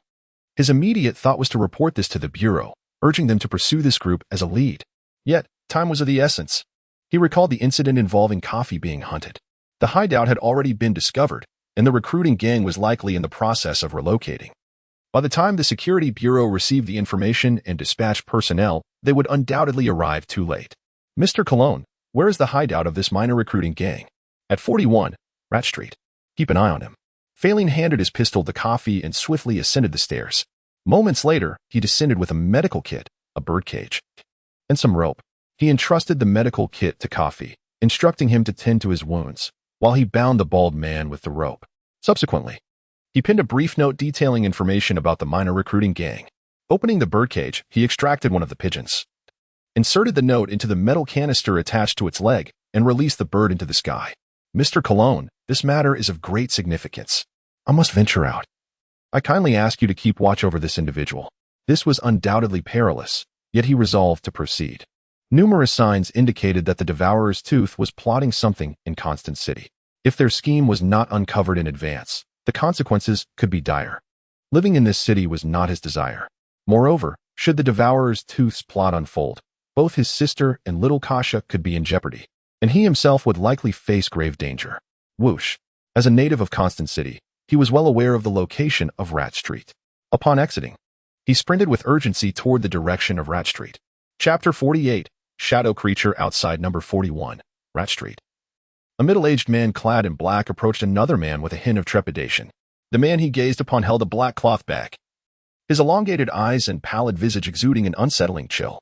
He was his superior, a highly regarded acolyte within the organization, who possessed remarkable powers that the middle-aged man had witnessed firsthand. The enigmatic demise of the miners was undoubtedly orchestrated by this individual. There was no time to waste. An immediate retreat was imperative. The cold-faced man shook his head and declared, everyone should scatter as previously discussed. Once the danger has passed, I will contact you. Understood. The middle-aged man replied, his tone subdued yet resolute. He then turned to the remaining 4 subordinates, who had not been dispatched, and commanded, withdraw.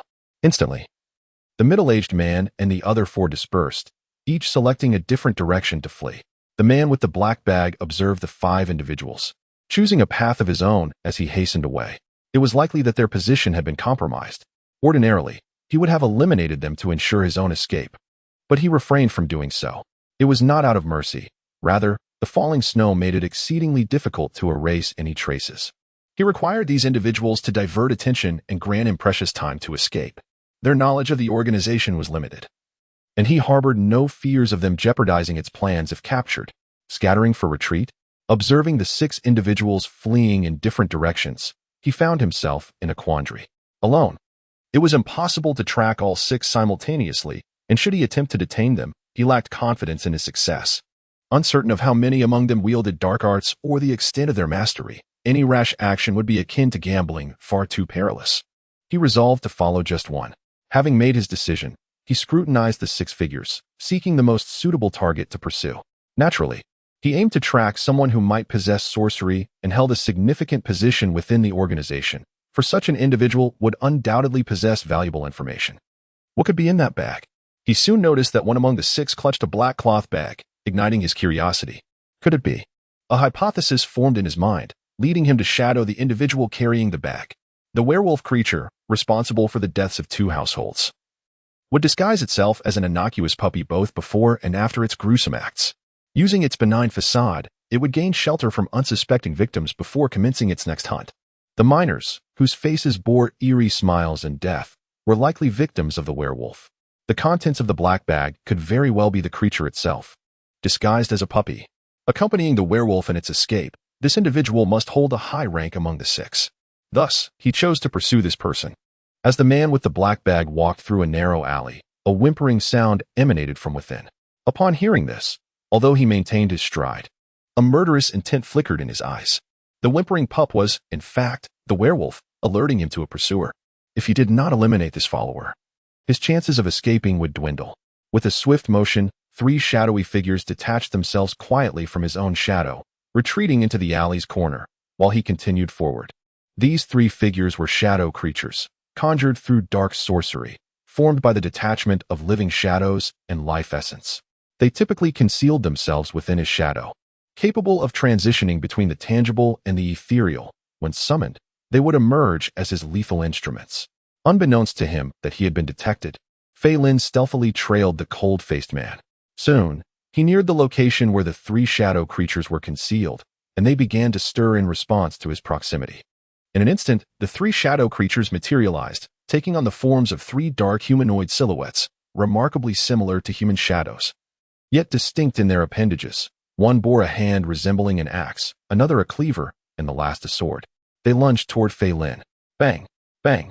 Bang! 3 gunshots rang out. 3 bullets imbued with mysterious power flew toward the shadow creatures. Each bullet found its mark in the heads of the attacking creatures, creating grotesque, gaping holes that sent their bodies crashing backward. Though Feilin remained unaware of his exposure, the interface alerted him to the presence of the shadow creatures, prompting him to remain vigilant for potential assaults. As the creatures lunged at him, he reacted swiftly, firing back with his mysterious firearm. Boom! The 3 shadow creatures collided with the alley walls, their heads punctured, yet as unnatural beings, they did not perish. Instead, they rose again, resuming their assault. They're not dead? Encountering creatures that could withstand such grievous injuries surprised Feilin, yet he decisively fired again. Pop! Pop! Pop! 3 more bullets erupted from his gun, this time targeting the creatures' torsos. Once more, the shadow creatures were sent crashing against the walls, yet they remained undeterred. As beings of shadow, they lacked the vital weaknesses typical of living organisms. Without waiting for the creatures to rise again, Feilin unleashed a barrage of shots. Pop! Pop! Pop! The relentless flow of mysterious power ensured a continuous supply of bullets. He fired over 10 shots in rapid succession. The shadow creatures sustained extensive damage, riddled with holes. But they still did not succumb. Ultimately, they could not rise again, their forms dissipating into nothingness. Suddenly, just as Feilin dispatched the 3 shadow creatures, a fierce wind rushed toward him. A creature with the head of a wolf and the body of a man lunged at him, its claws sharp as daggers. In that moment, a line of text flashed before his eyes, then vanished swiftly. Contact with the mysterious grants 3. 1 points. There was no time to shoot. Feilin instinctively dove aside. Despite his enhanced physical abilities and remarkable speed, he could not evade the werewolf's assault. After all, the creature could evade bullets with ease. Slashing through the fabric of his shirt, the werewolf's claws left 4 bloody gashes across his chest, blood splattering in the air. Bang! Bang! Bang! He was flung backward, while the werewolf pounced toward him mid-air. As he fell, he fired 3 shots in quick succession. Clink! 2 bullets were deftly avoided by the werewolf, while the third was deflected by its claws. However, this was not the first time Feilin had confronted the lycanthropic monstrosity. He was well aware of the creature's swiftness and thus did not employ ordinary bullets. With a soft thud, 2 bullets that the lycanthrope had evaded suddenly curved and struck from the side. By the time the creature sensed the danger, it was too late to escape, and 2 bullets lodged themselves in either side of its head. Nevertheless, the lycanthrope possessed formidable physical resilience, and despite the gunshot wounds, the damage was not severe. Unfortunately, Feilin found himself sprawled on the ground but quickly regained his footing. The situation was dire, and he lacked the time to craft bullets imbued with the arcane power of armor-piercing inscriptions. Had he done so, he might have slain the lycanthrope. Fortunately, he had successfully impeded the creature's advance. With a furious roar, the injured lycanthrope lunged toward Feilin, its crimson eyes ablaze with rage. Bang! Bang! Bang! Feilin unleashed a barrage of shots, each imbued with arcane energy, from his mystical firearm. Despite the lycanthrope's rapid movements and its ability to deflect bullets with its claws, it found itself unable to close the distance against Feilin's relentless fire, sustaining wounds as it attempted to evade. Had he still been at the second tier, the mystical energy within his firearm would likely have been depleted after the previous encounters with the shadow creatures in the recent skirmish. However, having ascended to the third tier, the reserves of arcane energy within the firearm surged, allowing him to conjure approximately 100 mystical bullets without concern. Bang! Just as the lycanthrope was forced to dodge a bullet, one adorned with purple etchings was fired from the barrel, aimed directly at it. This was a bullet inscribed with the armor-piercing emblem. Although the inscription process took over a second, which was somewhat slow in the heat of battle, it was not entirely impractical. Clang! The lycanthrope's acute instincts detected the imminent threat posed by the bullet, prompting it to swipe with its claws to intercept. The metallic clash resonated as the creature's claws shattered against the armor-piercing round, which continued its relentless trajectory into the beast's body. A gruesome wound manifested. A gaping hole that pierced through the lycanthrope, with blood gushing forth from both entrances. The bullet, renowned for its ability to penetrate even a meter-thick rock, had indeed breached the creature's formidable physique. Staggering from the grievous injury, the lycanthrope's agility waned, and fear began to take root within it, compelling it to flee. Feilin would not allow the creature to escape. He swiftly brushed his hand across the mystical firearm, generating another armor-piercing bullet. Bang! Another bullet, this time marked with blue etchings, was dispatched toward the lycanthrope's vulnerable back. Aware of the peril, the creature attempted to evade, but its earlier injuries hampered its speed. With a sickening thud, the bullet narrowly missed the heart but still tore through the lycanthrope's body, leaving another grotesque wound. With two devastating strikes, the creature's movements grew increasingly sluggish. Feilin again swept his hand across the firearm, conjuring yet another armor-piercing round and firing it forth. With a swift motion, the bullet struck the lycanthrope at the back of its head and exited through its forehead. Blood and a white substance oozed from the two punctures in its cranium. The lycanthrope's body collapsed, lifeless, as if a machine had lost its power. With the beast down, Feilin exhaled in relief. The lycanthrope, equivalent to a third-tier entity in terms of extraordinary energy, had been vanquished through a confluence of factors. His ascension to the third tier had enhanced his reflexes and increased the mystical energy reserves within his firearm, enabling him to craft armor-piercing ammunition. It was this amalgamation of advantages that allowed him to triumph over a lycanthrope at its peak. Swiftly, a cold-faced man dashed through the alleyways, fleeing with urgency. With three shadow creatures allied with the lycanthrope, he was confident they could vanquish his pursuer. Even if they failed, it would buy him precious time to escape. After releasing the three shadow entities into battle alongside the lycanthrope, he did not linger to witness the outcome, but immediately retreated without hesitation. Although he believed the combined force of the three shadow creatures and the lycanthrope would suffice to ensnare his pursuer, he opted for the most prudent course of action, immediate withdrawal. But then, mid-flight, he halted abruptly. The three shadow creatures were of his own creation, and he shared a bond with them, thus he sensed their demise instantaneously. The enemy was formidable. His choice to retreat had indeed been wise. Grateful, he continued his flight. With the three shadow creatures defeated, he took solace in the fact that the lycanthrope remained. The dawn was fast approaching. Once daylight broke, he would merge into the throngs of commuters and effectively evade his pursuer. Chapter 49. The Fong of Frenzy. With a sudden chime, he encountered the mysterious, gaining 8 points of mystique. Before him, words appeared and vanished in rapid succession.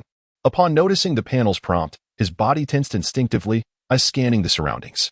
Previously, during an ambush by shadow creatures, he had felt this same sense of foreboding. It was highly likely that new monsters lay in wait nearby, poised to strike. However, after waiting for approximately half a minute, and with no attack forthcoming, he began to sense something amiss. His vigilant gaze swept the area, and when it fell upon the corpse of a werewolf creature, doubt crept into his mind. Next to the lifeless body of the werewolf lay a Fong, severed from its source and glimmering with a silver hue. He distinctly remembered that the werewolf had not possessed silver teeth during their confrontation.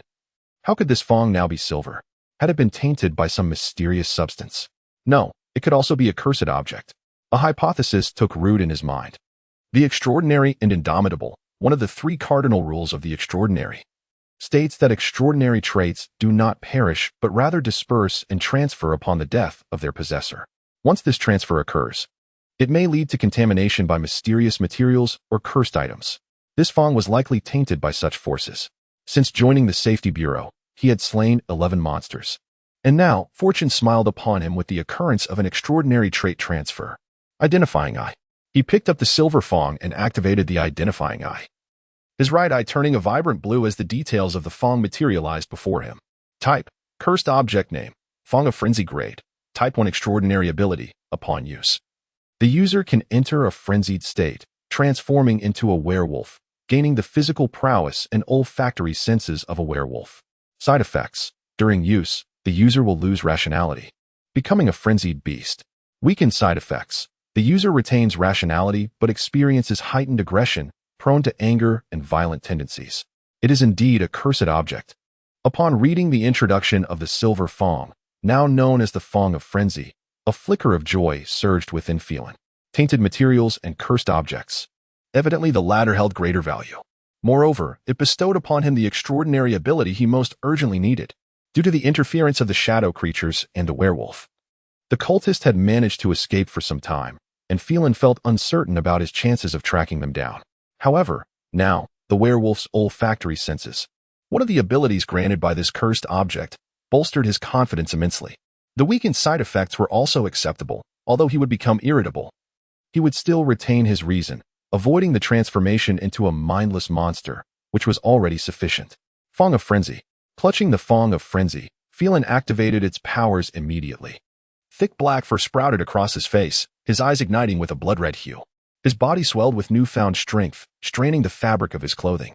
His hands and feet elongated into razor-sharp claws, shredding his shoes into tatters. Under the influence of the side effects, his mood soured, and he violently tore apart the ruined footwear. Sniffing the air, he detected a scent distinct from that of the shadow creatures and the werewolf, swiftly pursuing the aroma. His speed was astonishing. Each step covered several meters, akin to leaping. Where he tread, snow erupted, accompanied by a resounding crunch. With dawn breaking, the streets would soon be bustling with commuters. If he could traverse this alleyway and blend into the crowd, he would surely evade pursuit. In the alley, a cold-faced man, Jink White, felt a jolt of adrenaline surge through him. Forcing his weary body to muster additional strength, he quickened his pace. Soon, he reached the mouth of the alley and glimpsed the pedestrians on the street. Steadying his breath, he prepared to step out and meld into the throng, hoping to shake off his pursuers. But just then, a sharp sound echoed behind him. Snap. A clawed hand emerged, seizing his neck and yanking him back into the alleyway.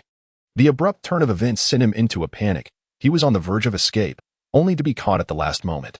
With his neck in a vice grip, he struggled desperately, clawing at the hand that constricted him, trying to pry it away. Yet the dark arts he practiced, which granted him the extraordinary ability to conjure shadow creatures, offered limited physical enhancement. Although he was stronger than an ordinary man, he was no match for the hand's owner. The grip around his neck was like iron, and no matter how he strained, he could not loosen it. Thus, he was dragged deeper into the alley. Once deeper within, the hand finally released him, but not in the manner he had hoped. The owner of the hand hoisted him up and flung him violently. His body soared through the air, crashing against the wall of the alley. Bang! With a dull thud, he slammed into the wall, which crumbled under the impact, threatening to collapse. Pain surged through him. He suspected he had fractured bones, and his head spun in a haze. Struggling to lift his gaze, he beheld his assailant, a creature with claws adorning its hands and feet, fur covering its visage, and eyes a striking crimson. A werewolf. No, this was not the same werewolf he had encountered. At first glance, he mistook it for one of its kind, confused as to why it would attack him so viciously. However, he quickly dismissed this assumption. The werewolf he had fought had white fur, while this creature bore black fur. In his frenzied state, Feilin's emotions erupted into violent rage, a fierce desire to destroy surging within him. He yearned to see blood, to rend the body of this cultist before him in the most brutal and savage manner. Fortunately, he still retained enough reason to recognize that this cultist was a vital lead. He could not kill him, at least not now. Bang! Jink White struggled to rise. But before he could regain his footing, Feilin darted forward. Coughing, he felt a foot crash down on his chest, nearly robbing him of breath. He gasped painfully, his face turning a shade of blue as he struggled to inhale. Bang! Realizing that continuing like this might lead to the cultist's demise, Feilin finally lifted his foot. Even so, in his agitated state, he instinctively kicked the cultist once more, eliciting another choked gasp. He crouched down, reaching for the pockets of the cultist's garment. Earlier, when he had approached the cultist, the panel had indicated a gain of 2 points of mystique upon contact. Clearly, this was a human and not a monster. Provoking a reaction from the panel, he must possess a cursed object. Cursed objects are perilous, and this cultist could potentially turn the tide with one. Thus, he could not afford to allow the cultist the opportunity to wield such an object. He must seize it before it was too late. However, after searching through all the cultist's pockets, he found only a small amount of money, with nothing else of note. Where could he have hidden the cursed object? His eyes narrowed, and he glared at the cultist. "Where's the cursed object?" he demanded harshly. Coughing, Jink White rasped, "I don't have any cursed object." Still dare to quibble? Hearing the cultist's denial ignited Feilin's fury, and he delivered a fierce kick to the cultist, making him grunt in pain.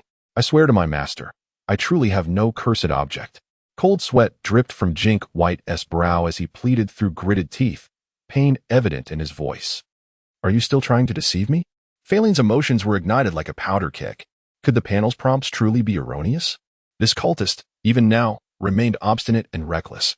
Harnessing the power bestowed upon him in his werewolf form, he delivered a fierce kick to the cultist's leg. Crack! A sharp sound echoed as the cultist's leg twisted unnaturally. Clearly fractured. "Ah, I truly possess no cursed object."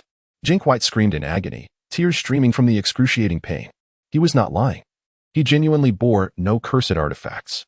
He could not fathom why this individual insisted he was cursed. Was it possible there was truly nothing? Feilin pondered. In such circumstances, if the other party remained unyielding, could it be that he indeed had no cursed item? But how could the panel be mistaken? He was acutely aware of his own rising agitation, recognizing it as a consequence of the effects of the frenzy fawn. Even with the mitigation of the third ring eye of appraisal, such effects remained, without its influence.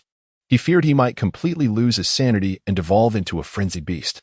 The cultist before him should pose no threat now. He dispelled the frenzy fawn's effects. Relinquishing his werewolf characteristics along with his irritable emotions, he maintained vigilance over the cultist while thoroughly searching him. After scouring every inch, he found absolutely nothing. Without a cursed object, what could have triggered the panel's response? Gazing at the incapacitated cultist, whose broken leg prevented him from rising, he furrowed his brow. Now free from the easily provoked state, he recalled his initial encounter with the cultist Ariel Soto, during which the panel had similarly reacted. Initially, he had presumed Soto possessed a cursed item, yet it now seemed likely that he, like the current cultist, bore none. Why could the cultist provoke a response from the panel while the sorcerers could not? Throughout his time in the Bureau of Security, he had encountered numerous sorcerers. Yet none had elicited a reaction from the panel. Thus, he surmised that only the mysterious, the bizarre, and cursed items could provoke such a response. However, it now appeared that sorcerers practicing dark arts could also elicit a reaction from the panel. What commonality existed among sorcerers practicing dark arts, the bizarre, and cursed objects? It was evident that the panel could respond to sorcerers practicing dark arts, the bizarre, and cursed items. There must be some inherent connection among these three, a commonality that enabled the panel to react to them. It seemed this matter had reached a resolution. Suddenly, a voice not belonging to Feilin or Jink White echoed through the alleyway. "Who?" Feilin abruptly turned, directing his gaze towards the source of the voice. The voice's owner was alarmingly close, a realization that brought forth a sense of danger. Fortunately, the individual did not seem hostile. Otherwise, it could have been perilous. From the depths of the alley, a man emerged, clad in a thick black trench coat, his brown hair styled in a side part. His face and exposed skin bore a slight, unnatural pallor. With a friendly demeanor, he spoke, "Socks, though we have not formally greeted each other, you should recognize me. I'm Jonas Olsen." So it was Captain Olsen. Feilin certainly recognized the man before him. Jonas Olsen, one of the 3 captains within the Constant City Bureau of Security. They had not interacted previously, lacking both friendship and enmity. However, when Lindy had sought his approval for a Type 2 alchemical item, the captain had obstructed his request. It was not that he had unknowingly offended Olsen. Rather, the captain had succumbed to envy, coveting the precious puppet akin to a Type 3 alchemical item. Despite its lack of combat prowess, it could potentially save a life at a critical moment, granting him an additional chance at survival. Such an item could incite jealousy, even in a captain. You discovered the cultist's trail and even apprehended one. You've done well this time, Olsen remarked. A smile gracing his face as his gaze swept over Jink White, appearing genuinely pleased for Feilin. I was merely fortunate, Feilin replied. Had it not been for his knowledge from Julie regarding Olsen's earlier obstruction of his acquisition of the puppet, he might have been deceived by the captain's amiable demeanor and smile. However, that was no longer an option. One must never befriend those who exhibit duplicity. Do you require my assistance in incapacitating him? Olsen inquired, exuding familiarity. That would be greatly appreciated, Feilin agreed, welcoming the help. He had not trained in combat, making it difficult to control the force of his strikes. An improper blow could easily prove fatal for the cultist.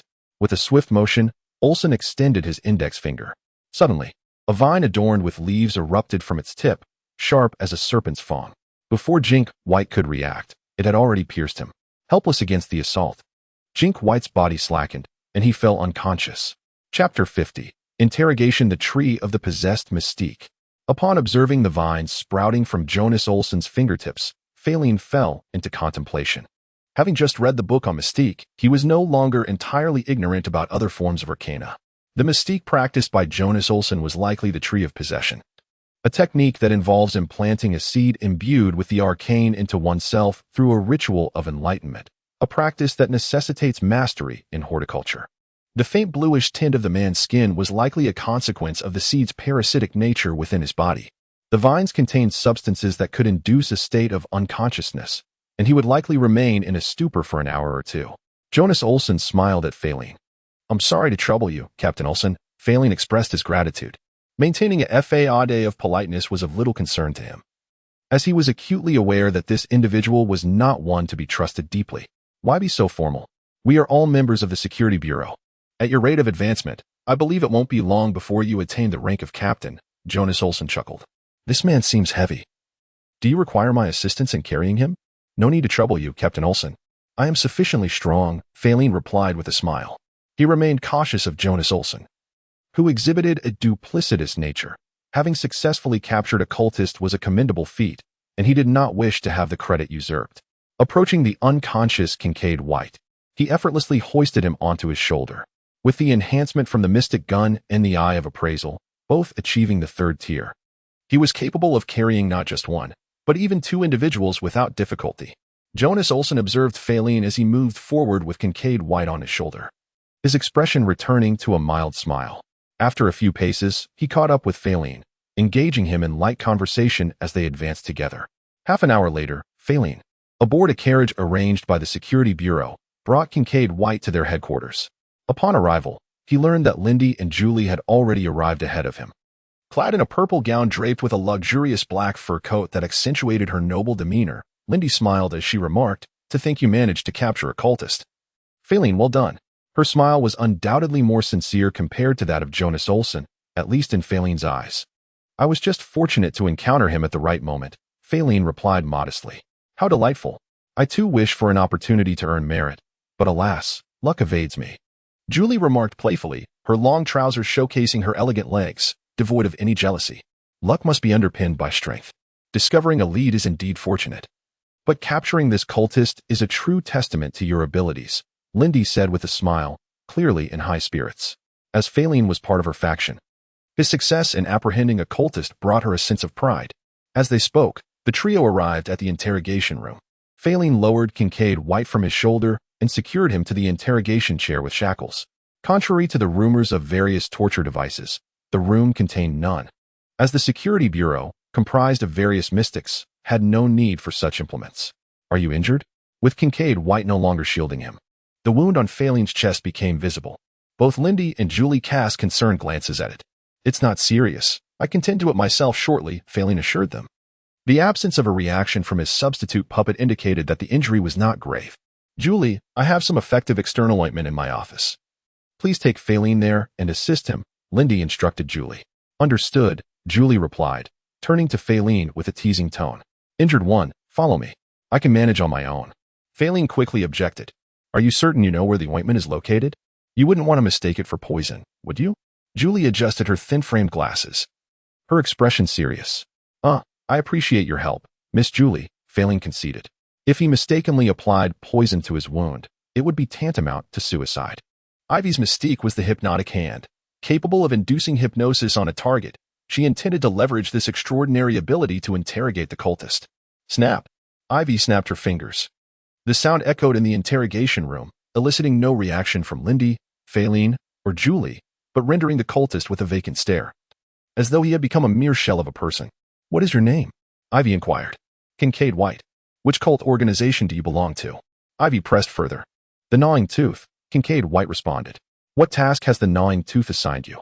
Ivy continued her questioning. As she spoke, Julie retrieved a notebook and began to jot down notes swiftly, her exceptional memory ensuring that all details were accurately recorded for others' reference. To entice ordinary people to become miners with rewards exceeding market value, then to kill them and transport their bodies to other believers. Damn it.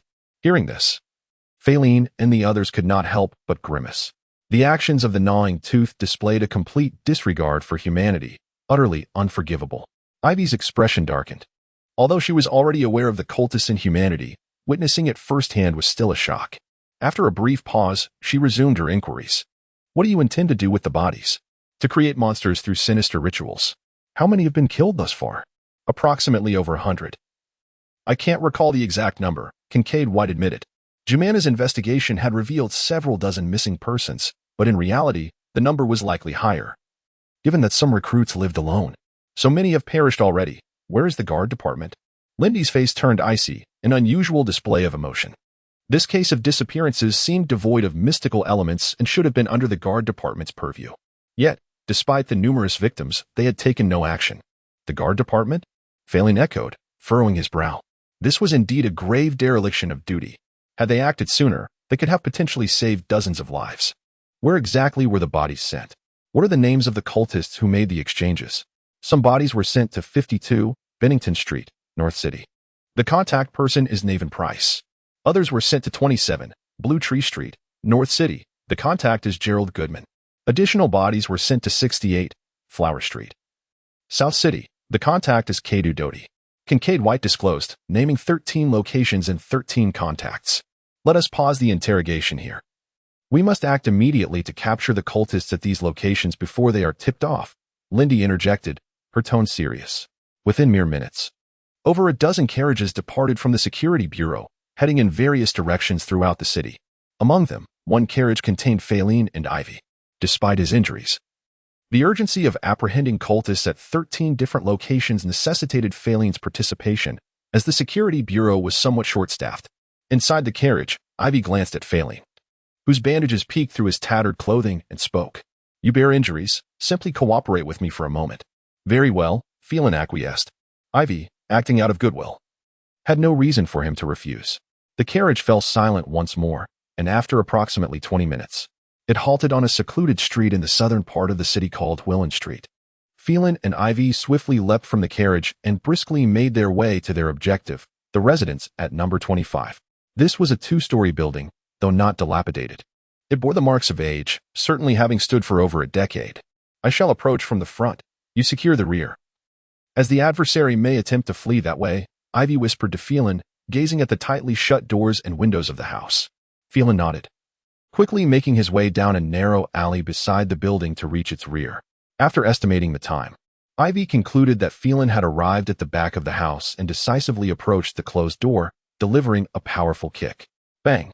Even during her days as a third-ring sorceress, she could easily kick down a locked door. Now, as a fourth-ring sorceress, it was child's play. The door flew backward, crashing into the room. Who goes there? Within the living room directly facing the door, two men were seated on a tattered sofa, engrossed in a game of blackjack with tarot cards. The sudden intrusion startled them, causing both to leap to their feet and instinctively reach for their waists. Beneath their garments, their belts bulged slightly, hinting at the presence of holsters. Realizing the imminent threat, they prepared to draw their weapons. Snap! Before they could unholster their guns, Ivy waved her right hand in front of her, as if performing an ancient rite. The two men froze mid-motion, their expressions blank and wooden. Ignoring them, Ivy swiftly traversed the living room, heading toward the other rooms on the first floor. Bang! Bang! In one of the rooms, a man and a woman had regained their senses and drawn their guns, aiming at Ivy as she prepared to enter. Snap! Ivy evaded their line of fire. Snapping her fingers, The extraordinary power of her hypnotic sorcery resonated through the air, infiltrating the ears of the man and woman. Their shooting stances faltered, and their gazes became vacant, much like the two men before them. Unlike Feilin's mysterious gun, her sorcery transcended barriers like walls, rendering it all the more elusive. Casting a glance at the man and woman, Ivy hastened toward the other rooms. Not good, it's a sorceress. Run. From upstairs, someone peered down the staircase, attempting to gauge the situation below. The upper floor featured a staircase leading to the back door, intended for emergencies. Faced with a sorceress, they had no chance of winning. Their only option was to flee. Near the back door, Feilin, armed with his mysterious gun, concealed himself behind a discarded wardrobe, awaiting the unfolding events. Sounds of commotion indicated that Ivy had already engaged. Perhaps she was already in confrontation with the cultists practicing dark sorcery. He held no concerns about Ivy's capabilities. She was a distinguished talent who had joined the Security Bureau well before him. Her formidable background afforded her rare alchemical artifacts, likely rendering her more powerful than he was at that moment. Indeed, someone was attempting to escape through the back. At that moment, he heard footsteps approaching the back door and raised his mysterious gun, fixing his gaze on the entrance. Creak. The back door swung open, and three individuals, a man and two women, armed with handguns, spilled out. In their haste, they nearly collided at the threshold. Seizing the moment, he swiftly emerged and fired at them. Bang, bang, bang. He targeted their hands, ensuring he would disarm them. Given his current abilities, their firearms posed a significant threat, and incapacitating them was his top priority. Ah! Accompanied by three agonized cries, bullets struck their hands, leaving gaping wounds from which blood flowed, causing their weapons to drop. It's a trap. Scatter. Panic-stricken, the trio bolted in different directions. However, Feilin would not allow them to escape. He continued firing. Thud, thud, thud. The three had only taken a step or two before a bullet struck each of their legs, sending them crashing to the ground in pain. If you wish to live, behave yourselves. Feilin quickly advanced, kicking the fallen handguns away from the trio and proceeding to search them, confirming that they bore no further weapons or cursed items. He seized one by the collar with one hand while grasping the other two with the other, dragging them through the back door into the house. Before long, a total of 7 individuals, including the 3 Feilin had captured, were unceremoniously thrown into the living room of the house. Among the 3 you have captured, is there anyone skilled in dark sorcery? Ivy inquired, scanning the faces of Feilin's captives. None that I can discern, Feilin replied, shaking his head. If any of them had possessed such abilities, they would have certainly resisted with sorcery. Their lack of a counter indicates they likely do not practice it. Neither do any of the 4 I have apprehended. This is troubling. Logically, at least one among them should possess knowledge of dark sorcery. Ivy's gaze returned to the 7 captives, and with a snap of her fingers, they all fell into a hypnotic trance. Where have your sorceress accomplices gone? They received word half an hour ago, and left in a hurry. Chapter 51. Upgrading the eye of appraisal. The adversary, aware of their exposure, chose to flee, though they may have arrived too late. The expressions of Feilin and Ivy darkened. The mining gang's 6 members scattered in their escape, aside from the cultist captured by Feilin. 2 others were apprehended by the arriving members of the Security Bureau, yet 3 managed to elude capture and disappeared from sight. It was likely that these 3 had leaked information, alerting the other cultists to their impending exposure, allowing them to escape first. Do you know where they might have gone? Ivy inquired, though she felt the prospects were dim. I do not know, Feilin replied. Under hypnosis, the 7 captives were incapable of deceit, meaning they genuinely lacked knowledge of the whereabouts of the cultist. Recognizing the futility of further questioning, Ivy ceased her inquiries and turned to Feilin, saying, I will find a stray cat to attempt a scent tracking. You should notify the coachman to bind these individuals and load them onto the carriage. Understood, Feilin nodded, departing swiftly towards the location where the carriage was stationed. On the street, passers-by were taken aback by the sight of Feilin and the coachman engaging in such dubious actions, instinctively retreating as though avoiding a venomous snake, mistakenly perceiving them as members of a criminal syndicate. There is no need for alarm. We are undercover detectives from the Security Bureau, currently in pursuit of suspects. This statement was not a fabrication, but rather the truth. The identity of the Security Bureau was not easily displayed to the public, and for operational efficacy, each practitioner within the Bureau was issued a credential of this nature. Upon seeing the credentials, the crowd's panic subsided, replaced by curiosity directed towards the suspects, speculating on the nature of their crimes that warranted the attention of undercover detectives. Ivy, accompanied by a stray cat, scoured the premises both upstairs and downstairs, yet the cat remained aimlessly wandering within the house, showing no signs of pursuing a particular direction. This is a failure, Feilin, having encountered similar situations before, immediately surmised. The search for scent was not infallible. When one was prepared, there existed various means to evade detection. For instance, one could temporarily erase their own scent, mask it with other odors, or even employ pungent fragrances to impair the tracking abilities of the animal. With a snap of her fingers, Ivy released the stray cat from hypnosis and addressed Feilin. This is the only course of action we have left. Feilin nodded in agreement. Among the cultists you apprehended, was there anyone skilled in dark arts? None. Just half an hour prior to our arrival. The practitioner of dark arts among the cultists received word and managed to escape. Feilin and Ivy shook their heads in unison. It was evident that the three who had eluded capture must have leaked information. If only I possessed greater strength, I might have endeavored to apprehend all six, thereby preventing any leaks. Feilin lamented. Abandoning the pursuit of the other five, focusing instead on the identity of the most significant suspect, Kink White, was indeed the correct decision. For even a single Kink Vant had caused him some injury. Had any of the other five possessed skills in dark arts, he might have found himself in grave danger. However, if his abilities had been stronger, such concerns would have dissipated, enabling him to apprehend all six and avert any information leaks. After all, you have only been with the Security Bureau for 2 months. Though your talent is remarkable, time is essential for growth. Under the circumstances, you have performed admirably, she remarked. Her gaze fixed upon Ivy. The absence of dark arts mastery among the cultists indicated their low standing within the ranks of the Gnawing Fangs, making it improbable that they had access to the organization's secrets. Only those who wielded dark arts would hold a higher position within the Gnawing Fangs, granting them access to classified information. Indeed, Ivy affirmed.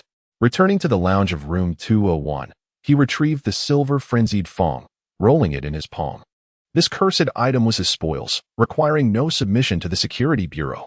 Should he sell this cursed object to the Security Bureau to offset his debt of 3,000 gold pounds? Feilin contemplated this prospect but soon abandoned the idea. The cursed item was of type 1, and its severe side effects would likely fetch no more than 1,000 gold pounds if sold to the Bureau. In contrast, retaining it as a trump card would be far more valuable.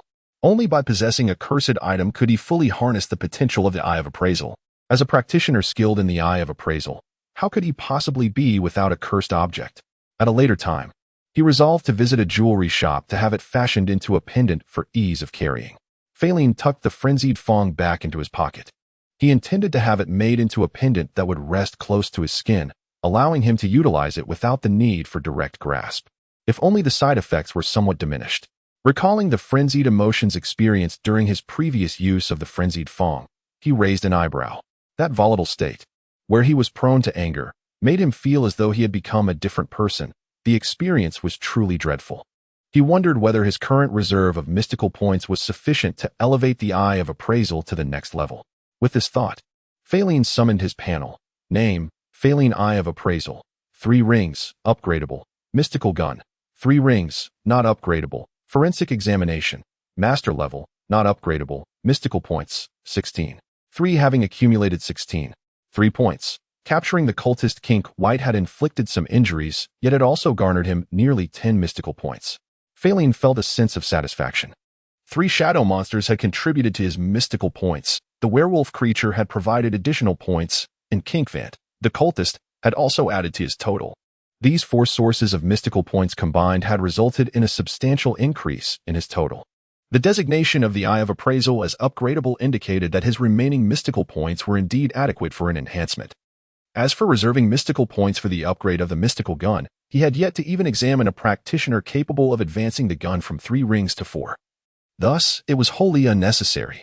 Feilin resolved to upgrade the Eye of Appraisal and promptly locked onto that section, selecting the enhancement option. With a swift motion, 8 mystical points were deducted, leaving him with 3 points, while the designation of the Eye of Appraisal shifted from 3 rings to 4. A torrent of memories flooded his mind, wherein he incessantly appraised a multitude of items, numbering in the tens of thousands. The variety was vast, many of which he had never before encountered. As these memories surged in his mind, a blue light emanated from his right eye, revealing a circular pattern of the Enlightenment ritual that began to spin rapidly. Throughout this process, the pattern of the Enlightenment ritual underwent further transformation. Moments later, the transformation concluded. Following the transitions from 1 ring to 2, and from 2 to 3, the Enlightenment ritual pattern bore considerable differences from its initial form. Now, this distinction had intensified, and a sense of the arcane enveloped him. A cool aura emanated from his right eye, coursing through his body. Under this refreshing essence, his already formidable physique received yet another enhancement. Thus, the transition from the 3-ring eye of appraisal to the 4-ring version reached its culmination. The cost of upgrading from 1 ring to 2 required 2 mystical points, from 2 to 3 demanded 4 points, and from 3 to 4 necessitated 8 points, establishing a clear pattern of exponential growth in mystical point consumption. Observing the expenditure of mystical points, Feilin discerned this pattern. Based on this, he calculated the consumption for each ring and could not help but gasp. The consumption of mystical points escalated dramatically. Initially, the costs were manageable, but as one progressed, they became formidable. Especially after reaching the 10th ring, the required mysterious points are indeed terrifying, amounting to thousands. It is to be hoped that the cursed objects, monsters, and cultists can provide a significant increase in mysterious points as levels rise. Feilin could only hope in his heart that with the elevation of his mysterious energy level, the mysterious points he could acquire would also increase substantially. Rising to his feet, he performed a few jumps in the lounge and threw some punches into the air, savoring the strength he now possessed. Compared to before, he felt his body had become lighter and the power behind his punches had intensified, a testament to his physical enhancement. He wondered how his current physical prowess compared to that of a 2nd-ring mystic specializing in physical fortification. Reflecting on his newly augmented strength, Feilin could not help but think, the enhancement of mystic arts exhibits a significant bias. In simpler terms, it is exceedingly specialized. The strong aspects experience considerable growth with each advancement, while the weak aspects see minimal progression.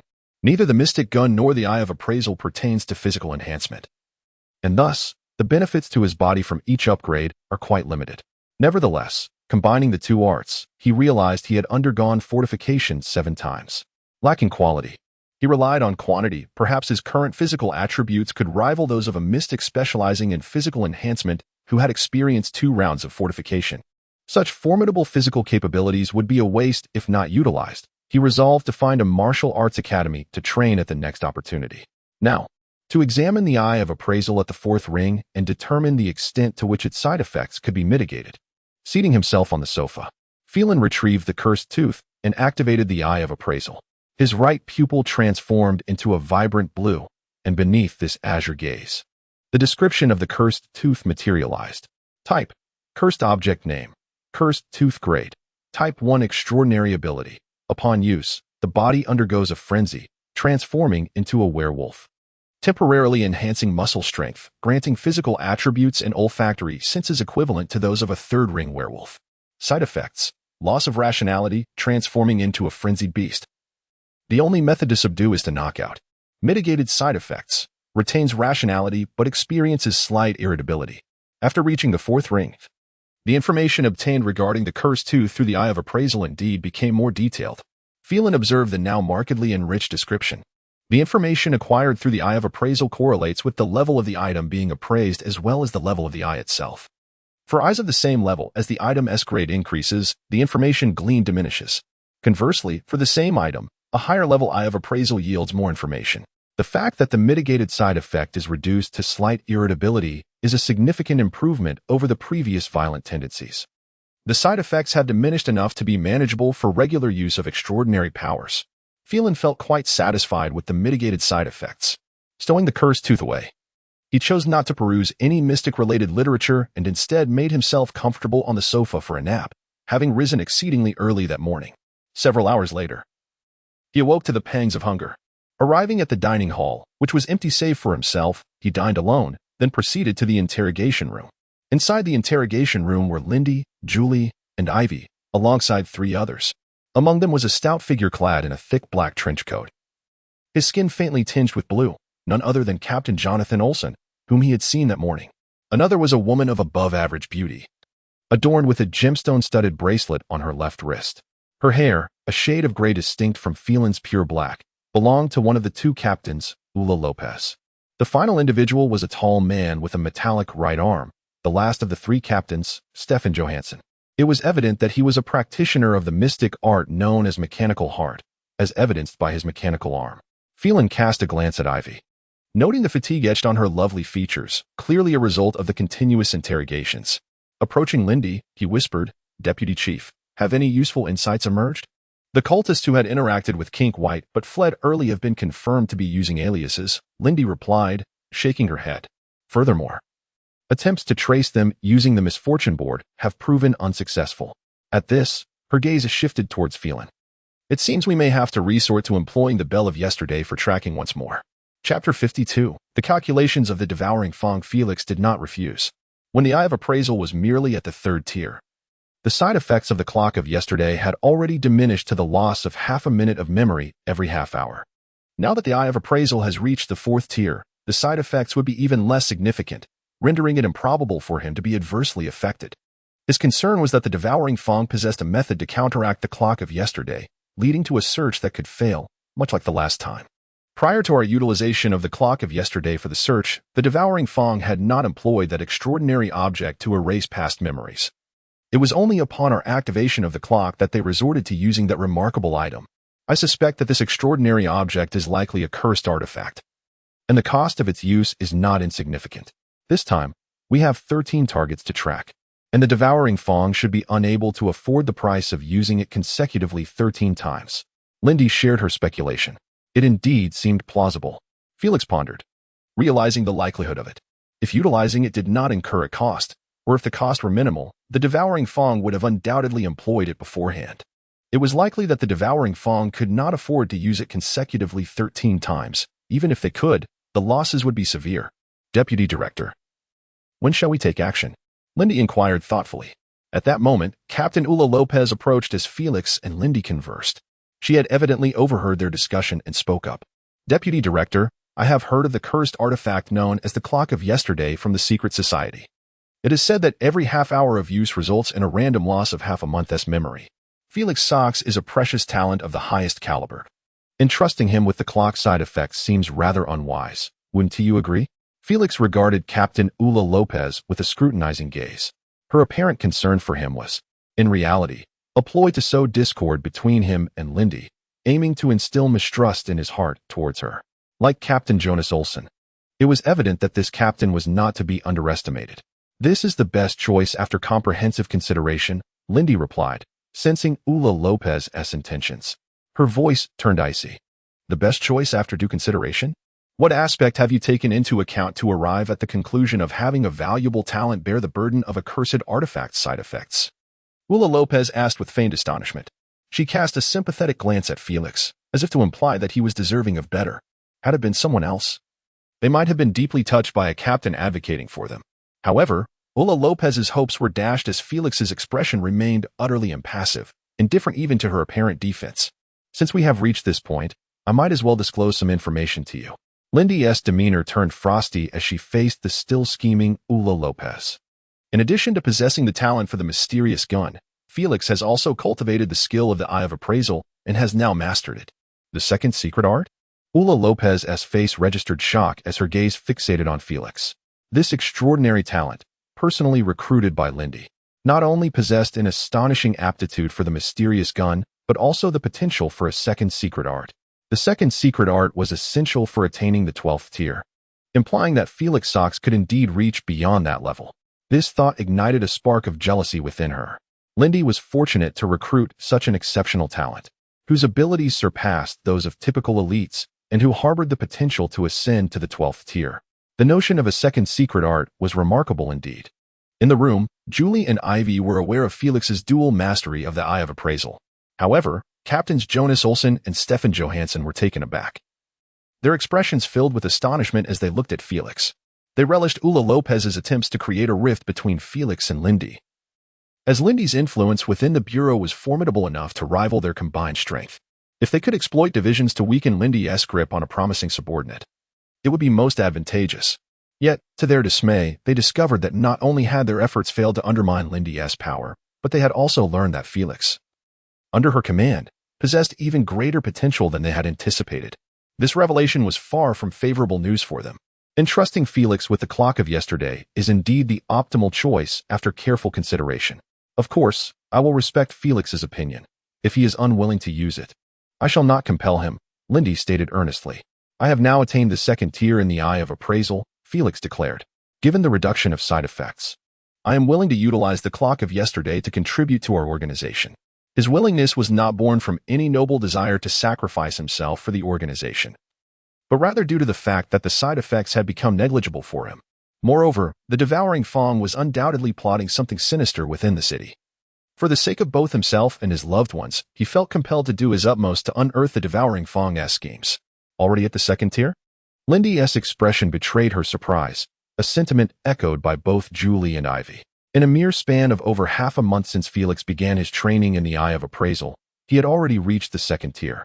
This indicated that Felix possessed an aptitude for the Eye of Appraisal that rivaled, or even surpassed, his talent for the mysterious gun. If the second secret art hinted at Felix's potential to reach beyond the 12th tier, then the remarkable speed of his cultivation in both the mysterious gun and the Eye of Appraisal suggested that he not only had potential but immense potential at that. With Ulla Lopez, Jonas Olsen, and Stefan Johansson present, Lindy deliberately refrained from discussing Felix's rapid progress in the Eye of Appraisal. Instead, she shifted her gaze to the trio and redirected the conversation. Let us discuss the borrowing of the clock of yesterday and our plans for tonight. Ulla Lopez and her companions were quick to notice Lindy's intentional change of subject. It was evident from Lindy's demeanor that Felix Sox's talent in the Eye of Appraisal was likely exceptional. A sense of unease settled within them. Should Felix Sox continue to grow, they would likely find themselves overshadowed by Lindy's faction. After this encounter, they resolved to prioritize the discovery of talents. If they could unearth another elite like Felix Sox, internal competition was permissible, but colluding with external enemies was an absolute taboo for the Bureau. Thus, to prevent being overshadowed by Lindy's faction, their only recourse was to enhance their own strength through talent acquisition. In a windowless room with the door tightly shut, illuminated only by the flickering light of dim candles, 8 individuals convened. Among them was a corpulent man clad in black gloves, the very person responsible for the death of Ariel Soto. At this moment, his expression was grim, and the other 7 individuals shared equally somber visages. I cannot believe that our plans have been thwarted by a mere detective, a man with a slight beard exclaimed, slamming his palm onto the table in frustration. Even if he were merely an ordinary investigator, we could have suppressed the news if it reached the guard department, ensuring that the Bureau remained unaware. Yet this detective has connections with the Bureau, resulting in the information reaching them directly and causing Jink White to be apprehended before he could escape. A lean, dark-skinned man spoke in a low voice, his tone grave. Fortunately, Lord Minaval had learned of our exposure and notified us in advance, allowing Navin and his 13 companions to escape ahead of time. Jink White had not made contact with us. Only Navin and his 13 companions had interacted with us. As long as they remain uncaptured by the Security Bureau, we shall remain undisclosed. A tall, slender man sighed in relief. You underestimate the Security Bureau, a moderately built young man shook his head. Just because Navin and his group have not been caught, yet does not guarantee their safety in the future. As Roar has stated, the danger of exposure has not yet passed, a portly man said solemnly. My lord, what method did you employ last time to evade the Security Bureau's search? The moderately built young man inquired. My lord, is it possible to use the same method to elude the Security Bureau's search this time? The others looked on with hopeful expressions. Faced with their eager gazes, the portly man's countenance darkened. He removed his left glove, revealing a hand that was severed at the wrist. This was the price I paid to circumvent the Security Bureau's search last time. This time, with 13 individuals needing to erase their traces, the cost is one that even I cannot bear. The revelation of the portly man's mutilated hand sent a chill through the group. My lord, does the cost of this cursed object correlate with the user's strength? Rorkane asked, frowning. He did not believe that the portly man willingly sacrificed himself. There must have been compelling reasons behind his use of the cursed object. Indeed, the weaker the wielder of that cursed object, the greater the price they must pay. An ordinary acolyte, even if they sacrificed their entire being, could never afford the cost. The portly man nodded. That cursed object belongs to Minaval. It is not currently in my possession. Utilizing it is out of the question. What shall we do now? 7 others, apart from the portly man, bore expressions of distress, clearly understanding that the threat of exposure loomed ever closer. Do not panic. There remains a glimmer of hope.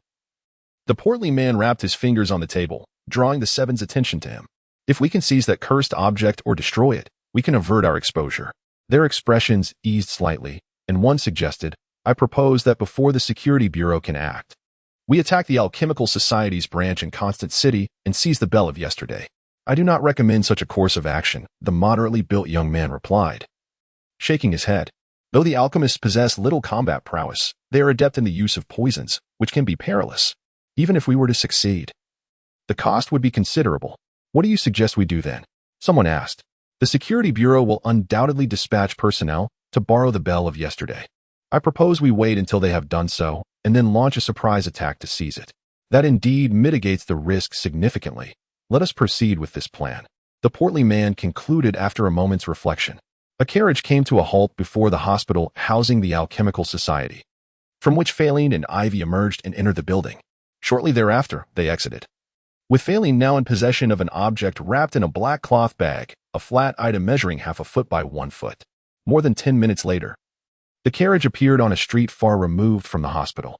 On this street, several gazes, both intentional and otherwise, were fixed upon the carriage, silently awaiting its approach.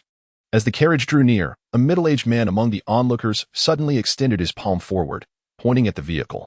In that instant, chaos erupted. Crack! One of the pedestrians lightly stomped his foot.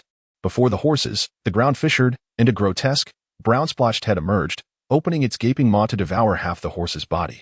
Thud! From the shadow of another pedestrian, 5 monstrous figures emerged, their hands morphing into long spears, viciously lunging toward the carriage, piercing it through. Rip! Another pedestrian's body swelled dramatically, growing from 5'7" to 8'2" in mere moments. His clothing tore apart, revealing an exceedingly hideous green creature. With a mouth reminiscent of a frog, it opened wide, emitting a foul stench potent enough to render an ordinary person unconscious, and exhaled a cloud of toxic green mist that enveloped the carriage entirely. Chapter 53. The severed hair. Astonishing events sent the pedestrians on the street into a frenzy of terror. A monstrous entity, capable of devouring half a horse, loomed like a shadow, a green abomination born of humanity. The rumors of urban legends had manifested into a dreadful reality, faces pale with fear. The crowd jostled and trampled over one another, fleeing in a state of panic akin to headless flies. The trio of assailants, alongside a commanding middle-aged man, paid no heed to the fleeing townsfolk. The official secretive organizations of the 3 great kingdoms had sealed off any extraordinary news to prevent widespread panic among the populace. Yet their indifference was palpable, their cold gazes fixated on the carriage ensnared in a cloud of toxic green mist, eagerly awaiting the demise of its occupants. So they might seize the yesterday's bell. As long as they could obtain the bell, the Safety Bureau would be unable to track them, allowing them to remain hidden. Indeed, they were among the 13 cultists who had made their escape. Suddenly, the enveloping green mist began to dissipate rapidly, as if drawn away by an unseen force, vanishing in the blink of an eye. Alarm surged through the transformed cultist, now a grotesque figure. This is strange. My toxic mist should not dissipate so swiftly. He buzzed in dismay. The dark sorcery of the devouring tooth possessed 2 forms. One could either conjure monsters or transform oneself into one. The malevolent art he had chosen was the toxic beast transformation, enabling him to metamorphose into a creature that spewed poisonous mist, with a series of punctuating sounds. The dilapidated carriage was pierced from within, as thick vines, as robust as a child's arm, erupted outward. Countless sharp tendrils launched indiscriminately into the surroundings. A few shadowy figures failed to evade the onslaught, becoming impaled by the emerging vines, their bodies riddled with punctures, rendered immobile as they disintegrated. The monstrous head that had consumed half a horse, though partially buried, was similarly pierced by numerous vines, struggling briefly before falling silent. "Be careful," the 4 cultists exclaimed, their expression shifting to alarm as they hastily dodged the incoming tendrils. Positioned farther from the carriage, they managed to evade the indiscriminate assault. The vines radiated from the carriage, engulfing a radius of over 10 meters. With a resounding crack, the carriage splintered apart, revealing the interior. Inside, a multitude of intertwining vines formed a semi-spherical barrier, adorned with vibrant green leaves that glistened. With a rustling sound, the barrier parted, unveiling 3 individuals within. Among them was the driver, his face a portrait of shock, clearly rattled by the recent events. The other 2, a man and a woman, were not failing in Ivy.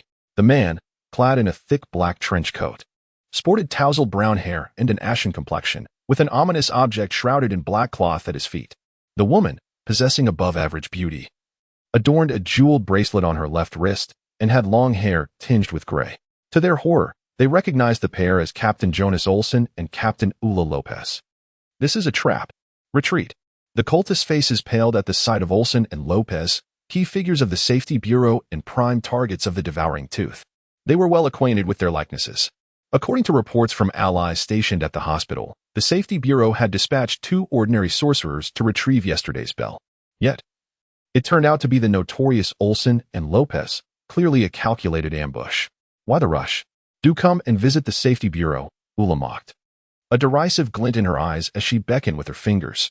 In an instant, the fleeing cultists felt a chilling sensation in their legs, only to find them severed at the thighs.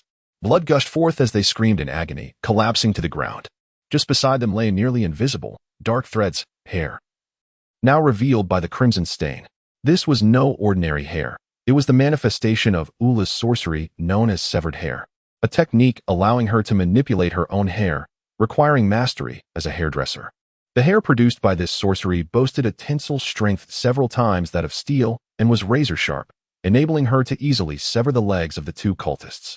In the midst of their flight, the middle-aged man underwent a transformation. His exposed skin sprouted gray fur, and his hands and feet morphed into claws. His head contorted into that of a wolf, with his physique acquiring a streamlined, muscular form beneath his clothing. This was the Wolfman transformation, a sorcery that conferred upon him the ability to assume the form of a werewolf at will, granting him extraordinary powers. Jonas cast an icy glare toward the transformed cultist and the green monstrosity, extending his hands toward them. Instantly, his hands swelled into numerous vines, rushing forth at blinding speed toward the middle-aged man and the green creature. Though the latter towered at 2.5 meters, its speed was lacking. It was quickly ensnared by the vines, becoming ensconced and disappearing from sight. Bound, it thrashed violently, expelling green mist. However, the vines were remarkably sturdy, akin to steel cables, rendering its immense strength futile. The poisonous mist it released was absorbed by the leaves on the vines, vanishing in mere moments. Previously, Jonas had employed this very method to protect himself and his companions from poisoning. The transformed middle-aged man, however, was swift, evading the approaching vines with a sudden lateral movement. The vines adjusted their trajectory, but he deftly changed direction again, narrowly escaping. The vines could not extend indefinitely, and it seemed he was about to elude their reach. Humph! Jonas scoffed, and the shape of the vine leaves transformed, hardening and sharpening. With a flurry, they detached, becoming numerous green projectiles that rained down upon the werewolf. Despite his remarkable speed, the intensity of the onslaught left him no time to evade, resulting in multiple punctures that drew blood. With a thud, the transformed man fell, unconscious, as the vines advanced to bind him. Just as Ula and Jonas concluded their skirmish, several carriages skidded to a halt at both ends of the street. A multitude of soldiers disembarked, swiftly cordoning off the area to prevent ordinary citizens from escaping. An officer stepped forward, proclaiming, "Please remain calm." The previous chaos was merely the work of cultists who created abominations through human experimentation. The cultists and these monstrosities have been suppressed, and you are safe now. However, some cultists may still be among you, so we kindly ask for your cooperation with the military's investigation. If these ordinary individuals, who have witnessed the battle between the mystics and cultists, were to depart and disseminate the news, it would undoubtedly incite mass panic, leading to societal turmoil. Upon encountering soldiers, these recently shaken citizens found a momentary sense of relief. Compared to those possessing unfathomable powers, they were more inclined to place their trust in the kingdom's soldiers. Soon, those who had witnessed the extraordinary conflict were gathered in a nearby dwelling. Naturally, there were some who, relying on their perceived status, disregarded orders. For such individuals, the soldiers had no qualms about employing a degree of coercion. One by one, they were led away for questioning. All were assembled in a vast chamber, where soldiers escorted individuals one after another to a smaller room. Inside the small room, a middle-aged man with thick glasses sat at the interrogation table, a book open beside him. This man was Cunyon Chris, the librarian of the Security Bureau. You just witnessed the frenzied cultists assaulting innocent civilians with firearms. You were terrified. Thus you chose to flee. Cunyon Chris directed his gaze towards a housewife sitting across the interrogation table, beginning to speak. As he did, the book on the table emanated a faint blue glow. Specifically, it was the term memory rewriting inscribed on the page that radiated this azure light. With the emergence of the blue aura, an invisible extraordinary force began to envelop the housewife, causing her mind to grow heavy as she instinctively repeated, "I just witnessed the frenzied cultists assaulting innocent civilians with firearms. I was terrified, thus I chose to flee." Bring in the next person. As the blue glow dimmed, Cunyon Chris waved his hand, signaling the soldiers to escort the housewife away and bring in the next individual. The mystical art he practiced was the Book of Records, utilizing the book as a mystical instrument. This art's purpose extended beyond merely documenting information for future reference. In truth, its genuine effect lay in the recording of extraordinary abilities, encompassing not only mystical arts but also other extraordinary powers. Once recorded, he could utilize that mystical art simply by turning to the appropriate page. The limitation was that the recorded extraordinary ability could not exceed his own level. Furthermore, with each advancement, he could only add one record to the mystical register. In the rest area 201, Feilin was engrossed in a book, while a weary Ivy reclined on the sofa, resting with her eyes closed. Continuous use of the mystical art of hypnotic hands had taken a toll on her energy. Given that she was also scheduled to participate in an operation that night, she was keen on recuperating. Knock, knock, knock. The sound of the door startled both Feilin and the resting Ivy. Come in, they called out in unison. The door to the rest area swung open, revealing Julie, who wore thin-framed glasses. Upon seeing Feilin and Ivy, she spoke, and the two immediately understood that they had narrowly escaped an attack by the cultists, leaving them with a sense of dread. Originally, they were to be dispatched to retrieve the yesterday bell, but considering the cultists' potential desire to seize it, Captains Jonas and Ula had disguised themselves to undertake the mission. What was intended as a precautionary measure turned into a reality when the cultists indeed launched an assault. Thankfully, it was the capable Jonas and Ula who had gone for the bell. Otherwise, Feilin and Ivy might have found themselves in peril. Ivy, how is your recovery coming along? We will need your mystical art again shortly, Julie inquired. I've regained some strength. I should be fine to assist, Ivy replied, though fatigue lingered in her voice. That's a relief. Time is of the essence. We must proceed forthwith, as the deputy director wishes to uncover leads on the Devourer's teeth. Julie sighed with relief. As they spoke, the trio exited the rest area and made their way towards the interrogation room located in the basement. I'll join you, Feilin declared, hastening to catch up with them, eager to accompany them. Based on his assessment, engaging with those who wielded the sinister arts could yield mysterious points. An opportunity he was determined not to miss. Recognizing Feilin's keen interest in the matter, Julie and Ivy made no effort to deter him.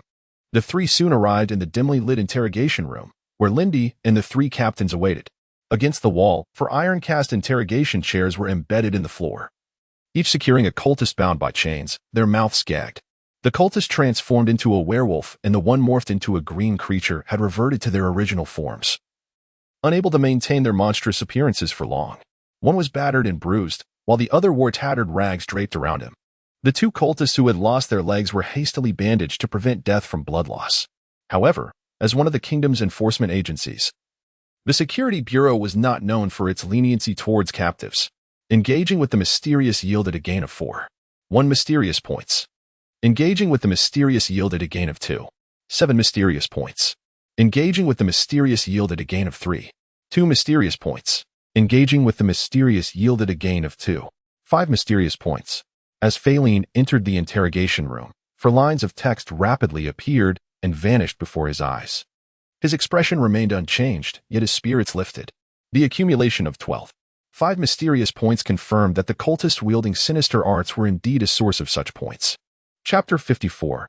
Mr. D. Upon Ivy's arrival, Captain Jonas stepped forward and removed the object that had been gagging the middle-aged man. You will not extract any information regarding the Devourer of Teeth from me, he declared defiantly, his pallor a testament to his blood loss, yet his spirit remained unyielding. The moment the gag was taken away, he spoke loudly. Humph. Once in the Security Bureau, you will not escape our methods to make you talk. Jonas smirked coldly. If this were the guard department, perhaps they would be at a loss with a defiant prisoner, but in the Security Bureau, such a scenario does not exist. We possess myriad means, be it arcane arts or extraordinary artifacts, to compel you to speak. You will not succeed, the middle-aged man retorted, realizing the impending fate that awaited him. He transformed into a werewolf, struggling fiercely against his chains, which clinked ominously as if on the verge of breaking. Futile, Jonas scoffed. These chains are forged from materials imbued with the essence of the mysterious. Even if you have extraordinary strength, unless you are at the intermediate circle, you cannot hope to break free. Jonas remained unfazed by the man's transformation, and as he had predicted, despite the surge in power, the middle-aged man could not shatter the chains. Acknowledging his inability to escape, The man reverted to his human form and seethed, "You faithless wretches! My master will not spare you. Divine retribution shall befall you." At this proclamation, Jonas's expression shifted for the first time, but he quickly regained his composure, responding coldly, "Only if he can descend. Only if he can descend?" Feilin discerned a profound implication in Jonas's words. The so-called master of the middle-aged man was not non-existent, but rather unable to manifest. His mind churned with turmoil, as if tumultuous waves were crashing within.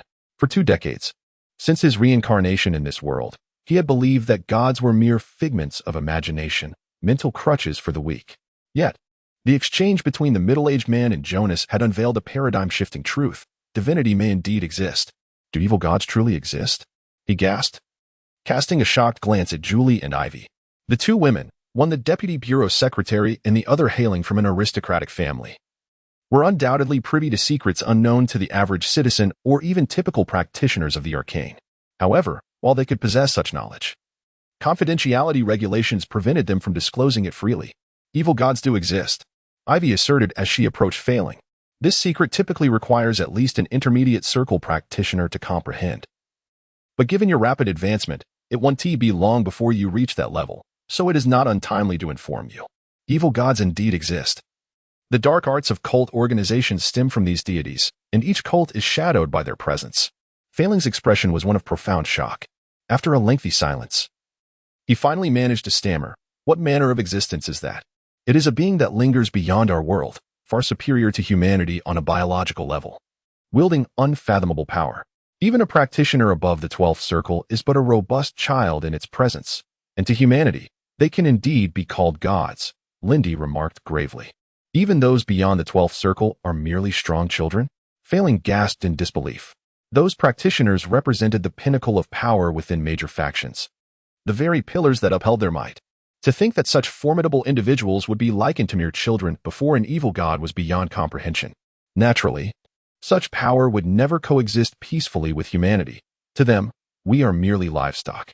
Fortunately, the conditions for their descent are exceedingly stringent, rendering it nearly impossible for them to enter our realm. Lindy's serious demeanor softened slightly. Nearly impossible. Feilin exhaled in relief, though a lingering unease remained. Lindy had specified nearly impossible, not absolutely impossible, implying that the evil gods could indeed breach this world. What calamity would ensue should an evil god ever descend? The mere thought sent chills down his spine. The very reason cult organizations were pursued by the 3 great kingdoms was not solely due to their brutal practices, but also because their ultimate goal was to create conditions conducive for the descent of evil gods. We must ensure that these entities never enter our world. Otherwise, unimaginable disasters await us. Thus, we cannot afford to overlook those cults attempting to facilitate their arrival," Lindy stated with utmost seriousness. At that moment, a fervent shout erupted, "My master shall inevitably descend, and that day will mark the end for you faithless ones." The middle-aged man's expression was one of fervor and madness, and in an instant, he bit down on his own tongue. He aimed to sever it, rendering himself mute to prevent divulging information about the devourer of teeth. "Stop him." Understanding the man's intentions, Feilin and the others in the interrogation room exchanged alarmed glances. They had not anticipated such resolve from him. With a sharp snap of her fingers, Ivy swiftly halted the man's self-destructive action. He fell into a trance. The urge to harm himself stilled, yet his face betrayed signs of struggle. As a 4th circle practitioner, Ivy faced resistance from the middle-aged man, who was also a cultist of equal rank. Aware of this, Ivy quickly inquired, "What is your position within the devourer of teeth?" "High follower," he stammered. "A high follower." The revelation electrified Feilin and the others, sharpening their focus on the interrogation. Within cult hierarchies, followers were typically categorized from low to high, with priests, bishops, and popes at the apex. The individual previously captured, Kink White, was merely a mid-level follower. This middle-aged man was the highest-ranking follower of the Devourer of Teeth they had apprehended thus far, surely possessing deeper insights into its secrets. "Who is your superior?" "You shall not know." The middle-aged man broke free from the trance, roaring as he lunged towards his tongue once more. In a swift reaction, Ivy reinitiated the hypnosis just in time to prevent him from succeeding. "Who is your superior?" She pressed on. "Mr. D." "Mr. D?" Lindy's eyes glinted with cold intensity. During the pursuit of Ariel Soto, she had gleaned the name Mina Val through lip-reading past footage. However, Tracing this name yielded no results in Constant City, leading her to suspect it was a pseudonym or that the individual used another alias in public. In addition, the term adult was heard from the lips of Ariel Soto. From the nuances of address, she suspected that the adult mentioned by Ariel Soto was not the same as Minaval. This suspicion has now been confirmed. In addition to Minaval, a high-ranking cultist lurks within Constant City. It is highly likely that Minaval and Mr. D are the orchestrators of the Maw of Devourer in Constant City. Oh. The middle-aged man broke free from hypnosis once more and bit his tongue. With a snap, Ivy regained control over him through hypnosis and inquired about Mr. D's true identity. Lindy asked Ivy, "What is Mr. D's true identity?" Ivy nodded and hurriedly posed the question to the middle-aged man. "I don't know, Mr. D has never disclosed that to me," he replied while resisting the hypnosis. As soon as he finished speaking, he broke free from the hypnosis again, only to be re-hypnotized by the vigilant Ivy. Unfortunately, although the Security Bureau had practitioners of the secret art of the Eye of the Heart, they had not reached the middle circle and thus lacked the ability to enter dreams. Upon hearing that the middle-aged man did not know Mr. D's true identity, Captain Ula expressed his disappointment.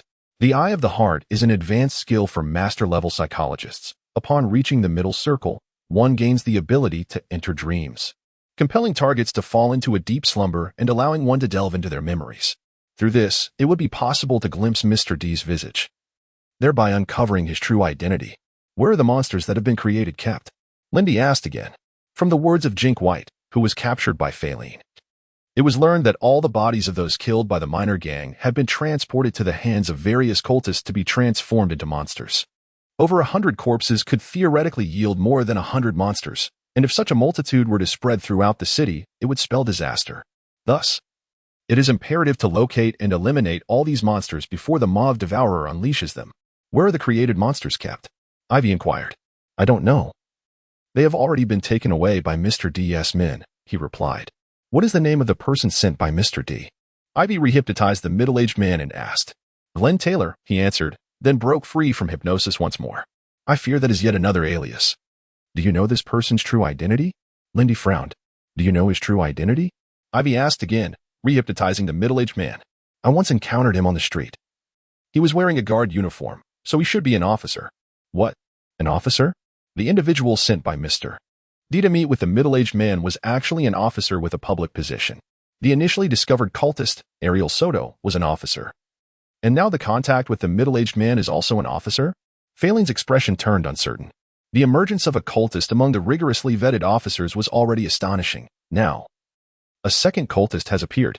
How could such a high-security department repeatedly harbor cultists? What are his external characteristics? Lindy asked, her expression darkening. What are his external characteristics? Ivy rehypnotized the middle-aged man and inquired. He has a slender yet robust build, a darker complexion, a scar on his left eyebrow, and some missing eyebrow hairs. Julie, do you have any impression of this person? Do you know who he is? Lindy turned to Julie, who possessed an extraordinary memory. It's Sheriff Coot Cook, Julie replied, her face displaying surprise. If he were an ordinary officer, she might not have been able to recognize him from those physical traits. Although she has an exceptional memory, she would not spend time learning about every member of the Security Bureau. However, as Sheriff Coot Cook holds a significant position within the Bureau, she had naturally taken the time to familiarize herself with him. The consecutive appearances of two cultists, Ariel Soto and now Coot Cook, indicate a severe problem within the Security Bureau. Lindy's expression turned grave as she spoke to Ivy, paused the interrogation of this individual and questioned the other three, focusing on the physical characteristics of the individuals sent by Mr. D to contact them. Ceasing the interrogation of the middle-aged man, Ivy proceeded to question the individuals who could transform into green monsters and the two with severed legs. As a result, they uncovered 3 more cultists lurking within the Security Bureau. Sheriff Carol Kane, Sheriff Henrik Scherslin, and Sheriff Dean Kelly were all cultists, revealing that 4 out of the 8 sheriffs in the Bureau were cultists. Captain Jonas was aghast. How had so many cultists infiltrated the Security Bureau without any prior indication? Captain Stefan Johansson furrowed his brow. They likely possess extraordinarily high-level items capable of concealing their presence, Captain Ula speculated. The revelation of such a significant number of cultists within the Security Bureau, especially those in high positions, suggests that the Bureau may have become a stronghold for cultists. Lindy's expression darkened as she stated seriously, we must immediately secure the Security Bureau and conduct a thorough investigation of all officers. Chapter 55. The Grand Crimson Rite in the office of the Minister of the Guard. Aside from Chief Sheriff Jemana, the minister himself and 7 other sheriffs were present. Seated on the sofa, the rotund minister, Duff Campbell, bore an exceedingly grim expression. On the surface, he was the esteemed head of the Constant City Guard, tasked with combating crime and maintaining order. However, long ago, he had succumbed to temptation and aligned himself with the Devourers, becoming their leader in Constant City. The 7 sheriffs before him were his high-ranking acolytes, cultivated over the years within the Guard for the organization. "My lord, why the urgent summons? What has transpired?" The anxious sheriffs inquired, noting Campbell's pallor. "I have just received news that the attempt to seize the bell of yesterday has failed. Furthermore, Naven and his companions have been captured," Duff Campbell replied solemnly. "How could this happen? With Naven's strength, how could they fail and be taken prisoner? Were they ambushed?" Panic flickered across the faces of the 7 high-ranking acolytes. Despite their foreboding intuition regarding Campbell's grim demeanor, the gravity of the news struck them hard. The Security Bureau had anticipated a potential robbery and dispatched Captain Jonas Olsen and Ula Lopez to masquerade as ordinary mystics to acquire the bell of yesterday. Naven's group fell into their trap and was apprehended, Campbell elaborated, his expression darkening. "My lord, with Naven's group captured, we are likely to be exposed, if we haven't been already. We must prepare for the worst," the youngest of the acolytes, Roll Kane, urged anxiously, though they had not revealed their true identities to Naven's group. Their initial meeting had occurred without any disguise, raising the risk of discovery through the myriad methods available to the mysterious side. With Naven's capture, exposure is inevitable. "We must initiate the Grand Crimson Rite at once," Campbell declared. "However, we have only managed to cultivate a mere 200 monsters, barely meeting the minimum requirements to commence the rite. If we proceed now, the chances of failure are considerable," one of the senior cultists expressed his concerns. "Such concerns must be set aside," Campbell gritted his teeth. As dusk fell, the Security Bureau assembled over 30 mystics.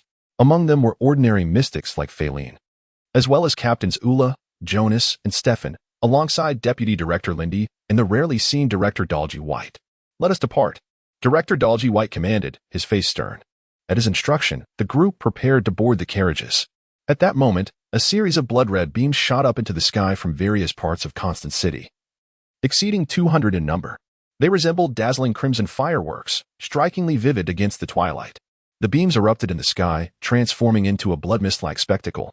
Intertwining, they formed an immense, intricate crimson pattern that enveloped the entire city of Constant. Within this blood-red design were depicted grotesque and sinister creatures, akin to a bizarre compendium. The sanguine hue suggested they were crafted from the blood of thousands, radiating a crimson glow that shrouded Constant City in an eerie light. As the crimson light spread, a sense of panic and dread gripped the hearts of all within Constant, including the mystics. Animals, with their heightened senses, became exceedingly agitated, howling incessantly. "What is this?" Feilin gasped, his face stricken as he gazed at the enormous crimson pattern in the sky. A profound fear settled in his heart, an ominous premonition that disaster loomed. "This is undoubtedly a ritual pattern. It is unmistakable. What sort of ritual pattern could be so vast as to cover the entirety of Constant?" The other mystics turned their gazes skyward, their hearts filled with uncertainty. "Lindy, can you discern what this ritual pattern signifies?" With a sense of foreboding, Lindy turned to Julie. "From the design, it closely resembles the ritual patterns of the Devourers, but I cannot ascertain its precise effects," Julie replied. Although she possessed an extraordinary memory, she was unable to predict the implications of an unfamiliar ritual pattern. Cough, cough. "This is the Grand Crimson Rite ritual pattern of the Devourers," Director Dalji White interjected, his voice grave. "The Grand Crimson Rite? The Devourers intend to initiate this rite." Lindy, Julie, and the others who heard Dalji's proclamation turned pale. The Grand Crimson Rite, one of the blood sacrificial ceremonies of the cult, would consume the essence and lives of all within its reach as an offering to the malevolent deity. In return, the cultists performing the sacrifice would receive the deity's bestowal, gaining terrifying power. Several years prior, the large cult known as the Crimson Blood had successfully executed the Grand Crimson Rite in the Arcanum Kingdom, sacrificing an entire city of hundreds of thousands.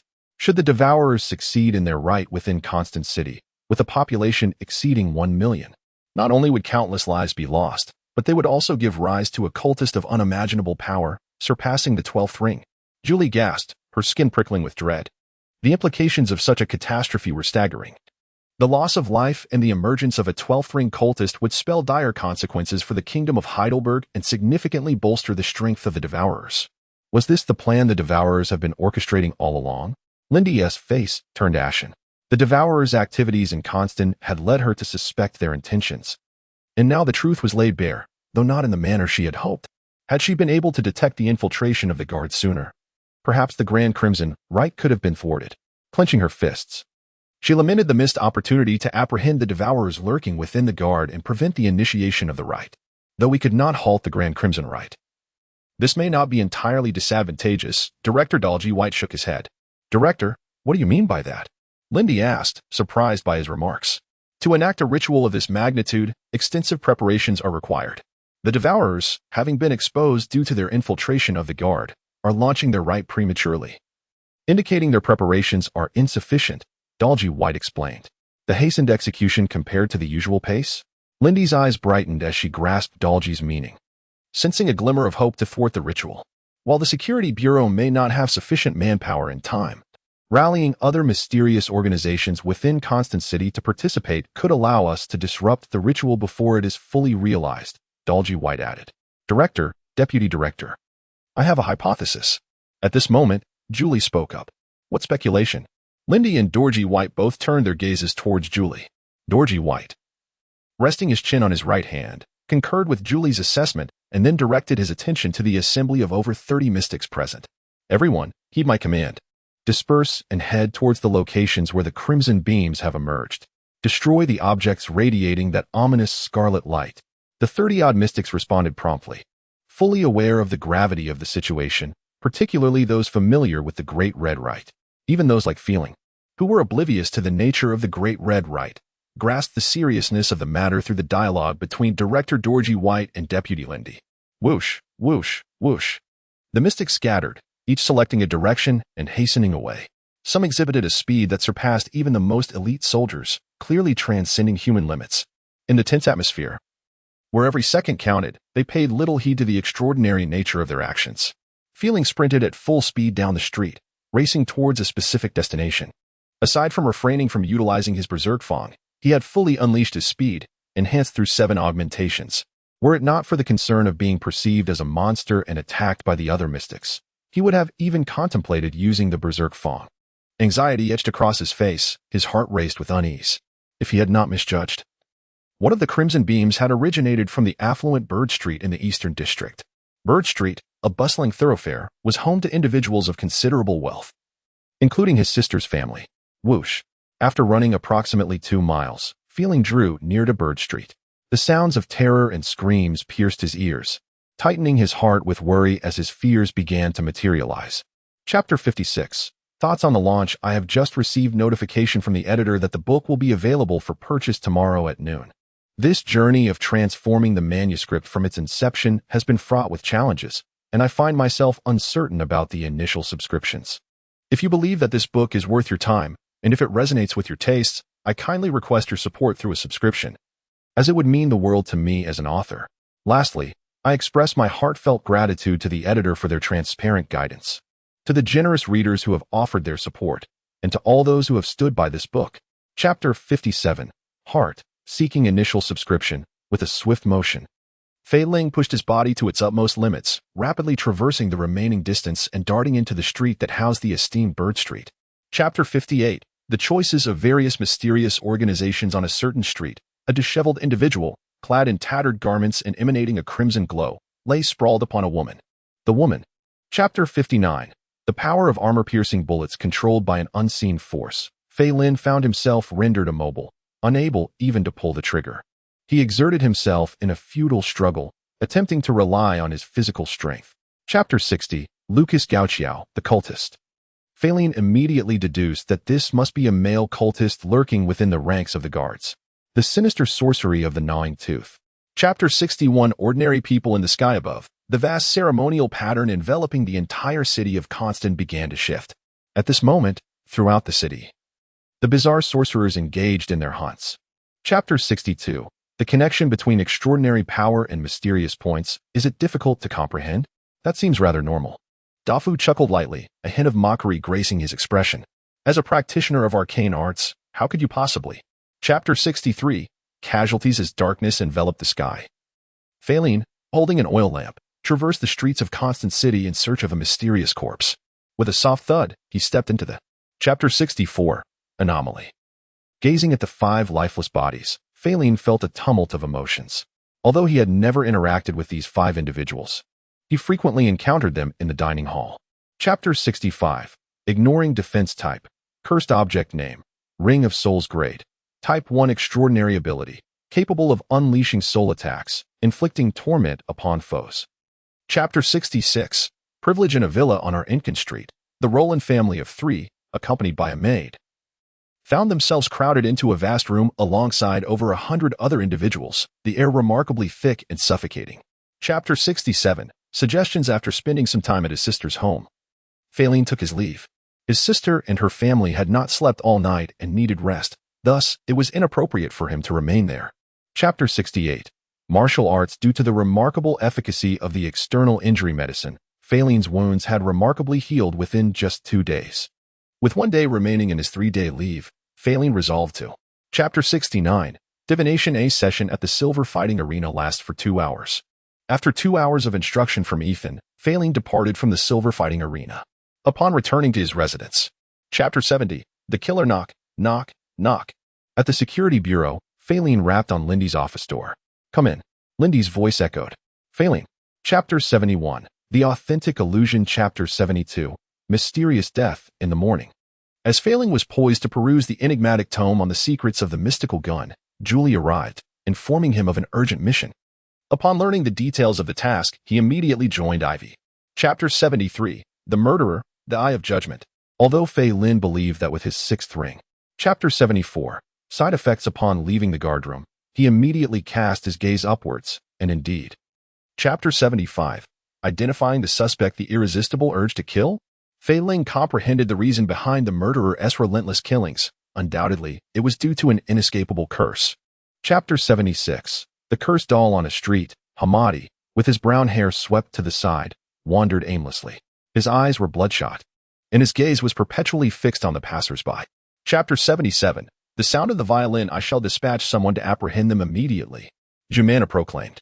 The tomb unearthed by the grave robbers contained an object of curse, which may. Chapter 78. The assault. As the occupants of the 2 carriages succumbed to slumber, 2 masked figures, a man and a woman, emerged from a nearby alley, stealthily approaching. Chapter 79. Unworthy of existence. Boom. Witnessing Feilin being affected by the sound of the violin, the towering man, gritting his teeth against the pain, lunged towards Feilin. His massive fist, akin to a cannonball, struck. Chapter 80. The shadows among us. Moreover, it is those who are clamoring for my demise who. Chapter 81. Black Scorpion. Upon the arrival of Lindy, Feilin let out a sigh of relief. Having encountered an inexplicable assault, he and Ivy had already deemed the 3 attackers. Chapter 82. The capture. In a dwelling, an unsightly man with a visage marred by scars reclined on a sofa with his legs crossed. Beside him, a strikingly beautiful young woman delicately wielded a fork. Chapter 83. True intentions. Upon entering the office, Julie instructed Feilin to take a seat on the sofa alongside Ivy, pouring each of them a cup of red tea. Only then did she settle into her chair opposite them, taking. Chapter 84. Lindy Villa. The carriage passed through the grand gates of the villa and came to a halt within its confines. As I alighted from the carriage, what greeted Feilin was a series of coal lamps, each illuminating the surroundings with a warm glow. Chapter 85. The Mysterious Gun of the 4 Rings. As Feilin and Ivy ascended into the white carriage drawn by 2 elegant white horses, they discovered Lindy already nestled within. She wore a light-colored sweater on her upper half and below. Chapter 86. What are you watching, Deputy Director? Upon witnessing the door being violently shattered, a torrent of dark energy surged into the room, startling Feilin. However, upon seeing the newcomer. Chapter 87. Nissa Halloween. The following day, after refreshing himself in the bathroom, Feilin pushed aside the enormous wardrobe that blocked the door and stepped out of the bedroom. Though he had risen rather late, he felt no concern about the day ahead. Chapter 88. Out of control. Shortly thereafter, the trio ascended into a white carriage drawn by a pair of horses, departing from the villa and en route to the Freeman estate. After a brief journey of over 10 minutes, the carriage entered a similarly situated. Chapter 89. The blood-sucking monster. A white carriage, drawn by 2 white horses, transported Feilin, Lindy, and Ivy into the safety bureau. After 2 days of respite, the trio returned to work. Chapter 90. Discovery of clues in Lindy's office. Deputy Director Rolando and Sally's team encountered the vampiric creature. However, their hunt ended in failure, and Rolando sustained injuries during the mission. Chapter 91. Evacuation. No recollection. Never seen before.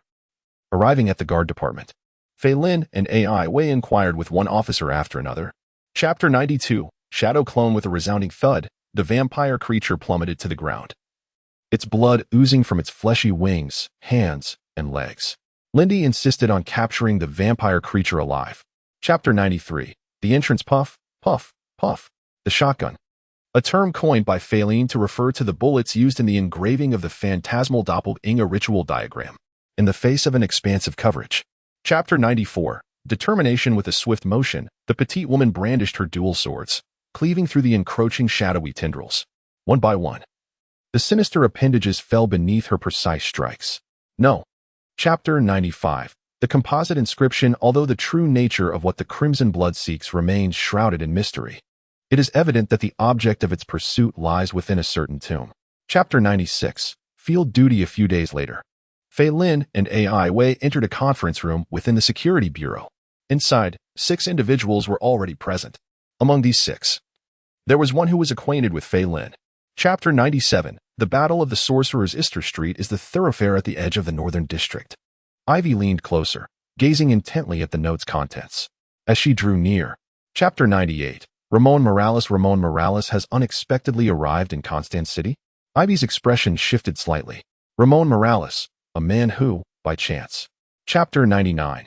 It truly is him. As he donned the formal attire, Feilin was pleasantly surprised by its snug fit. Neither too large nor too small, it embraced him perfectly. In comparison, he felt no astonishment. He was in Lindy. Chapter 100. Cooperation. Previously, I was left pondering who could have rescued the Claude family. It must have been him. Charlie Dre recalled the last encounter with Claude. Chapter 101. The Whale Fall. On a street in the Northern District, Feilin and Ivy were engaged in fieldwork, seated within the insulated confines of a carriage, each engrossed in their respective tomes. The Arcane Manuscript. Chapter 102. The tricky Ramon Morales' feelings gaze swept the surroundings, swiftly discerning how the ghoul had gained entry into the house. On the second floor of this dwelling, there was a window left ajar, and Chapter 103. A sudden addition. Astonishment etched itself upon Lindy and Ivy's faces, prompting Lindy to inquire once more, unable to believe her ears. 6. Chapter 104. Guide to Destiny. 2 Cursed Objects. Upon witnessing the rapid emergence and swift disappearance of the 2 lines of text before him, Feilin was momentarily taken aback. Inside the small wooden box. Chapter 105. Awareness. Useful. The gazes of several individuals were fixated unwaveringly on the Destiny Guide. When they observed the pointer of the guide stabilizing in a particular direction, they were all. Chapter 106. The 5 Rings. The Entwining of Water. Stephen extended his hand, pointing towards the 2 approaching 3-ring ghouls. 2 streams of water materialized out of thin air, coiling around them like serpents. Chapter 107. Frenzy. With a swift motion, Lucas lunged forward, thrusting his blood-red longsword towards the 4-ring ghoul he was engaged in combat with, under the command of Ramon Morales. The ghoul. Chapter 108. Slaying the Torrent of Water. Heeding Lucas's reminder, Stephen once more invoked the magic of the water element. A surging deluge materialized out of thin air, carrying with it an overwhelming force. Chapter 109. The Bottle of Elimination. Damn it, I have failed. In the midst of his escape, Ramon Morales suddenly halted. The attempt to seize and destroy the extraordinary artifact had been in vain. Chapter 110. The Collection Room. This is a Type 1 alchemical item capable of eliminating odors and scents. Simply scattering the powder contained within allows for the complete eradication of any smell or essence. Once the powder is utilized, it can.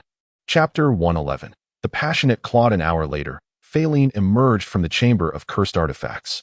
He did not take long to extract the mystical points from the cursed objects within the room. Chapter 112. Enhancement of the Panel. Upon returning to the bedroom, he summoned the panel.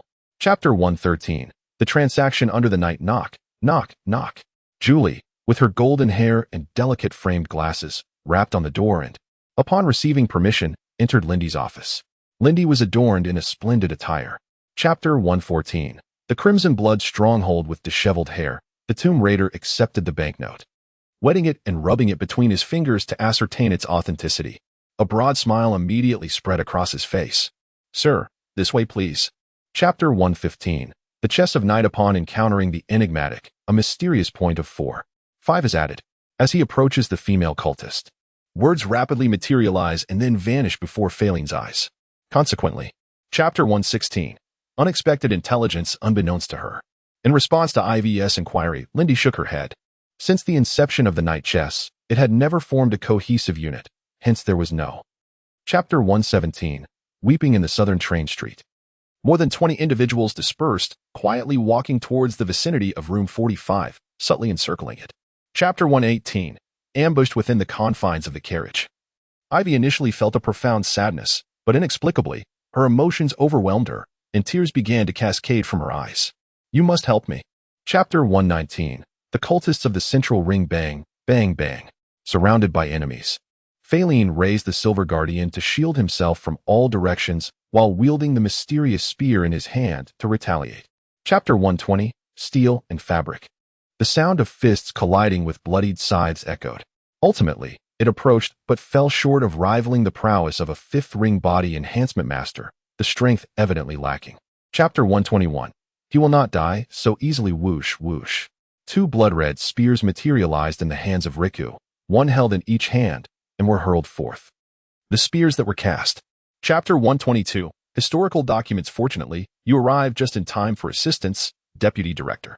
Captain Ula made the black sphere vanish, feeling a sense of relief as he approached Lindy and spoke. Chapter 123. Prophecy. Is it possible to locate the exact burial site of this high-ranking official through literature? Feilin inquired. Almost impossible. Chapter 124. Surveillance in a dimly lit room. The Security Bureau has already become aware of our search for the night chess. A towering figure, standing at an impressive height of 8 feet, inquired. Chapter 125. Reluctant to speculate, General Manager, if I am not mistaken. The gentleman accompanying Miss Lindy is indeed the appraisal supervisor who seldom attends the auctions? A man of diminutive stature. Chapter 126. Inner engraving technique. Half a month later, in the rest area of room 201. Congratulations on becoming a master of the 5 rings, Feilin said to Ivy. Just a short while ago. Chapter 127. The mysterious gun of the 5 rings. A plethora of knowledge regarding the art of internal inscription flooded into Feilin's mind. Within this memory, Feilin immersed himself in the study of internal inscription repeatedly. As he began. Chapter 128. The unsearched places. Has the mysterious gun reached the 5th ring? Feilin. Congratulations are in order once more, Julie remarked, a hint of envy in her voice. It had been some time since she last offered her congratulations. Chapter 129. The rose bracelet. A carriage traversed the city streets at a leisurely pace, within which sat Feilin. Adorning his forehead was a crimson eye, resembling the emergence of a third eye at this moment. Chapter 130. The Grand Ancient Tomb. Encountering the mysterious mystery. Point 6. Feilin picked up the golden bracelet and examined it carefully. It is a piece of exquisite craftsmanship, likely originating from. Chapter 131. The main tomb chamber. Place a live rabbit inside, commanded Feilin, concluding the use of the rose bracelet. A member of the excavation team secured a live rabbit with a rope. Chapter 132. The defensive ritual pattern. It is the defensive ritual pattern. Ivy's expression changed dramatically as she exclaimed. The defensive ritual pattern, a trigger-based ritual design, once activated. Chapter 133. The mysterious surge. Feilin reached out to grasp the black chess piece, a knight from the Imperial chess set, before he could activate his discerning eye. The scene before him. Chapter 134. Unsealing. Chapter 135. Extraordinary Inventory, Supplement. An additional section labeled Extraordinary Items has appeared. Could it be? Gazing at the newly added Extraordinary Items column on the panel, Feilin could not help but feel a surge of curiosity. Chapter 136. Enhancement of Extraordinary Artifacts, Supplement. The appraisal from the Eye of Identification confirmed to Feilin that the Soul Ring had indeed been elevated from a Type 1 cursed object to a Type 2 cursed object. Furthermore, the enhancement. Chapter 137. Contamination. Upon removing the Soul Ring from the panel, Feilin discovered that the Soul Ring had undergone yet another transformation. The intricate black patterns on its surface had multiplied, densely covering. Chapter 138. The Trap unleashed. As farewell to Nissa approached, Feilin's gaze wandered through the banquet hall, searching for familiar faces amidst the crowd. However, at that very moment, another figure approached him. Chapter 139. Trouble, this is a trap. In the wilderness. An archaeological team is engaged in the excavation of a large ancient tomb. More than a dozen secretive agents from the Security Bureau are stealthily converging towards this desolate expanse. Chapter 140. Entrusted to you, the imposing figure of a man is among the crimson blood adherents lurking in Constance City, alongside the high-ranking devotee in Citadel. Aside from the enigmatic Jiguli. The Security Bureau. Chapter 141. Do not kill me upon witnessing the sudden use of the night chest to injure Riku. Nkata's expression shifted dramatically. The Security Bureau not only located the night chest. Chapter 142. The hidden necklace. As the knight's chest was released, the knight's figure gradually became ethereal, ultimately vanishing. The knight's chest descended from Feilin's head, landing softly into his palm. Chapter 143. Harvest. Should I sell it to the Security Bureau? Feilin contemplated whether to sell the Cloak of Concealment to the Security Bureau. The extraordinary abilities of the Cloak of Concealment. Chapter 144. Grim news in the director's office. Director Derji spoke with a grave expression. He had just received news from the headquarters that, a day prior, the medium-sized cult organization known as the Dragon Sin had emerged in my city. Chapter 145. The law of extraordinary item enhancement. On the following day, when Feilin awoke, Lindy and Ivy had already left for work. The secret tome of the mysterious gun required. Chapter 146. The conspiracy of Crimson Blood. The newfound immunity to the death curse. Feilin discovered the transformation of his extraordinary abilities. The original puppet, amidst these extraordinary powers. Chapter 147. Infiltration. In the evening, at the dining table of Lindy's villa, Feilin and Lindy sat across from each other. The once menacing Daeguli, who had set her sights on Feilin and Ivy, was now deceased, leaving behind the high circle. Chapter 148. Ambush. Pushing open the iron door, 5 individuals entered the villa, traversing the corridor located at the rear of the estate. Suddenly, a sound echoed, slap, slap, slap. A maid clutched a basket filled with garments. Chapter 149. Psychic power. Psychic power. As the bullet hurtled towards her, the woman with purple eyeshadow widened the eye of her heart, a sudden awakening. With the expansion of the eye of her heart, an invisible psychic force. Chapter 150. How many rings does your unwavering gaze possess now? Mr. Feilin, what has transpired? The commotion from the fight above startled the maid downstairs, prompting one to rush up in a flurry. Chapter 151. Recovery. In the following 2 days, the Security Bureau experienced multiple incursions, and the Lindy Villa was once again infiltrated, having dealt with the initial intrusion of the enemy. Chapter 152. The arrival. A task must be approaching. This thought flashed through Feilin's mind as he spoke aloud. Please come in. The door was pushed open, and Chapter 153. The Flesh-Crushing Maniac and the Harbinger of Death. The Flesh-Crushing Maniac, Miguel Quiroga. Dorji stood not far from the skeletal giant, shaking his somewhat numb arms, casting a wary gaze towards the towering bone figure. Chapter 154. The Diamond Man. With a sudden burst, a female secret agent from the Security Bureau found herself besieged by 2 cultists. As the confrontation commenced, the skilled agent. Chapter 155. Light can inflict harm, yet its capacity to do so is limited. Feilin sensed the predicament. The formidable power of the mysterious spear could not penetrate the core male cultist defenses. Chapter 156. The alliance of 2 malevolent cults. The Eye of Death. It is indeed the Eye of Death. Upon witnessing the arrival of over 20 individuals, adorned with black-eyed patterned hoods, a sense of foreboding. Chapter 157. 1 against 2. Exceeding the speed of sound, one moves with remarkable swiftness. In the blink of an eye, Feilin had already approached the 2 high-ranking cultists of the Eye of Death, the weapon in his hand. Chapter 158. Gradual appearance. Feilin, who initially held the advantage, was suddenly struck by a formidable lightning attack, causing him to be injured and sent flying. Little did he expect the situation to unfold in such a manner. Chapter 159. The Fierce Thunder of Destruction. The Forest of Wood. Without any negotiation, Tai Lei and Xian Daimu suddenly launched a ferocious attack against Alonso. Chapter 160. The Grudge. With a swift motion, and after a brief moment of contemplation, Feilin pursued the direction in which Nabril had fled. During the earlier confrontation, Nabril had already been. Chapter 161. The Inequity of Talent. No, I have merely just arrived, Alonso replied calmly. It cannot be such a coincidence, said Derji, his face ashen. Chapter 162. Transformation. What a remarkably practical cursed object. After perusing the description of this cursed item, Feilin mused to himself. Its extraordinary ability to slice through iron as if it were mere clay. Chapter 163, Extraordinary Seeds. The transformation of forms undoubtedly represents a pivotal turning point for the arcane spear.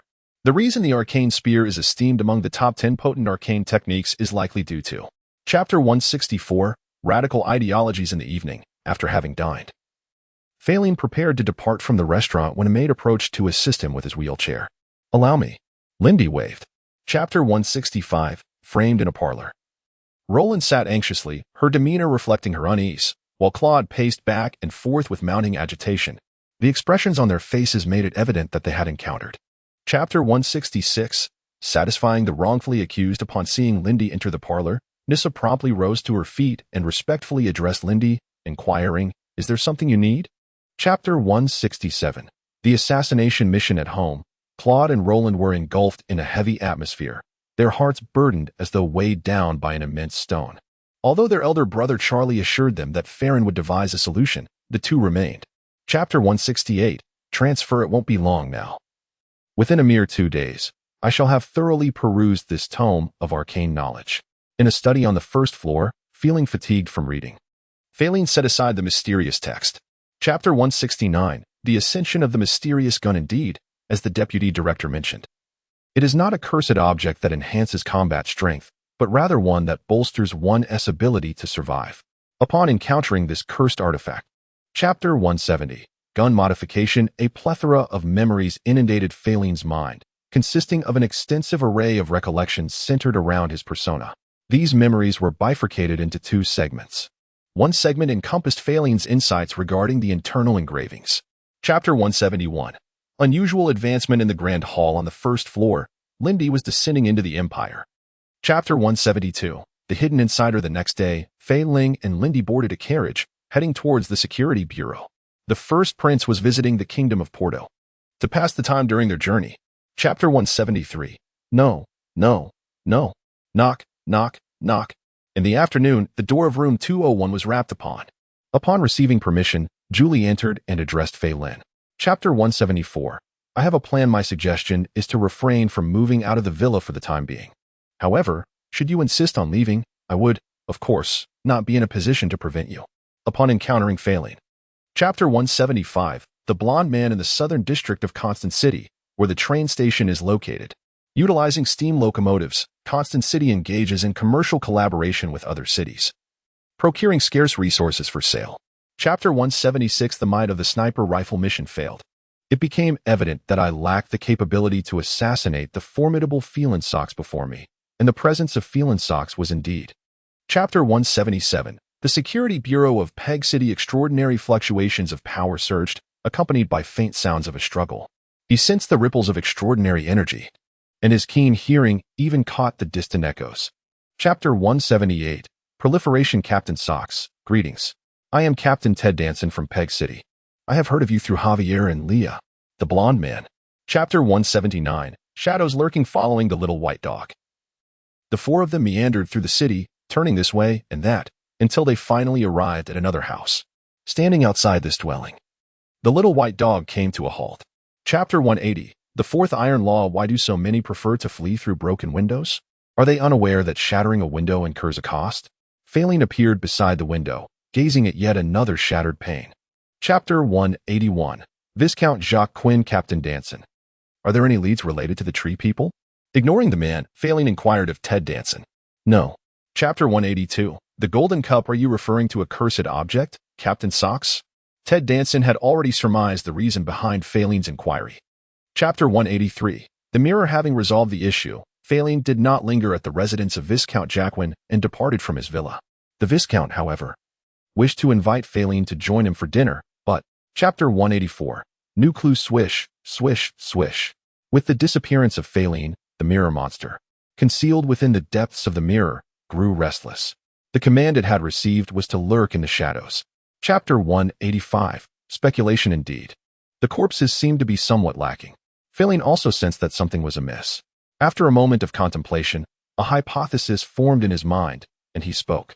Chapter 186, The Central Tree People. Feilin and the others hurriedly turned their gaze. Although, Chapter 187, The Rifle Form. Puff, puff, puff. The Central Tree Man launched a counterattack against Feilin, as numerous thick vines sprouted from its hands, each tip sharp and menacing, aimed directly at Feilin. Chapter 188. An unusual expression, the burning serpent. Aware of the immense toll that the mysterious rifle form of the gun takes on Feilin, Ted Danson would naturally not allow Feilin to confront the central ring treant alone. Chapter 189. A night of unease with a sudden twist. As the dagger was mere inches from his flesh, Feilin swiftly pivoted and grasped the hand of the cloaked figure wielding the blade. The darkness. Chapter 190. Underestimating your shamelessness. Bang, bang, bang. As he spoke, Feilin fired 3 shots in quick succession, each bullet fragmented into dozens of shards, culminating in a total that exceeded 100. Chapter 191. Only I remain the dark secret of the night. It is Lindy. The words of Feilin, coupled with the sudden onset of darkness, caused Bacta Long and Ames to change their expressions. The secret. Chapter 192. The 12 rings. The 12 rings. Bacta Long and Ames struggled to rise from the ground, casting bewildered glances at Lindy. Moments ago, Lindy had employed a secret technique too. Chapter 193. Mismatched levels. The next day, Feilin and Lindy concluded their affairs in Peg City and boarded the steam train. They entered a compartment furnished with a sofa, a private restroom, and other amenities. Chapter 194. The essence of sacrifice. Having hired a carriage, they set forth once more towards the city of Mise. Several hours later, as dusk approached, they drew near to Mise. Chapter 195. The offspring of the dragon and the empire of the dragon in the nighttime. Within a dwelling in the western district of Constant City, the house lacked gas supply, thus candles were lit. The flickering flame cast a dim, golden glow, barely illuminating. Chapter 196. 2 speculations. There exist 2 conjectures. One posits that the offspring of the dragon has acquired the treasures bequeathed from the era of the Dragon Empire, utilizing these remnants to flourish. Chapter 197. Leading the team a few days later, Feilin and Aishi were summoned to Lindy's office. Chapter 198. Dragon Man Enzo let out a cold snort, and with a forceful stamp of his foot, the stone-paved ground cracked, resembling a spider's web. Chapter 199. The Verity Elixir within the Safety Bureau, due to the ongoing apprehension operations. Chapter 200. The Troubled Ingrid in the city of Feilin. A peculiar entity possessing the ability to control minds has emerged. The local security bureau finds itself ill-equipped to handle this threat and has sought assistance from our security agency, which has consequently dispatched me. Chapter 201. 41. Kleber Street. Shortly thereafter, the carriage set off, transporting Feilin and others to the train station, where they boarded a steam locomotive. One section of the steam train was designated. Chapter 202. Infiltration and investigation. To his astonishment, Feilin quickly discerned the true nature of 41. Kleber Street after a brief observation, a look of gracing his countenance. Chapter 203. The Arrival of Night. Are you aware of Enzo's full name? Craig inquired. Enzo Cabrera. Cabrera, Enzo, and Cabrera. This is it. Feilin led the way to the entrance suspected to be the lair of the dragon's sin. At that moment, Lindy suddenly. Chapter 205. Simone, beware. There is an ambush. Craig instantly sensed the anomaly and shouted a warning, but it was already too late. Chapter 206. Dorothy staying. Moments later, a sniper rifle was firmly grasped in his hands. Casting a glance around, he swiftly ascended to the highest building in the vicinity, where he discovered. Chapter 207. Prison break. Dorothy, the director of the Security Bureau in Newen City, confronted Craig and the other apprehended cultists. Chapter 208. Just a little more, Director. What is this? She inquired as she approached. Not long ago, a high-ranking cultist of the Dragon Sin infiltrated the rescue operation for Enzo. Chapter 209. The explosive ritual pattern. You. Chapter 210. Is it him? It seems my time of concealment is coming to an end. A sense of crisis welled up within him, given that it was not an arrest but merely surveillance. And Chapter 211. The Ancient Knight fleeing from Peg City. Ted Danson arrived at a city situated over 300 miles away, taking refuge in a residence. This dwelling was one he had previously. Chapter 212. The mysterious gun of the 7 rings. Indeed, it has transformed into an upgradable form. Summoning the panel, Feilin gazed at the section dedicated to the mysterious gun. As he anticipated, the column for the mysterious gun had already changed. Chapter 213. The Master of Masks. Ted Danson is a high-ranking cultist? A cold sweat trickled down Feilin's forehead, and an involuntary sense of dread gripped his heart. Fortunately, Ted Danson. Chapter 214. Following in their footsteps more than 4 hours later, the steam train arrived at DS City. Feilin and Lindy disembarked, carrying their luggage, and boarded a hired carriage. To the moon. Chapter 215. The Sniper. Ted Danson. As Ted emerged in his mind. Chapter 216. The battle at Gao won with a resounding boom. Feilin once again squeezed the trigger of his sniper rifle, aiming at Ted Danson, who was hurled several dozen meters away, accompanied by another thunderous roar. The Chapter 217 Divine Artifacts Buzzing. Feilin repelled the 4 approaching tendrils of mist, employing the cloak of invisibility to render himself unseen. With a whoosh, new mist emerged. Chapter 218 Dust and Slam. I knew you wouldn't be honest. Just as Ted Danson was about to unleash his manipulation, Feilin erupted with an unforeseen move that Ted Danson had never anticipated.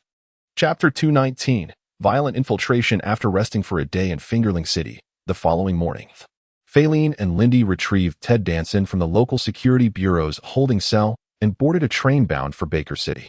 Chapter 220 The Mark of Destruction. In the confines of the detention room, Ted Danson was equally roused by the commotion. Confined within a windowless chamber, he turned his head towards the source of the disturbance, a sense of unease settling over him. Chapter 221 This is impossible. How could she not be at a disadvantage? Seeing Lindy and Dustin engage in combat multiple times without faltering, a look of astonishment spread across Ted Danson's face. Chapter 222 Defeated. Alas. After all, it is the 12th ring, possessing formidable resistance against various adverse extraordinary abilities. Dustin swiftly emerged from his drowsiness. Chapter 223 The Stamp. After breakfast, Feilin and Lindy, accompanied by Ted Danson, boarded the steam train bound for Newen City. Following a 6-hour journey, they arrived in New. Chapter 224 The Prison of the Extraordinary. Lord Dustin informed me in his letter that he would disclose the specific details of the operation when the time was right, urging me to cooperate with this endeavor. Chapter 225 Scar. On the following morning, Feilin and Lindy returned to the Newen City Security Bureau. There remained one final task concerning Ted Danson, which was to. Chapter 226 The Choice. Half an hour later, Feilin and Lindy found themselves seated in a brightly illuminated restaurant, aglow with the light of gas lamps. The dinner consisted of a salad with dressing, succulent pan-seared chicken breast, and black pepper. Chapter 227 New Type 4 Extraordinary Items. Whether enhancing the Guardian of Silver or the Ring of Souls presents a commendable choice. The current reserves of mysterious points are merely sufficient for the enhancement of a single Type 3 extraordinary item. Chapter 228 The Unexpected. Placing the soul ring back upon his finger, he donned the substitute puppet and the time-space dial, retrieving them from the panel. Feilin opened the door to the study and stepped out of the room. Chapter 229 Lessons Learned. In the mountains, there lies a grand castle unknown to outsiders. In a room adorned with exquisite oil paintings, Mikhail Bear held a glass filled with a vibrant crimson liquid. Chapter 230 Blood Scythe. Danger. As numerous bullets, exuding an extremely perilous aura, locked onto him, the coachman, Numi Lanka, felt his body suddenly covered in a cold sweat, every hair on his body standing on end. Chapter 231 The Spectral Form. With a swift motion, Angel lunged towards Feilin. In response, Feilin fired a shot, a bullet hurtling towards the oncoming angel. Chapter 232 The Light of the Soul. In the ethereal form of a wraith, and hell suddenly erupted with a cry of anguish. The Soul Ring is a cursed artifact of Type 4, its power level residing between 10. Chapter 233 Pursuit. This female cultist is likely only at the 6th ring. In the face of a soul attack that reaches at least the 10th ring, it is entirely reasonable for her to perish with a single strike. Feilin contemplated the current state of affairs. Chapter 234 No Place to Hide. Do you think you can escape by taking cover behind the bushes? Feilin tucked away the enigmatic sniper rifle, a cold smirk playing at the corners of his mouth. If it weren't for the absence of a soul's aura. Chapter 235 Not the Truth. The following morning, Feilin and Lindy boarded a carriage en route to the security bureau. Due to excessive blood loss, Feilin was in a rather poor condition, even by this morning, his mind. Chapter 236 Significant action. Although Lindy is a 12th ring sorceress, even with the guidance of extraordinary artifacts, it will inevitably take her a considerable amount of time to arrive. As for Anha. Chapter 237 Meganajiv South District Train Station, Constantin City. Carriage after carriage passed through the blockade, and from them emerged a succession of sorcerers. Chapter 238 Ethan City. 2 hours later, the steam train came to a halt at a train station. Upon disembarking, Lindy rose and addressed the crowd. Chapter 239 Sniper in the Night. Bang, bang, bang.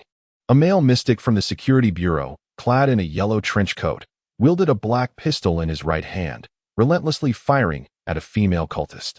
Chapter 240 Helena Harbor. Could it be? A conjecture arose within Feilin's mind.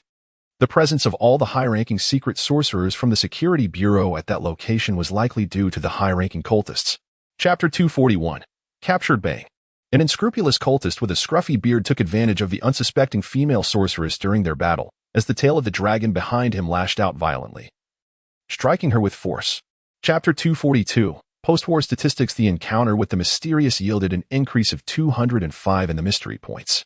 Understanding that Helena Harper possessed the potential to amass significant mystery points, there was a fear of losing contact once imprisoned. At the train station in Constant City, a man and a woman emerged. They appeared quite ordinary, the type of individuals who would not stand out in a crowd. Chapter 244. City of Havii. Despite the option of abandoning the cursed objects in favor of enhancing alchemical items devoid of side effects through mysterious points, even the utilization of these innocuous alternatives. Chapter 245. The most likely to become extraordinary beings. The stronghold of the cult located in the city of Eisen, within the kingdom of Heidelberg, was eradicated, and not a single soul, including the esteemed Lady Helena, managed to escape. On the following day, Feilin and the sorcerers of the Constant City Security Bureau boarded a steam train, accompanied by their counterparts from the Dijon City Security Bureau and the Burley City Security Bureau. Chapter 247. Pursued. Upon entering the train station, Feilin and Lindy encountered Ivy and AC. The two had arrived at the station ahead of them and were with him. Chapter 248. The mysterious 211. At such a late hour, who could be seeking my attention? A hint of perplexity lingered in Feilin's heart. However, suspicion did not arise within him. Instead, he rose to his feet and made his way towards the door. Chapter 249. Performing good deeds without seeking recognition. Amidst the throngs of people, Feilin and his companions emerged from the train station, greeted by a vast granite plaza. Scattered across the square were numerous taxis. Chapter 250. The 11th ring. In order to avoid disturbances during the enhancement, I initially intended to choose a time when the deputy director was absent. However, the Halloween Villa undoubtedly harbors high-ranking individuals, and even. Chapter 251. The headquarters. On the following morning, Feilin and Lindy boarded a carriage, departing from the Halloween Villa. The broad street, wide enough to accommodate 4 carriages side by side, was bustling with numerous vehicles. Chapter 252. Suleiman Diamutni. Please lead the way. Lindy turned to the woman dressed in professional attire. This way, please. The woman in professional attire led the way. Chapter 253. The Black Skeleton. Due to a relentless pursuit spanning thousands of years, Suleiman slowly spoke. During the era of the Empire of Night, it annihilated the Empire of Dragons. Chapter 254. The Sudden Assassination. It is not 100,000 pounds, but rather 200,000 pounds. Others have also placed bounties on him, bringing the total bounty to an astounding 200,000. Sam. Chapter 255. The elusive enemy. It seems that they are coming for me. Connaught Castle is not as secure as the Elder claimed. Feilin's expression darkened. His clothing bore stains. Chapter 256. The search method. Ken Roswell furrowed his brow, not anticipating that this black skeleton would prove to be so troublesome. He cast his gaze towards the sorcerers he had brought along and inquired. Chapter 257. Borrowing. Upon entering the office, Feilin and Lindy settled onto the sofa. Kathy poured a cup of red tea for each of them. Feilin expressed his gratitude and began to survey his surroundings. As he gazed at the various items, his eyes widened in fascination, seemingly unable to tear his gaze away. If he were to harness the enigmatic essence of these objects, his own mysteries would. Chapter 259. The Eye of the 12 Rings. On the surface, the task was to retrieve the bloodstained garments, intending to use them as clues to conduct a search for the lingering essence, to seek out the traces upon them. Feilin gestured towards the bloodied clothing set aside, issuing a command to the ebony avian. He could distinctly sense. Chapter 261. Degradation. To his astonishment, this cursed object turned out to be a tattoo, and the prospect of removing it seemed exceedingly challenging, perhaps achievable only through the fatality of the host. Feilin found himself in a quandary. This shall suffice. Feilin's gaze traversed the array of arcane arts and extraordinary items at his disposal, ultimately resting upon the master-level autopsy technique. But, Chapter 263. The conference commences in a subterranean chamber. Julia found herself in tattered garments, her hands and feet ensnared by chains. Despite being a practitioner of the arcane arts from the Central District, she had only attained the 5th level. Chapter 264. Bartering. How is this sold? Ivy inquired, pointing at the Soul Guardian. She was particularly interested in alchemical items of both offensive and tangible defensive nature. Chapter 265. A bold speculation. This individual is Brendan Jean, an elder of the Grand Secret Arts organization, the Temple. Feilin gazed at the elderly figure approaching the podium, based on the information previously acquired. Chapter 266. Pandora's box. The dark arts are merely techniques devised by malevolent deities to create their servants. The likelihood of such arts becoming a discipline worthy of the malevolent gods is exceedingly low. Therefore, in comparison to the practice of dark sorcery, the malevolent deities. Chapter 267. Emergency situation. Upon a lengthy dining table, an array of exquisite dishes is artfully arranged. Gonzalo Cabrera and his son Enzo Cabrera are seated at opposite ends of the table, engaged in. Chapter 268. Blood sacrifice in the city of Playa, which resembles an octagon. Over the course of the past year, 8 corners in the center have gradually witnessed the emergence of a. Chapter 269. What if I were to join? The utterly destroyed building astonishingly restored to its former glory. Is this an illusion or the extraordinary power of time? Time reversing. This is a facet of the extraordinary power of time. Chapter 270. The extraordinary battle. Swish, swish, swish. One mirror after another materialized. And in the blink of an eye, a multitude of mirrors emerged all around. These mirrors. Chapter 271. Illusion. Swish, swish. In the distance, a female dragonborn cultist of the High Ring transformed into her draconic form, adorned with shimmering white scales. With a single step, she appeared 7 or 8 meters ahead. Chapter 272. The ceiling. Boom, boom, boom. Without the ritual diagram for the phantom clone technique, the bullets fired could not split into dozens. Nor could they encompass a vast area. Chapter 273. Mikhail's chilling speculation. Chapter 274. The first Queen of Night at the Megalar Villa Opera House. A speech is currently underway. The speaker is a middle-aged woman named Heather Hallowen. She is. Chapter 275. Crucial evidence. What is the critical evidence that has transcended to this era? Many individuals are speculating about the nature of the pivotal evidence referred to by Heather Harlow. Chapter 276. The first princess is actually him. The slightly older blonde man was greatly astonished. Although he had never encountered Farron Socks, he had heard of him. Chapter 277. The extraordinary ability of perspective, the mysterious gun. Feilin summoned the enigmatic firearm, and the pistol form of the mysterious gun materialized. With a robust barrel and a streamlined body, it gleamed in silver. Chapter 278. Continuous advancement. First, he enhanced the Silver Guardian. Previously, he had hesitated between the Soul Ring and the Silver Guardian, contemplating which extraordinary item. Chapter 279. You wouldn't doubt me, would you? In the Grand Hall, Lindy was engaged in a solitary game of chess, pieces falling alternately as if. Chapter 280. Curse of Death. Not only did his shoes burst, but now his clothes were also torn. Gazing at his towering figure of 3 meters, Feilin's face displayed a mixture of laughter and tears, yet at this moment, he was filled with. Chapter 281. Acquaintances within a residence in Constant City. The news of Konechna's failed assassination of Feilin, along with her own perilous condition, reached this place. Not only did she fail. Chapter 282. Bloodbeast. With a sudden thrust, the Bloodbeast was poised to pounce upon another guard. At that precise moment, an arrow shot forth with a force surpassing that of a bullet. Chapter 283. Battle of the 12 Rings. Death. The handsome man was none other than Mikhail, a disciple of the 12 Rings cult. Whether it was the ambush at the villa of Lord Bourgeois last night, or... Chapter 284. Have you reached the 12th ring? Whoosh. Mikhail pursued Feilin, swiftly closing the distance, his slender sword aimed at Feilin's chest. With the defense of the Silver Guardian. Chapter 285. The weakness of Feilin. Indeed, I have reached the 12th ring. Feilin hesitated for a moment, yet ultimately nodded in agreement. His mind was consumed with thoughts of how to elucidate the extraordinary artifact to Lindy. Chapter 286. The Siege of Mikhail. Under the moonlit night, Mikhail raced through the wilderness, distancing himself from the city of Constantine. He was alone, without Nicola accompanying him. 4. Whoosh. Mikhail propelled himself forward, his powerful stride covering over 10 meters in an instant. The trees blocking his path were swiftly overcome by his robust physique. Chapter 288. Vital intelligence. It may not necessarily come to pass. The furrow in Feilin's brow gradually eased, following the path once tread by the original Night Empress, akin to the first. Chapter 289. In the Naga City Villa, Lindy is in the garden. Chapter 290. The Castle in the Mountains. Several hours later, the personnel from the 3 security agencies surrounding Nagash City arrived one after another. and Feilin and Lindy also met with their respective leaders. Chapter 291. The Transcendence of Crimson Bloodbang.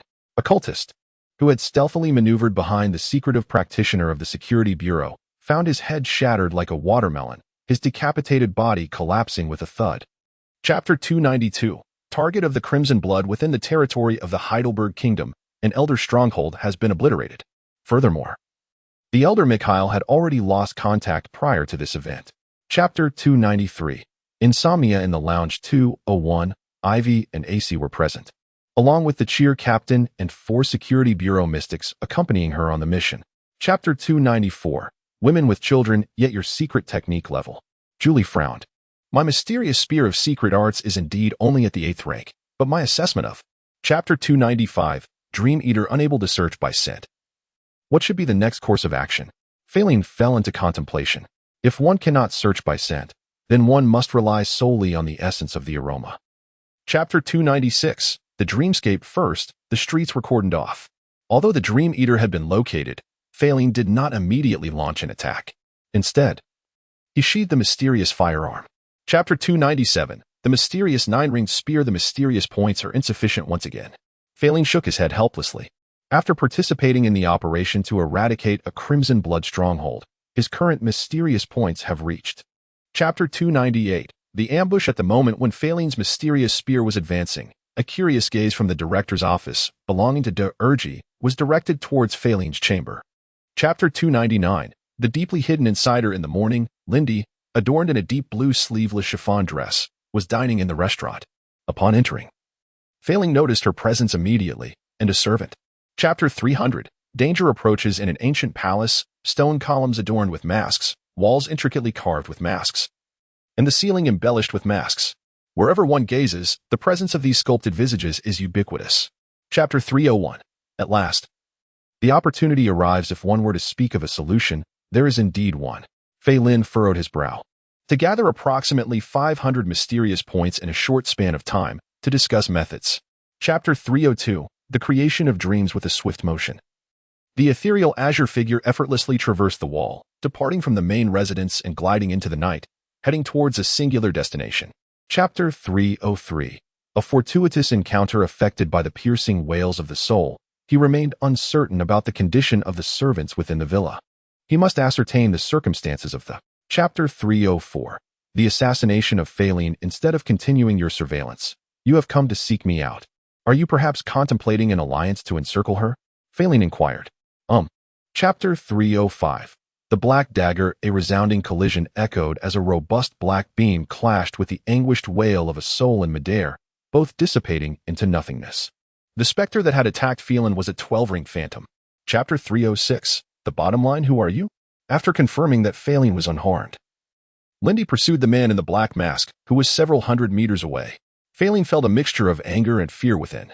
Chapter 307. Reluctant internal strife. The following day, due to his injuries, Feilin did not venture to the Security Bureau but instead opted to recuperate at the villa. Naturally, had the location of the specter been discovered, the circumstances would have been quite different. Chapter 308. The sound of the heart. Shortly thereafter, he discovered the source of the blue luminescence. Chapter 309. The second phantom. Lindy, much like him, remained in a state of heightened vigilance, her gaze fixed upon. Chapter 310. Regret. The fierce wail of a strong soul echoed, proving worthy of the 11-ringed specter, nearly overwhelming.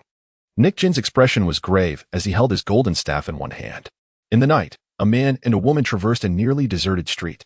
They were affiliated with the Thorny Forest, a mid-sized faction, now undertaking a commission from the Security Bureau.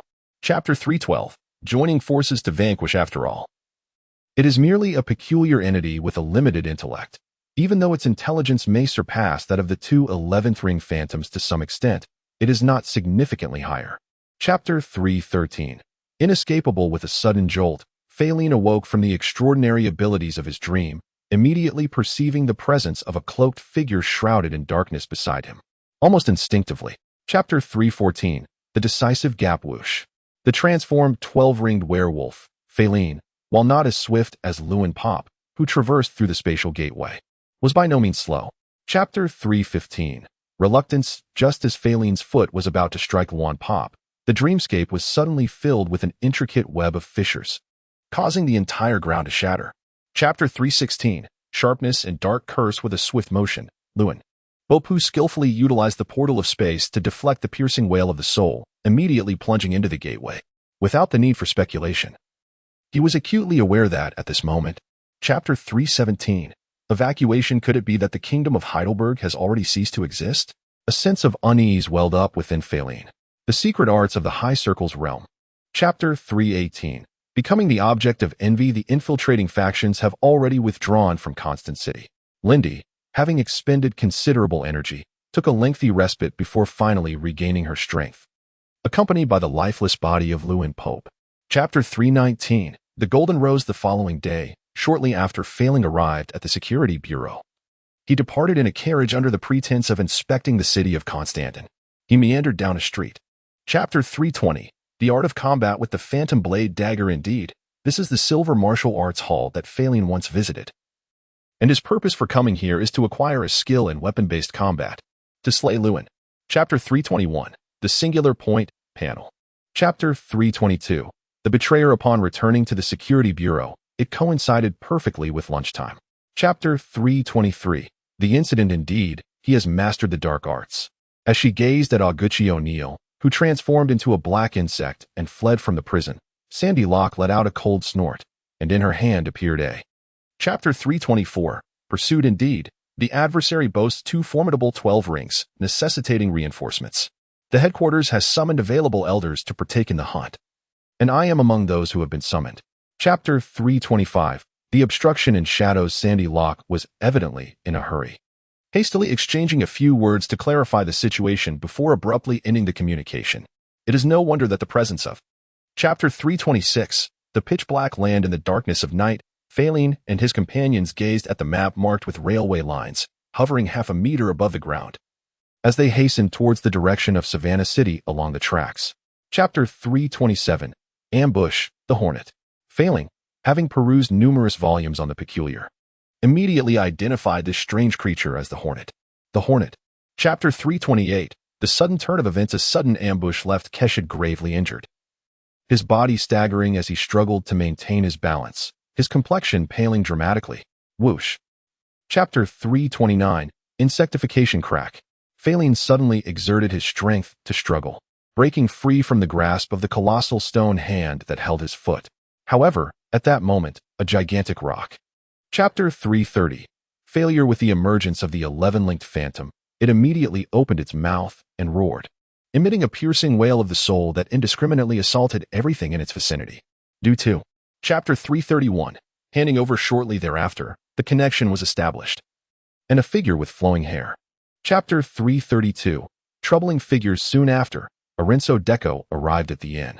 Upon learning of Orenso Deco's arrival, Feilin, Lindy, and the other elders, albeit with some reluctance, gathered. Chapter 333, AC's Pastchester City, 3 years ago, was a medium-sized city that succumbed to the devastation wrought by a large cult known as the Dark Shadow, which culminated in sacrificial destruction. Now, it lies in ruins. In Chapter 334, the final outcome in a modest residence within a small city of fewer than 100,000 inhabitants. It has been a full day since any signs of the Security Bureau's pursuit were detected, suggesting that they have successfully evaded the Security Bureau. Chapter 335, The Misty Creature. In the morning, Feilin set forth from Lindy Villa and arrived at the Security Bureau. Chapter 336, The Enigmatic Ten-Ring Spear. On a day of leisure, in the garden. Chapter 337, The Art of Bullet Making. On the following day, Feilin arrived at the Security Bureau. Chapter 338, The Brewing Storm. Next, he proceeded to craft extraordinary armor-piercing and explosive ammunition. He retrieved a bullet and positioned it vertically on the table, while holding the enigmatic spear. Feilin turned to Coffee Cologne with a smile and inquired, "It is quite special." Chapter 340, The Great Lord of Mist. After the tendrils explored the interior of the house, they directed themselves towards a certain direction. Observing this, Ivy and AC swiftly departed from the dwelling, following the path indicated by the tendrils. Chapter 341, Borrowing. Traveling by carriage, Feilin arrived at Cleveland Hospital, the very institution managed by the Society of Secret Remedies, located in the stronghold of Constant City. He came here too. Chapter 342, Sudden Visit. Feilin soon discovered the remarkable transformation of the extraordinary abilities he had witnessed the previous day. realizing that he had developed a certain degree of resistance to disturbances. Chapter 343. Two Objectives. Chapter 344. The Offering of Mist in a villa located in Boulle City. The grand hall was filled with dozens of individuals, both men and women. Among them were affluent individuals adorned in fine attire, as well as ordinary servants clad in modest clothing. Chapter 345. Task members with the aid of the Space Gate. The members of the security bureau involved in this mission arrived successively in Constant City. There are a total of 3 individuals, one of whom is named Angela. Chapter 346. The City of Zyash. The central area is situated approximately over 100 kilometers away from the city of Constant. On that day, a group from the security bureau, led by Feilin, along with Roland and his companions from the Silver Sword, embarked on a journey aboard a steam train, proceeding. Chapter 347. A stroke of misfortune. Shortly thereafter, Feilin and his companions arrived at a quaint village. This settlement, modest in size, could be discerned from the number of its dwellings, indicating that it was home to merely a few dozen inhabitants. Chapter 348. The unusual encounter. The 3 individuals who emerged were Feilin, Julie, and AC. Utilizing the scent tracking technique, they arrived at this village, which was in proximity to the previous one.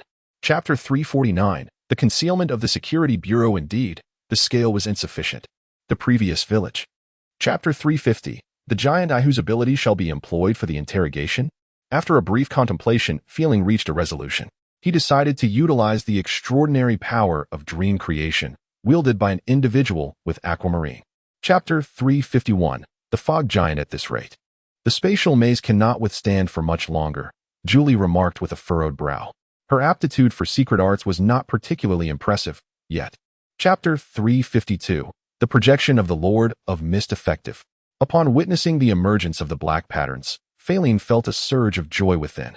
It seems that even when confronted by a creature in its misty form, the Black Dagger. Chapter 353. Another traveler. Could it be that I am not the sole traveler? A tempest surged within Feilin's heart. What if my crossing was not a 1 in a billion occurrence? Chapter 354. That is your illusion. A few days later, in the wilderness, a towering werewolf, standing at 3 meters tall, advanced with measured strides, each step covering several meters, on the werewolf's left and right shoulders. Chapter 355. Catastrophic abilities. Are they cultists? Upon hearing Feilin's words, Aishi inquired. It could be significant. I will pursue ahead, and you all follow closely behind. Chapter 356. Discovery. Feilin swiftly dispelled his extraordinary dream abilities and observed 2 men lying motionless on the ground. AC stepped forward to examine them, and, after a moment, shook his head. Chapter 357. Distress signal. With an acute awareness of the formidable strength of his adversaries, Arno Baruch seized the initiative and unleashed a swift assault.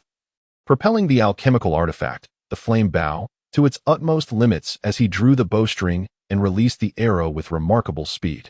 Chapter 358. Ineffective harm. Director Barak and his companions reached this place at the farthest point, where they presumably fell victim to an ambush. Feilin's gaze turned towards the canyon. You are not poisoned? The extraordinary ability of dreams. What you exhibited moments ago was an extraordinary ability of dreams. After all, he is an 11-ringed being, Ruben Elrin. Chapter 360.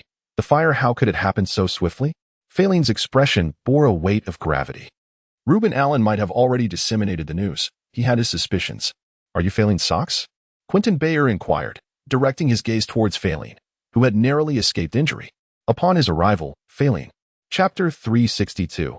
Repulsion. The sniper bullet, with its power intensified to nearly tenfold, erupted from the barrel, surging forth with a lethal intent directed at Quentin Bayer. Despite the. Chapter 363. Concern. With a swift motion, Feilin's towering figure of 3 meters began to diminish rapidly, his dark fur vanishing, leaving him completely bare. He cast a glance around. Chapter 364. The extraordinary method. In a room dominated by the color red, there stood a middle-aged man of modest stature, yet possessing a certain handsomeness. He was the leader of a large and nefarious cult. Chapter 365. Beneath the canyon. During the night, the watch was taken in shifts. Shortly after Feilin and the others had their breakfast the following morning, a man and a woman approached from the direction of the canyon. The man, possessing a robust physique. Chapter 366. The crackling sounds echoed. Feilin was preparing to wield the extraordinary dreamlike powers of the soul mask once more to vanquish these misty creatures. However, Roland acted before him. Chapter 367. The Harp of Aura. Sensing this aura, Feilin and Roland felt their hearts race uncontrollably, their heads spinning in a dizzying tumult. And their legs trembled, nearly causing them to falter in their stance. Moreover, Chapter 368. Formidable foes. From the direction of the impending assault, 4 figures emerged. Among them, one was adorned with a white headscarf that bore an eerie black design. Chapter 369. The outcome. Not only I am fleeing. Why is the Security Bureau fixated solely on me? Upon discovering that he was encircled by 3 extraordinary agents of the Security Bureau, Muhammad felt